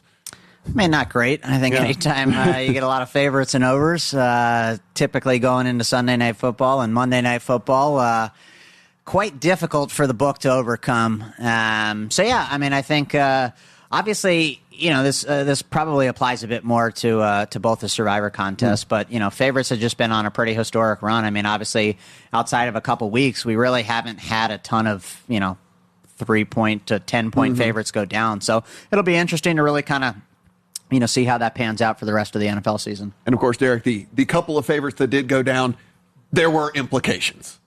Yeah, there are a couple of favorites that went down. There sure were. They took out the second and third most selected teams. So we had a week that it knocked out over 50% of Circus Survivor. Interestingly, not much of the Circus Grandissimo. So it was interesting that the favorites that did go down had a lot of impact. Cannot wait to see where everybody ended up this week. But, Jeff, we are in Circa Million over here, and in a week where there are a lot of big favorites this week. We'll see, as you tell us, the top 5 if people went that way again. Yeah, I mean, obviously, before we get into Week 9 and the top 5 consensus pick, a couple of housekeeping notes. This is obviously the last week of Quarter 2. It's the first of the 5-week quarters. So there's a lot of game theory that goes into this week, and certainly a lot of money up at stake. When you think about the first prize, $150,000 for the first place MVP, $60,000 for second, $40,000 for third, $15,000 for fourth, and then $10,000 for fifth. And then obviously you got the $25,000 booby prize for finishing last. So lots up for grabs here in terms of money. When you think about the overall contest and the $1 million and the blue jacket from Derek's Taylor, we have one individual who's 31-9. And then conversely, we got a number of different individuals on the opposite end of things going for the $100,000 booby prize that are 9-31. So matching identical records there, just opposite ways, 31-9 and 9-31. And then when you think about the aforementioned second quarter that we talked about, Mike Betts is 18-2. And then we have 6 people who are 17-3. And then we have 22 contestants who are 16-4. So those are the people that are in the race to win that $150,000, and they are very excited to hear what our top 5 consensus picks are. So when we look at Week 9, the most popular pick this week was Derek's Detroit Lions, laying 8.5 at home off a bye versus the Minnesota Vikings. 2,267 people backed the Lions this week, which was almost 41% of the pool. The Colts -3 versus the Pittsburgh Steelers. 2,150 people backed the Colts in this spot, which was 38.4% of the pool. Working our way down the list, the Cowboys on Monday Night Football against Jacoby Brissett and the Arizona Cardinals. 1,954 people took the Cowboys laying 2.5 in this spot, which was almost 35% of the pool. In the continuing to play the favorites trend, we have the Chargers laying 8.5 on the road against the Tennessee Titans. 1,576 people backed the Chargers in this spot, which was roughly 28.2% of the pool. And then lastly, we have the 49ers -2.5 on the road, taking on the New York Football Giants. 1,417 people backed the Giants in this spot, which was a little more than 25% of the pool. So when you look at the top 5 consensus picks, we got 5 favorites. The Lions laying 8.5, the Colts laying 3, Cowboys laying 2.5, Chargers laying 8.5, 49ers laying 2.5, and then as we kind of look a little bit further down the leaderboard, 13 total teams got 1,000 selections or more. So a lot of favorites. Number 6 was a favorite. Number 7 was a favorite. It seems like people want to just go to the well back into favorites here this week. Now, the favorite part of this jumped out to me, right? We've got 7 favorites as your top 7 picks. Matt mentioned it. Favorites dominated last week. Derek, when you have a week like last week where favorites consistently win, do you see the same thing at the window that you're seeing here where you get a lot of money coming in on the favorites and people just kind of going right back to the well?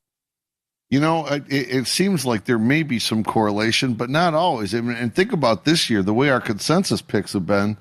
It's really been 2025 has been a year that you want to fade the consensus picks. I believe going into week 9, there have only been 2 weeks of consensus picks have gone at least 3-2, or is it only once that it's happened? Yeah, I mean, it's been tough sledding for the consensus picks. I think it's a little bit different here at Circa Sports just because we're on more of the, sharper sportsbook side of things. But I would say most sports books, when it's favorite and over, it's not going to be necessarily a good day. I think most books are trying to obviously manage towards, dog and under. That's probably a good result for the books. So the run of favorites, I think you're going to see in some of these, DraftKings, FanDuel, some of these more recreational books, kind of, what that does to their, Q4 earnings. We like to go down to the bottom often here, and the Thursday night game did not actually produce the 2 least selected. Back to the Saints. There we go, baby. The Saints are getting faded yet again. 13.5-point dogs in this thing. And nobody believes in Tyler Shuck in his first start. They make the quarterback switch, and people go, okay, now we're back off this team. Yeah, I mean, obviously, I think you're starting to see kind of the separation of the contenders and pretenders. And, when you look at some of these spreads, Packers laying 13.5 versus the Panthers. Obviously you got the big spread with the Rams laying, 13.5 versus, Shuck making his first start on the road. The Titans are almost double-digit underdogs. So there's a pretty wide gap between, maybe the top half of the league, and then obviously, what we're starting to see with some of these bottom half of the league teams, backup quarterbacks, having to start backups with, because the starter has injuries, obviously just going to backups based on starter's performance. So kind of interesting to see how this plays out. But, I think the market will start to get some of these numbers right. One of the games that jumped out to me and that Matt and I kind of went back and forth on as well during Ready, Set, Bet was the game that's happening right there in Vegas with Jacksonville taking on the Las Vegas Raiders. We've seen 2.5s, we've seen 3s. We've seen this market kind of teeter back and forth around that key number. In the contest, we've got 1,700 people that selected this game. There's 1,000 on Jacksonville, 700 plus on the Las Vegas side. What's the action been like for you guys in that specific game? And do you expect that to kick off around 3, or do you think we're going to stick at the 2.5? Yeah, I mean, you'll probably see 2.5 juiced or 3 reduced. It seems like it's traded at 2.75 all week. Obviously, the news of Travis Hunter getting ruled out. The Raiders certainly getting much healthier with Brock Bowers. And it looks like, coming out of a bye, they're going to be ready to play. So it seems like that number's kind of in that half-point range, and it hasn't really moved much off of that. So I'd imagine, that number will close 2.5 or 3 and nothing outside there. Derek, I do have the Lions power ranked second. In my power ratings, only did the Chiefs, but 8.5 is a big number. I know that it's in some perceived value. It's gotten a 9 at a couple of the books or whatever out there, but 40.5% of the pool on the Lions this week. We talked about people not believing in Shook. I mean, it seems like there's some disbelief in J.J. McCarthy taking back over as well. Yeah, I don't think there's any question about that. I mean, obviously Lions historically, in more recent history, have been a covering machine under Dan Campbell. We opened this as a 9.5, and we took Minnesota money. It got to 8.5 Thursday and hasn't moved off the 8.5. What we have seen is the total come down. We were at 48.5 yesterday. It's down to 47.5 today. I don't see this number really moving that much, and I do think there's a little bit of the Lions support comes from the anti-J.J. McCarthy angle on this. Yeah, I mean, obviously you look at McCarthy, one could classify him still as a rookie. Yeah. Hasn't played very much, obviously gotten quite a few practices under his belt. All of last year and this year, but hasn't seen much game action. So, what are you getting from them? I think you see a lot of people kind of fading McCarthy in this spot. Got the Colts sitting there second, laying 3 against Pittsburgh this week. We did see a lot of Pittsburgh money against Green Bay heading into their Sunday night game last week. We're seeing the opposite here, where Indianapolis now pushing out to 3.5 in some places. Does this feel like more people getting behind this team of Indianapolis, or people wanting to fade Pittsburgh off 2 pretty poor back-to-back performances against the Bengals and Packers? I mean, probably a little bit of both. I mean, obviously, if you just bet the Colts every week, you're sitting pretty good through 8 weeks here. But Yeah, I mean, obviously, it's been a lot of Colt money early this week. I think people are starting to maybe adjust their power ratings, and that number's starting to come around. Obviously, Daniel Jones looks good. Jonathan Taylor, from the backfield, it looks like they got a pretty complete team. So it'll be interesting to kind of see, what people make of that moving forward. But I think you've seen people really upgrade the Colts in the power ratings, and that's why I think you're seeing them, lay 3 here in this spot when the market's maybe moved out to 3.5. We do have the top 7 plays over in million this week. All favorites: Lions 8.5, Colts 3, Cowboys 2.5, Chargers 8.5, Niners 2.5, Texans 1.5, and then the Patriots 5.5. The first dog you find is the Bills at plus 2.5 there as the 8th selection here in the contest. Saints way down at the bottom again, just like old times at the beginning of the contest here. Now, guys, we said all these favorites were on a big run. The 2 dogs that lost last week did create havoc over in Circa Survivor. We will discuss that and just how many people took the big favorites this week. We'll break it all down for you on the other side.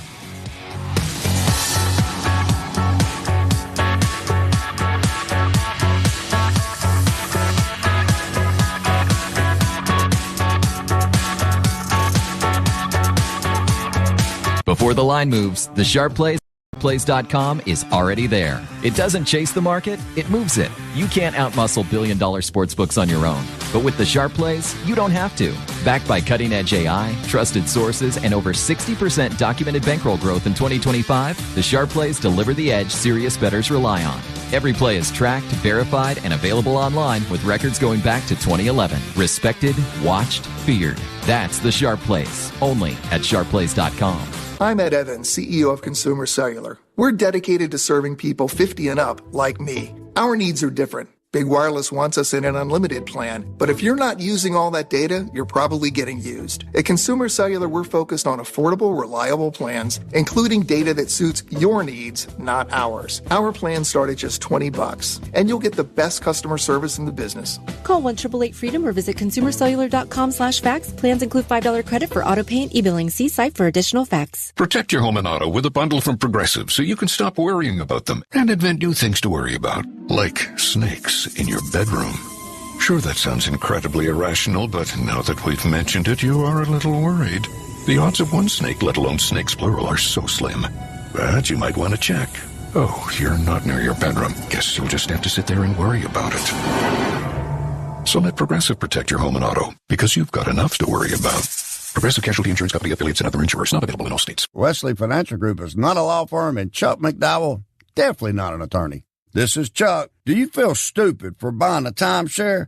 Don't. It's not your fault. You were most likely told you could rent it, and it was a great financial investment. And the deal was available today only. If this happened to you, contact your resort or Wesley Financial Group for help today. Call Wesley now for your free exit information kit. 800-791-1313. 800-791-1313.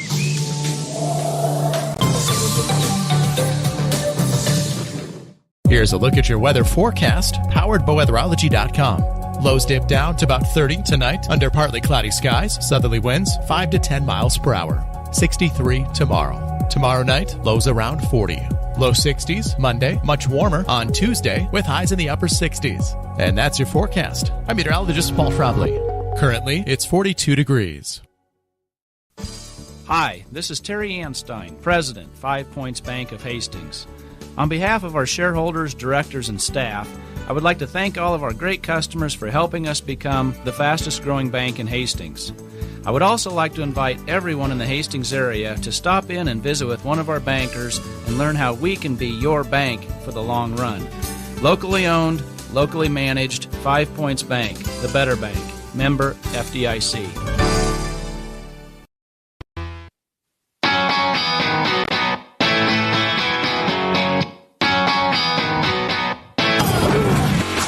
This is the Football Contest Show on VSiN, the Sports Betting Network. Contest show here on VSiN. Just revealed the top 5 picks over in million: Lions, Colts, Cowboys, Chargers, and 49ers. But we know why you guys are tuning in. You are all here to find out. what the number one selection is over in Survivor, or if you think you have a pretty good idea just how many people took that top selection. But Derek, as we said, this past week, it definitely created havoc. We were sitting here with a week where all of the favorites were winning except for the two favorites that took down half the field. Yeah, I mean, we went in about 4,200 people into Circus Survivor last week, and well, by the time the week ended, we ended up with 2,057. So it was another one of those weekends with a couple of teams. It was a gut wrenching loss on the Bengals. Mm-hmm. That was one that you never would have thought you'd have seen. Ironically, I think a week ago when you kind of threw us the curve. We don't usually do this on the show, and you threw it to Jeff and I, and he didn't like the Bengals, and I didn't like the Falcons.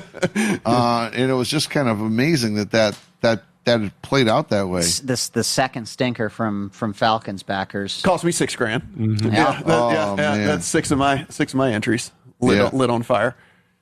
Well, here we go. We're going into week 9, and we have 2,057 Circus Survivor active entries going into week 9. That's the most ever. But obviously, when you start with 18.7, 18,700, you've got you're going to have a bigger number. But here we go. The number one selection, not to surprise anyone really, is the LA Rams with 1,328 selections. So that's 64.6% of the pool. Number 2 is the LA Chargers with 399 selections. Number 3 is the Green Bay Packers with 264. Number 4, with a very low number of just 21 selections, had the Baltimore Ravens. So they are in the house right now. That was 1% of the pool. After that, the Lions had 15 selections. Patriots had 13. Then after that, it's all single digits. In total, there were 12 teams selected. And for the first week of this year, I'm happy to report that there were 0 no picks in Circus Survivor. I am looking here, Mike, my gorilla math real quick. That is 96% of the pool on the top 3 teams. Yeah, 96.8%. Consolidated on 3 teams here with still 2,000 people left. Just wild results from that perspective. Matt and I were like, we know the Rams are going to be first. The percentage was the big question mark. It comes back at 64.6%. Jeff, you've been doing this for how many years now? 4, 5, 6, 7 years? Can you remember a 65% favorite here this deep into the season? Yeah, I mean, it's obviously probably the largest portion of the field with this amount of people remaining. I mean, obviously, when you get to week 17, 18, 19, you can see kind of some of the stuff. But when you have much less people, I think most people maybe would have thought Rams 40, 45%. Mm-hmm. So to see 65%, I think that is maybe a little bit surprising to a lot of people.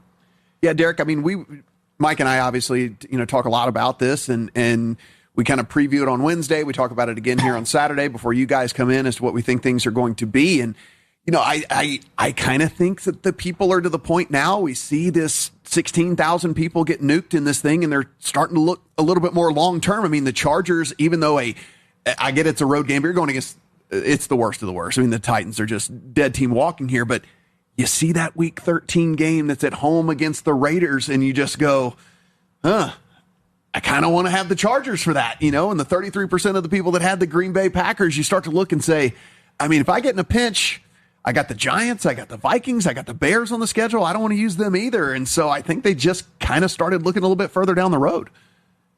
Yeah, I think that might be something to do with it. When you take a look at what the Rams, the future value of the Rams, it's modest. Mm-hmm. Look at the Rams' remaining home games. Home against Seattle, divisional. You're not really looking that way. Home against Tampa, you don't love it. Home against Detroit, don't love that. No. And then you got the last week of the season, so I don't know that you can look at that. So I think the Rams being this highly selected kind of makes sense. The availability on the Rams going into this weekend, there were a total of 1,655 Circuit Survivors that had the Rams available. Yeah, and 1,328 took them. So pretty good amount. Obviously, a few people saved them, But I think the value of saving the Rams, it was not worth it relative to using them now when you're in this type of spot with this type of a favorite right now. We're still 14, and you're laying more than 110 on juice. So what did that? How did that manifest over in Grandissimo? Well, Circa Grandissimo, then what we've seen is very similar to what we saw in Circa Survivor. The top 3 selections were the same. Lost 2 selections last week to go from 15 to 13. So we're at 13 going in. Rams were the number 1 selection with 8. Number 2 selection was the Chargers with 3. And the last 2 entries both took the Packers to round out the 13 selections. In Circa Grandissimo, there were only 10 of the 13 that had the Rams available. So 8 of the 10 took them. And then with the Packers, which is interesting, only 2 of the Circa Grandissimo contestants had the Packers available, and they both selected the Packers. So there are no more Green Bay Packers left in Circa Grandissimo. It's going to be fascinating to follow who has what left when you look at Grandissimo there. As we're seeing teams, I believe the Chiefs are now eliminated from use. Now we have the Packers who are eliminated from use. So there are these certain entries that are just kind of whittling down the possible teams that they can see. No surprise here that we are so consolidated with 3 in Circa Survivor, as well as 3 in Grandissimo. Last week we had a lot of options that were -6, -7, -8. This week, you really have a couple big favorites, and then you drop down, and 4.5 is the next biggest number on the board. So not a shock we're seeing that movement. I am a little surprised that we didn't see all 10 take the Rams that had the Rams available, just based on the play that we've seen previously in Grandissimo, where we saw 2 weeks ago 12 entries on a single team, 3 weeks ago 15 entries on a single team. Jeffrey, do you think there are going to be people who are willing to take a little bit more shots as we get lower in this Grandissimo pool to try and win it right now if one of these big favorites lose? Yeah, maybe on certain weeks, but I mean, I think obviously with a week where you have 2 touchdown favorites, it's pretty hard to kind of click away from those. And, you look at the things that you'd be, pivoting to, obviously the Ravens, but, you might want to save them for a holiday week, and that's, Lamar's first game back. So there's some uncertainty there. Obviously the Lions, but, I think, there's some variance with what JJ McCarthy can do, and obviously the Lions are playing on holiday week, so I don't think there was really that many good pivot points outside of the top 3 teams, which is why you see it so concentrated in both contests, up top. Again, Derek, we had 18,000 people start with this thing, so you would imagine there would be some entries that are pretty juicy. I was doing some research. I thought I had a pretty good entry. And then I found 9 God entries that were still available. Now, this is heading into this week. I don't know who they took this week, but there were 9 different entries that had the Ravens, Bills, Broncos, Lions, Packers, Chiefs, Chargers, Rams, Patriots, Eagles, and Bucks still all available to them. Every good team in the NFL, essentially. Yeah, I mean, obviously we talk about average implied value per entry, and I think that number is, for an average entry.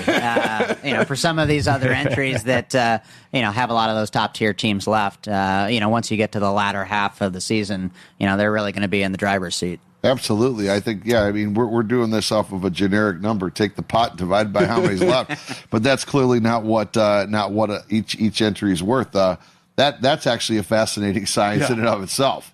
But no, it's great to see this come down. One thing of note last week, after the Falcons and the Bengals went down, we had a moment where I think we had north of 70% of the remaining pool that was at risk because the Colts game was a later game, and all of a sudden the Colts were like 1,400 of what remained. So we've seen something where we've had these large percentages. So we just haven't had it like we're having here this week with the Rams right off the jump. We have 21 people that are going to be the biggest New Orleans Saints fans ever, as they are already in the clubhouse with the Ravens right now. It doesn't seem like we're going to get a team of death this week. No, I was going to say I'm not even going to ask because if you had the Ravens, you ought to bet on. You ought to bet on this Rams Saints game. I mean, you actually ought to. Why wouldn't you? Yeah, I mean, this is just unbelievable. But again, over in Survivor, 96% concentrated between the Rams, Chargers, and Packers, 65% alone just on the Rams. Over in Grandissimo, we lost 2 last week. Of the 13 still available, 8 on the Rams, 3 on the Chargers, and 2 on the Packers. Cannot wait to see how this all shakes out. 21 already in the clubhouse there with the Ravens. Thanks to Derek and Jeff. As always, me and Mike with commentary here on the other side.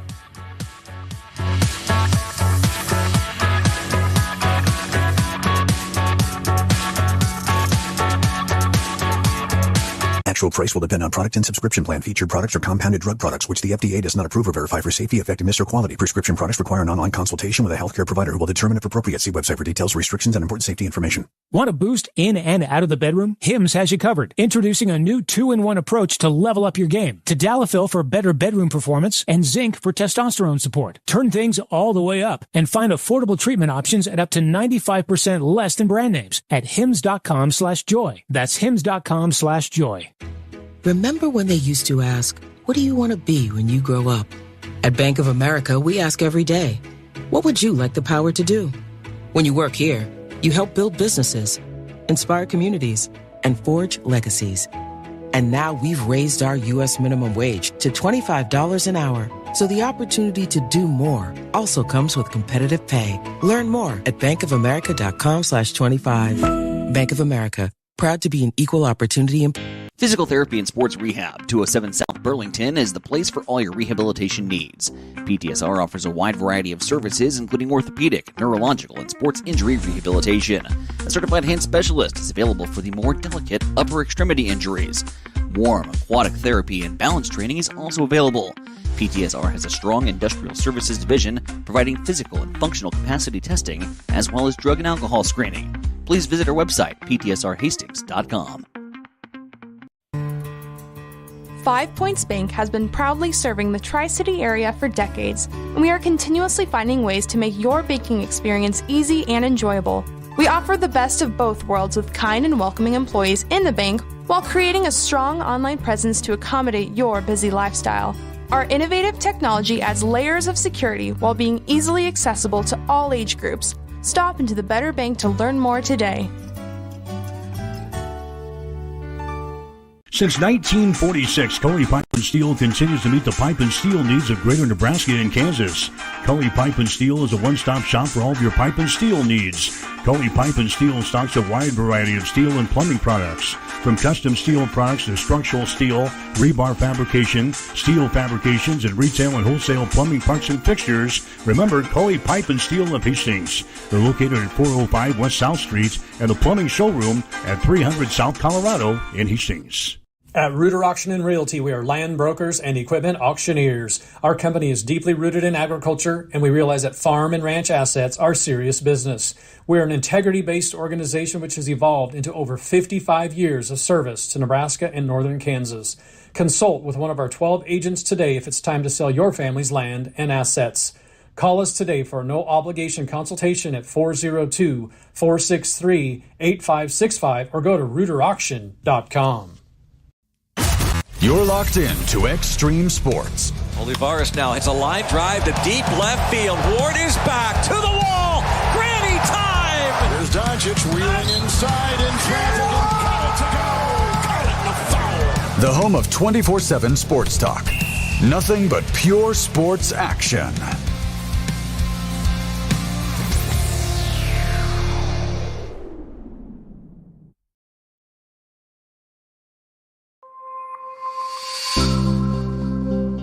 Have you or a loved one been injured in a motor vehicle accident? Hi, I'm Mitch Stellick from Stellick Law Firm in Grand Island, and we specialize in personal injury law. Let Stellick Law Firm assist you in making sure that you and your family are taken care of following a motor vehicle accident. Call us today at 308-675-4035 to schedule your appointment. Let us be your voice.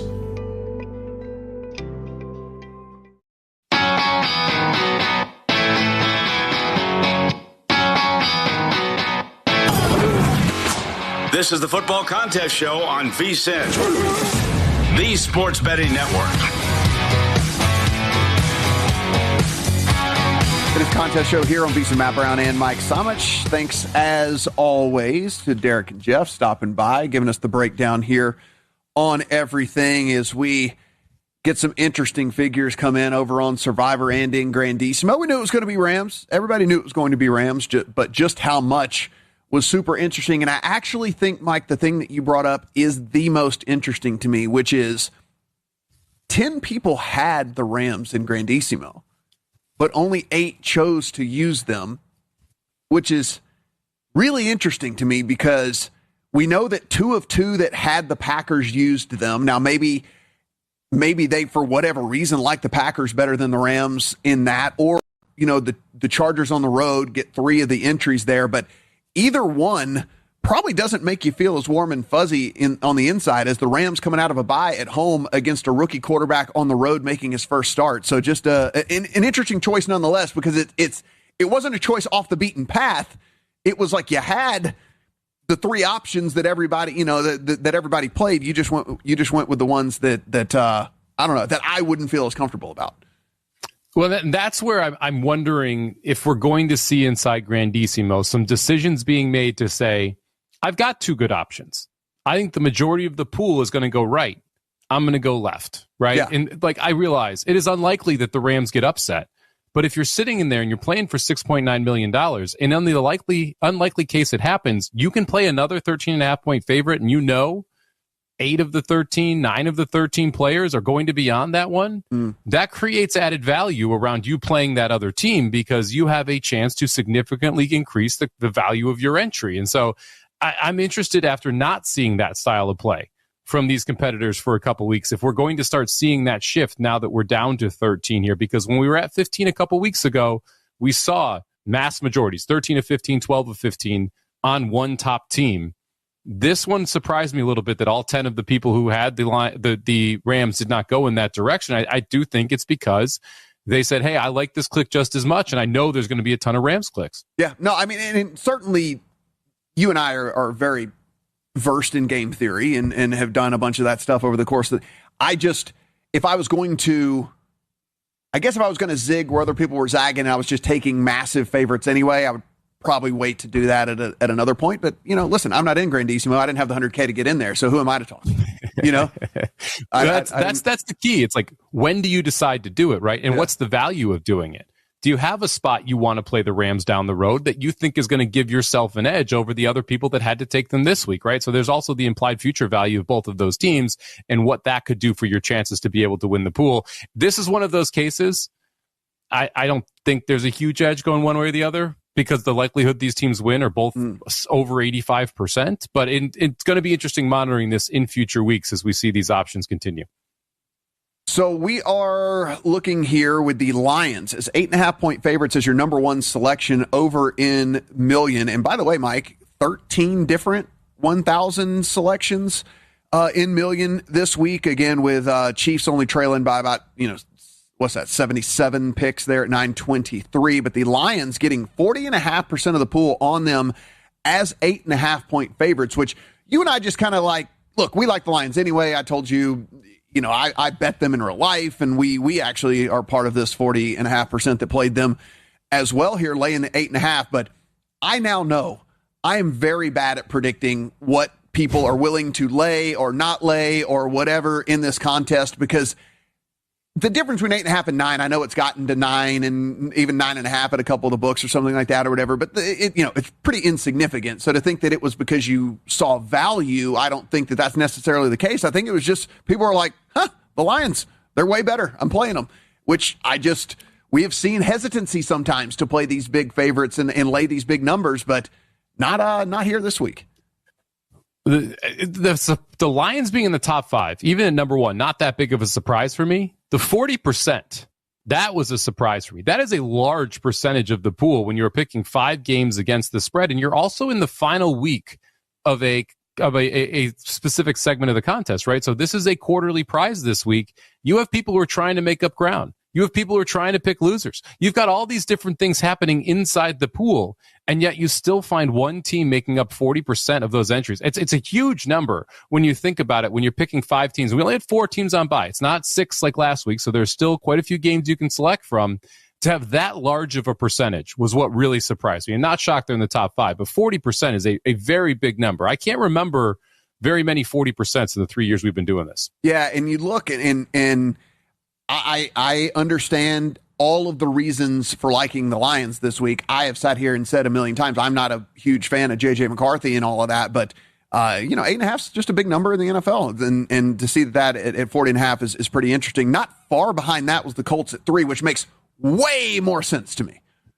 Mm-hmm. Yeah, me too. And this is one where you're taking on a Pittsburgh team that didn't look great last week against Green Bay, lost to Cincinnati the prior week before that. This is a Colts team that's just been a covering machine. Oh, and by the way, the number's 3.5 when this closed as well. So you're getting off a key number and getting the best of that number with a Colts team that I think a lot of people are high on against the Steelers team, which I think people are starting to realize was a little faulty at the start of this year as well. So the Colts sitting there at 3 didn't surprise me, or 2, it didn't surprise me at all.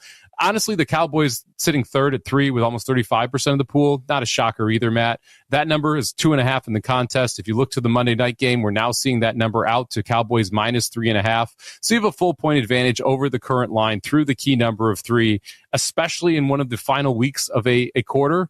That is always going to get played, and it's always going to get played heavily in a contest like this. Cowboys 2.5, Chargers 8.5, 49ers 2.5, round out the top 5. Again, all favorites. We get to 2 more favorites with the Texans and the Patriots before we get to the first dog in the Bills. Cowboys, Chargers, Niners, Texans, Patriots. Of those, does any of them surprise you at all? Is there any of them that you're kind of like, oh, that's at least somewhat interesting? No, me neither. That's why I asked you, because I didn't lead out with my opinion, because I think they're all. I think I get it.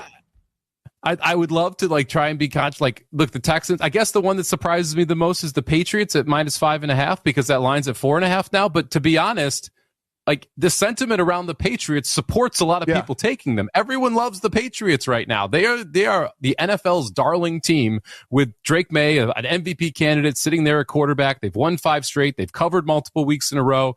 I can't be surprised that people don't want to go with the Falcons, who just laid their second egg of the season last year, when we don't know. We now know Penix is going to be in there, but we don't know for sure about London. There's other question marks that are surrounding this Falcons team, who also had a big defensive injury 2 weeks ago. So I would like to say someone surprised me, but they didn't. Those are kind of the teams I thought those would be a little bit higher picked in some cases.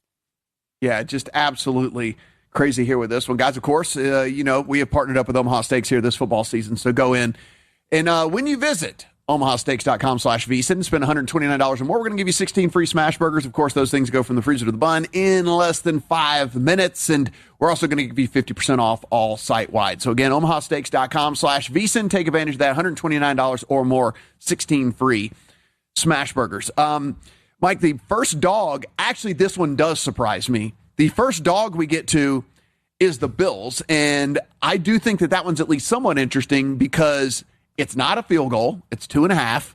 It is against the Chiefs, which we know has just been on the rocket ship up everybody's power ratings and everybody's sentiment and all of that. That actually does surprise me, that not necessarily that people liked the Bills in this game, but that's the first dog we get to. Well, okay, it doesn't surprise me that much, because what other dogs would they be taking, right? That's the thing, is that when you look through this list, it's like the second dog is the Falcons, who we talked about are taking on the Patriots, and we knew the Patriots would most likely be a highly selected team. The third dog listed is the Broncos. The dogs that are like the Steelers, the Commanders, the Bengals, the Raiders, the Panthers, there's not people running in a contest to play those teams. Now, maybe they should be. Maybe you want to be a little contrarian here, and we don't usually see a huge favorite weekend followed by a huge favorite weekend. But of the logical dogs, the most public one is the Bills, right? I mean, yeah, I guess so. It's just, you get a 1.5 spread indicates kind of a coin flip, but it's way down. It's further down. The Falcons, I don't know. It's interesting to me. I thought you would think a coin flip game would be one of the ones that's up there, but whatever. It is what it is. It's always interesting getting these back and seeing what people want to take. Like you said, we are not good at predicting these. We found that out over the years. I know. Every time you and I think that we're going to what we're going to do? Let's take this one and we'll try to gain some ground. No, it's like one of the top 5 every single time. It's just, we're very bad. It's not even like we like the games. We're just literally we're trying to play the contest, and we're just bad at picking which games are going to be popular. It is whatever. We have skill sets. This is not one of them. That's not one of them. Yeah, not one of them. We got the projections over at the site, guys. Of course, we've had the NFL ones for a while at VSiN.com/NFL props. We got basketball ones now for you, too. The NBA is rocking and rolling, so VSiN.com/NBA props. Go in there. Points, rebounds, assists, and three-pointers. See if you can make some money alongside us this season. Opta AI powering that for us over at VSiN.com/NBA props.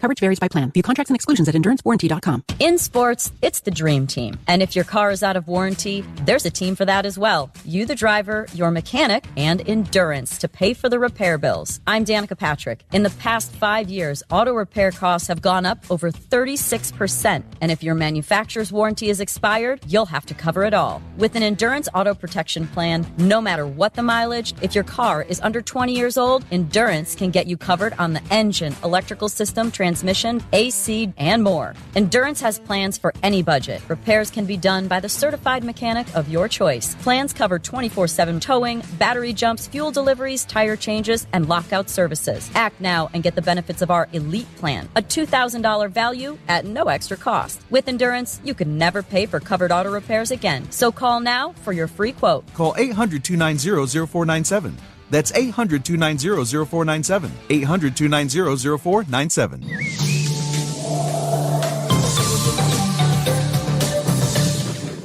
Here's a look at your weather forecast, powered by weatherology.com. Lows dip down to about 30 tonight under partly cloudy skies, southerly winds 5 to 10 miles per hour. 63 tomorrow. Tomorrow night, lows around 40.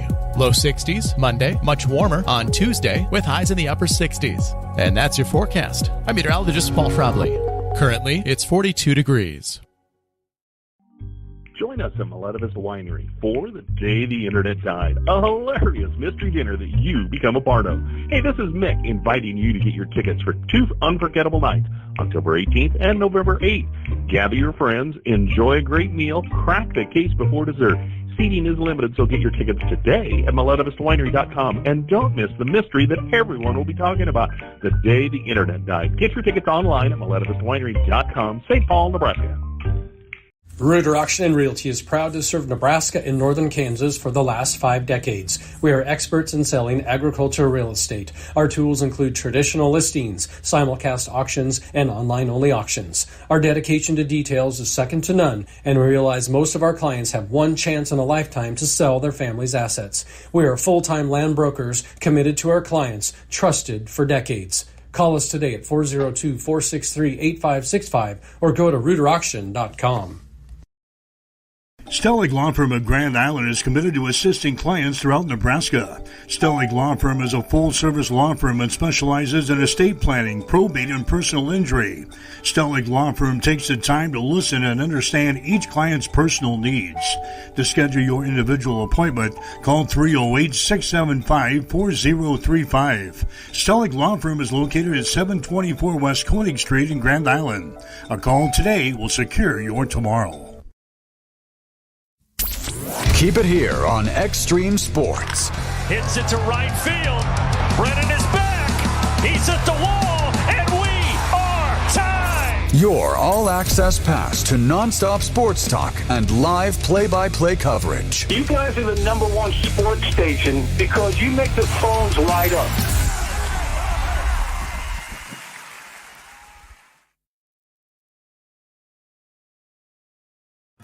If you're planning to build a new home or add an addition to your existing one, trust the experts at Gangwish Construction. From general contracting, basement pouring, to bathroom remodeling, concrete work, and deck building, they handle it all with precision and care. They take pride in doing the job right the first time, every time. Contact Jeff today at 402-460-0013 and experience quality craftsmanship with Gangwish Construction.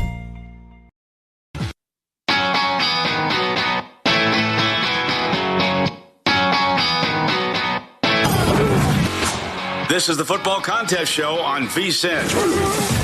the Sports Betting Network. It is a contest show here on VSiN, the Sports Betting Network, running through all of the picks and the commentary that comes along with all of that as we've gotten down. Started out with over 18,000 people, down to 2,057. I would like to give everybody a pat on the back for getting your pick in this week. We did not have to worry about the dreaded no pick over in Survivor. So good on everyone out there. You've made it this far. Don't forget to put your pick in. Don't mess up now. Yeah, don't mess up now. We reminded you about the Sports Equinox that happened earlier this week. We have a special for that, $120 now, everything that we do for at VSiN.com through May the 1st. And so that's going to get you the daily best bets. Of course, you get the picks page. You get the email in the account that gives everything that we do here on the desk and the guests as well, all of their picks. You can get the splits page. And you get the daily articles that are breaking down everything that is happening across this great sports world of ours. Like today, you've gotten all of the stuff over there about all the Breeders' Cup, and we won some money until we didn't, which was fine. Listen, I'm leaving with a positive experience in the Breeders' Cup today. So good stuff. VSiN.com/subscribe. $120 now to May the 1st. Every single thing that we do. So the Rams, we knew were going to be the number one selection. Mike, you and I were saying 52, 53, something like that. Maybe even. Let's push it 54, 55%. No, it was 65%. 64.6% of the field goes with the Rams, 19.4% on the Chargers, and 12.8% on the Packers. 96% of the field on those three teams. We do have 21 that got home on Thursday night with the Ravens. Lions have 15 on them, 13 on the Patriots, 8 on the Cowboys, 4 on the Jags, 2 on the Bears, and 1 each on the Niners, Texans, and Seahawks. And so, Mike, as we take a look at this, yeah, we knew the Rams, we knew the Chargers, we knew the Packers. I mean, I guess we can start you get a little bit further down. I know it's only 21 people. I know it's only 15 people, but these Ravens entries are, kind of valuable. These Lions entries are pretty valuable as we move on in this contest. I know it sounds like that because we started at 18,000 that like, oh my goodness, right? But there's still 2,000 people left in this contest. Like it is very far from over. And so having good teams is certainly going to be a huge advantage here in a couple of weeks. You are going to still have to go 20-0 to win Circa Survivor, Matt. That has not changed from last week, despite all of the people that did leave the contest. We'll have multiple people who go 20-0, and so saving some of these teams obviously matters. The Baltimore Ravens, the Detroit Lions, two teams that have a lot of future value, two teams that play on holiday weeks, two teams that you can use as kind of Swiss Army knives in certain spots. So little surprised that we saw the number of people take those two teams that we did. But considering again, the options, I realized, right? Considering the options. Right. Yeah. Well, assuming they had the Rams, the Chargers, or the Packers left. That's now, true. most people did have the Rams left. 80% of the pool had the Rams headed into this week. 64% of the pool selected them. So only 16% who could have selected the Rams did not go in that direction. We don't know if that's any of these Baltimore or Detroit entries, but I'm not overly surprised. I think that, Baltimore especially to me is one where you're like, hey, I'm not going to use them on Thanksgiving. Therefore, their future value not as high as some other people may think. I have a couple options I still like there, so I'm willing to burn them. Detroit, little bit surprised about because they have a load of future value. But I want to talk about the others here. The 10 or less entries here. The brave souls that went Cowboys for 8, Jaguars for 4, Bears for 2, Niners, Texans, and Seahawks all taking 1. That is some brave selections down there, Matt, when you do have options like the Rams, the Chargers, and the Packers up top. Got to be people that have lots of entries left. You think so? And yeah. We know that a single person can only have 10, but I mean, look, if me and you and Isaiah Von Vrinkel and whatever get together and decide we're going to all do 10, but we'll chop it 40. I mean, you could effectively have 20, 30, 40 entries, in this, if you decide to chop it with buddies or whatever, or something like that. So, I can only imagine that's what we're dealing with this, with a week like this, where you do have all of those different options to go and kind of throw it on coin flip games. I can't imagine someone with a solo entry is going that route. I would be very surprised. Yeah. I would expect that you are correct, that there's, people who are trying to create the best possible entry, right? Where you're keeping all of these teams, but you're still getting a few through using the Rams, getting a few through using the Packers, whatever that route is, and then trying to sneak one or two by with teams like, the Cowboys or the Seahawks or someone like that, which you're not excited about using down the line nearly as much. Grandissimo, also very interesting. I know we talked about that a little bit, but to having the breakdown there where we've got 8 people heading over and taking the Rams, we've got 3 on the Chargers, 2 on the Packers inside that contest. That one is going to be fascinating moving forward as we do find out more and more about who everybody has left inside that spot.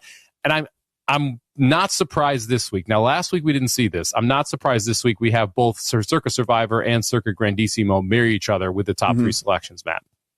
No, not at all. Not at all. And so I guess the interesting thing here, we'll kind of talk as we toggle back and forth between these two contests, is the fact that now we know, so the Packers are nuked over in Grandissimo. So the Packers are nuked. Only one entry has the Chiefs left. So only one entry has the Chiefs. We now know that 3 of the 13 will no longer have the Chargers should they be able to get it home in what we deem as a pretty tricky week 13, which is why I didn't even consider the Chargers this week, because I want to play the Chargers in week 13 against the Raiders, where your next best option, I guess, would be the Rams, but it's on the road at Carolina, right? I mean, so it's across country against a much better team. So I don't know. It's just, it's super interesting. So we know they won't have that option. Grandissimo is about to get super, super interesting because these entries are going to have to start taking 3.5 point favorites as opposed to these like double favorites and whatever. Like we're getting there pretty rapidly because a lot of the good teams were aggressively used early, which got them to this point, but you're not going to have those options here pretty soon. Well, that's how different stylistically these two contests were early. You had people trying to create positive expected value entries inside Circa Millions by saving specific teams so that they had easier clicks down the road. Inside Grandissimo, you had a lot of people playing to make the next week, which means that then each following week is going to be harder because you're ticking off the best teams in football versus ticking off a more risky click and being able to save some of those teams for future value. So this is going to make a big difference when you get inside Grandissimo. We talked about it. The Chiefs, I believe, are already completely used inside Grandissimo. This is going to make the Packers completely used inside Grandissimo. Only 2 people have the Rams left inside Grandissimo. So you're seeing these top teams now completely crossed off inside this contest, which is going to make for some interesting content as we get deeper in here and finding out where these $1 million sweats are going to be on Sunday, as you're not able to click on the favorite that you necessarily want to. Yeah, I mean, Mike, it's like, let's just start next week, and not to bypass this week, but I think you and I both, Rams, Chargers, and Packers, if any of those 3 lost, they should all be safe. I would be very, very, very surprised. So, I mean, not to get ahead of ourselves here, but let's go ahead and take a look here into next week. And the thing about next week, Denver's probably going to be like one of your biggest favorites. I mean, I guess that's a Thursday night game too, Matt. Yeah. And then on top of that, Mike, only 32% of the field even has Denver available, right? So you're like, oh, okay, well, what about Buffalo? Buffalo, that's, Buffalo's got Miami. Only 33% of the field has Buffalo. Mm-hmm. So where are people going to land next week? Oh, okay, it's fine. You got the Colts. The Colts get to play Atlanta. Well, that's an overseas game. And also, a lot of people use the Colts against the Titans. And also, guess what? Only 2% of the field has the Colts left. Yeah. So next week is going to really, really get interesting because, okay, well, Seattle. Okay, it's on the road at the Commanders. And, oh, by the way, less than half of the field has the Seahawks available too. Do you know where I think I'm going to have to go? Because my entry... Chargers at home against Pittsburgh. No. No? Are you going to go? I think I'm going to go Lions on the road against Washington. I think I'm going to play the Panthers at home against the Saints. Oh, puke! But that's kind of where you get forced into these games. Yeah. Like, I know in the entry that I'm defunct in, we were saving Denver because we thought this week was so difficult, the week 10 slate. Like there were certain weeks we made decisions to save certain teams for because that was clearly the team you wanted in that week. Now, if other people made that same decision, you're going to see the usage like we did this week, though. Yeah, so, I mean, I have to get through one gross week, and then I'm set up pretty well after that, but I got to get through a gross week next week. And it's going to be tough, but I think that's just how I have to go. Don't go anywhere. Scott Seidenberg is going to take you through the rest of the World Series, of course, the college football slate, and give you his opinion on everything going down in the NFL as well. Good luck on all your bets.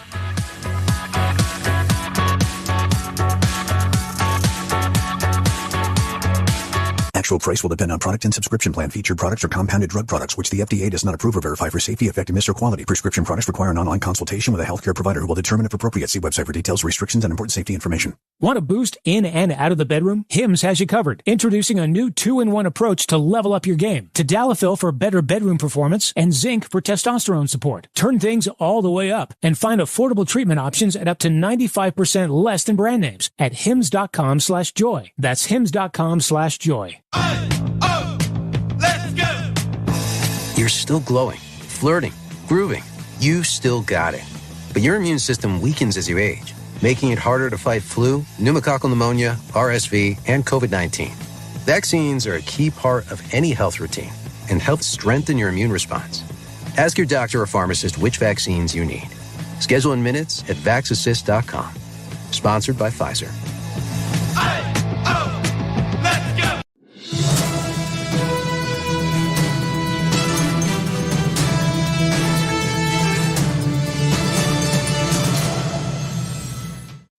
From Feature Story News in Brussels, I'm William Denslow. The bodies of 2 more deceased hostages were returned to Israel on Thursday. It comes as Prime Minister Netanyahu threatened further Gaza strikes if Hamas does not honour its ceasefire commitments. Blake Sifton reports from Tel Aviv. Hamas returned the bodies of 2 more deceased hostages on Thursday in the first handover of new bodies in 9 days. 11 deceased hostages now remain in Gaza, and the Israeli government has accused Hamas of purposely delaying their return. Hamas says it will take time and heavy machinery to recover them. On Thursday, Prime Minister Netanyahu said that if Hamas violates the ceasefire, it will suffer powerful attacks like it did 2 days ago. Local health officials in Gaza say at least 104 people were killed in those airstrikes, including 46 children. China's President Xi Jinping is set to meet Canadian and Japanese leaders for the first time on Friday, a day after agreeing a trade truce with US President Donald Trump. The US President skipping the APEC summit of Asia-Pacific economies, with the spotlight now turning to China's leader. Laura Westbrook has more from outside the summit in South Korea. All eyes now turning to the leader of the world's second largest economy, China, and Chinese President Xi Jinping. Now, he has made a speech, his first since that meeting he held on Thursday with Donald Trump. And he said that he was very much calling for protection of the multilateral trading system. He said that the world is going through rapid changes with a complex and volatile international landscape. And so he said in the face of these turbulent times, the more that we must work together. The UK government says it supports King Charles's position after he started the process of formally stripping his brother of his Prince and Duke of York titles. Andrew's always denied doing anything wrong, but fresh details about his friendship with sex offender Jeffrey Epstein have been emerging in recent weeks. Andrew Mountbatten Windsor, as he'll now be known, will also move out of the Royal Lodge property in Windsor. Royal reporter Jack Royston says further action had become inevitable. It's almost unheard of in the monarchy. Obviously, royal family members are not staff members. They're not employed by the monarchy and therefore cannot, under normal circumstances, be fired. It had become completely untenable for the monarchy to keep acting as though royal family members should not be held accountable for their actions, because that is absolutely what the public expects. And at least 19 people are believed to have died in Jamaica due to the impact of Hurricane Melissa. At least 30 are believed to have been killed in Haiti too, after one of the most powerful hurricanes hit the Caribbean. From bureaus worldwide, this is VSiN, the Sports Betting Network. This is Cashing Out on VSiN, the Sports Betting Network.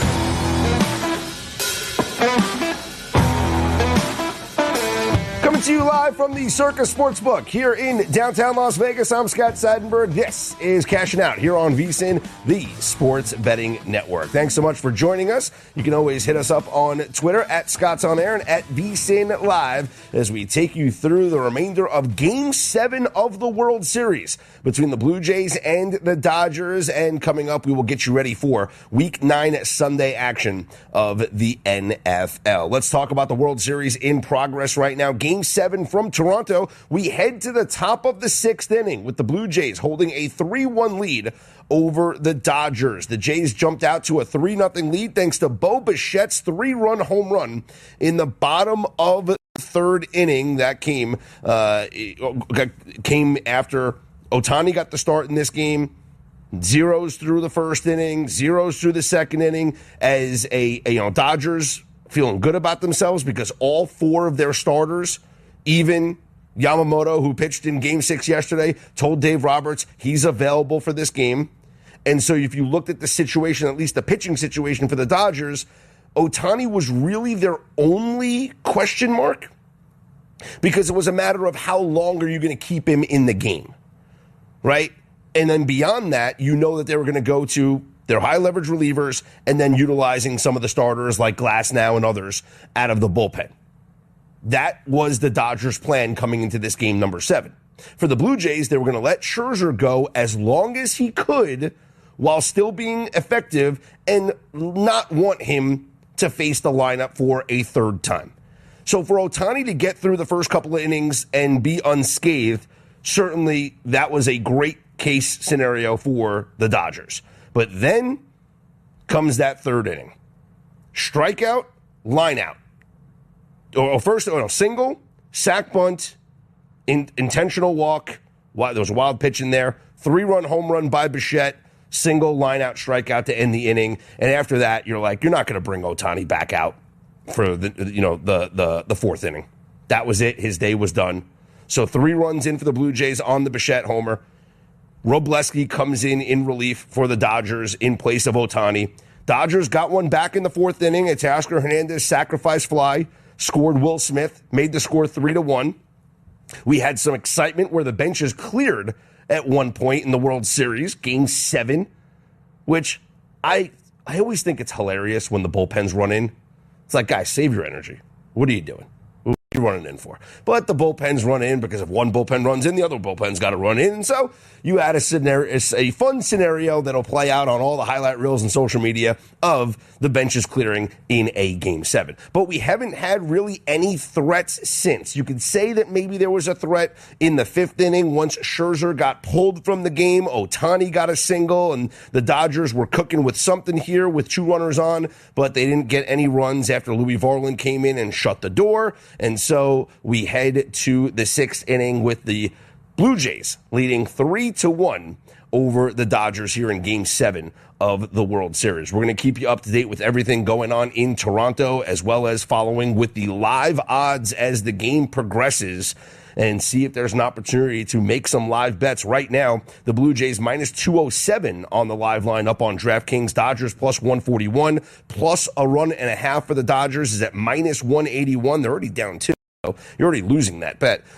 You get plus 138 on the minus a run and a half for the Blue Jays, who are already covering this line. But then you have the total of 8.5 right now. It is minus 101 towards the over. The Dodgers are threatening, though. They got 2 runners on here in the top of the 6th inning. So LA trying to put some pressure here on the Blue Jays and get back into this Game 7 of the World Series. And it certainly has been a great series. Now, there's people have varying opinions on how this series has played out. I'm telling you right now, this has been an all-time great World Series. You had the 18-inning masterpiece that was the other night, And then, of course, the Blue Jays being able to rally and come back and bounce back after tough losses, and for the Dodgers to win, and then the dramatic fashion in that ninth inning, the way it played out, to get the double play, to end the game, and for them to force a Game 7, and here we are. I mean, it's the two greatest words in all of sports. Game number 7. Here's what I think is fascinating right now. The MVP market. Vladimir Guerrero Jr. is the favorite at minus 160 to be the MVP. And if the Blue Jays win this game, Vladdy will win the Most Valuable Player award. There's no other player on the Blue Jays that you're going to give it to. There could be a case to be made for some other players, maybe an Addison Barger or even Bo Bichette, who hit the 3-run home run earlier in this game. I don't think so. Vladdy Guerrero at minus 160 is the bet to win the MVP should the Blue Jays win this game. Now, Shohei Ohtani is plus 200 as the second favorite to win the MVP. But I got to be honest. He had a big slump in his hitting during this series. The pitching hasn't been dominant, and I actually think the pitching might hurt him in his overall resume for World Series MVP. So if the Dodgers win this game, I don't think it's a shoo-in that Shohei Ohtani is the most valuable player of this series. This is where I think it gets interesting.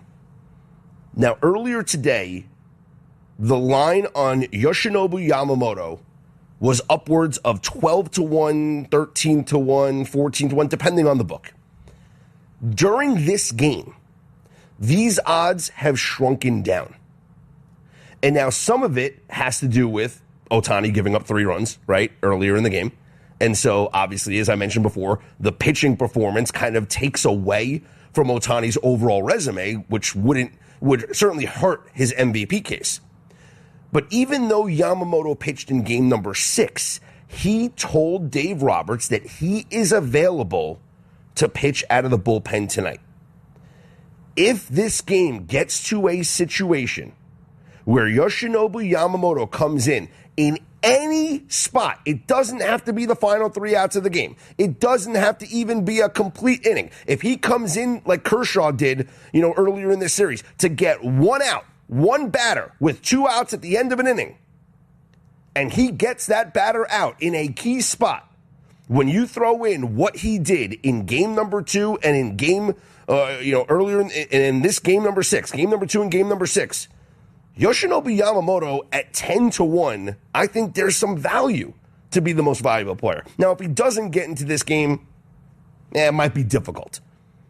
Don't know if the voters are going to vote for him because voters might be victims of the moment, right?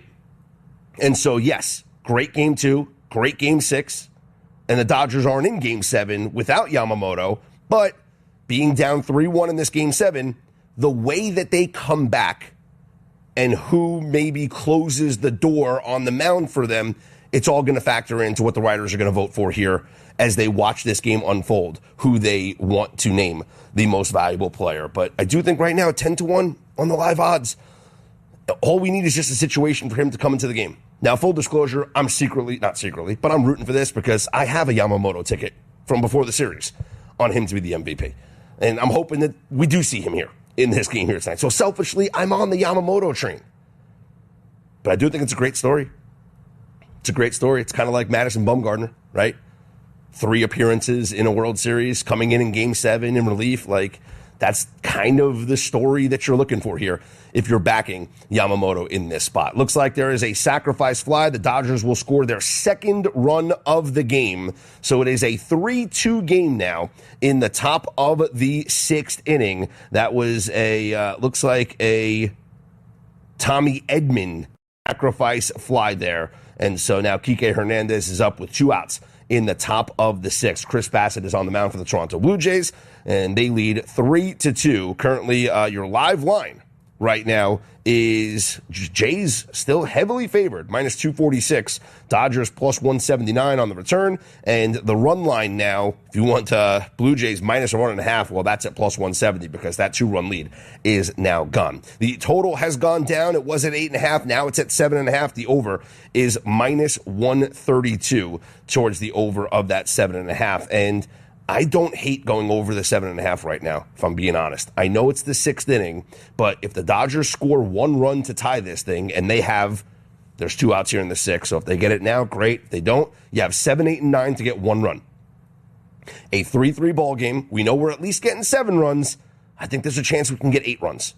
So I'd take a shot here at the over 7.5. And that's just assuming that the Jays don't score. So I do think there's a chance for the Blue Jays to score here. Bottom of the 6th, bottom of the 7th, bottom of the 8th. There is a single by Kike Hernandez, and this inning is not over, folks.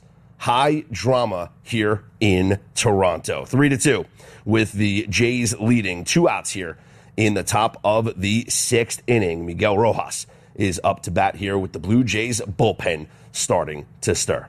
I'm Scott Seidenberg, always on Twitter at ScottsOnAir, ScottsOnair. You can hit us all up on the network at VSiN Live. We also have to talk about the college football results from earlier today, how it's going to affect the national landscape in terms of the college football playoff opportunities for a multitude of these teams, and how about the way that Georgia-Florida game ended there in the world's largest outdoor cocktail party in Jacksonville, where Gunnar Stockton, Georgia quarterback, has a free walk into the end zone in the final minutes plus final 2 minutes, and instead stops at the goal line, takes the knee, and Georgia wins 24-20. Florida plus 7.5, the best number you could have gotten, does cover. Even if you got the worst number at plus 7, you still covered. Any Georgia backers like myself, heartbroken there as Gunnar Stockton takes the knee at the 1 yard line. And I get it from a football perspective. And if this was the NFL, I'd say, good job, kid. Like, there's a lot of variance that can happen there in the NFL.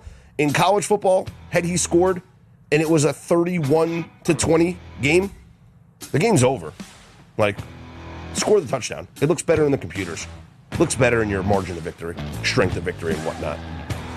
We'll keep you up to date on everything going on in college football and the World Series. Coming up next, I'm Scott Seidenberg. It's Cash and App here on VSiN.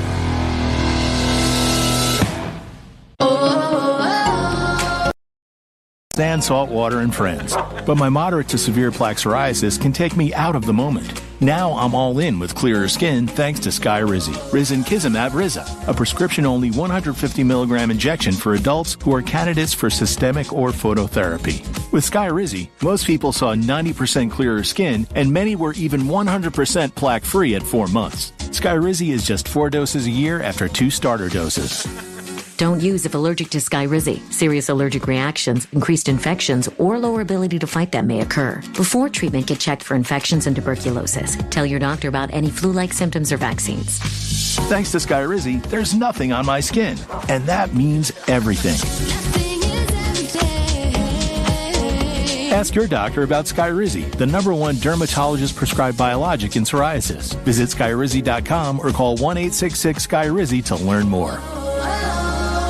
$5,000. That's the average amount of money people in the U.S. are now spending on gas in a year. $5,000. That's crazy. If you drive, you have to download Upside, the free app that gives you cash back every time you get gas. That's right. You can earn real cash back with Upside just by buying the gas you're already buying. You can literally start earning cash back today. I use Upside every time I fill up, and I've already made around $200-300. You're putting gas in your car anyway. Why not get real cash back? If you like free money, download Upside. I'm saving the cash I earn from using Upside to help pay for a vacation later this year. Download the free Upside app now to earn cash back every time you buy gas. Use promo code MAP to get an extra 25 cents per gallon on your first tank. You can cash out anytime right to your bank, PayPal, or a gift card for Amazon and other brands. Just download the free Upside app and use promo code MAP for a 25 cents per gallon bonus on your first tank. That's code MAP for a 25 cents per gallon bonus.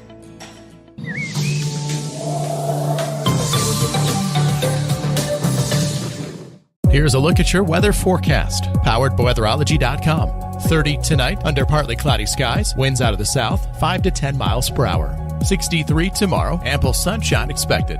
Lows around 40 tomorrow night. Low 60s Monday, turning much warmer on Tuesday with highs in the upper 60s. And that's your forecast. I'm meteorologist Paul Cromley. Currently, it's 38 degrees.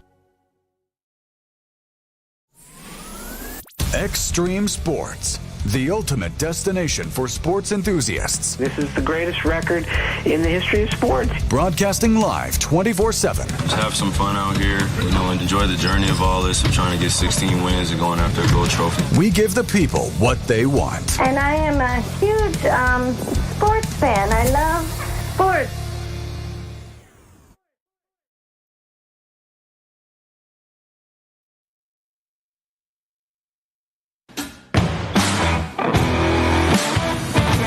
Welcome back to Cashing Out here on VSiN, the Sports Betting Network. Scott Seidenberg back here with you. It's Cashing Out on VSiN, the Sports Betting Network. Always on Twitter at Scott's On Air and at VSiN Live. Chris Bassett gets out of the jam in the top of the sixth inning. The Blue Jays have a 3-2 lead over the Dodgers as they head to the bottom of the sixth in Toronto. And they can start counting down the outs till the Jays can win the World Series. Here's your live lineup on DraftKings right now as we are in the bottom of the sixth inning. Toronto minus 248. LA on the comeback plus 184. Your live total is at 7.5, minus 121 to the over. I think there's an intriguing argument to be made here for the over. If LA can tie this thing 3-3, I think it's a good chance that we see 8 runs being scored. And hey, Toronto could just as easily add to their lead here against whomever the Dodgers want to bring in out of their bullpen. Tyler Glasnow is in the game here. Ernie Clement is up to lead off the bottom of the sixth inning for Toronto. Looking at the MVP market right now as the odds continue to fluctuate throughout this game. Vlad Guerrero is minus 220 to be your most valuable player here of the World Series. Shohei Ohtani at plus 275. Your third favorite is Addison Barger at plus 850, and then Yoshinobu Yamamoto at plus 1,200. So obviously this will change throughout the course of these final 3.5 innings, possibly. So we'll keep an eye on that. College football in progress right now. It is number 7 Ole Miss running away from South Carolina. A 30-14 lead for the Rebels as they look to improve to 8-1 on this season. Meanwhile, speaking of 8-1, that is likely going to be the record for the number 8 team in the nation. The Georgia Tech Yellow Jackets taking on NC State, trailing 41-30 with 9 minutes left to go in the fourth quarter. Now, there's still plenty of time left in this game. Plenty of time for Georgia Tech to make some magic happen, but they trail by 2 possessions, and possessions are at a premium here in this game. Now, this maybe surprises some people, given how well that Georgia Tech has played this season, and Haynes King, possibly a dark horse Heisman candidate. He was 25-1 earlier this week. But if you examined Georgia Tech's schedule so far this season, as good as they have been, 8-0 on the season, according to ESPN's FPI, when you look at all their numbers here, Georgia Tech has played the 82nd ranked strength of schedule in college football this year. So they're 8-0.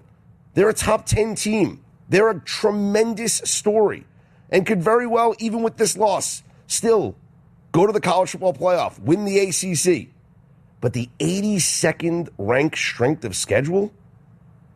I mean, this has not been a good schedule for this team. And if they lose this game to NC State, then they go to Boston College for their next game. They play Pitt at home. You pick up 2 wins there, and then you play Georgia last game of the regular season. Now, that's going to not going to factor into the ACC standings.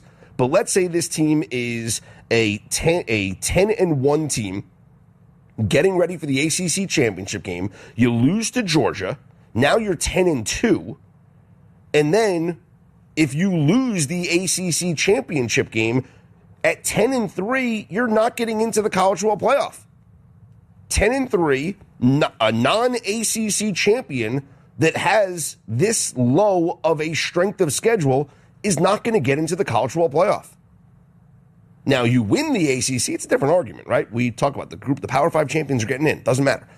But the argument to make for Georgia Tech and their chances to not make the playoffs is you lose a game before you get to the Georgia game, and then you lose the ACC championship. A 3-loss Georgia Tech team that doesn't win the ACC championship is not going to get in. Now, are there scenarios where it could happen? Sure. I mean, if it comes down to a situation like last year where SMU and Clemson comes down to the final field goal, right? And so SMU gets in even with the loss, like maybe, but there's too many other good teams. There's too many other qualified teams around college football. that you can make a much greater argument for than a team that has played the 82nd ranked strength of schedule. Again, it all has to play out. This could all be a moot point. Georgia Tech can win these football games. They can win the ACC. They can beat Georgia. They can come back and win this game against NC State. It could all be a moot point. But if it plays out that way and they finish the season 10-3, don't win the ACC, boy, they're not getting in. Meanwhile, the Toronto Blue Jays look to extend their lead and have done so as they get a Jimenez double scoring Ernie Clement.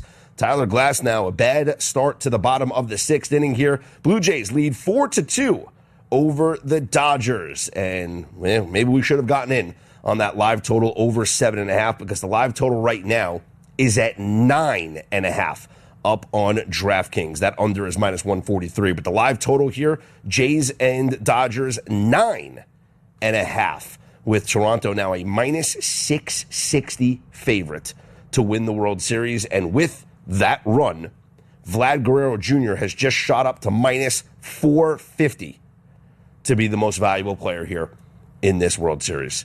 Now, I wouldn't go in on any Dodger player at this point.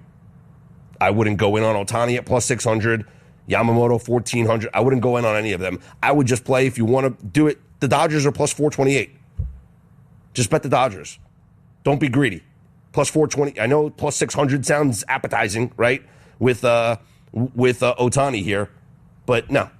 Let's go for a +428 on just the Dodgers to win this game. But another interesting name has now shifted here in the odds boards, and that is the youngster Trey Yesavage. Trey Yesavage has now shot up to become the 4th favorite at +800 to be the World Series MVP. Now, why is that happening? Well, Trey Yesavage is warming up in the Toronto bullpen right now. Trey Yesavage, who set a record earlier here in this World Series with the 12 strikeout game, right? The masterful performance that he had in game number 5.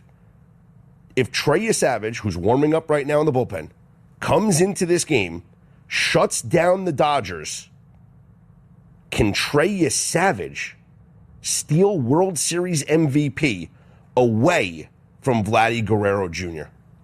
Yesavage, in his first game here in the World Series, he went 4 innings, gave up 2 runs, 5 strikeouts, 4 hits. Then he had the masterful 7-inning performance with 12 strikeouts, 1 run on 3 hits. If he comes in here, and let's say that I feel like he'd have to get multiple innings. If he just has a clean 7th, I don't think those 3 outs in the 7th inning is enough to have him win the MVP here. But if he has a clean 7th and a clean 8th and gets like a 2-inning hold in a game where Vladdy's 0 for 2, maybe 0 for 3 eventually, Yesavage right now, +800 on the live odds. That is worth a sprinkle should he come into this game. And he is warming up right now in the Toronto Blue Jays bullpen. What a story that would be if this kid who started the season in single A wins the World Series MVP. That's like the stuff that like movies are made of. Unbelievable. We'll keep an eye on what's going on there in Toronto between the Blue Jays and the Dodgers. Want to update you on just a couple other college football scores that are in progress right now as we have Nebraska with a 17-14 lead over number 23 USC early on in the 4th quarter there in Lincoln. And then number 14 Tennessee has a 17-16 lead over number 18 Oklahoma as they play in the 3rd quarter there in Knoxville. Tennessee should be absolutely disgusted with themselves that they were actually losing going into the halftime locker room because Tennessee dominated the first half of this game. In fact, Tennessee has dominated this entire game. It's the turnovers that have cost them and a couple of missed field goals, but the turnovers have cost them 3 turnovers in this game. But Tennessee right now, with 6:30 to go in the 3rd quarter, they lead 17-16. 20 first downs for the Vols, 10 for Oklahoma. 366 total yards, 183 for Oklahoma. They are dominating this football game, but they're only winning by 1 point. They should be ashamed of how they let that first half get away from them here against Oklahoma. Well, we have everything going on right now. We got college football. We got Major League Baseball. Obviously, the NBA, NHL in full swing, the NFL. This is the best time of the year to be a sports bettor, and there's no better time to join VSiN Pro with the Sports Equinox Special. Get full VSiN Pro access through May 1st for only $120. That's less than $20 a month. You'll get daily best bets from our hosts and guests, DraftKings, Circa, and Brocco betting splits updated every 5 minutes, AI-driven prop projections and matchup tools, 24/7 video and on-demand replays on the VSiN Watch app, plus full coverage of the NFL and college football seasons, NBA and NHL regular seasons, March Madness, the NFL Draft, and, of course, the Masters. Don't wait. This limited time offer won't last. Go to vsin.com/subscribe today. That's vsin.com/subscribe. I'm Scott Seidenberg. It's cashing out here on the Sports Betting Network.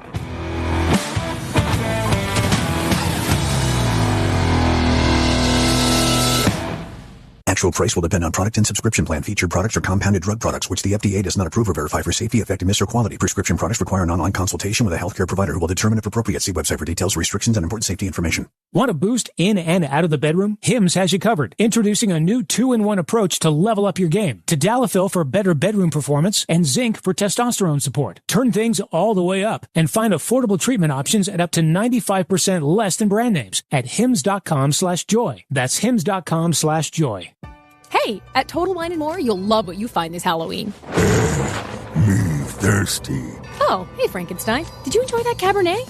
Oh, good. Want margarita? Well, all the villagers are raving about this tequila. Ooh. And we have it at the lowest price in town. Economical. With the lowest prices for over 30 years, you'll always find what you love and love what you find. Only at Total Wine & More. Drink responsibly, B21.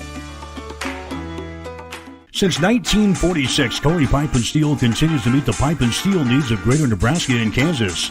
Cully Pipe & Steel is a one-stop shop for all of your pipe and steel needs. Cully Pipe & Steel stocks a wide variety of steel and plumbing products. From custom steel products to structural steel, rebar fabrication, steel fabrications, and retail and wholesale plumbing parts and fixtures, remember Cully Pipe & Steel of Hastings. They're located at 405 West South Street and the plumbing showroom at 300 South Colorado in Hastings.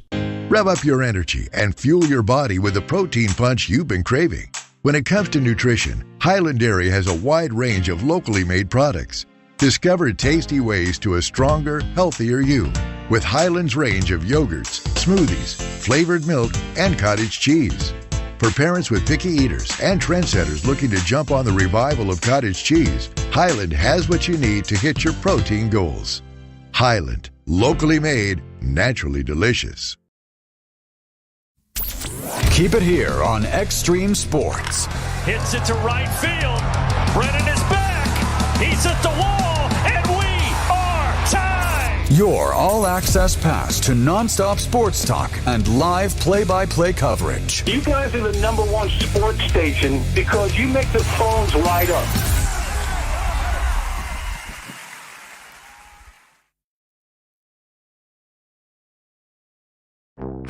Physical Therapy and Sports Rehab of Hastings is the trusted name in sports injury management. The staff of PTSR provides up-to-date and efficient care of sports-related injuries, returning athletes quickly and safely back to the playing field. PTSR offers free evaluation of all sports-related injuries to all area athletes during convenient 6 a.m. to 6 p.m. hours Monday through Friday. Call 402-462-8824 for more information. Remember, Physical Therapy and Sports Rehab of Hastings for all your physical and occupational therapy needs.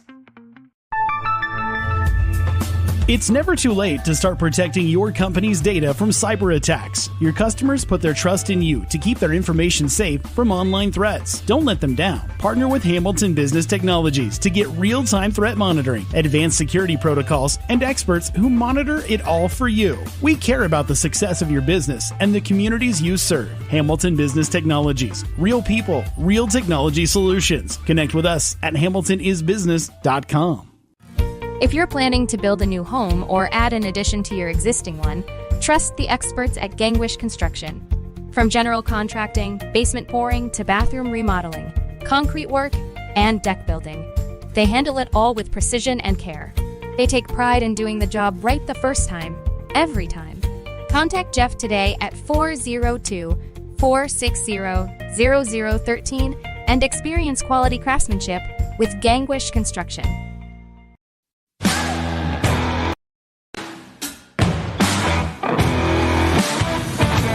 Welcome back to Cashing Out here on VSiN, the Sports Betting Network.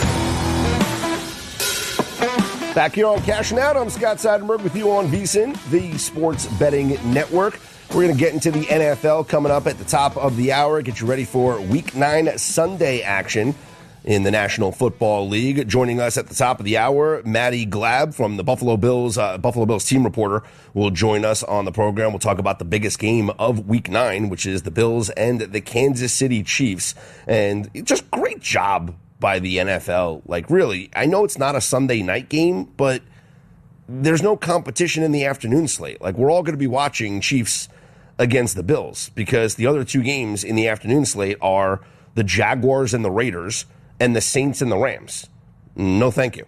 So, I mean, maybe the Circa Survivor folks will be watching the Saints and the Rams, but the rest of us will get to enjoy the Chiefs and the Buffalo Bills in the standalone game there on CBS. So, Tony, that'll be fun to watch Nance and Roma on that one. Your Sunday night football game is the Seahawks at the Commanders. We'll get to the full NFL Week 9 preview coming up here in a little bit. Trey Savage is in to pitch the top of the 7th here for the Toronto Blue Jays, and he walks Shohei Ohtani to lead off the top of the 7th, but then he gets Will Smith to fly out to center. And so runner on first with one out here in the top of the 7th inning. Blue Jays with a 4-2 lead over the Dodgers. Savage has now dropped down from plus 800 to plus 700 to be the MVP. I don't think one inning gets it done. I think if he pitches a clean 7th, and it's not exactly clean because they already walked Ohtani, but you understand that. But he gets out of this without giving up a run or even, putting, let's say. I do think that it has to be 2 innings of work. I think he has to pitch the 7th and the 8th in order for him to win the most valuable player award, because then that is going to have a big impact on this game, limiting the Dodgers' ability for them to come back. And look at this. He gets Freddie Freeman to ground into a double play to Vlad Jr., and now the Jays will head into the bottom of the 7th with this 4-2 lead. Now, that double play does a couple of things here. One, it helps the case for Savage, but also it helps Savage be able to come out and pitch the 8th inning because it lessens the pitch load that he had to throw here in the 7th inning. Then again, because Vladdy did make that defensive play, maybe Vladdy, who has made a lot of defensive plays here in this World Series, gets a leg up here. I will say that the odds have just shifted dramatically up on DraftKings right now as we speak. Vlad Guerrero Jr. is now minus 190 to be the MVP. Trey Savage is plus 500 as the second favorite. So before this inning, you could have gotten him at plus 800. Now he is at plus 500. And should he come back and pitch a clean 8th inning here, next inning, there's going to be some voters that might want to vote for Trey Savage. Now, I will say, these markets are not predictive. These markets are reactionary. These markets are going by people betting or speculation or whatnot. It's not exactly an indication as to who's going to win this award. I actually think that maybe there might be a point where it's actually value to be on Guerrero.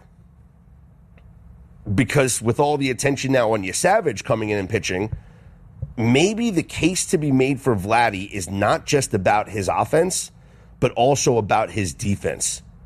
Vlad has played tremendous defense in this World Series. He has made several key plays in this World Series. Several, marquee plays in this World Series. Starting double plays, diving stops. It could just be more about, yes, the offense is great. And in this game, he's not doing anything offensively. He did score a run, but it's the defensive component that could be the reason why Vladdy wins the Most Valuable Player award when you add it into everything that he did offensively so far in this World Series and in this playoffs in general. So it could come to a point, and maybe we're there now at minus 190. Oh boy, we're getting there now at minus 150. Okay. The markets are moving. We're talking about this live in progress. Now Vladdy's minus 150 and Savage is plus 450. This would be a buy time for me on Vlad Guerrero.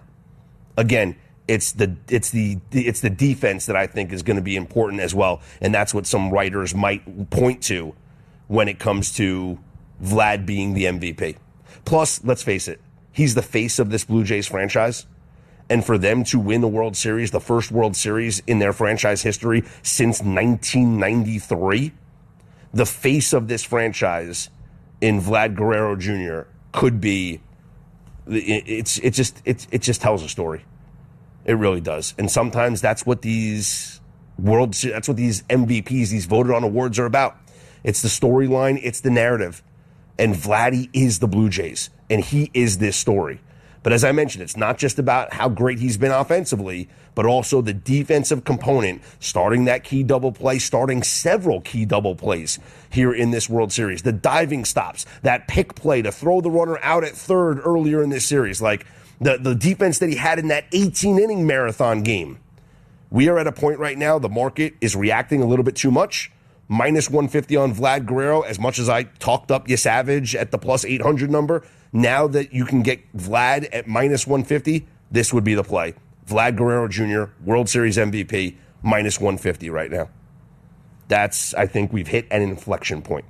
I'm Scott Seidenberg, always on Twitter, at Scott's On Air.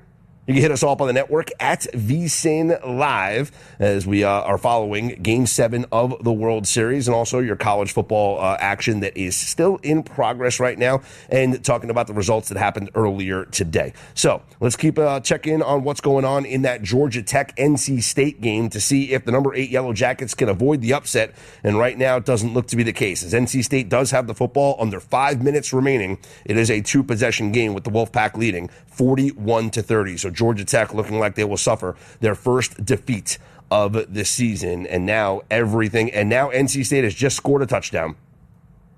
30-yard, looks like a 30-yard touchdown run. 47-30.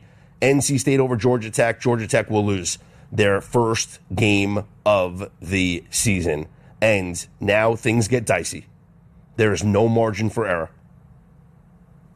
Yes, everyone's going to just say, as long as they win the ACC championship game, they're going to get into the College World Playoff. I understand that.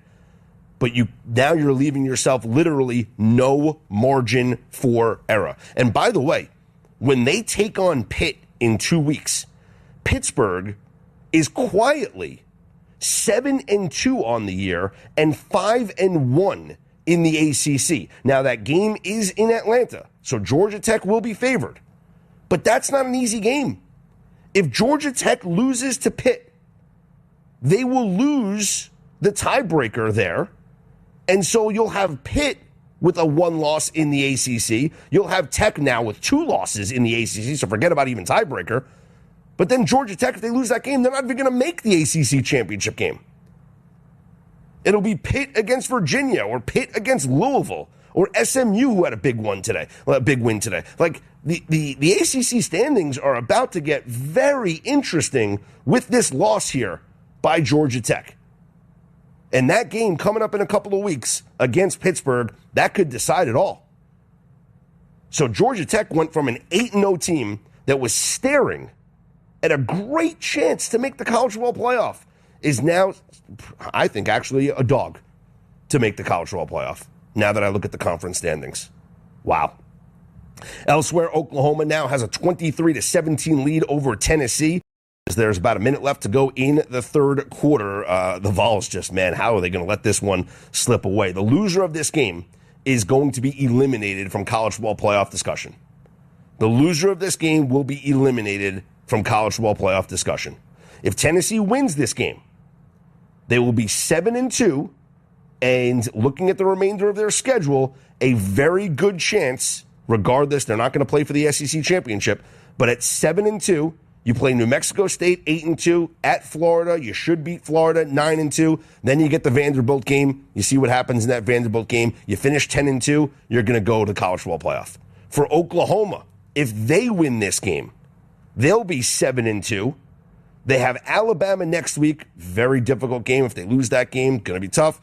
Then Missouri, then LSU. But if Oklahoma wins out, they're absolutely in the college football playoff, because that would mean wins at Tennessee, at Alabama, against Missouri, and against LSU. You are not keeping that team 100% out of the college football playoff. So things are about to get very interesting down the stretch here of this college football season, and it does start here with the results that we have on this Week 10 Saturday schedule. Hey, football meets flavor with VSiN and Omaha Steaks, the official sponsor of tailgating. Built for the grill, Omaha Steaks smash burgers are pre-smashed, crafted from premium aged beef, and go from freezer to bun in just 5 minutes with juicy, unforgettable flavor. And as a VSiN exclusive, you'll get 16 free smash burgers with any order of $129 or more, plus 50% off site-wide at omahasteaks.com/vsin. That's omahasteaks.com/vsin. Minimum purchase may apply. See site for details. It's Cashing Out with me, Scott Seidenberg, right here on the Sports Betting Network.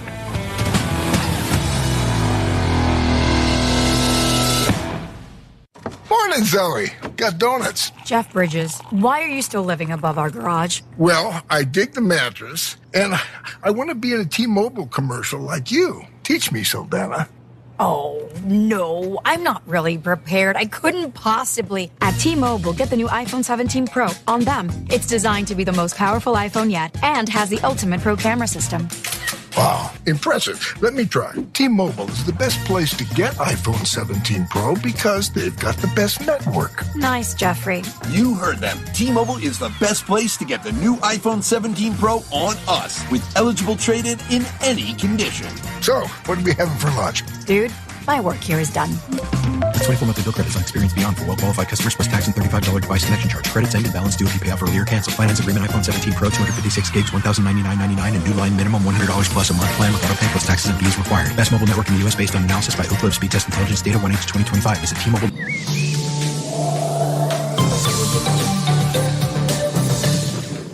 Here's a look at your weather forecast, powered by weatherology.com. 30 tonight under partly cloudy skies, winds out of the south, 5 to 10 miles per hour. 63 tomorrow, ample sunshine expected. Lows around 40 tomorrow night. Low 60s Monday, turning much warmer on Tuesday with highs in the upper 60s. And that's your forecast. I'm meteorologist Paul Fromley. Currently, it's 38 degrees. When opportunity knocks, you don't want to miss the call. Hamilton Business Technologies makes communication easy and efficient using customized technology, all while putting people first. Whether you're working from the office, at home, or on the go, Hamilton Business Technologies equips your business with the right tools for smooth, professional call handling. Hamilton Business Technologies. Real people, real technology solutions. Learn more at hamiltonisbusiness.com. Family Medical Center of Hastings is the place to go for all your healthcare needs. Their team is trained to treat the whole person regardless of age. They provide a wide range of medical care, including acute care, routine health screenings, and treatment of chronic conditions. They're dedicated to providing you with the best care in the most cost-effective manner. Family Medical Center, as an independent clinic, has served the community for over 65 years. Your family's home for healthcare. 1021 West 14th Street. Proud to support all area student-athletes. Hi, this is Terry Anstein, President, 5 Points Bank of Hastings. On behalf of our shareholders, directors, and staff, I would like to thank all of our great customers for helping us become the fastest growing bank in Hastings. I would also like to invite everyone in the Hastings area to stop in and visit with one of our bankers and learn how we can be your bank for the long run. Locally owned, locally managed, 5 Points Bank, the better bank. Member FDIC. Join us at Maletivus Winery for The Day the Internet Died, a hilarious mystery dinner that you become a part of. Hey, this is Mick inviting you to get your tickets for 2 unforgettable nights, October 18th and November 8th. Gather your friends, enjoy a great meal, crack the case before dessert. Seating is limited, so get your tickets today at MaletivusWinery.com. And don't miss the mystery that everyone will be talking about, The Day the Internet Died. Get your tickets online at MaletivusWinery.com, St. Paul, Nebraska. Experience the Landmark difference with the next level of dealer support. Landmark, your local John Deere dealer, continually works to have parts on hand the first time you walk in the door. Our internal route system means we can get the parts to you typically same or next day to keep you up and running. At Landmark, we understand time is money. Get more uptime with our after-hours parts and service support on the phone or in the field. Stop by your local Landmark today to experience the Landmark difference.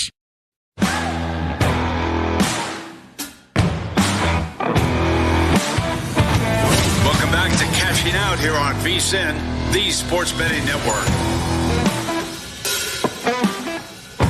Scott Seidenberg back here with you, cashing out here on VSiN, the Sports Betting Network. Always on Twitter at Scott's On Air and at VSiN Live. Had a tweet coming in. Mike Zills wanted to know where we can live bet the MVP. All the online books have it, man. The DKs, the FanDuels, MGM, Caesars, all the online books have the live betting options there for the MVP. I'm looking at DraftKings right now. Vladdy Guerrero is minus 150. And Trey Savage, you want to talk about a reactionary market. My goodness. Trey Savage, who is still in the game pitching for the Blue Jays. And this is the scenario that I said it was the only way that he had a chance to win this award, is if he pitched multiple innings here tonight. Well, Savage is in for his second inning of work here against the Dodgers. And he has gotten the first out here in top of the eighth inning with a Mookie Betts ground out here. Savage is now plus 320 as the second favorite to win the Most Valuable Player award. I think, as I mentioned last segment, we are at an inflection point. At plus 800, before Savage came into the game, there was value on Trey Savage. That was a bet to be made at plus 800, thinking that, you know something, the great performance the other day in a spot where it was historic, the 12 strikeouts, and you go back to the game 2 performance, whatever it was, I think it was game 2 or game 1, when he had the okay performance. Wasn't great, but it was okay, right? That was, maybe you can make an argument that if he pitches multiple innings of relief, clean innings of relief here tonight, he could win this award. Once the odds shift down to minus 150 for Vlad Guerrero, now it's a buy point on Vladdy, because you look at the defense as Max Muncy just blasted one to deep right field. The Dodgers have gotten one back, and now we can forget about Trey Savage MVP. It's that simple. Trey Savage won't win the MVP now. He needed to have clean innings in relief and be the reason why the Jays won this game number 7, because he shut down the Dodgers lineup here in the closing innings. Now, with that Muncy solo home run, Savage is probably coming out of this game pretty quickly. That's it. One inning of relief and one out here in the 7th, or even 2 outs here or whatever. Not going to do it here. So 4-3, the Blue Jays lead the Dodgers now, thanks to that Max Muncy solo home run here in the top of the 8th with 1 out. And we'll see how long the Jays want to stick with Trey Savage. To me, that home run now eliminates him from World Series MVP conversation. In fact, the MVP award is off the board right now. Here, as I look on DraftKings, it is off the board as they recalculate it, or it just might be too late in the game to bet on it right now. Once again, I'm Scott Seidenberg, always on Twitter at Scott's On Air, SCOTTSONAIR. There you have it. So good shot, good chance now that we'll see how this plays out. But I think that if the Blue Jays hold on to win, with the defensive efforts that we have seen from Vlad Guerrero Jr., as Savage is getting pulled from the game now, Vladdy's going to win the MVP if the Blue Jays hold on to win here. But you still have plenty of game left, as the Dodgers now made it interesting, clawing back here, down 4-3 with 2 outs in the top of the 8th inning. Let's take a look at some other here in college football from earlier today and talk about the national landscape. Here's some of your top 25 results. There was an upset earlier today. West Virginia beat number 22 Houston 45-35. Certainly shakes things up there in the Big 12. Shout out to West Virginia getting their first Big 12 conference win here of the season. So that was big for them. SMU in overtime defeats number 10 Miami 26-20, and Miami's chances of going to the college football playoff have taken a significant blow. In fact, they are heavy dogs likely to make it to the college football playoff, as they are now 2-2 in the ACC. Number 20 Texas defeated number 9 Vanderbilt 34-31. Maybe the magic running out for the Fighting Diego Pavias there in Vanderbilt. They fall to 7-2 on the season, 3-2 in the SEC. Texas, meanwhile, up to 7-2 and 4-1 in the SEC. So don't look now, but Texas making a case to get to that SEC championship game. And for Arch Manning, a very, very good bounce back performance. 25 of 33 passing, 328 yards and 3 touchdowns. Yes, one of them did come on a short screen pass on the first play of the game that went for a 75-yard touchdown. So Arch does get credit for that in the stat books, but it was a short screen pass that was taken for 75 yards to the house. Number 5, Georgia. We talked about that a little bit earlier with the 24-20 win over Florida there in Jacksonville, as they win and don't cover. They could have covered. Gunnar Stockton, zone read play on a 3rd and 1 with under 2 minutes to go, and he takes a knee at the 1-yard line. Smart football play, I get it. Like, the game's over. Why, put your defense back on the field? Why run the risk of any injury or anything happening or any nonsense occurring? Like, what if Florida scored quickly and then went for an onside kick? Like, to me, I understand it from a football perspective, but I could see it if it's the NFL, not college football. Like, in college, just score the touchdown. You're not losing that game in college football, okay? Because the kickoff rules are different than the NFL. You're not giving the opposing team the ball on the 35 or potentially the 40-yard line, right? You're giving them the ball on the 20. And in the NFL, like with the kickers and their distances, like if you're up 11, I can see a scenario where the opposing team within 2 plays is in field goal range already, and then you hold them to a field goal. They're going to kick the field goal and then kick the onside kick. So there's a lot more plays that your defense and your team is going to have to go through in the NFL. In college football, I think it's extremely, extremely unlikely. Like in college football, if you go up 11 and you kick the ball off, I don't even know if the other team gets into field goal range. And then you're just worried about defending a couple of plays, and you're not worried about defending an onside kick. And plus, when it comes down to it, when everyone's looking at the rankings at the end of the year, when we're looking at resumes, I know it's not the days of the BCS where everything was done by the computers. Had this been the old ways of doing it with the computer rankings, a 24-20 win over Florida is going to hurt your computer ranking, whereas a 31-20 win over Florida is going to help your computer ranking, because the computers would always factor in the margin of victory and all that stuff. So it's not the days of the BCS. But there could be some members of the College Football Playoff Committee, and I say could be, I'm not accusing anybody, I'm saying there could be some members of the College Football Playoff Committee that don't necessarily watch the games, that aren't familiar with the results. Or, I mean, they're familiar with the results. They're not familiar with, like, how it happened. And so they might just look at the resume and see a 4-point win over Florida on a neutral, where Florida might finish the season with 3 or 4 wins. And there might be a voter that says, yeah, Georgia's resume is not that strong. And so maybe they shouldn't get in as an at-large team because, they barely beat Florida in that game in Jacksonville. So, listen, I know if I was Gunnar Stockton, I'm scoring a touchdown there. But Georgia doesn't get the cover. Florida does. Congratulations to all those who backed Florida at the +7 or +7.5. Ohio State beat Penn State 38-14. I took the 20.5 here with Penn State, and I thought that the talent on the field was going to, and I thought the 20.5 point line was disrespectful, considering this line was 4 in the summer. And then it gets to 20.5 with all the negative stuff that is surrounding Penn State this season. I get it. It's been a down year for them. But I still thought the talent on the field did have a chance to keep this thing competitive, and they did. I mean, this was a 17-14 game at the half.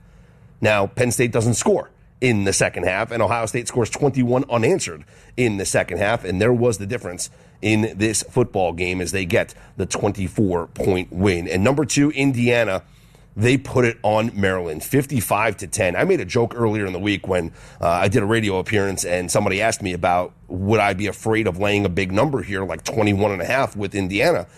And I made a joke that, Kurt Cignetti he's becoming the new James Franklin, where he knows the number and he's running it up on teams.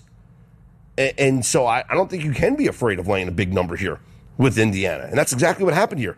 They ran it up 55-10 over Maryland. Indiana making a statement here this year as they look to not just get back to the college football playoff, they're looking to win the Big Ten. And they got national championship aspirations. It is going to be fascinating to watch the rest of the season play out here. And maybe we get that Big Ten championship matchup between Ohio State and Indiana. I'm Scott Seidenberg, always on Twitter at ScottsOnAir, ScottsOnair. Hit us all up on the network at VSiN Live. We'll transition to the NFL coming up next. Maddie Glab, official team reporter for the Buffalo Bills, will join me right here on VSiN, the Sports Betting Network.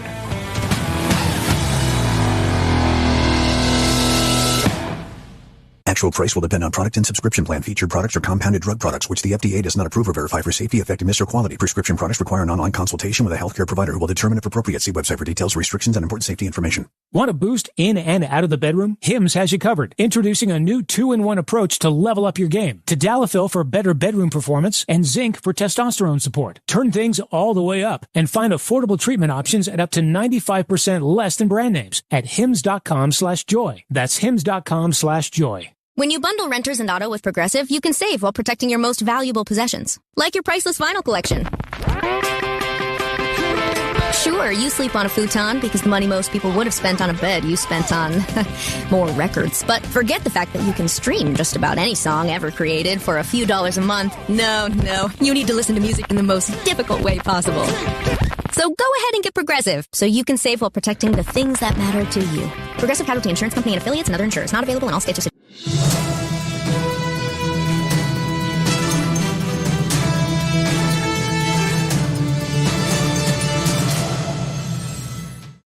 From Feature Story News in Brussels, I'm William Denslow.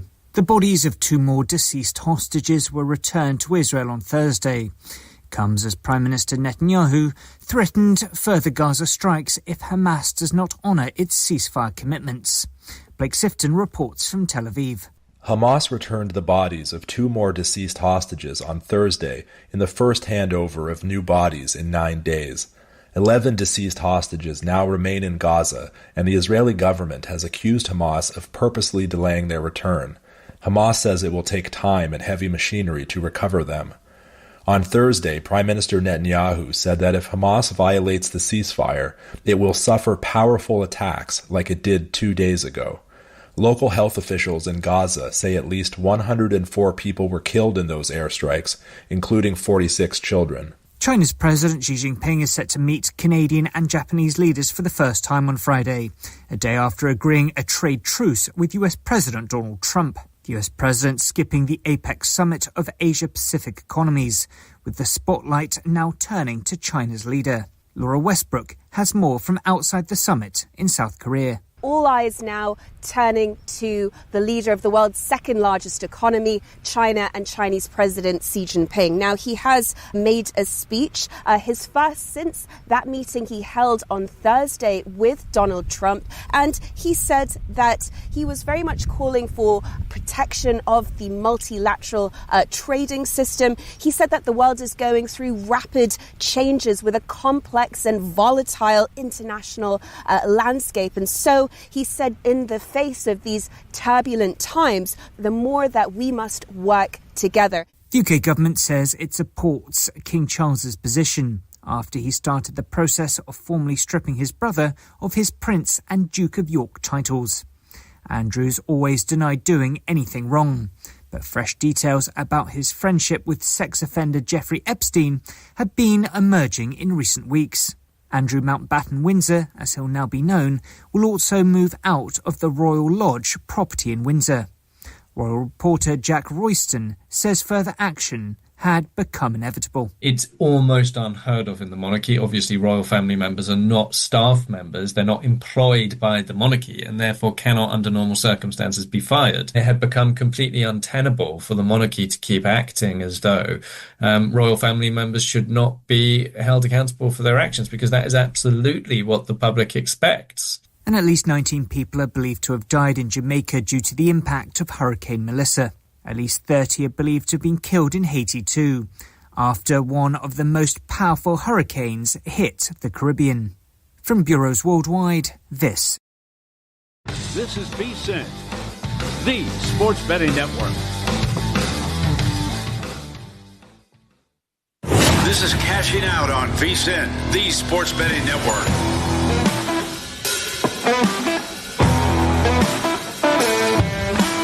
Coming to you from the Circus Sportsbook here in downtown Las Vegas. I'm Scott Seidenberg. This is Cashing Out here on VSiN, the sports betting network, as we get you ready for Week 9 Sunday action in the NFL. Coming up, we'll talk about the contest selections in both Circa Millions and Circa Survivor, as well as the $100,000 Circa Grandissimo contest. We'll go over our best prop bets, and we'll update you on the Week 9 NFL Trench Report, looking at those mismatches here for your Sunday NFL Week 9 schedule. But the marquee game on this schedule is the Buffalo Bills against the Kansas City Chiefs. And it is a regular season game where we have seen the history where Josh Allen and the Bills had the better of Patrick Mahomes and the Chiefs during the regular season. And then, unfortunately for Bills fans, they know it's the opposite when it comes to the postseason. But joining us now in the Progressive Guest Line to talk about this matchup is Maddie Glab, the official team reporter for the Buffalo Bills. Maddie, thanks so much for giving us a couple minutes here on VSiN. Before we get into this matchup between the Bills and the Kansas City Chiefs, I got to ask, is all of Bills Nation Toronto Blue Jays fans right now rooting for the Jays to capture their first World Series since 1993? Oh, 100%. I'm about 20 miles away from Toronto. It takes way longer than like 20 minutes with the traffic, but we're so close to the border here that you can't help but root for the Toronto Blue Jays. It's been really fun to see them through this series and go to Game 7. I think all of us were hoping, do it in Game 6, but do it in Game 7. I'm fine with that too. Yeah, it's certainly, that is Buffalo's team. I mean, everyone loves the Bisons, but Buffalo's major league team is the Toronto Blue Jays. And, the Bills have a great relationship with Toronto. They played several games there in Toronto as well. So it is a lot of synergy between the two cities in close proximity. So fun times there in Buffalo. And it's always fun times when they play the Kansas City Chiefs in the regular season, because we know that Josh Allen has gotten the best of Patrick Mahomes, winning all of their matchups in the regular season. But it's been a different story in the postseason. How much has that been talked about this week as we head towards another classic Bills-Chiefs matchup? It is talked about. I mean, everybody understands this is a regular season game. You have to walk before you can run. It's one game at a time mentality for this team. But when you're facing the Chiefs, when you're talking about the Chiefs, what goes along with it is what's happened in the postseason. And I think this fan base who is so passionate and loves the Bills so much, it's like at this point, 4-0 against the Chiefs in the regular season, I don't care. We want to beat them in the playoffs. Mm-hmm. So it's not like a trade-off game because you can't choose what's going to happen, but it's been frustrating that the Bills haven't been able to beat the Chiefs in the playoffs. And their number one goal every year is let's have the playoffs run through Buffalo. Let's have that number one seed. It's something the Bills have not had since Josh Allen was drafted by Buffalo in 2018. So hopefully they're capable of doing that this year, but they have to turn some things around if they want to be that team. And I thought that last week was a good week for them because the Bills, they had that loss to Atlanta, and there's been a lot of questions about their defense this season. There's been a lot of questions about, maybe Josh Allen's not throwing enough touchdown passes. Like everyone made a big deal on Thursday night with Lamar Jackson throwing the 4 touchdown passes, that he has more touchdown passes than Josh Allen this season. And I'm like, who cares? Like, let's wait and see what happens when the season ends. But you always know the MVP discussion is always going to be fun between all of these quarterbacks here. But then coming out of the bye, I thought it was a really good spot for them to get a win against Carolina and kind of turn things around before they headed into this Chiefs matchup. What takeaways is the team looking at from that Carolina game to kind of move forward here into this matchup against the Chiefs? Yeah, number one is confidence. I don't care if they were playing against the backup quarterback last week. You get the confidence in scoring a bunch of points and getting a 31-point victory, getting back to scoring over 30 points in a game, something they struggled to do in their 2 straight losses.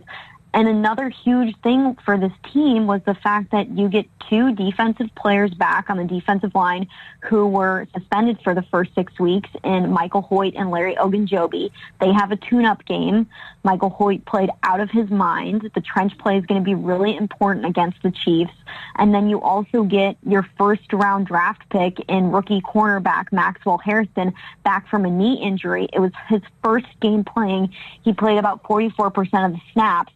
And you would expect he's going to run with Xavier Worthy because Harrison is by far the fastest defender in the secondary that we have. So I think it was really important for him to get a few reps in there, play a good amount of the game against the Panthers, and get ready for a big game against the Chiefs. So that's what I'm looking for is those 3 having a tune-up game. The team as a whole getting a little bit healthier. And then also they got multiple takeaways against the Panthers. I look at this game against the Chiefs, you have to take possessions away from Patrick Mahomes and that offense that's been red hot in the last 3 weeks. How are the Bills otherwise on the injury report going into this game? I know Gabe Davis was activated off IR. Do we expect to see him, or what's the situation? I think Palmer was ruled out. What do the Bills look like on the injury report here? Yeah, Gabe Davis is going to be a no-go in this game because he practiced 2 days, and then Friday's practice he wasn't able to go due to inflammation. So he is not going to be an option for Buffalo on Sunday, unfortunately. And then they have 3 other players out. Defensive tackle Daquan Jones is going to be out for a 3rd straight game, unfortunately, with calf injury. And then wide receiver Joshua Palmer will also be out again due to a knee and ankle injury. And then you also have linebacker Shaq Thompson out due to a hamstring injury. The Palmer injury hurts a little bit just because you want to be at full strength in terms of your wide receiver room. I think when Palmer's on the field, you have to account for him, so that helps somebody else get open. So I'm looking at tight end Dalton Kincaid to be a big factor in this game without Palmer in the lineup. Yeah, I would expect that as well, as the Bills probably run a lot of 2 tight end sets here in this game, and the Chiefs do as well. They run a lot of 2 tight end sets. Maddie Glab, the official team reporter of the Buffalo Bills, joining me, Scott Seidenberg, here on the Progressive Guest Line. It is Cashing Out here on VSiN, the sports betting network. Maddie, I do a trench report every single week, and I unveil the results on VSiN and on social media and whatnot, where I grade offensive and defensive line performances using a composite metric scoring of all the advanced stuff that's out there that's widely available. And this game actually popped up as a running mismatch for both the Buffalo Bills and for the Kansas City Chiefs. Now, as much as that initially brings me to James Cook and Isaiah Pacheco having some success in this game, it also maybe could signal that we have some rushing success for Josh Allen and Patrick Mahomes. Do we think the quarterbacks get involved here in the running game in this marquee matchup?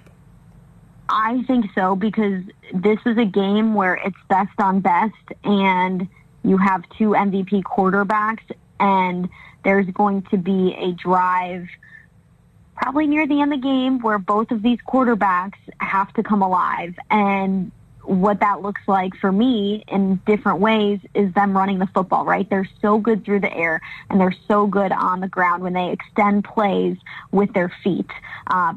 Mahomes has been doing it this year so much.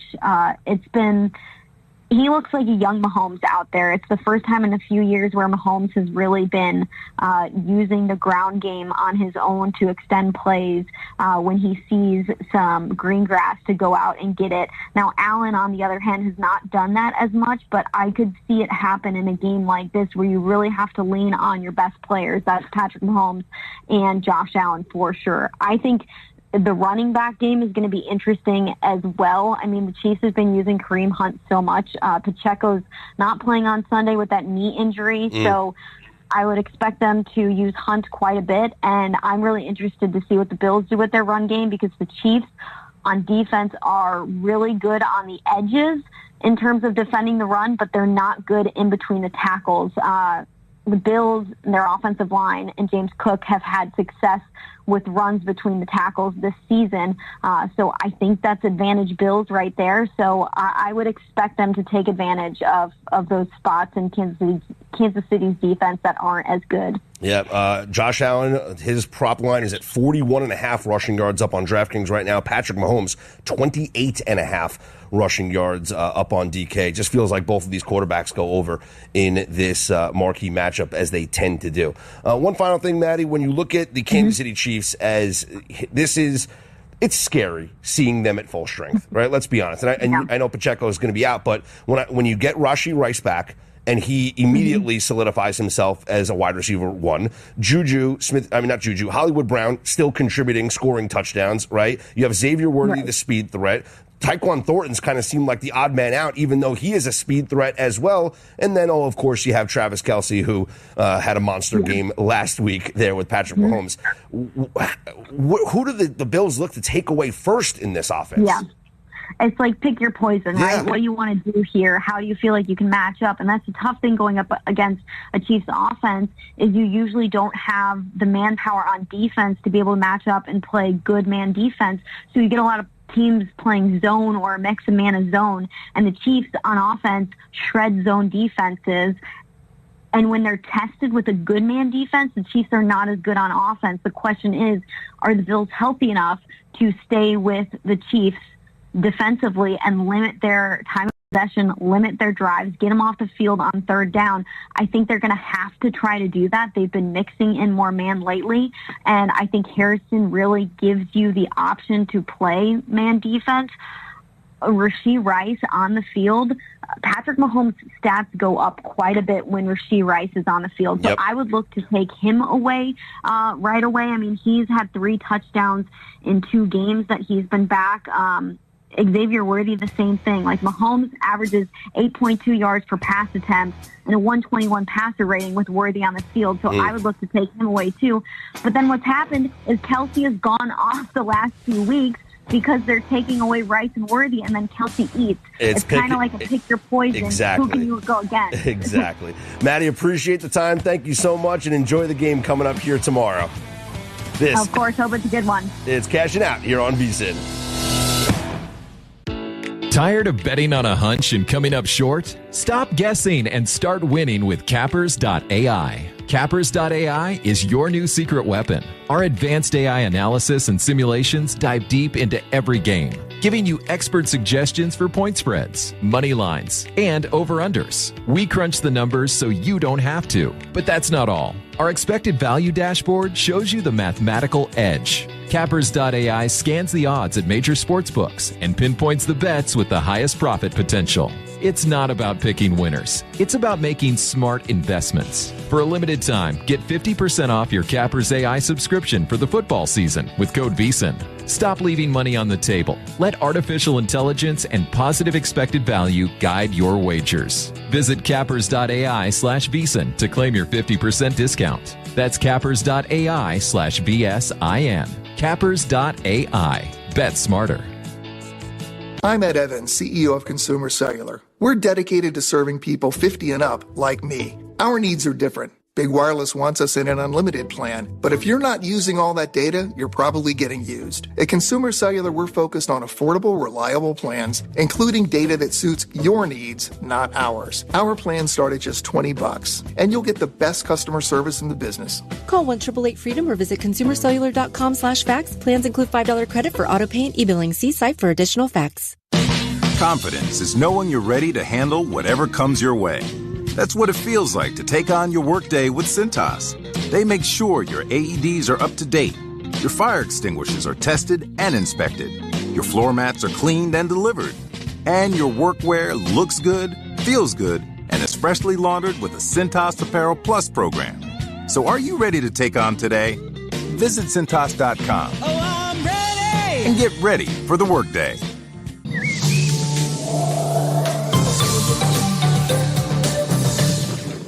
Here's a look at your weather forecast, powered by Weatherology.com.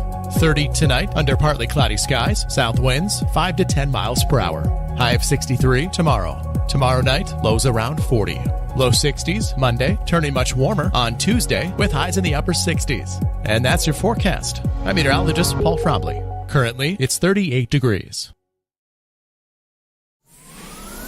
Extreme Sports, the ultimate destination for sports enthusiasts. This is the greatest record in the history of sports. Broadcasting live 24/7. Just have some fun out here, and enjoy the journey of all this, of trying to get 16 wins and going after a gold trophy. We give the people what they want. And I am a huge sports fan. I love sports.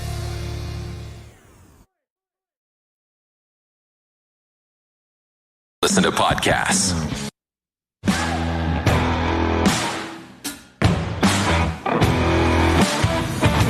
Welcome back to Cashing Out here on VSiN, the Sports Betting Network. Scott Seidenberg back here with you. This is Cashing Out here on VSiN, the Sports Betting Network. My thanks to Matty Glab, the official team reporter of the Buffalo Bills, who joined us last segment to preview the Bills game against the Kansas City Chiefs. And yeah, looking at those quarterback rushing props, I think is very, very interesting, because in my trench report this week, as I mentioned there with Matty, as for those of you who are listening on a replay of this show at whatever time in the morning or late at night you are listening, or in podcast form, I am going to talk about a game that is in progress right now real quick. And that is Game 7 of the World Series, where with one out in the top of the ninth, Miguel Rojas has just hit a game-time run off of Blue Jays closer Jeff Hoffman. Now, normally here on this program, Cashing Out, during this portion of the show, it's all NFL. And I like to not mention, some of the college football games that are in progress, because those of you that might be listening when the games are over, certainly not, you're not interested in the games in progress. You're listening because you are focused in on your NFL betting preview here. But I was waiting to see what Shohei Ohtani was going to do with two outs here. If Miguel Rojas got out, what Shohei Ohtani was going to do in a 4-3 game in the top of the ninth inning against Blue Jays closer Jeff Hoffman, in what could be the storybook, just amazing moment for one of the greatest players around. And it was the batter before him, Miguel Rojas, on the seventh pitch of the at-bat, a home run to left field. This World Series, game number 7, is tied at 4, and there's 2 outs here as Ohtani flies out in the top of the ninth inning. This has been an absolutely incredible World Series. From the 18-inning game to the comebacks to the big moments from big-time players, this has been an incredible World Series. And no matter who wins, it was going to be a historic win. The Dodgers looking to become the first back-to-back World Series champion since the New York Yankees did it many, many, many, many, many, many, many years ago. And the Toronto Blue Jays looking to win their first World Series in their franchise history since 1993. And they'll have a moment just like Joe Carter did, as maybe they'll get a chance to walk it off here in the bottom of the ninth. There's 2 outs here in the top of the ninth inning, and the Blue Jays and the Dodgers are tied at 4 after Miguel Rojas hits a 1-out solo home run. It is his first home run since September 19th. He was plus 1,200 to hit a home run in this game. Just absolutely incredible stuff that we are witnessing here in Game 7 of the World Series. Okay, let's get back to the NFL here. I'll get you guys the results of what happens here coming up, and live betting. Here we are. It's like Jays minus 122, Dodgers minus 107. Earlier in this game, Dodgers down 4-2. You could have gotten them at plus 500, plus 600, plus 700, plus 800, even higher. MVP odds are off the board right now. I said when Vladdy dropped down to minus 150, that was the inflection point. You buy in on Vladdy to win the MVP. But my goodness. And Vladdy does lead off this bottom of the ninth inning, so maybe this is the MVP moment if Vladdy can walk this thing off. But 4-4 we go to the bottom of the ninth here in Game 7 of the World Series. Back to the Chiefs and the Buffalo Bills. So here's the props on the running back on the quarterbacks in this game as far as the rushing numbers are concerned, because I do think that is an angle in this game that we could be looking at. What we have seen this year is Patrick Mahomes is running the ball a lot. Like, he's putting up incredible rushing numbers. And Josh Allen is kind of saving himself for the big moments. Like game 1 against Baltimore, Josh Allen, 14 carries for 30 yards. All right, against the Jets, 6 for 59, whatever. Against Miami, 4 for 25, blah. New Orleans, 7 for 45, 9 for 53 in the loss against New England. Big game, division lead up for grabs. Then in the loss to Atlanta, 6 carries for 42 yards. In the blowout win last week, just 3 carries for 7 yards. Here against the Kansas City Chiefs, I think this is a game where Josh Allen does get more aggressive running the football. Now, a lot of the reason why Josh Allen's rushing numbers have been down this year is because of how great James Cook has been running the football. I mean, James Cook rushed for over 200 yards last week, and he is having a phenomenal season here for Buffalo. So with James Cook being more effective, it's taken the pressure off of Josh Allen. He doesn't have to run as much. But what we have seen in Josh Allen's career here is in these big moments, this is where he steps up and he takes matters into his own hands. In the playoff loss to the Kansas City Chiefs last year, 11 carries for 39 yards. In the regular season game against the Chiefs last year, 12 carries for 55 yards. Going back to the 2023 season, in the loss in the playoffs to the Chiefs, 12 carries for 72 yards. In the regular season against the Chiefs in that season, 10 carries for 32 yards. We go back to 2022. The loss to the game against the Kansas City Chiefs in the regular season, 12 carries for 32 yards. Going back to 2021, the loss in the playoffs, 11 carries for 68 yards. The regular season game against the Chiefs, 11 carries for 59 yards. You kind of getting the theme here, right? Josh Allen runs against the Kansas City Chiefs. Up on DraftKings right now, Josh Allen's rushing attempts prop, 8.5 rushing attempts.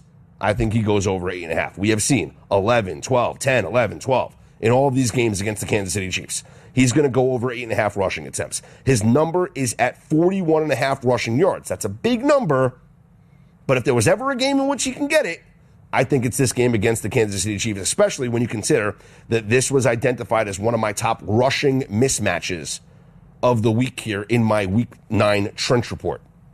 So the Bills run blocking versus the Chiefs run defense. Yeah, you can look at James Cook, but I think this is a game where Josh Allen does step up running the football because we have seen that historically here against the Kansas City Chiefs. Meanwhile, for Patrick Mahomes, his number, rushing attempts, 4.5.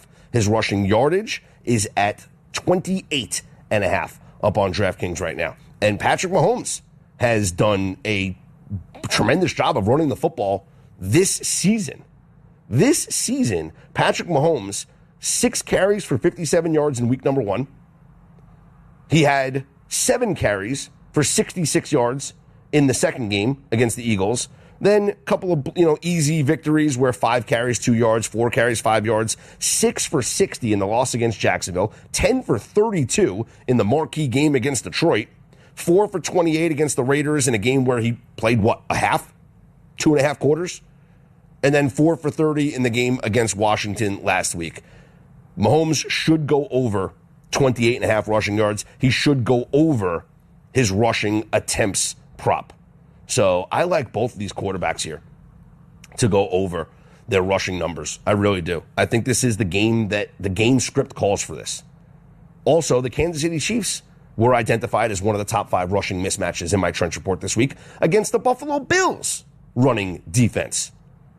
And so take that into consideration as well. Both of these teams against the opponent were identified as a top rushing mismatch. As far as the exact numbers on my Week 9 Trench Report, it was the Buffalo Bills over the Kansas City Chiefs were actually ranked as the number 1 biggest rushing mismatch this week. The Chiefs over the Bills, the number 3 biggest rushing mismatch of the week. So I think that it's, we can look at the running backs for sure, but I think this is a game where we see the quarterbacks take matters into their own hands, and it'll be a big-time running effort from both Josh Allen and Patrick Mahomes. We'll talk more about the prop bets coming up in a little bit. Top of the hour, we're going to be joined by our sports betting professor, Aaron Moore. We'll get his favorite prop bets of the week. I'll ask his take on both of these quarterbacks running the football. I actually have probably my favorite prop bets of the week in a game where I don't think you have interest in any of the players on this team.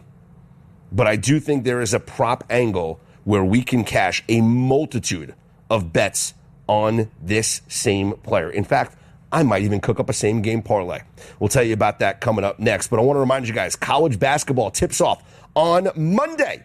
Now's your chance to get a copy of our annual betting guide. This year's guide includes Matt Human's top 50 rankings, all 31 conferences previewed, Wooden Award candidates, futures, and season-long prop bets, plus betting nuggets on every major conference team from Greg Hoops Peterson. The only way to get the guide is to become a VSiN Pro subscriber. Sign up now for just $120 and get VSiN Pro access to everything we do until May 1st. That's all college basketball season long, March Madness, and beyond, for less than $20 a month. Sign up today at vsin.com/subscribe. That's VSIN.com/subscribe. I'm Scott Seidenberg. This is Cashing Out here on VSiN.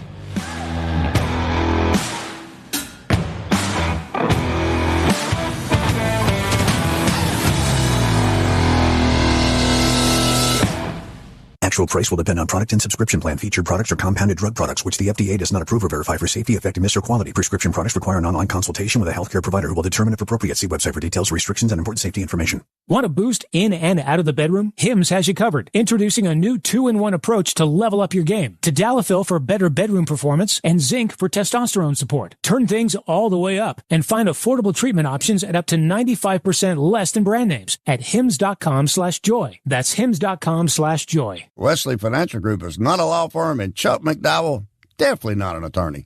This is Chuck. Do you feel stupid for buying a timeshare? Don't. It's not your fault. You were most likely told you could rent it, and it was a great financial investment. And the deal was available today only. If this happened to you, contact your resort or Wesley Financial Group for help today. Call Wesley now for your free exit information kit. 800-791-1313. 800-791.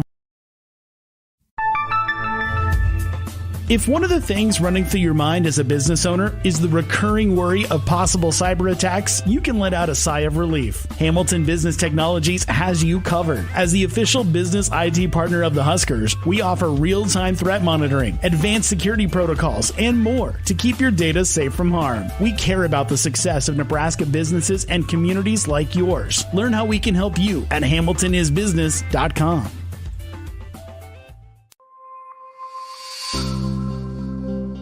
Have you or a loved one been injured in a motor vehicle accident? Hi, I'm Mitch Stellick from Stellick Law Firm in Grand Island, and we specialize in personal injury law. Let Stellick Law Firm assist you in making sure that you and your family are taken care of following a motor vehicle accident. Call us today at 308-675-4035 to schedule your appointment. Let us be your voice. Hi, this is Terry Anson, President, 5 Points Bank of Hastings. On behalf of our shareholders, directors, and staff, I would like to thank all of our great customers for helping us become the fastest growing bank in Hastings. I would also like to invite everyone in the Hastings area to stop in and visit with one of our bankers and learn how we can be your bank for the long run. Locally owned, locally managed, 5 Points Bank, the better bank. Member FDIC. At Midwest Farm Management, often the most challenging decision to our clients is what to do with a family farm. We've been helping answer this question since the 1970s. Our company is focused on working with tenants that are good stewards of the family farm while offering excellent returns to our owners. Our services include, but are not limited to, detailed financial and field reports, grain marketing, crop insurance, and finding and executing a lease agreement that best fits your farm. Give us a call today at 402-463-1110 or find us on the web at midwestfarmmanagement.com. Need a power boost after a serious workout? Stick with the original recovery drink. Highland Dairy's chocolate milk contains 13 essential nutrients, including protein and electrolytes, helping you build muscle and hydrate better than water. Our Chocolicious milk is perfect for building healthy bones in little ones and maintaining bone health in adults. It's chocolate milk with no artificial growth hormones, and it's locally made, so you know you're getting the best for your body. Highland, locally made, naturally delicious. A business's phone is the lifeline to its customers and potential clients. That's why it's so important that you can take calls seamlessly from anywhere, whether you're on the road or in the office. Hamilton Business Technologies can help ensure your phone rings wherever you are. We can equip your headquarters and any of its locations with the right tools for smooth, professional call handling. As the official business IT partner of the Huskers, we know how to keep Nebraska businesses connected. Learn more at hamiltonisbusiness.com.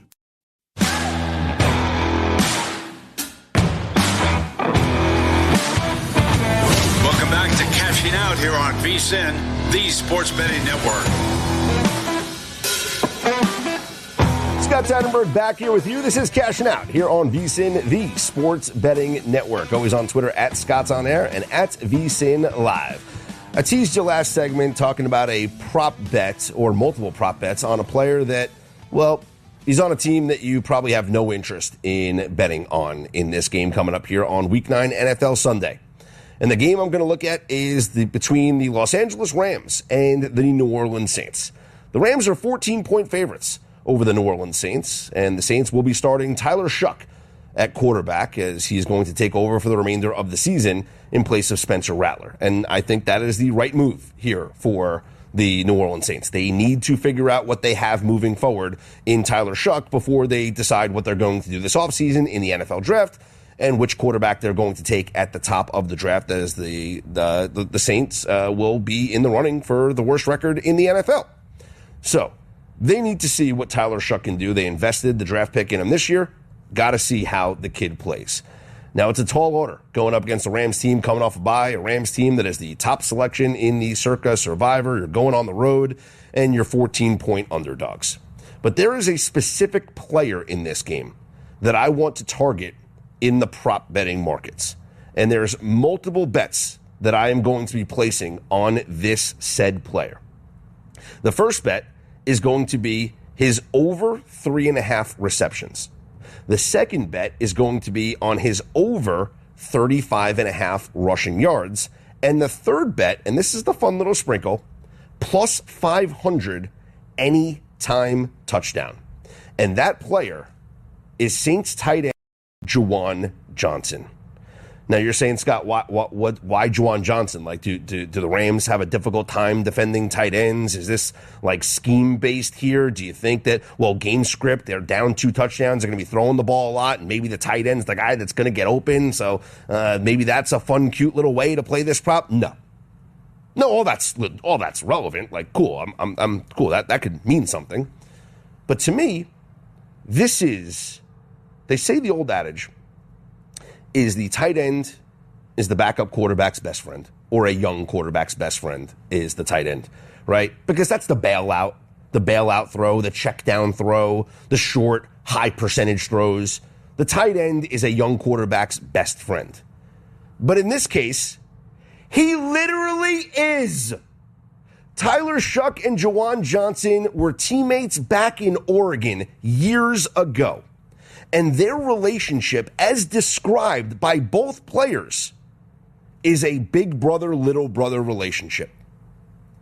This is what Tyler Shuck had to say earlier this season about being drafted by the New Orleans Saints and his former teammate at Oregon, Juwan Johnson. Quote, "Once I first got here, he set up a lot of events and invited me to come to dinner with the tight ends or go to a movie or hanging with him and his wife. A lot of that stuff seems small, but it's really big when it comes to being around people."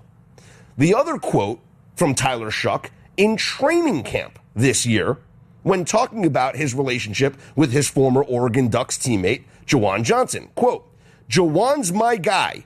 I love that dude. He was so pivotal to me.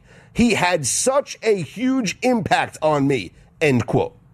Last week, when Tyler Shuck came into the game in the second half to replace Spencer Rattler, he completed 3 passes to Juwan Johnson, a 16-yard completion, a 15-yard completion, and a 4-yard completion. For those counting at home, that's 3 catches for 35 yards. Now that he has to play he gets to play a full game at quarterback in a game where they're 2 touchdown dogs, so you know they're going to be throwing the ball a lot. You're telling me that Juwan Johnson can't get 4 catches and 36 yards? He had 3 catches for 35 yards in only 2 drives last week with Tyler Shuck as his quarterback. This relationship will play out on the field here on Sunday. Tyler Shuck will go to the guy that he trusts the most in a game where he is facing so much pressure because it's his first NFL start against the Rams on the road, where the Rams pass rush should feast on this Saints offensive line. 2 touchdown dogs. Pressure, that is going to force Tyler Shuck to go to the guy that he trusts the most. And that is his, quote, big brother in Juwan Johnson. So, prop bet number 1, Juwan Johnson over 3.5 receptions. Prop number 2, Juwan Johnson over 35.5 receiving yards. And prop number 3, because it's fun, Juwan Johnson plus 500 anytime touchdown scorer. That is the prop to play, or the props to play in this game between the New Orleans Saints and the Los Angeles Rams. I'm Scott Seidenberg, always on Twitter at ScottsOnAir, ScottsOnair. Hit us all up on the network at VSiN Live. Speaking of props, VSiN Pro subscribers now have exclusive access to our new AI player prop projections powered by Opta AI, the same trusted brand behind elite soccer analytics in the UK.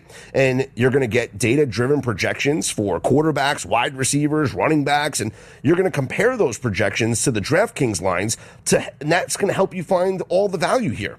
And to tip off the NBA season, VSiN is offering a limited-time free preview of our brand new NBA player prop projections. So you can check out the versions right now up on vsin.com. Go to vsin.com/NFL props. That'll get you the NFL projections. Go to vsin.com/NBA props and check out the NBA projections. Go take a look here now because this is a limited time free preview.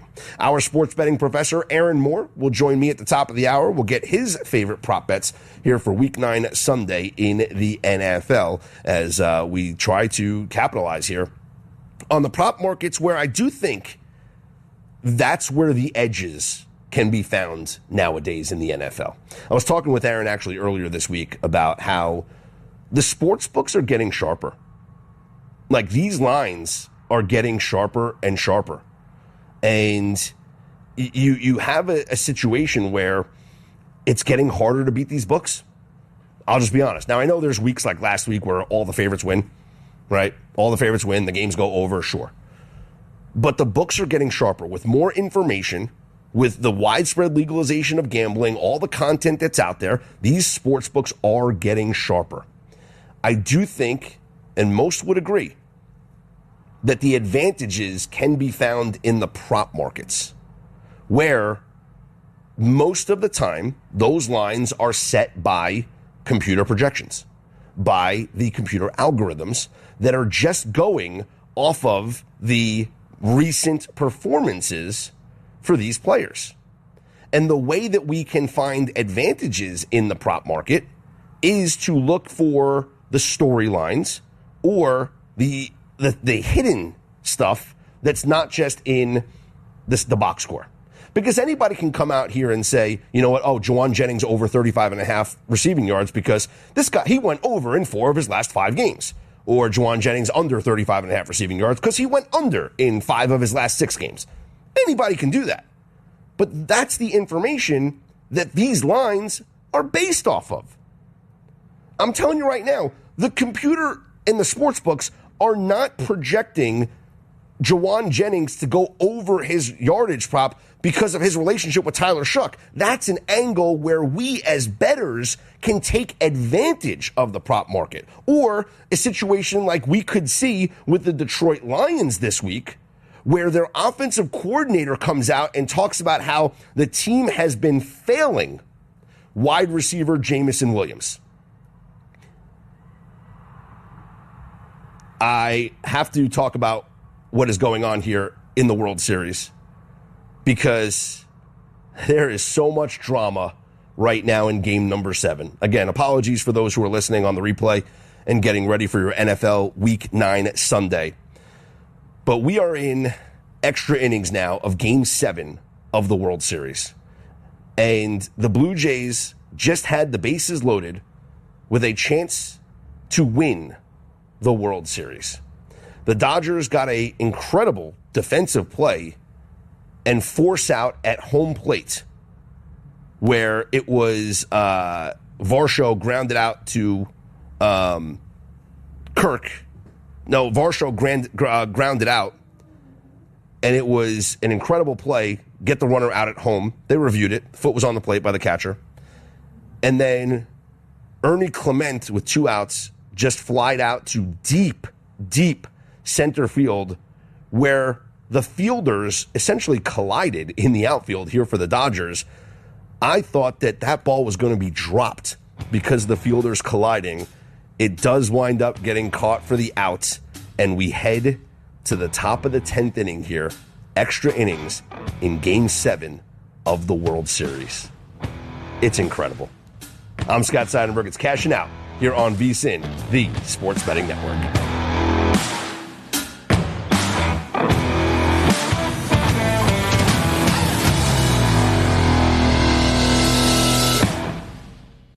This is a special alert to all Americans who own a vehicle with less than 200,000 miles with an auto warranty about to expire or with no warranty coverage at all. Due to a decline in the economy, CarShield is announcing a low-cost month-to-month vehicle protection plan that is now available to the public to save any driver out-of-pocket expenses on future auto repairs. Call now to find out how you can pay almost nothing for covered auto repairs. Yes, you heard that correctly. Pay almost nothing for covered auto repairs. An open phone line has been established for all drivers to call for a free quick quote. Call 800-418-8164 now. Drivers who are covered will not have to pay for covered repairs again. This protection plan is at an all-time low. Additionally, drivers who activate this vehicle protection today will also receive free roadside assistance, free towing, and car rental options at no additional cost. Call us for your free quick quote today. 800-418-8164. That's 800-418-8164. What do you have to lose? Call 800-418-8164. Again, 800-418-8164.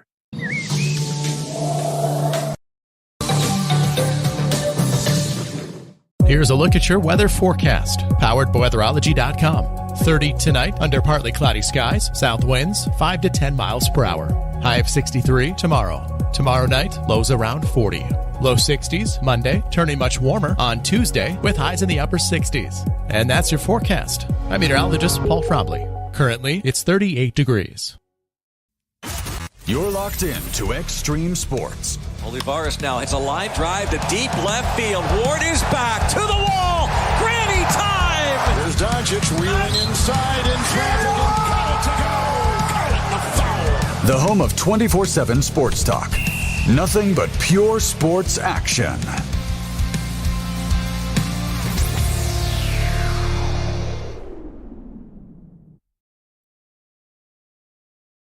Imagine starting your day with a computer glitch that leaves you feeling stuck, frustrated, and unable to get your work done. You have 1,000,001 things to get done today, and waiting for the tech issue to solve itself isn't one of them. It's time to let Hamilton handle the tech so you don't have to. We help businesses across the state spend more time on what they do best and less time frustrated with office technology. As the official business IT partner of the Huskers, we're focused on providing custom solutions that set you up for success now and in the future. Connect with us today at HamiltonIsBusiness.com. Join us at Miletovus Winery for The Day the Internet Died, a hilarious mystery dinner that you become a part of. Hey, this is Mick inviting you to get your tickets for 2 unforgettable nights, October 18th and November 8th. Gather your friends, enjoy a great meal, crack the case before dessert, Seating is limited, so get your tickets today at MilettaVistaWinery.com. And don't miss the mystery that everyone will be talking about, the day the internet died. Get your tickets online at MilettaVistaWinery.com, St. Paul, Nebraska. Hi, I'm Mitch Stellick from Stellick Law Firm in Grand Island. The lawyers of Stellick have over 90 years of combined legal experience. Our firm specializes in family law, personal injury, probate and estate planning, as well as real estate and corporate law. Stellick Law Firm believes in getting to know our clients and finding the best way to serve you. Call us today at 308-675-4035 to schedule your appointment. Stellick Law Firm is ready to work for you. Let us be your voice. Physical Therapy and Sports Rehab of Hastings is the trusted name in sports injury management. The staff of PTSR provides up-to-date and efficient care of sports-related injuries, returning athletes quickly and safely back to the playing field. PTSR offers free evaluation of all sports-related injuries to all area athletes during convenient 6 a.m. to 6 p.m. hours Monday through Friday. Call 402-462-8824 for more information. Remember, Physical Therapy and Sports Rehab of Hastings for all your physical and occupational therapy needs. Sports Betting Network.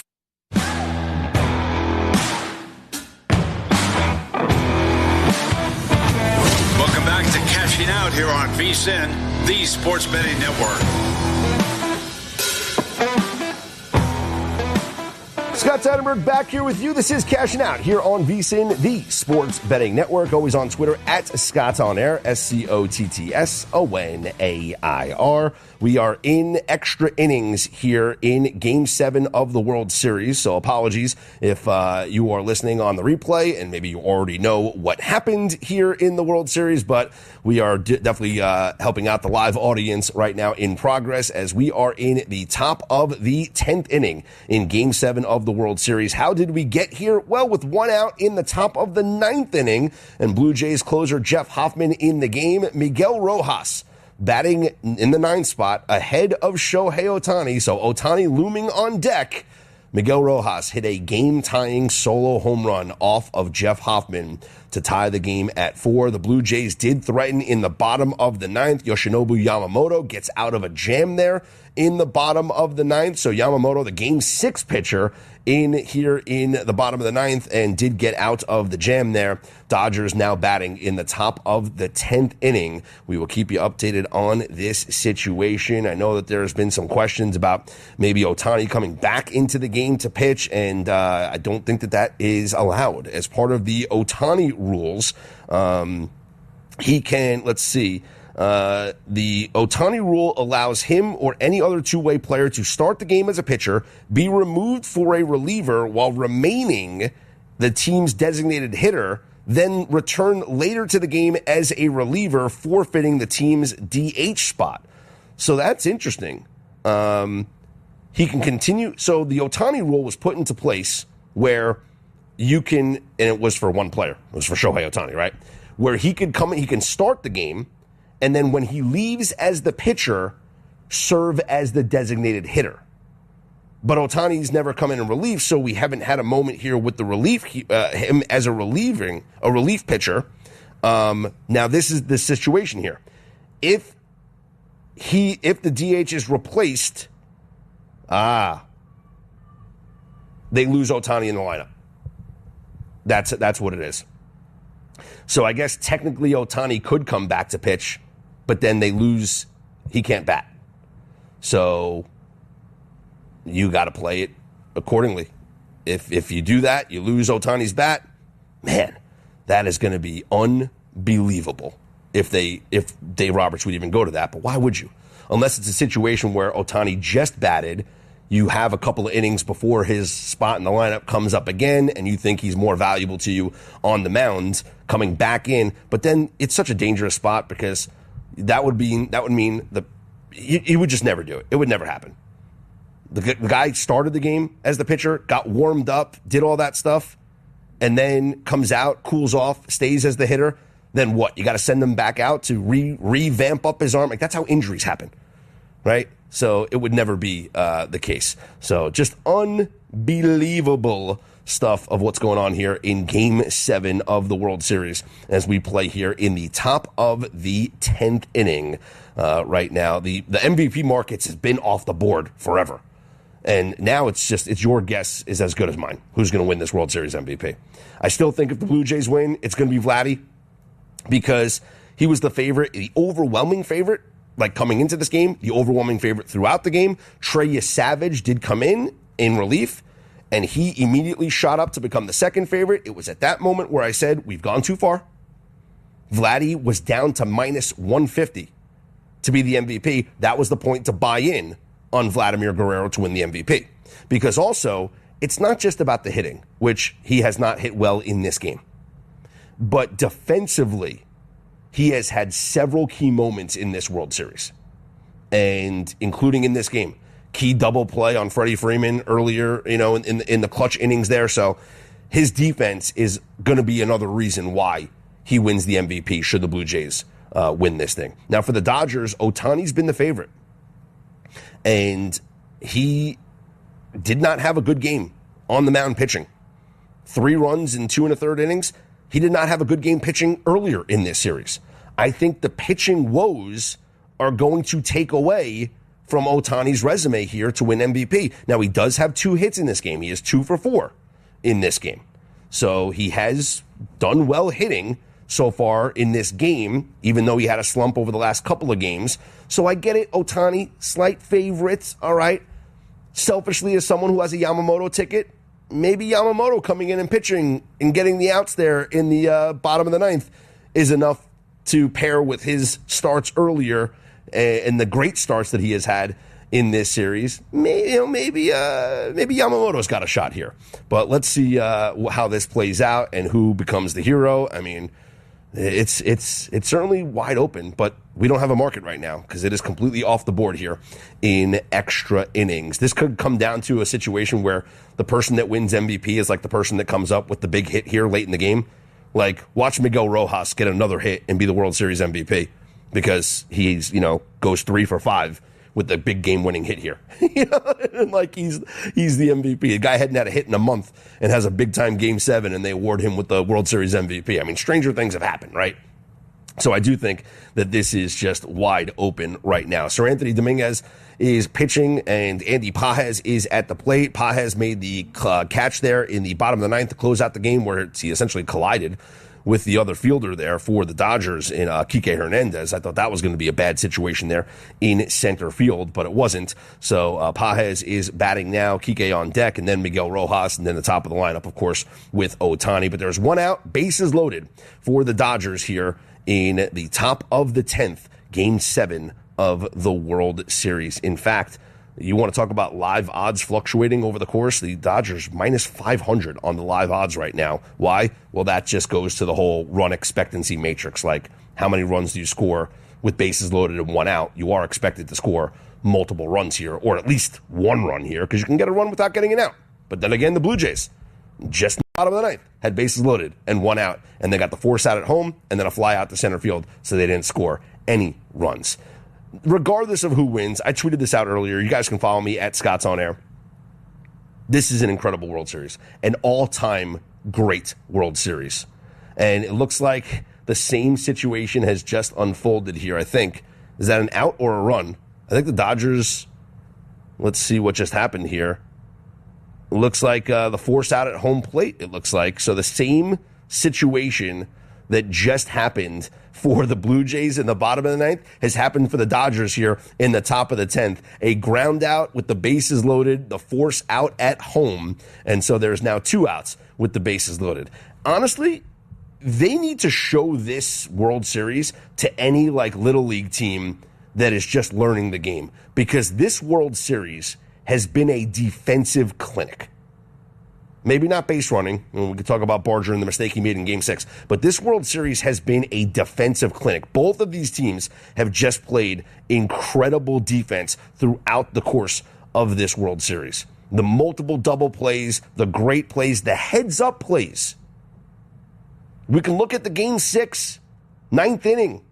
It gets to the spot where it's in the bottom of the 9th, and the Dodgers center fielder puts his hands up here. Puts his hands up when the ball gets wedged, in between the wall and the ground. An incredible play, because if he doesn't put his hands up, if he goes and grabs the ball, they're going to call it a live ball, and he's got to throw that ball in. And the Blue Jays score runs. But instead of going for the ball, he puts his hands up immediately, and that gives the umpires the chance to blow it as a dead ball. The Blue Jays do get out of the jam.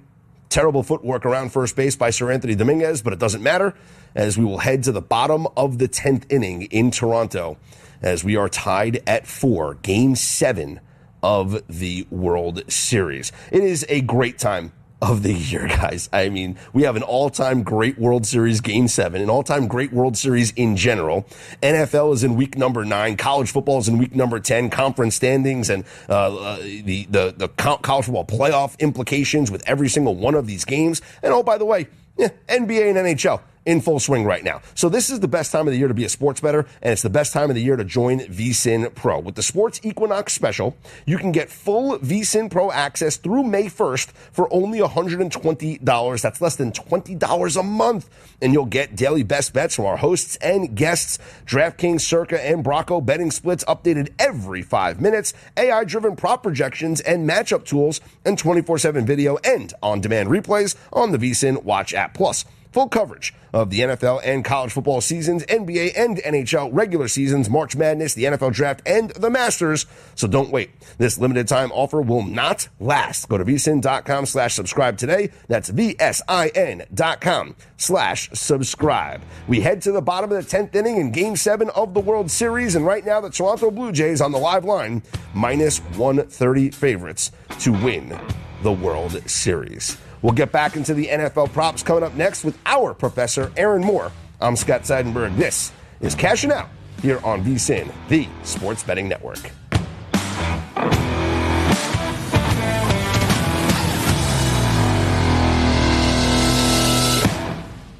Actual price will depend on product and subscription plan. Featured products are compounded drug products, which the FDA does not approve or verify for safety, effectiveness, or quality. Prescription products require an online consultation with a healthcare provider who will determine if appropriate. See website for details, restrictions, and important safety information. Want a boost in and out of the bedroom? Hims has you covered. Introducing a new 2-in-1 approach to level up your game. Tadalafil for better bedroom performance and zinc for testosterone support. Turn things all the way up and find affordable treatment options at up to 95% less than brand names at hims.com/joy. That's hims.com/joy. At Bank of America, we asked our teammates, what makes this company a great place to work? There's very little that you can't accomplish working for Bank of America. If you prove yourself, you can try over in a totally new way. You can learn so much here. You're the owner of your career. See how our teammates are growing in their careers at bankofamerica.com/great place to work. What would you like the power to do?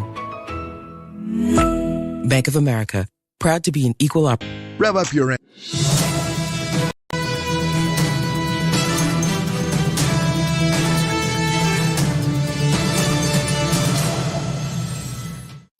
From Feature Story News in Brussels, I'm William Denslow. The bodies of 2 more deceased hostages were returned to Israel on Thursday. It comes as Prime Minister Netanyahu threatened further Gaza strikes if Hamas does not honour its ceasefire commitments. Blake Sifton reports from Tel Aviv. Hamas returned the bodies of 2 more deceased hostages on Thursday in the first handover of new bodies in 9 days. 11 deceased hostages now remain in Gaza, and the Israeli government has accused Hamas of purposely delaying their return. Hamas says it will take time and heavy machinery to recover them. On Thursday, Prime Minister Netanyahu said that if Hamas violates the ceasefire, it will suffer powerful attacks like it did 2 days ago. Local health officials in Gaza say at least 104 people were killed in those airstrikes, including 46 children. China's President Xi Jinping is set to meet Canadian and Japanese leaders for the first time on Friday, a day after agreeing a trade truce with Donald Trump. The US President skipping the APEC summit of Asia-Pacific economies, with the spotlight now turning to China's leader. Laura Westbrook has more from outside the summit in South Korea. all eyes now turning to the leader of the world's second largest economy, China, and Chinese President Xi Jinping. Now, he has made a speech, his first since that meeting he held on Thursday with Donald Trump, and he said that he was very much calling for protection of the multilateral trading system. He said that the world is going through rapid changes with a complex and volatile international landscape, and so he said in the face of these turbulent times, the more that we must work together. The UK government says it supports King Charles's position after he started the process of formally stripping his brother of his Prince and Duke of York titles. Andrew always denied doing anything wrong, but fresh details about his friendship with sex offender Jeffrey Epstein have been emerging in recent weeks. Andrew Mountbatten Windsor, as he'll now be known, will also move out of the Royal Lodge property in Windsor. Royal reporter Jack Royston says further action had become inevitable. It's almost unheard of in the monarchy. Obviously, royal family members are not staff members. They're not employed by the monarchy and therefore cannot, under normal circumstances, be fired. It had become completely untenable for the monarchy to keep acting as though royal family members should not be held accountable for their actions, because that is absolutely what the public expects. And at least 19 people are believed to have died in Jamaica due to the impact of Hurricane Melissa. At least 30 are believed to have been killed in Haiti too, after one of the most powerful hurricanes hit the Caribbean. From bureaus worldwide, this is VSiN, the Sports Betting Network. This is Cashing Out on VSiN, the Sports Betting Network. Scott Seidenberg back here with you, cashing out on VSiN, the Sports Betting Network. Always on Twitter at Scott's On Air and at VSiN Live as we continue our NFL Week 9 Sunday preview. And let's continue the prop conversation as we head out to the Progressive Guest Line and we welcome in our sports betting professor. He is Aaron Moore, frequent contributor here on VSiN, on Twitter at PubRelationProf. Aaron, thanks so much for joining us here once again on Cashing Out. And I want to run quickly a prop first that I talked about earlier here in the program by you and get your thoughts on it. I'm going all in on Juwan Jennings of the New Orleans Saints here against the Rams. Well, they're 14-point underdogs, the Saints are, right? And you got Tyler Shuck making his first start, so naturally you would think that the tight end is often the safety valve. But to me, this is about the relationship, the personal relationship that Tyler Shuck and Juwan Johnson have going back to their days as teammates in Oregon. This relationship has been quoted as a big brother, little brother type relationship. 3.5 receptions, 35.5 receiving yards in 2 drives in the second half last week, Aaron. Juwan Johnson had 3 catches for 35 yards. Now we get a full game with Tyler Shuck. I think 4 for 36 is very doable in this matchup where they're going to be throwing and chasing the entirety of the game. Scott, that's the kind of logic you need to put together if you're going to bet player props. And I love what you're saying, because just take out everything you said about the relationship these two guys have. If it's Tyler Shuck starting a game, they're going to be trailing. Very likely that's going to happen. As you said, 2-touchdown underdog. When he does throw, who's he probably going to throw to? Well, his big tight end. All of that makes sense, right? If we just look at that in a singular situation. But now when you put all these other factors together, that they have a relationship, that there's a comfort level there, I think that's all of the profit that you have to find in player props, is looking at different angles. It's not always quantitative. It's looking at it in the sense of what can happen during the flow of the game, what kind of relationship these players have. So I think you take numbers, I think you take news reports, you put it all together, hopefully to find profit with these player props. And that's just a great angle, Scott. I can't wait till I get off the air. I am definitely going to make those plays. And we talked about this before, Aaron, that we do have to look for these angles, because the way to beat the prop market is to find the insight here, is to find where we have something that is not being factored in by the computer sportsbook algorithms here that are just based off the box scores, right? This guy went over in 5 straight games. This guy went under in 4 straight games. That's where the numbers are coming from. But if you look at press conferences, if you can look at some, practice reports, you could find some insight. Look no further than what's going on in Detroit here with Jamison Williams. And that's the logic I have here to play this play. And I'm going Jamison Williams over 45.5 receiving yards. And there was a report this week that John Morton, the offensive coordinator for Detroit, said he has failed Jamison Williams, that he has not gotten him the ball. Last game, he did not get any catches, so obviously he did not have any yards. They have a bye week. And I don't think this is just coach talk. This is the offensive coordinator. This isn't even Dan Campbell talking. So you have to believe in this situation that the Lions and John Morton, the offensive coordinator, want to get Williams the ball. He's a star player. We know that there's just with Detroit, there's a good vibe that whole team has. So you'd think that they get the two running backs a lot of carries. They're going to now want to get Jamison Williams into the action. And you just think about that looks great, face value right there. But then let's put into all the other aspects of the game. What does Minnesota do? They blitz a lot. They're probably going to double team Amon-Ra St. Brown. So it's going to leave Jamison Williams in a situation to get the ball from Jared Goff. And now when we know the offensive coordinator really wants to get him the ball, I think that's a play in 45.5 yards. Love it. That's one of my top plays this week. I like it. I might also sprinkle on the plus 200 anytime touchdown. Think if J-Mo catches a long one here and goes into the end zone, could be a nice way to stack up a little same-game parlay action here for the Detroit Lions. What are you going to do in this game between the Bills and the Chiefs? In my trench report this week, Aaron, it identified both offensive and defensive lines for both of these teams as having rushing mismatches, meaning the Bills should be able to run on the Chiefs and the Chiefs should be able to run on. As I said earlier in the show, that doesn't necessarily mean I want to be on James Cook and Kareem Hunt. I might actually want to be on the quarterbacks in this game. Well, I'm there. I'm on Josh Allen, and I really like him in his 40.5 rush yards. It's also at 41, but I think he can find it a little bit below 41. And there's a lot of reasons here. And if you look at what Buffalo has done the last 2 weeks, James Cook has been awesome for them. So if the idea now of Kansas City stopping this Buffalo offense is probably going to focus on James Cook. And what do we know about that Kansas City defensive line? They really crashed from the outside.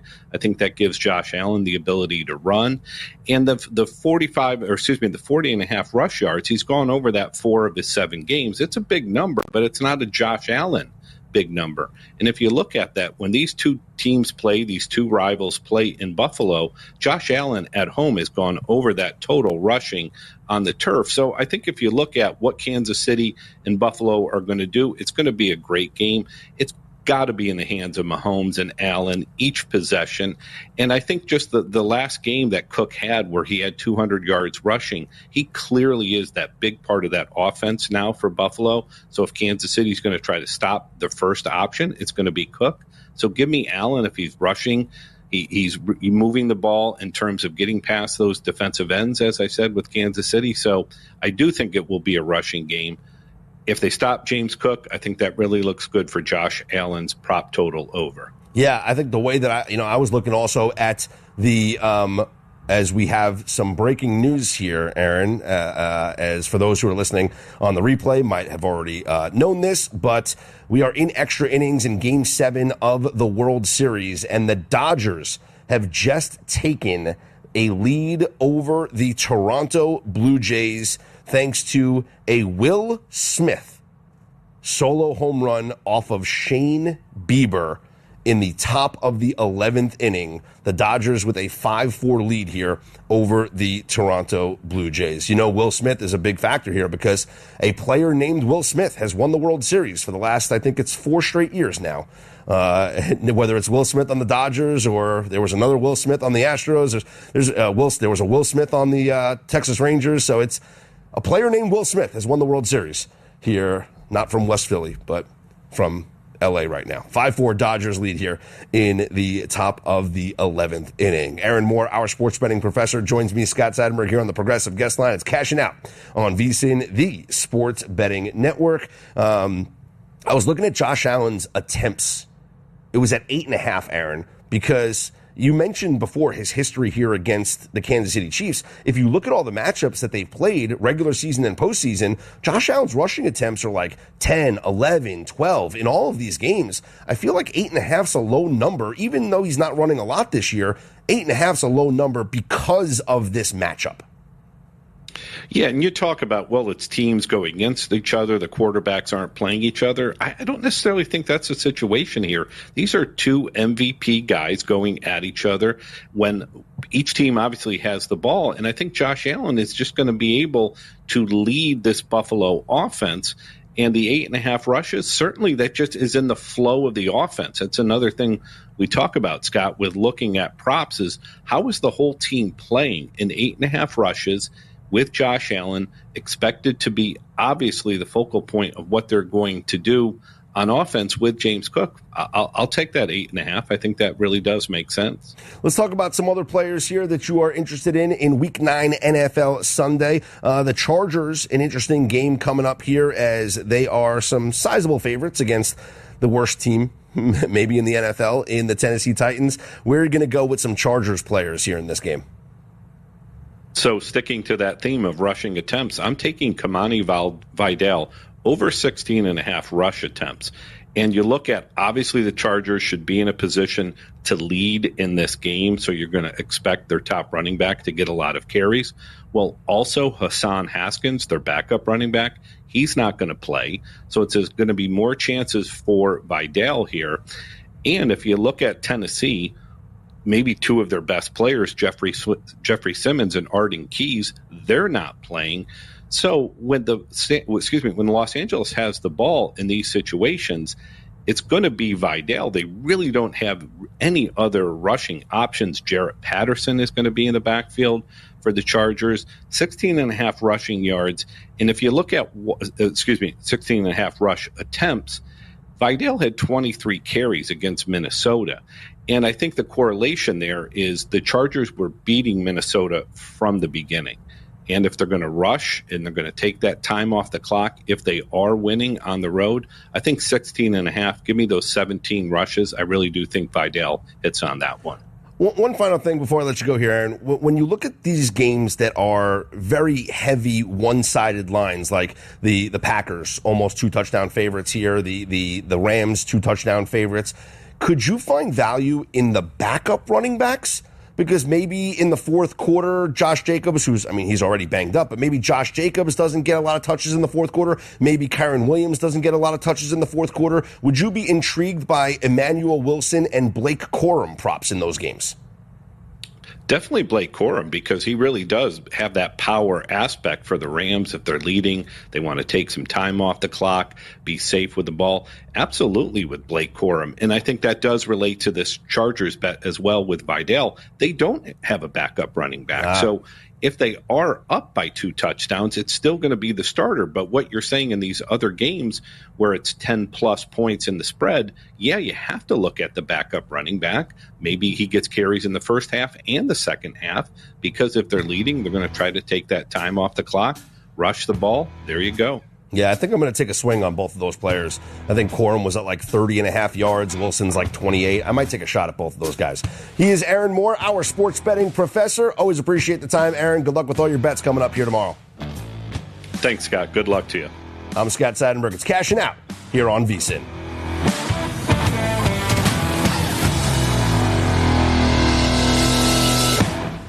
Coverage varies by plan. View contracts and exclusions at endurancewarranty.com. In sports, it's the dream team. And if your car is out of warranty, there's a team for that as well. You, the driver, your mechanic, and Endurance to pay for the repair bills. I'm Danica Patrick. In the past 5 years, auto repair costs have gone up over 36%. And if your manufacturer's warranty is expired, you'll have to cover it all. With an Endurance auto protection plan, no matter what the mileage, if your car is under 20 years old, Endurance can get you covered on the engine, electrical system, transmission, AC, and more. Endurance has plans for any budget. Repairs can be done by the certified mechanic of your choice. Plans cover 24/7 towing, battery jumps, fuel deliveries, tire changes, and lockout services. Act now and get the benefits of our Elite Plan, a $2,000 value at no extra cost. With Endurance, you could never pay for covered auto repairs again. So call now for your free quote. Call 800-290-0497. That's 800-290-0497. 800-290-0497. I love a day on the water with friends, but my moderate to severe plaque psoriasis sometimes holds me back. Now I'm all in with clearer skin thanks to Skyrizi. Risankizumab Riza, a prescription-only 150 milligram injection for adults who are candidates for systemic or phototherapy. Teaching music is my passion, but my active psoriatic arthritis can limit me at times. Now I'm treating my joint symptoms with Skyrizi. With Skyrizi, most people with plaque psoriasis saw 90% clearer skin at 4 months. Or if you are an adult with active psoriatic arthritis, Skyrizi helps you move with less joint pain, stiffness, swelling, and fatigue. Don't use if allergic to Skyrizi. Serious allergic reactions, increased infections, or lower ability to fight them may occur. Before treatment, get checked for infections and tuberculosis. Tell your doctor about any flu-like symptoms or vaccines. There's nothing like clearer skin. There's nothing like better movement, and that means everything. Ask your doctor about Skyrizi. Visit Skyrizi.com or call 1-866-SKY-RIZI to learn more.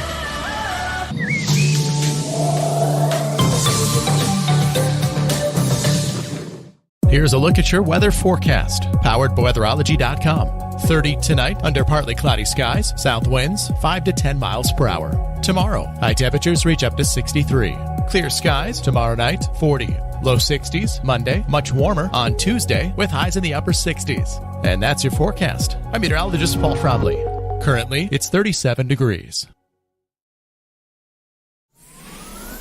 Extreme Sports, the ultimate destination for sports enthusiasts. This is the greatest record in the history of sports. Broadcasting live 24/7. Just have some fun out here, and enjoy the journey of all this of trying to get 16 wins and going after a gold trophy. We give the people what they want. And I am a huge sports fan. I love sports.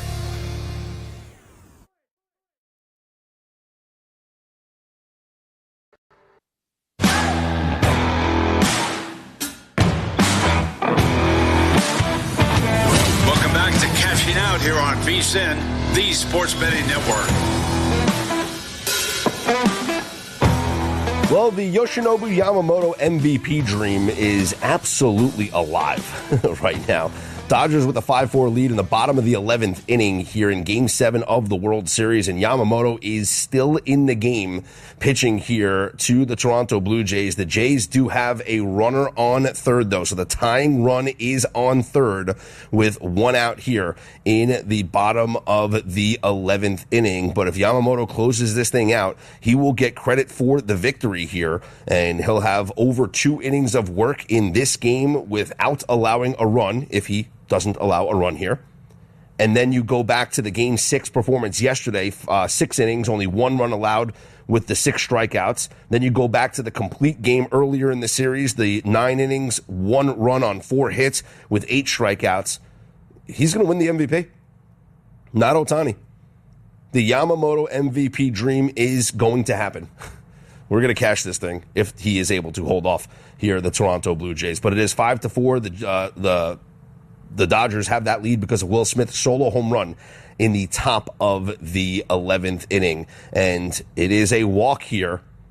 So there is now runners on first and third. Not necessarily the worst thing because you have, I believe it's Alejandro Kirk coming up here to bat, and a guy that you can get a double play off of because he isn't exactly the quickest of runners. So that walk there, not exactly a bad outcome for the Dodgers, because with a runner on third with less than 2 outs, like you have the infield in, obviously, like that could lead to a single getting through the infield. A sacrifice fly certainly ties the game. You don't want to do that.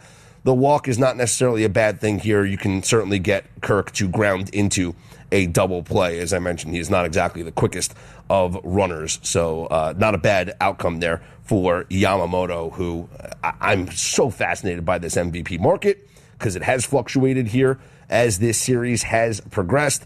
And I do think that he's got probably the best chance right now of anybody on the Dodgers to win this MVP, more so than Shohei Ohtani, because I think that Ohtani's pitching and his subpar pitching has taken away here from the hitting that he has had. And also, think about the heroics. Think about the storyline. These voters are going to vote on the narrative, on the storyline. The storyline of a guy pitching a complete game earlier here in the World Series, pitching to a win in game number 6, allowing only 1 run to force a game 7, and then literally the next day coming in to pitch as Kirk grounds into a double play, and the Los Angeles Dodgers have won the World Series.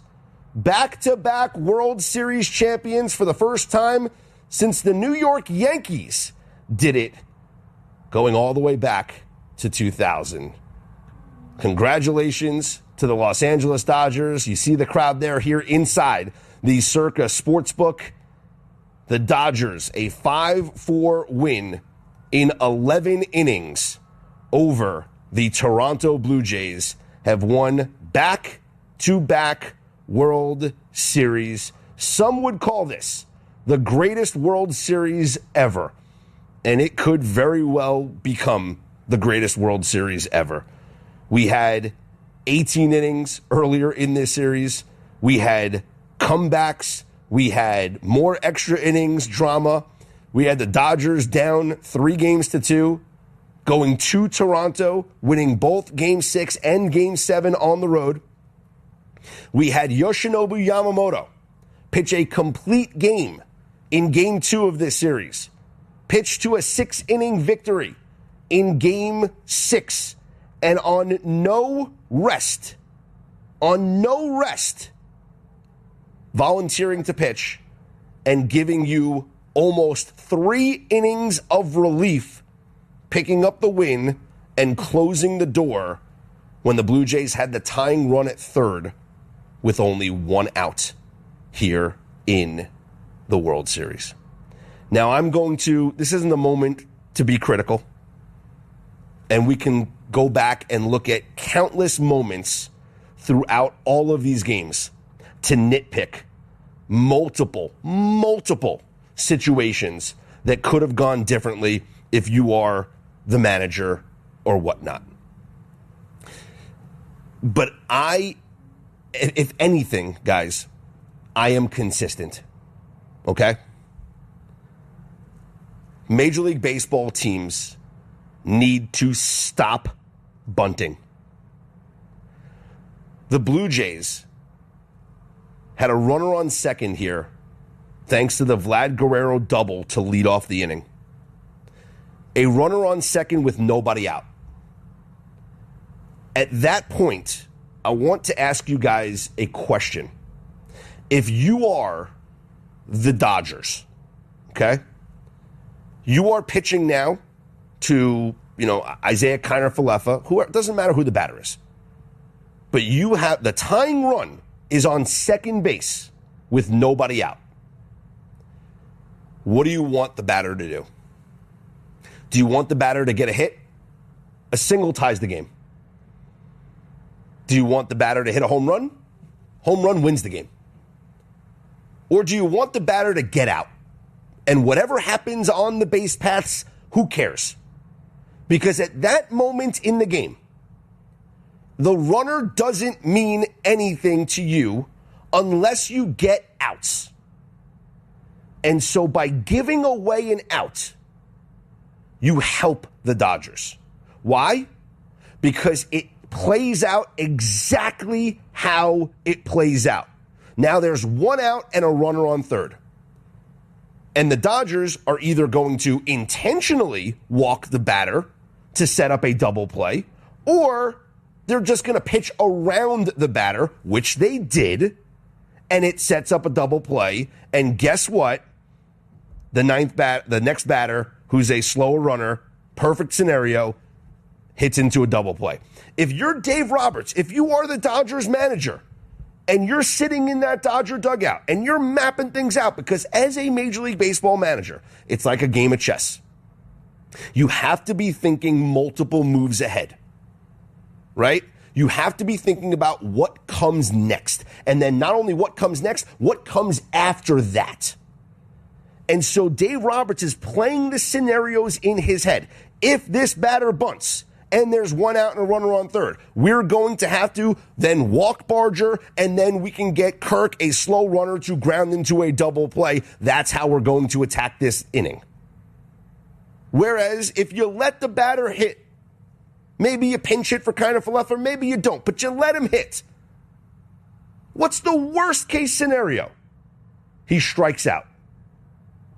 Worst case scenario. Worst case scenario, he strikes out. And now guess what? There's one out, you still have a runner in scoring position. You take your chances because guess what? They're not going to walk the next guy intentionally, and they're not going to pitch around the next guy. They're not going to, the double play, okay, do they want to set up a double play? Do they want first and second? You want a lot of traffic there? They're going to pitch to you, and you got 2 cracks to get a hit and score the game-winning run. It's an old school versus new school mentality. I fall under the new school lessons. I don't give away outs. I'm sorry. I take 3 chances there with a runner in scoring position with nobody out. I take my 3 outs to try and get a single and tie the game, or a double to tie the game, or a home run to win the game, whatever it is. I take my chances. And oh, by the way, you could still get the guy to third if you ground out, or maybe you hit a deep fly ball to right field and it winds up being not a sacrifice fly, but it winds up being a fly out where the runner tags up and gets the third anyway. There's so many more scenarios that can happen when you let that batter hit. But when you force that batter to bunt, they are not trying to bunt for a hit. They are trying to sacrifice bunt. You are giving up an out. And it could have been a scenario where, like, hey, what did we see earlier in this postseason? The wheel play, right? Where Mookie Betts and they get the runner out at third. Like that, you know, we've seen teams do great jobs defending the bunt. Listen, that's not the reason why the Blue Jays lost this World Series, okay? There's a million other plays we can go back to and we can criticize and we can react to. Bottom line, this has been an incredible World Series. Is it the best ever? It's up for debate. But this was an incredible, incredible World Series. And the Dodgers are a dynasty. Earlier in the season, it felt like they were inevitable. Their one flaw going into this postseason, their one flaw was their bullpen. But going into the playoffs, the idea that Dave Roberts had starting pitchers to use out of his bullpen, the Emmett Sheehans of the world, bringing in other, Kershaw at one point, bringing in other starters out of the bullpen. And in the biggest moments of this game, bringing in one of his ace pitchers in Yoshinobu Yamamoto to get almost 3 innings of work here to close out the World Series. They covered up all their flaws. The dynasty reigns supreme. And now we can all hammer the Dodgers win total going under next season. I'm Scott Seidenberg. Pro bettor Steve Fezzik joins me next right here on Cashing Out on the Sports Betting Network. $5,000. That's the average amount of money people in the U.S. are now spending on gas in a year. $5,000. That's crazy. If you drive, you have to download Upside, the free app that gives you cash back every time you get gas. That's right. You can earn real cash back with Upside just by buying the gas you're already buying. You can literally start earning cash back today. I use Upside every time I fill up, and I've already made around $300. You're putting gas in your car anyway. Why not get real cash back? If you like free money, download Upside. I'm saving the cash I earn from using Upside to help pay for a vacation later this year. Download the free Upside app now to earn cash back every time you buy gas. Use promo code MAP to get an extra 25 cents per gallon on your first tank. You can cash out anytime right to your bank, PayPal, or a gift card for Amazon and other brands. Just download the free Upside app and use promo code MAP for a 25 cents per gallon bonus on your first tank. That's code MAP for a 25 cents per gallon bonus. Join us at Miletovist Winery. Day the Internet Died, a hilarious mystery dinner that you become a part of. Hey, this is Mick inviting you to get your tickets for 2 unforgettable nights, October 18th and November 8th. Gather your friends, enjoy a great meal, crack the case before dessert. Seating is limited, so get your tickets today at MiletovistWinery.com. And don't miss the mystery that everyone will be talking about, the day the Internet died. Get your tickets online at MiletovistWinery.com, St. Paul, Nebraska. Bored of the same old sports coverage? Get on the cutting edge of sports with Extreme Sports. That ball hammers deep toward left into the well. That ball is gone. The biggest plays, breaking news, And we can't forget the best sports talk. Let's be great. Let's be great. We are Extreme Sports.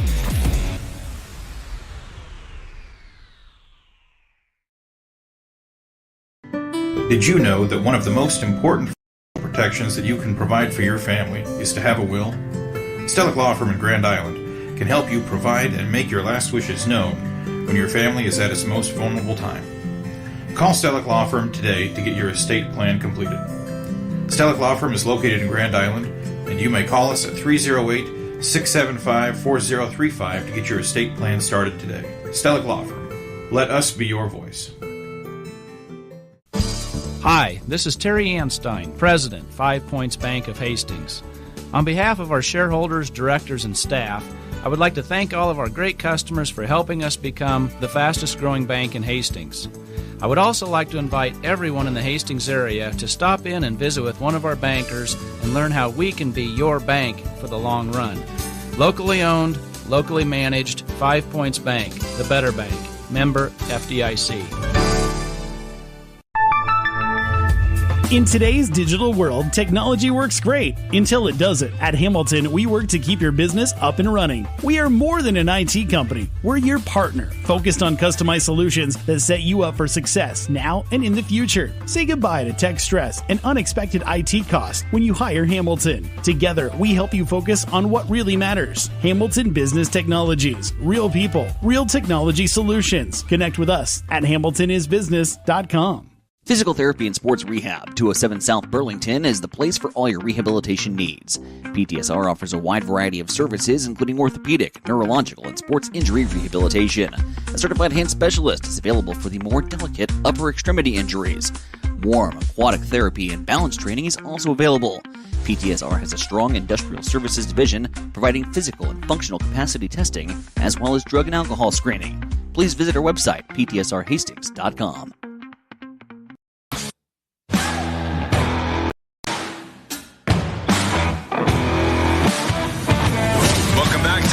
Out here on VSiN, the Sports Betting Network.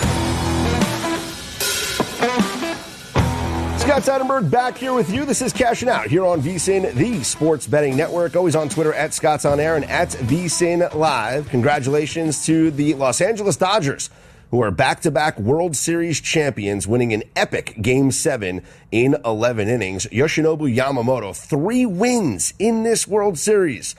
That is deserving of the Most Valuable Player award. Joining us now on the Progressive guest line is professional bettor Steve Fezzik. He is also a participant in the Circa Football Friday Invitational here at VSiN, 2-time winner of the Super Contest. Fez, we could debate this all we want, but was this one of the best World Series that you've seen? Second best ever, 1975 World Series. I still say it's number one, just because the drama of Game 3, Game 6, Game 7, with similar craziness that went on. But the fact that Game 6 and Game 7 were both decided by 1 run. Game 6 went, the 12 innings, the Carbo home run to tie it in the 8th, and then the Fisk homer off the foul pole, iconic. And then Game 7 was also, 1-run game that the Reds trailed 3-0. Clutchest player of all time, Tony Perez homering. But the fact that Game 6 wasn't close is the only thing that keeps this from being number one. And now a player named Will Smith has won the World Series for 6 consecutive seasons. Will Smith with the Dodgers 3 times, and Will Smith, the relief pitcher, did it with the Rangers, Astros, and Atlanta Braves.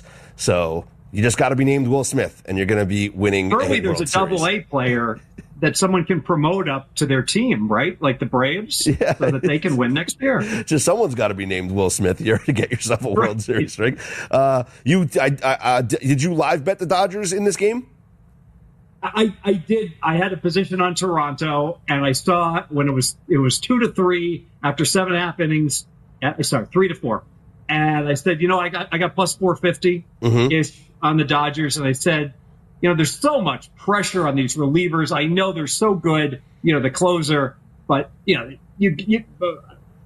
really thought the Dodgers could win this game. Come on, plus 450. That's like reserved for an 11-point NFL dog, right? Let's do it.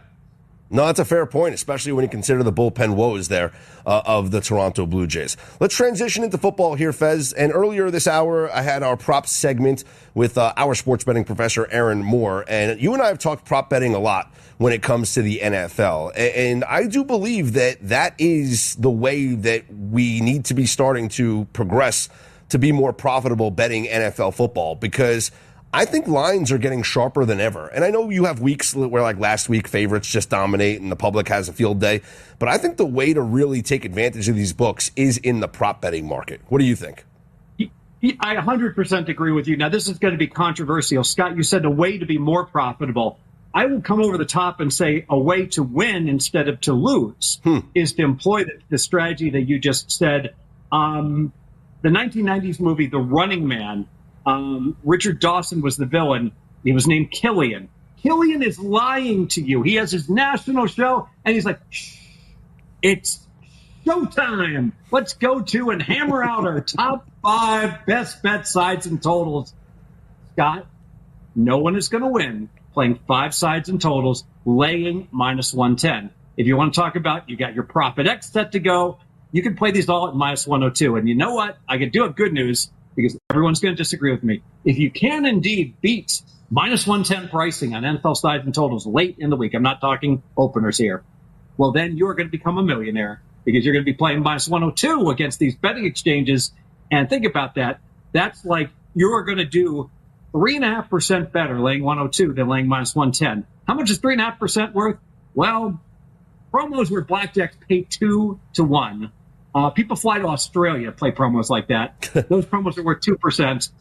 Laying -101 is like double the value of a promo. Blackjacks pay 2 to 1.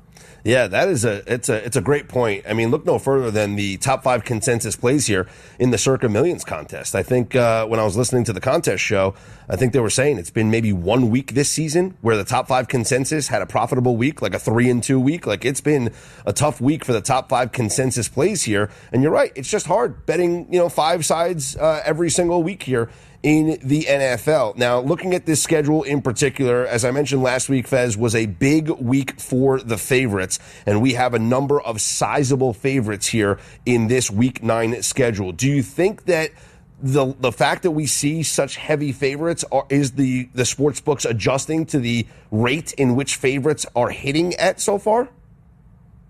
No, it's just they're just taking the power ratings and taking the difference, and just turns out that really lousy teams are playing really good teams this week. So if the Saints are going to play the Rams week 1, week 8, or week 13, does it really matter? The line's going to be really big. So I think it has virtually nothing to do with it. And it goes back, Scott, to now I know people come over the top and say, Fez, you're crazy. How efficient can the market be? The favorites went 10-2 last week, or whatever it was. And I would encourage everyone, get out a coin and start flipping a coin 16 times on a weekly basis for sides and totals and simulate it. You'll be shocked how many 11-5s and 12-4 random noise stuff that you will go ahead and flip. Having said that, I do think there is something to be said for the favorites covering, namely horrific quarterback play and terrible coaching. And teams that have both are teams like the Jets, like the Tennessee Titans. You probably don't want to be investing. I want to ask you about your power ratings, Fez. We're talking to pro bettor Steve Fezzik, 2-time winner of the Super Contest, participant here in our Circa Football Friday Invitational, which you can watch and listen to with our very own Matt Humans. I'm Scott Seidenberg here. It's Cashing Out on VSiN. Fez joining us on the Progressive Guest Line. What does your power ratings have with the Kansas City Chiefs and the Buffalo Bills on a neutral? Yeah, so from memory, Kansas City, I think it's like a 7.75, meaning they're almost 8 points better than an average team. And the Buffalo Bills are right around a +5. So if I take the difference, I would make Kansas City minus 2.75 on a neutral. That means let's throw in some home field for Buffalo. That'd make Kansas City a 1-point favorite, which means I would lean slightly to Buffalo in the power ratings. But my gut says KC is indeed the better team and that they're going to get the win. I did catch your previous segment. Loved your analysis. Josh Allen over, Mahomes over. I think Mahomes' rush attempts is 4.5. Yeah. If you think Kansas City's going to win, you might steal 2 with kneel downs at the end of the game on top of that. That's a great point. The Bills are one of my favorite teaser legs of the week here, Fez. And I want to play I'm going to play the whole flip the script game with you here. This is a 1.5 point line. And we know that traditional home field in the NFL is maybe like 1.5 points now, 1 to 1.5. But I'd argue Buffalo has a greater home field. I'd say it's closer to 2 points. And I'd say the same thing about Arrowhead is closer to 2 points. And so if we're saying it's a 1.5 point spread here for KC on the road, we're going to make it 3.5 on a neutral. We're going to make it 5.5 in Arrowhead. If I told you the Chiefs against the Bills, I don't care if it's an Arrowhead, they're 5.5 point favorites. Aren't you max betting Buffalo plus 5.5? Well, I mean, let me go back to the power rating. So, if Kansas City's 2.5 better, all right, you're moving through the 3. So you like if you gave Kansas City 2 points for home field, they still wouldn't go from 2.5 to 4.5. Scott, they'd go from 2.5 to like 3.2 -3, lay $1.20. Warning, danger, lots of math, but just when you go to the 3 or through the 3, you should think of it as like it's worth about 23 cents to have home field. So if two teams are equal and they were equally power rated, the no big would be like -123, +123. So it wouldn't be close to 5.5. I also think the fundamental matchup is that the Bills are injured, right? Ed Oliver's injured. They got another guy out, and that's going to open up the middle of the field for Kansas City. I've heard that analysis, and I tend to agree with it. But I like where you're going. I think money's going to come on Kansas City. So if you like KC, play it now. If you like Buffalo, wait until post, and then tease the Bills, probably be 2.5 up to 8.5. Very important. You can't tease in Vegas. You cannot play a 6-point NFL teaser at above -120, and that's just not available in Vegas. It is available at places, offshore bookmaker, bet online, etc. And so you need to have a shop that has the good odds. Would you, though, be in favor of the 3-team teaser if you can get +140 to +150? No. Okay. I need +160 on the 3-team teaser, which is indeed still out there. Okay. So it's kind of like the +145. It's just, it's better than laying -134 at FanDuel or someplace, but it's still, think about this. If you could make money teasing, if it was that easy, well, then you should have been a multimillionaire teasing -110 for the last 30 years before they changed all these odds. Yeah. So now why are we trying to get clever so we only have to lay -123 by putting it in essentially into a 3-team teaser? No, that's fair. And you and I have discussed math before, and I've discussed math on this show too. Like I think the days of teasing down are over, right? Because the math just doesn't add up. Because the money lines, you're just better off playing the money line price. Like you don't tease down anymore. But I do think there's still some value in teasing up. No, it's not. That you're right with the 5.5 or 6-point favorite, but that's not accurate for a 7 or 7.5 point favorite. It's way better to tease a 7.5 point favorite down to -0.5. Than to play the money line -380. Well, yes, anything greater than -310 is teaser worthy. -310 is the point here for the 6-point teaser at the -134 market odds. Fez, appreciate the time. Good luck with your bets, and we'll be tracking your progress here in the contest. Best bet Bears to score first. Chicago Bears likely to get the ball first, so they'll score first. There he is, Steve Fezzik. This is Cashing Out. Actual price will depend on product and subscription plan. Featured products are compounded drug products, which the FDA does not approve or verify for safety, effectiveness, or quality. Prescription products require an online consultation with a healthcare provider who will determine if appropriate. See website for details, restrictions, and important safety information. Want a boost in and out of the bedroom? Hims has you covered. Introducing a new 2-in-1 approach to level up your game. Tadalafil for better bedroom performance and zinc for testosterone support. Turn things all the way up and find affordable treatment options at up to 95% less than brand names at hims.com/joy. That's hims.com/joy. You're still glowing, flirting, grooving. You still got it. But your immune system weakens as you age, making it harder to fight flu, pneumococcal pneumonia, RSV, and COVID-19. Vaccines are a key part of any health routine and help strengthen your immune response. Ask your doctor or pharmacist which vaccines you need. Schedule in minutes at vaxassist.com. Sponsored by Pfizer.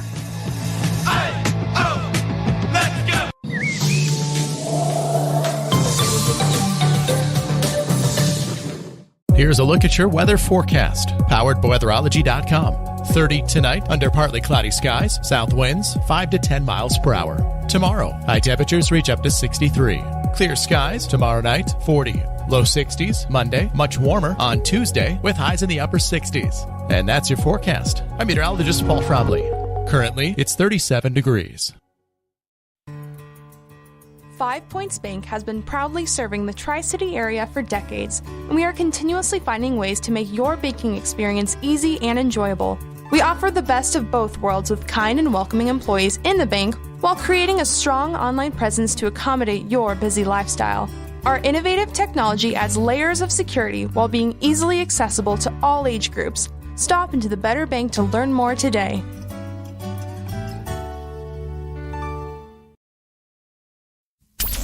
Keep it here on Extreme Sports.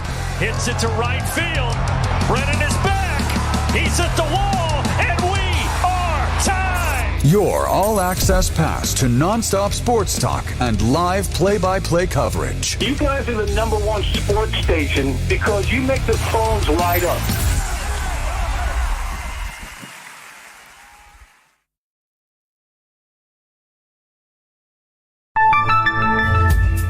If one of the things running through your mind as a business owner is the recurring worry of possible cyber attacks, you can let out a sigh of relief. Hamilton Business Technologies has you covered. As the official business IT partner of the Huskers, we offer real-time threat monitoring, advanced security protocols, and more to keep your data safe from harm. We care about the success of Nebraska businesses and communities like yours. Learn how we can help you at hamiltonisbusiness.com. If you're planning to build a new home or add an addition to your existing one, trust the experts at Gangwish Construction. From general contracting, basement pouring, to bathroom remodeling, concrete work, and deck building, they handle it all with precision and care. They take pride in doing the job right the first time, every time. Contact Jeff today at 402-460-0013 and experience quality craftsmanship with Gangwish Construction. Rev up your energy and fuel your body with the protein punch you've been craving. When it comes to nutrition, Highland Dairy has a wide range of locally made products. Discover tasty ways to a stronger, healthier you with Highland's range of yogurts, smoothies, flavored milk, and cottage cheese. For parents with picky eaters and trendsetters looking to jump on the revival of cottage cheese, Highland has what you need to hit your protein goals. Highland, locally made, naturally delicious.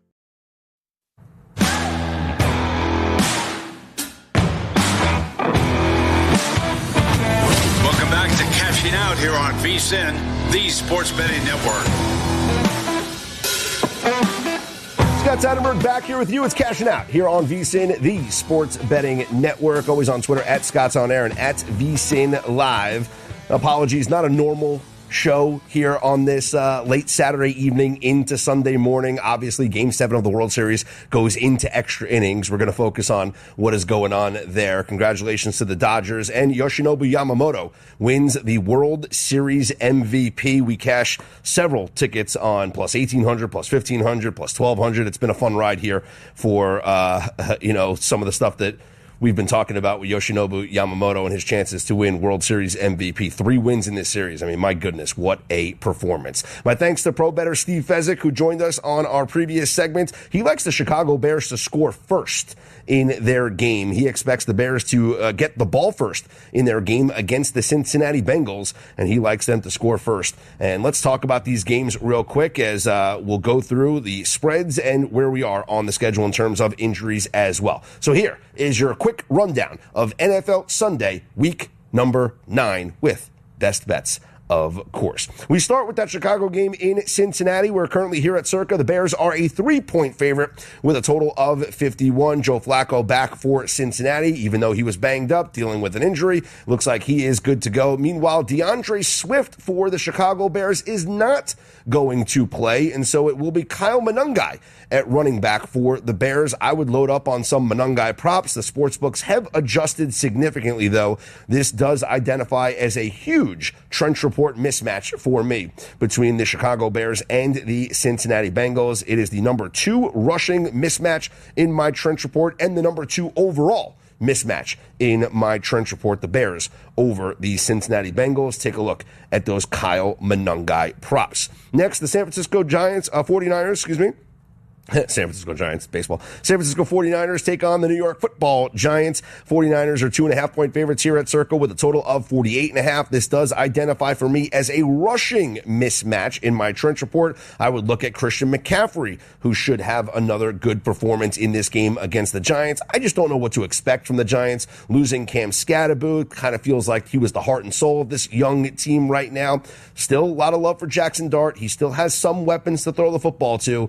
Another game for Mac Jones at quarterback for the 49ers as Brock Purdy is not yet ready to come back, which is interesting because he did practice this week, but looks like Kyle Shanahan thinks Mac Jones is their better option here in this game. The Falcons are at the New England Patriots. Patriots 4.5-point favorites here with a total of 45.5, and I don't know how you could trust the Atlanta Falcons. Given everything that we have seen from this team, they are, quite frankly, the biggest, the highest variance team, in my opinion, in the NFL. They have had moments where they look great. They beat the Buffalo Bills. They have moments where they look terrible. They lose to the Miami Dolphins. They get shut out 30-0 by the Carolina Panthers.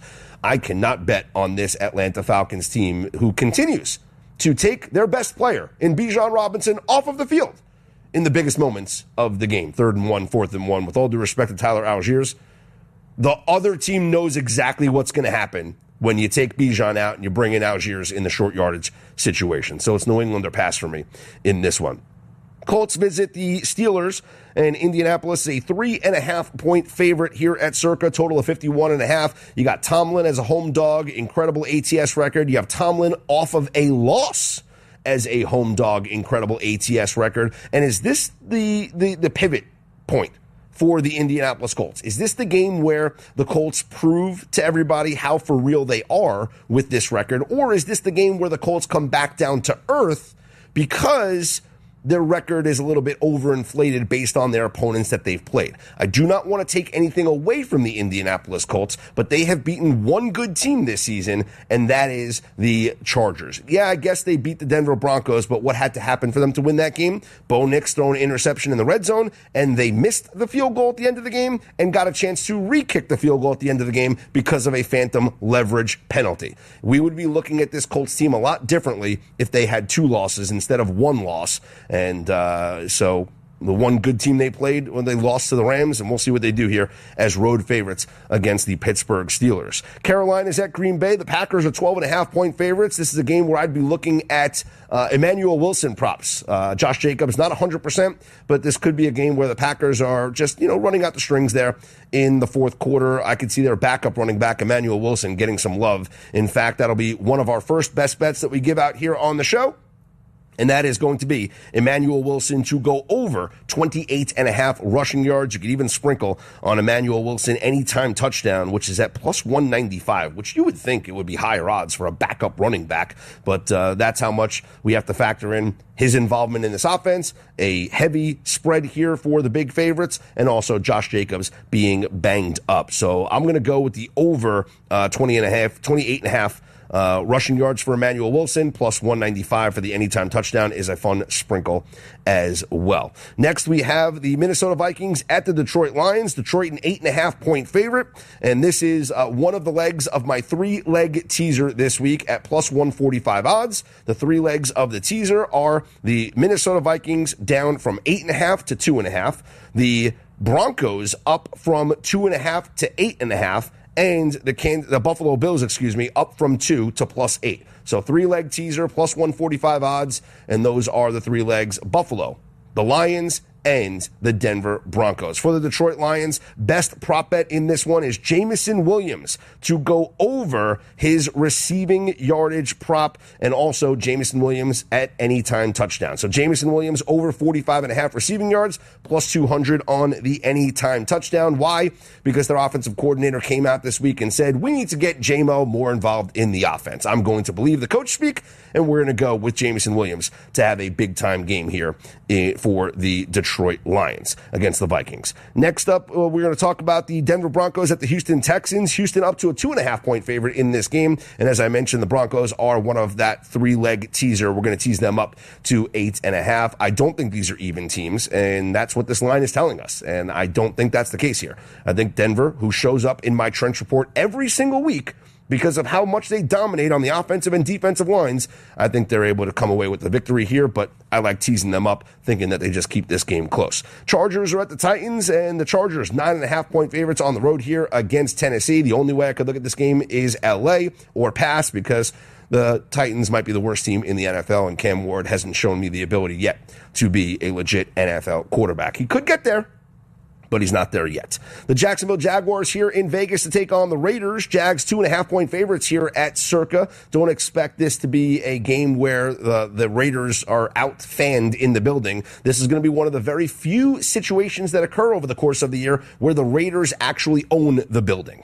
Most of the time, you'll see these opposing teams coming in, if it's any of the LA teams, if it's the Cowboys, if it's the Packers, if it's the 49ers for certain. And the Raiders, their fan base is overmatched by the opposing fans that come into town.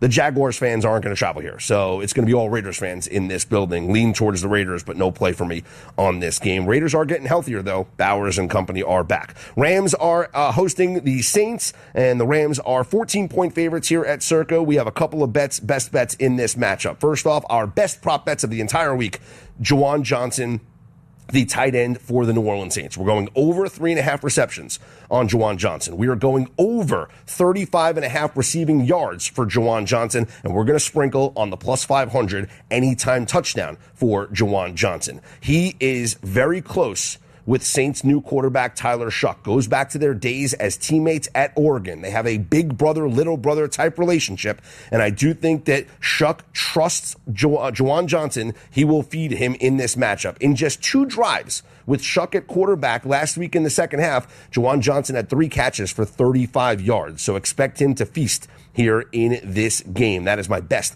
prop bet here of the slate. Kansas City's at Buffalo, the marquee matchup of the day. Right now, the Chiefs are 2-point favorites. As I mentioned, Buffalo, part of that 3-leg teaser for me, but I'm going to go with the quarterbacks and their rushing props. This is a game that it was identified as a rushing mismatch for both of these teams in my trench report, but I'm not going to focus on the running backs. I'm going to focus on the quarterbacks here. Josh Allen over 42.5 rushing yards. Patrick Mahomes over 28.5 rushing yards. Patrick Mahomes over 4.5 rushing attempts. Josh Allen over 8.5 rushing attempts. This is a big-time matchup here between these two MVP candidates. They will go back and forth. Josh Allen will run. He has eclipsed these numbers, and every time he's played against the Kansas City Chiefs. So going to be a big-time effort here from both Mahomes and Josh Allen. And finally, Sunday Night Football, it is going to be the Seattle Seahawks as a 3-point road favorite against Washington. My lean in that game would be to go under 48.5. Those are the best bets here for NFL Sunday, Week 9. Hey, tomorrow, catch any last-minute line moves with Mitch Moss and Paulie Howard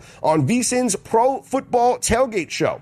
That starts at 9 a.m. Eastern Time. It's followed by VSiN's Countdown to Kickoff at noon. And then stick around for Live Bet Sunday for all your in-game live betting action. I'm Scott Seidenberg. You can always hit me up on Twitter at ScottsOnAir, ScottsOnair.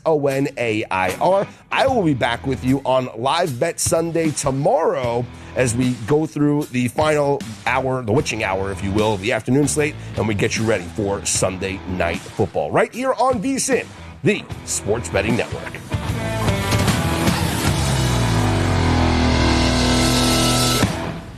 I'm Ed Evans, CEO of Consumer Cellular. We're dedicated to serving people 50 and up like me. Our needs are different. Big Wireless wants us in an unlimited plan, but if you're not using all that data, you're probably getting used. At Consumer Cellular, we're focused on affordable, reliable plans, including data that suits your needs, not ours. Our plans start at just $20, and you'll get the best customer service in the business. Call 1-888-FREEDOM or visit consumercellular.com/facts. Plans include $5 credit for auto pay and e-billing. See site for additional facts. Find what you love, love what you find. A Total Wine and More. There's so much waiting for you. Spirits and beer, thousands of wines. Walk right through the door. It's all here to explore. With guides in the know and prices so low, it just might blow your mind.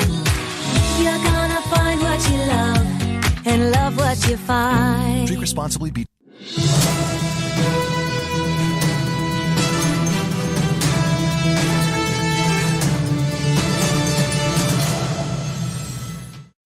From Feature Story News in Brussels, I'm William Denslow.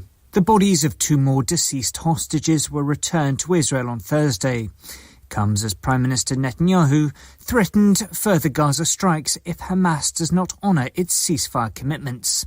Blake Sifton reports from Tel Aviv. Hamas returned the bodies of 2 more deceased hostages on Thursday in the first handover of new bodies in 9 days.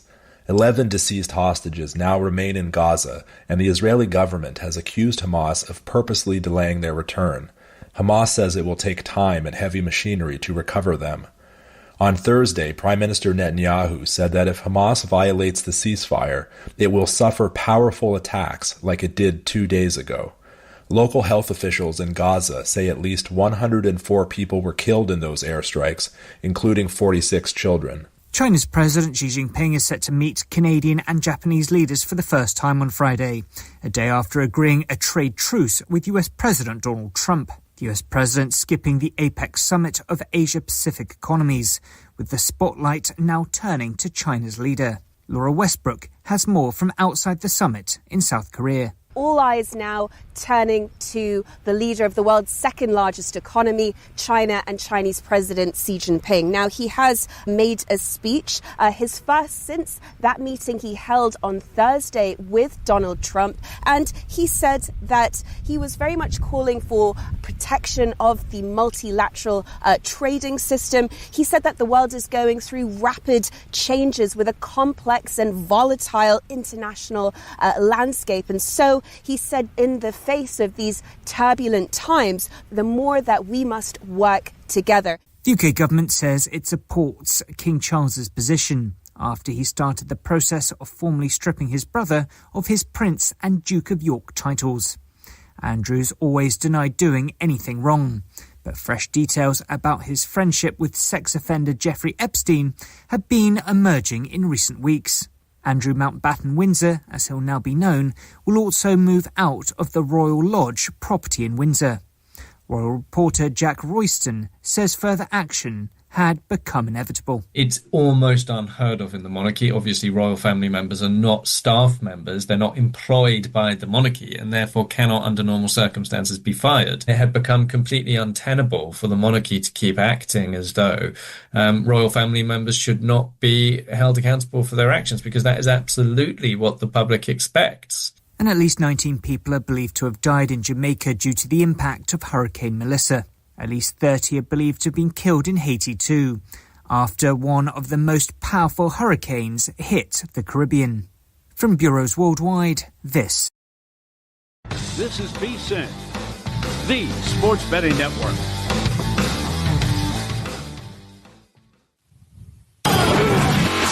This is the Football Contest Show on VSiN, the Sports Betting Network.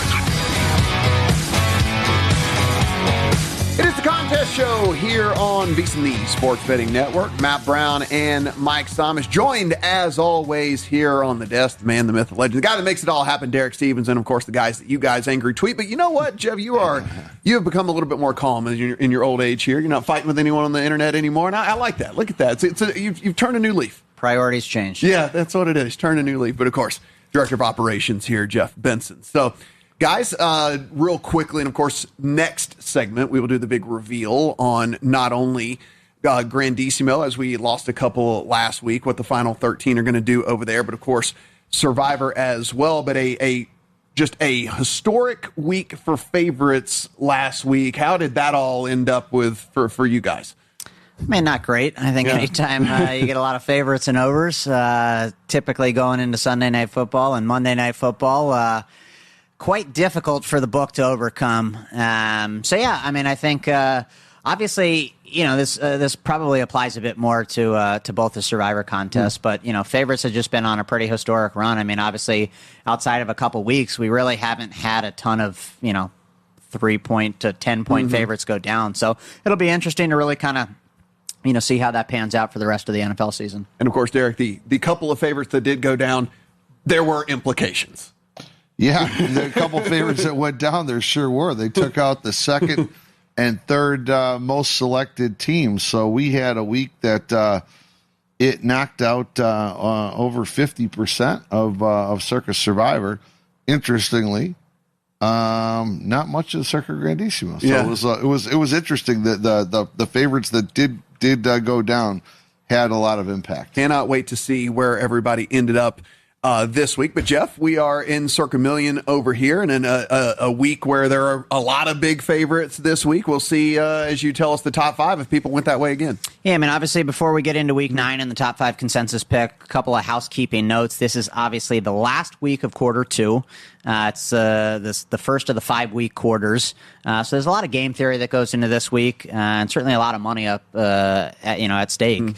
When you think about the first prize, $150,000 for the first place MVP, $60,000 for second, $40,000 for third, $15,000 for fourth, and then $10,000 for fifth. And then obviously you got the $25,000 booby prize for finishing last. So lots up for grabs here in terms of money. When you think about the overall contest and the $1 million and the blue jacket from Derek's Taylor, we have one individual who's 31-9. And then conversely, we got a number of different individuals on the opposite end of things going for the $100,000 booby prize that are 9-31. So matching identical records there, just opposite ways, 31-9 and 9-31. And then when you think about the aforementioned second quarter that we talked about, Mike Betts is 18-2. And then we have 6 people who are 17-3. And then we have 22 contestants who are 16-4. So those are the people that are in the race to win that $150,000, and they are very excited to hear what our top 5 consensus picks are. So when we look at week 9, the most popular pick this week was Derek's Detroit Lions, laying 8.5 at home off a bye versus the Minnesota Vikings. 2,267 people backed the Lions this week, which was almost 41% of the pool. The Colts -3 versus the Pittsburgh Steelers. 2,150 people backed the Colts in this spot, which was 38.4% of the pool. Working our way down the list, the Cowboys on Monday Night Football against Jacoby Brissett and the Arizona Cardinals. 1,954 people took the Cowboys laying 2.5 in this spot, which was almost 35% of the pool. In the continuing to play the favorites trend, we have the Chargers laying 8.5 on the road against the Tennessee Titans. 1,576 people backed the Chargers in this spot, which was roughly 28.2% of the pool. And then lastly, we have the 49ers -2.5 on the road, taking on the New York Football Giants. 1,417 people backed the Giants in this spot, which was a little more than 25% of the pool. So when you look at the top 5 consensus picks, we got 5 favorites. The Lions laying 8.5, the Colts laying 3, Cowboys laying 2.5, Chargers laying 8.5, 49ers laying 2.5, and then as we kind of look a little bit further down the leaderboard, 13 total teams got 1,000 selections or more. So a lot of favorites. Number 6 was a favorite. Number 7 was a favorite. It seems like people want to just go to the well back into favorites here this week. Now, the favorite part of this jumped out to me, right? We've got 7 favorites as your top 7 picks. Matt mentioned it. Favorites dominated last week. Derek, when you have a week like last week where favorites consistently win, do you see the same thing at the window that you're seeing here where you get a lot of money coming in on the favorites and people just kind of going right back to the well? You know, it seems like there may be some correlation, but not always. I mean, and think about this year, the way our consensus picks have been. It's really been 2025 has been a year that you want to fade the consensus picks. I believe going into week 9, there have only been 2 weeks of consensus picks have gone at least 3-2, or is it only once that it's happened? Yeah, I mean, it's been tough sledding for the consensus picks. I think it's a little bit different here at Circa Sports just because we're on more of the sharper sportsbook side of things. But I would say most sports books, when it's favorite and over, it's not going to be necessarily a good day. I think most books are trying to obviously manage towards, dog and under. That's probably a good result for the books. So the run of favorites, I think you're going to see in some of these, DraftKings, FanDuel, some of these more recreational books, kind of, what that does to their, Q4 earnings. We like to go down to the bottom often here, and the Thursday night game did not actually produce the 2 least selected. Back to the Saints. There we go, baby. The Saints are getting faded yet again. 13.5-point dogs in this thing. And nobody believes in Tyler Shough in his first start. They make the quarterback switch, and people go, okay, now we're back off this team. Yeah, I mean, obviously, I think you're starting to see kind of the separation of the contenders and pretenders. And, when you look at some of these spreads, Packers laying 13.5 versus the Panthers.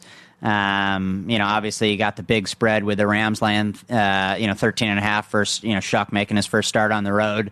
The Titans are almost double-digit underdogs. So there's a pretty wide gap between, maybe the top half of the league, and then obviously, what we're starting to see with some of these bottom half of the league teams, backup quarterbacks, having to start backups with, because the starter has injuries, obviously just going to backups based on starter's performance. So kind of interesting to see how this plays out. But, I think the market will start to get some of these numbers right.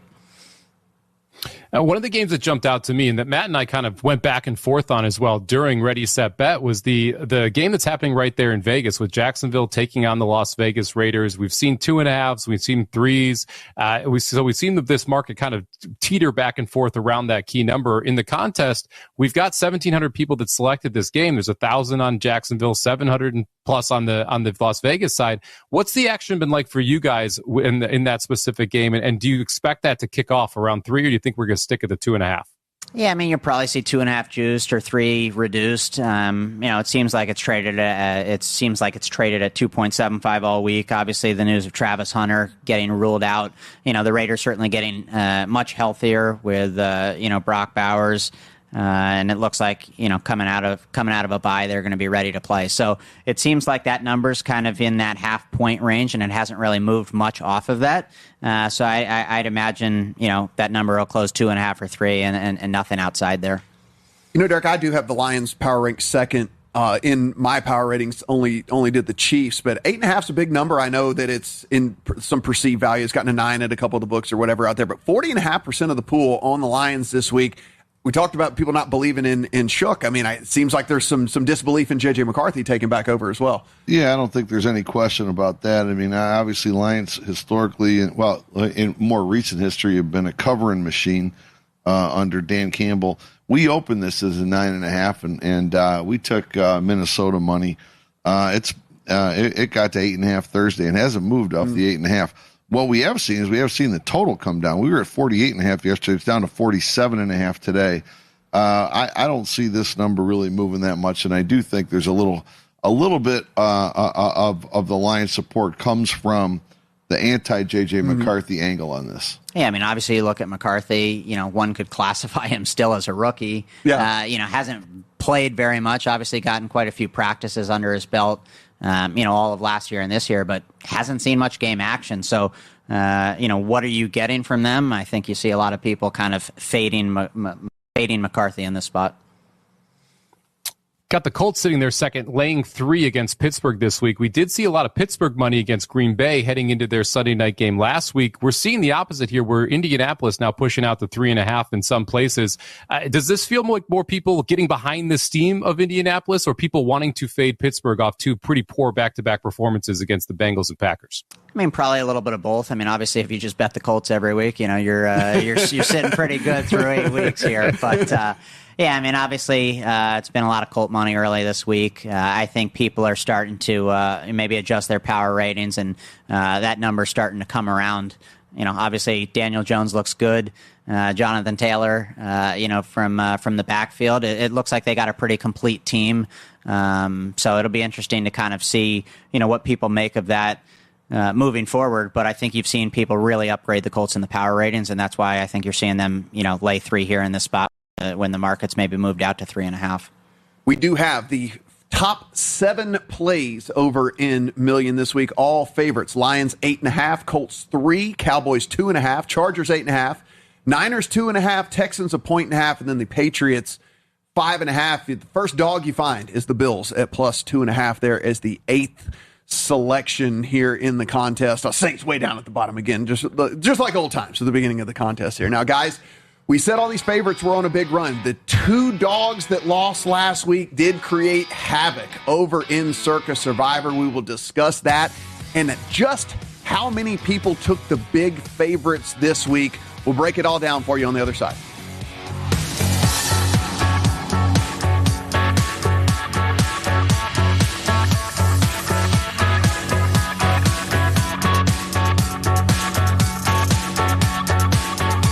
Actual price will depend on product and subscription plan. Featured products are compounded drug products, which the FDA does not approve or verify for safety, effectiveness, or quality. Prescription products require an online consultation with a healthcare provider who will determine if appropriate. See website for details, restrictions, and important safety information. Want a boost in and out of the bedroom? Hims has you covered. Introducing a new 2-in-1 approach to level up your game. Tadalafil for better bedroom performance and zinc for testosterone support. Turn things all the way up and find affordable treatment options at up to 95% less than brand names at hims.com/joy. That's hims.com/joy.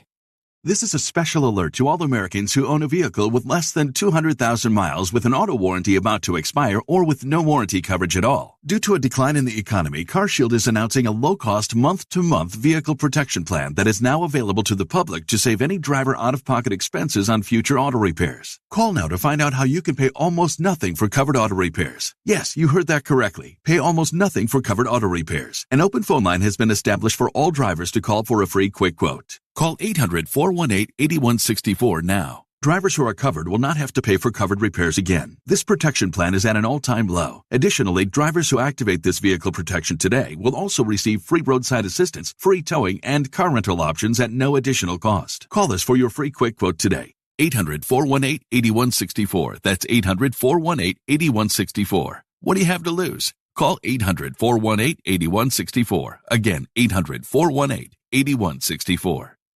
Progressive presents a testimonial of sorts. Hey, slow down!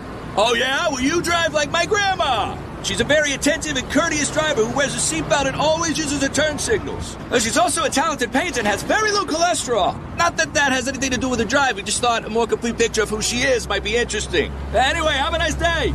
Safe driver? Get Snapshot from Progressive and get a personalized rate based on how you drive. Progressive Casualty Insurance Company and affiliates. Snapshot not available in California or from all agents. Surcharge possible for unsafe driving.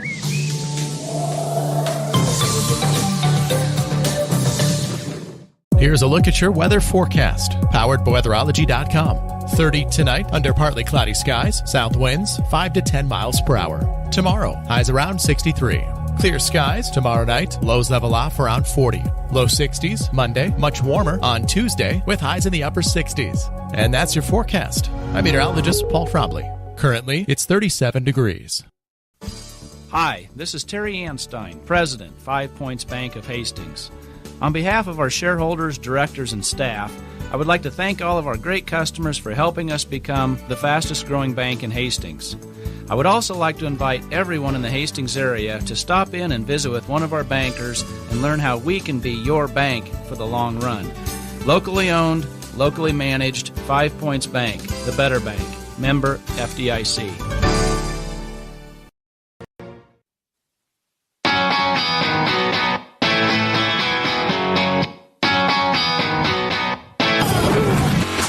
This is the Football Contest Show on VSiN, the Sports Betting Network.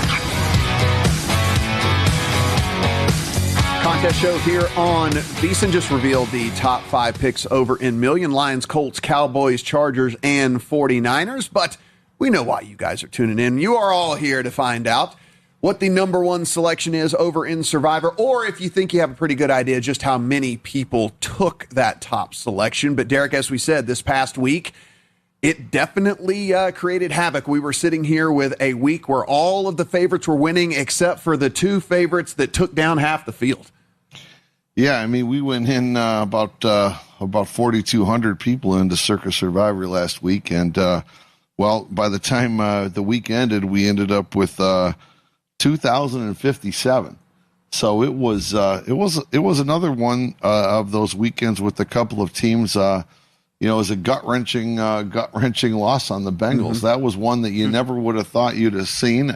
Ironically, I think a week ago when you kind of threw us the curve. We don't usually do this on the show, and you threw it to Jeff and I, and he didn't like the Bengals, and I didn't like the Falcons. And it was just kind of amazing that it played out that way. The second stinker from Falcons backers cost me $6,000. Mm-hmm. Yeah, that's six of my entries lit on fire. Well, here we go. We're going into week 9, and we have 2,057 Circus Survivor active entries going into week 9. That's the most ever. But obviously, when you start with 18.7, 18,700. You've got you're going to have a bigger number. But here we go. The number one selection, not to surprise anyone really, is the LA Rams with 1,328 selections. So that's 64.6% of the pool. Number two is the LA Chargers with 399 selections. Number three is the Green Bay Packers with 264. Number four, with a very low number of just 21 selections, had the Baltimore Ravens. So they are in the house right now. That was 1% of the pool. After that, the Lions had 15 selections. Patriots had 13. And then after that, it's all single digits. In total, there were 12 teams selected. And for the first week of this year, I'm happy to report that there were 0 no picks in Circa Survivor. I am looking here, Mike, my gorilla math real quick. That is 96% of the pool on the top 3 teams. Yeah, 96.8%. Consolidated on 3 teams here with still 2,000 people left. Just wild results from that perspective. Matt and I were like, we know the Rams are going to be first. The percentage was the big question mark. It comes back at 64.6%. Jeff, you've been doing this for how many years now? 4, 5, 6, 7 years? Can you remember a 65% favorite here this deep into the season? Yeah, I mean, it's obviously probably the largest portion of the field with this amount of people remaining. I mean, obviously when you get to, week 17, 18, 19, you can see kind of some of the stuff, but when you have much less people, I think most people maybe would have thought Rams 40, 45%. So to see 65%, I think that is maybe a little bit surprising to a lot of people.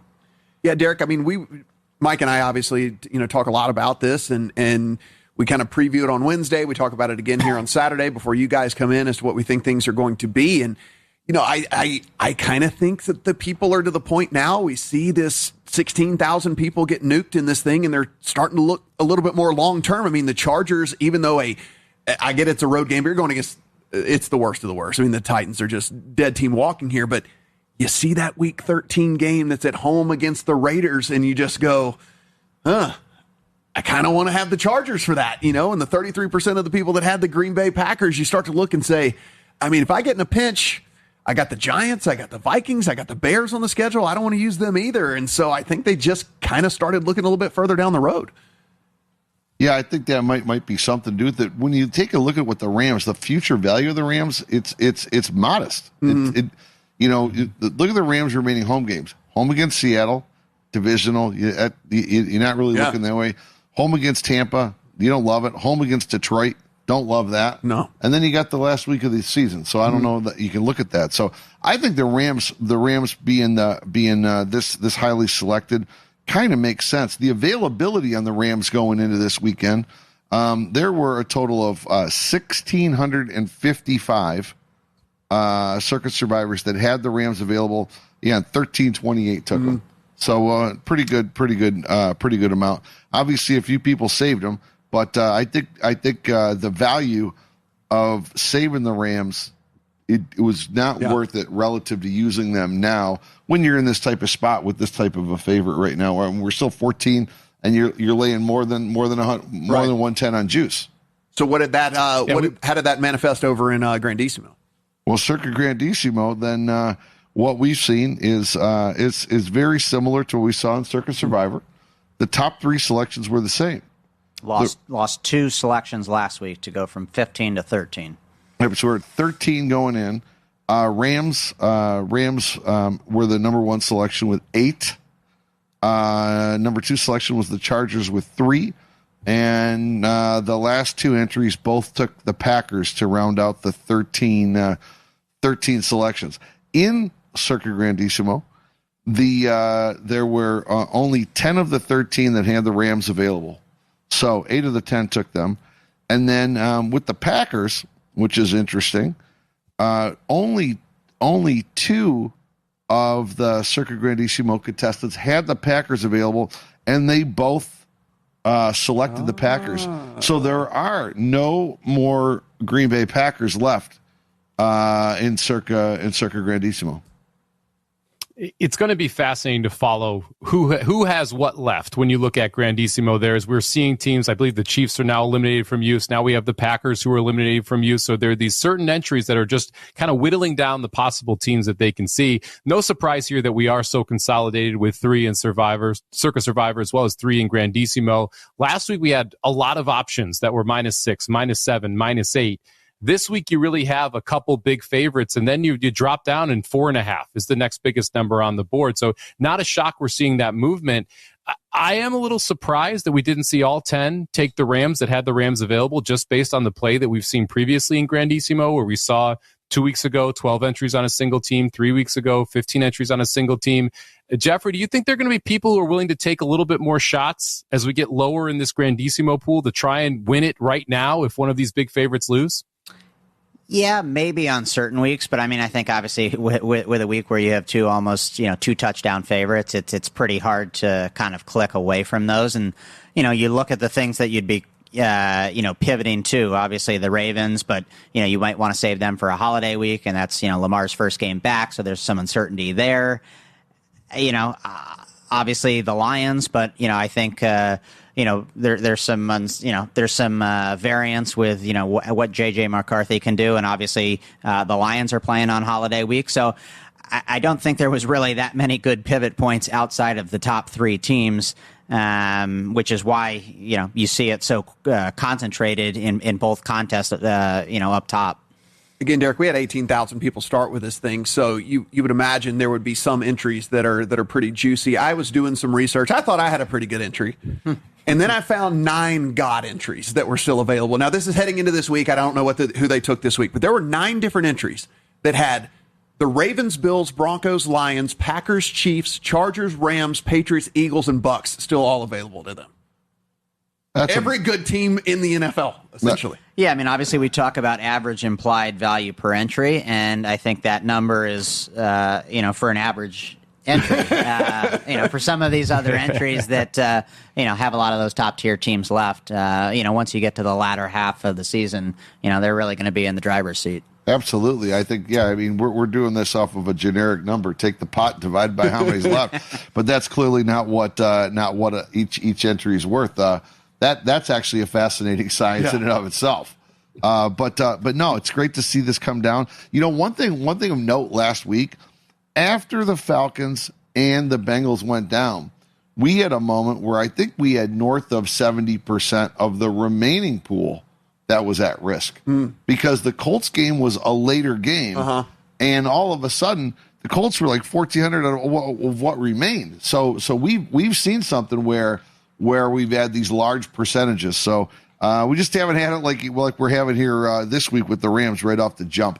We have 21 people that are going to be the biggest New Orleans Saints fans ever, as they are already in the clubhouse with the Ravens right now. It doesn't seem like we're going to get a team of death this week. No, I was going to say I'm not even going to ask because if you had the Ravens, you ought to bet on. You ought to bet on this Rams Saints game. I mean, you actually ought to. Why wouldn't you? Yeah, I mean, this is just unbelievable. But again, over in Survivor, 96% concentrated between the Rams, Chargers, and Packers, 65% alone just on the Rams. Over in Grandissimo, we lost 2 last week. Of the 13 still available, 8 on the Rams, 3 on the Chargers, and 2 on the Packers. Cannot wait to see how this all shakes out. 21 already in the clubhouse there with the Ravens. Thanks to Derek and Jeff. As always, me, Mike, with commentary here on the other side.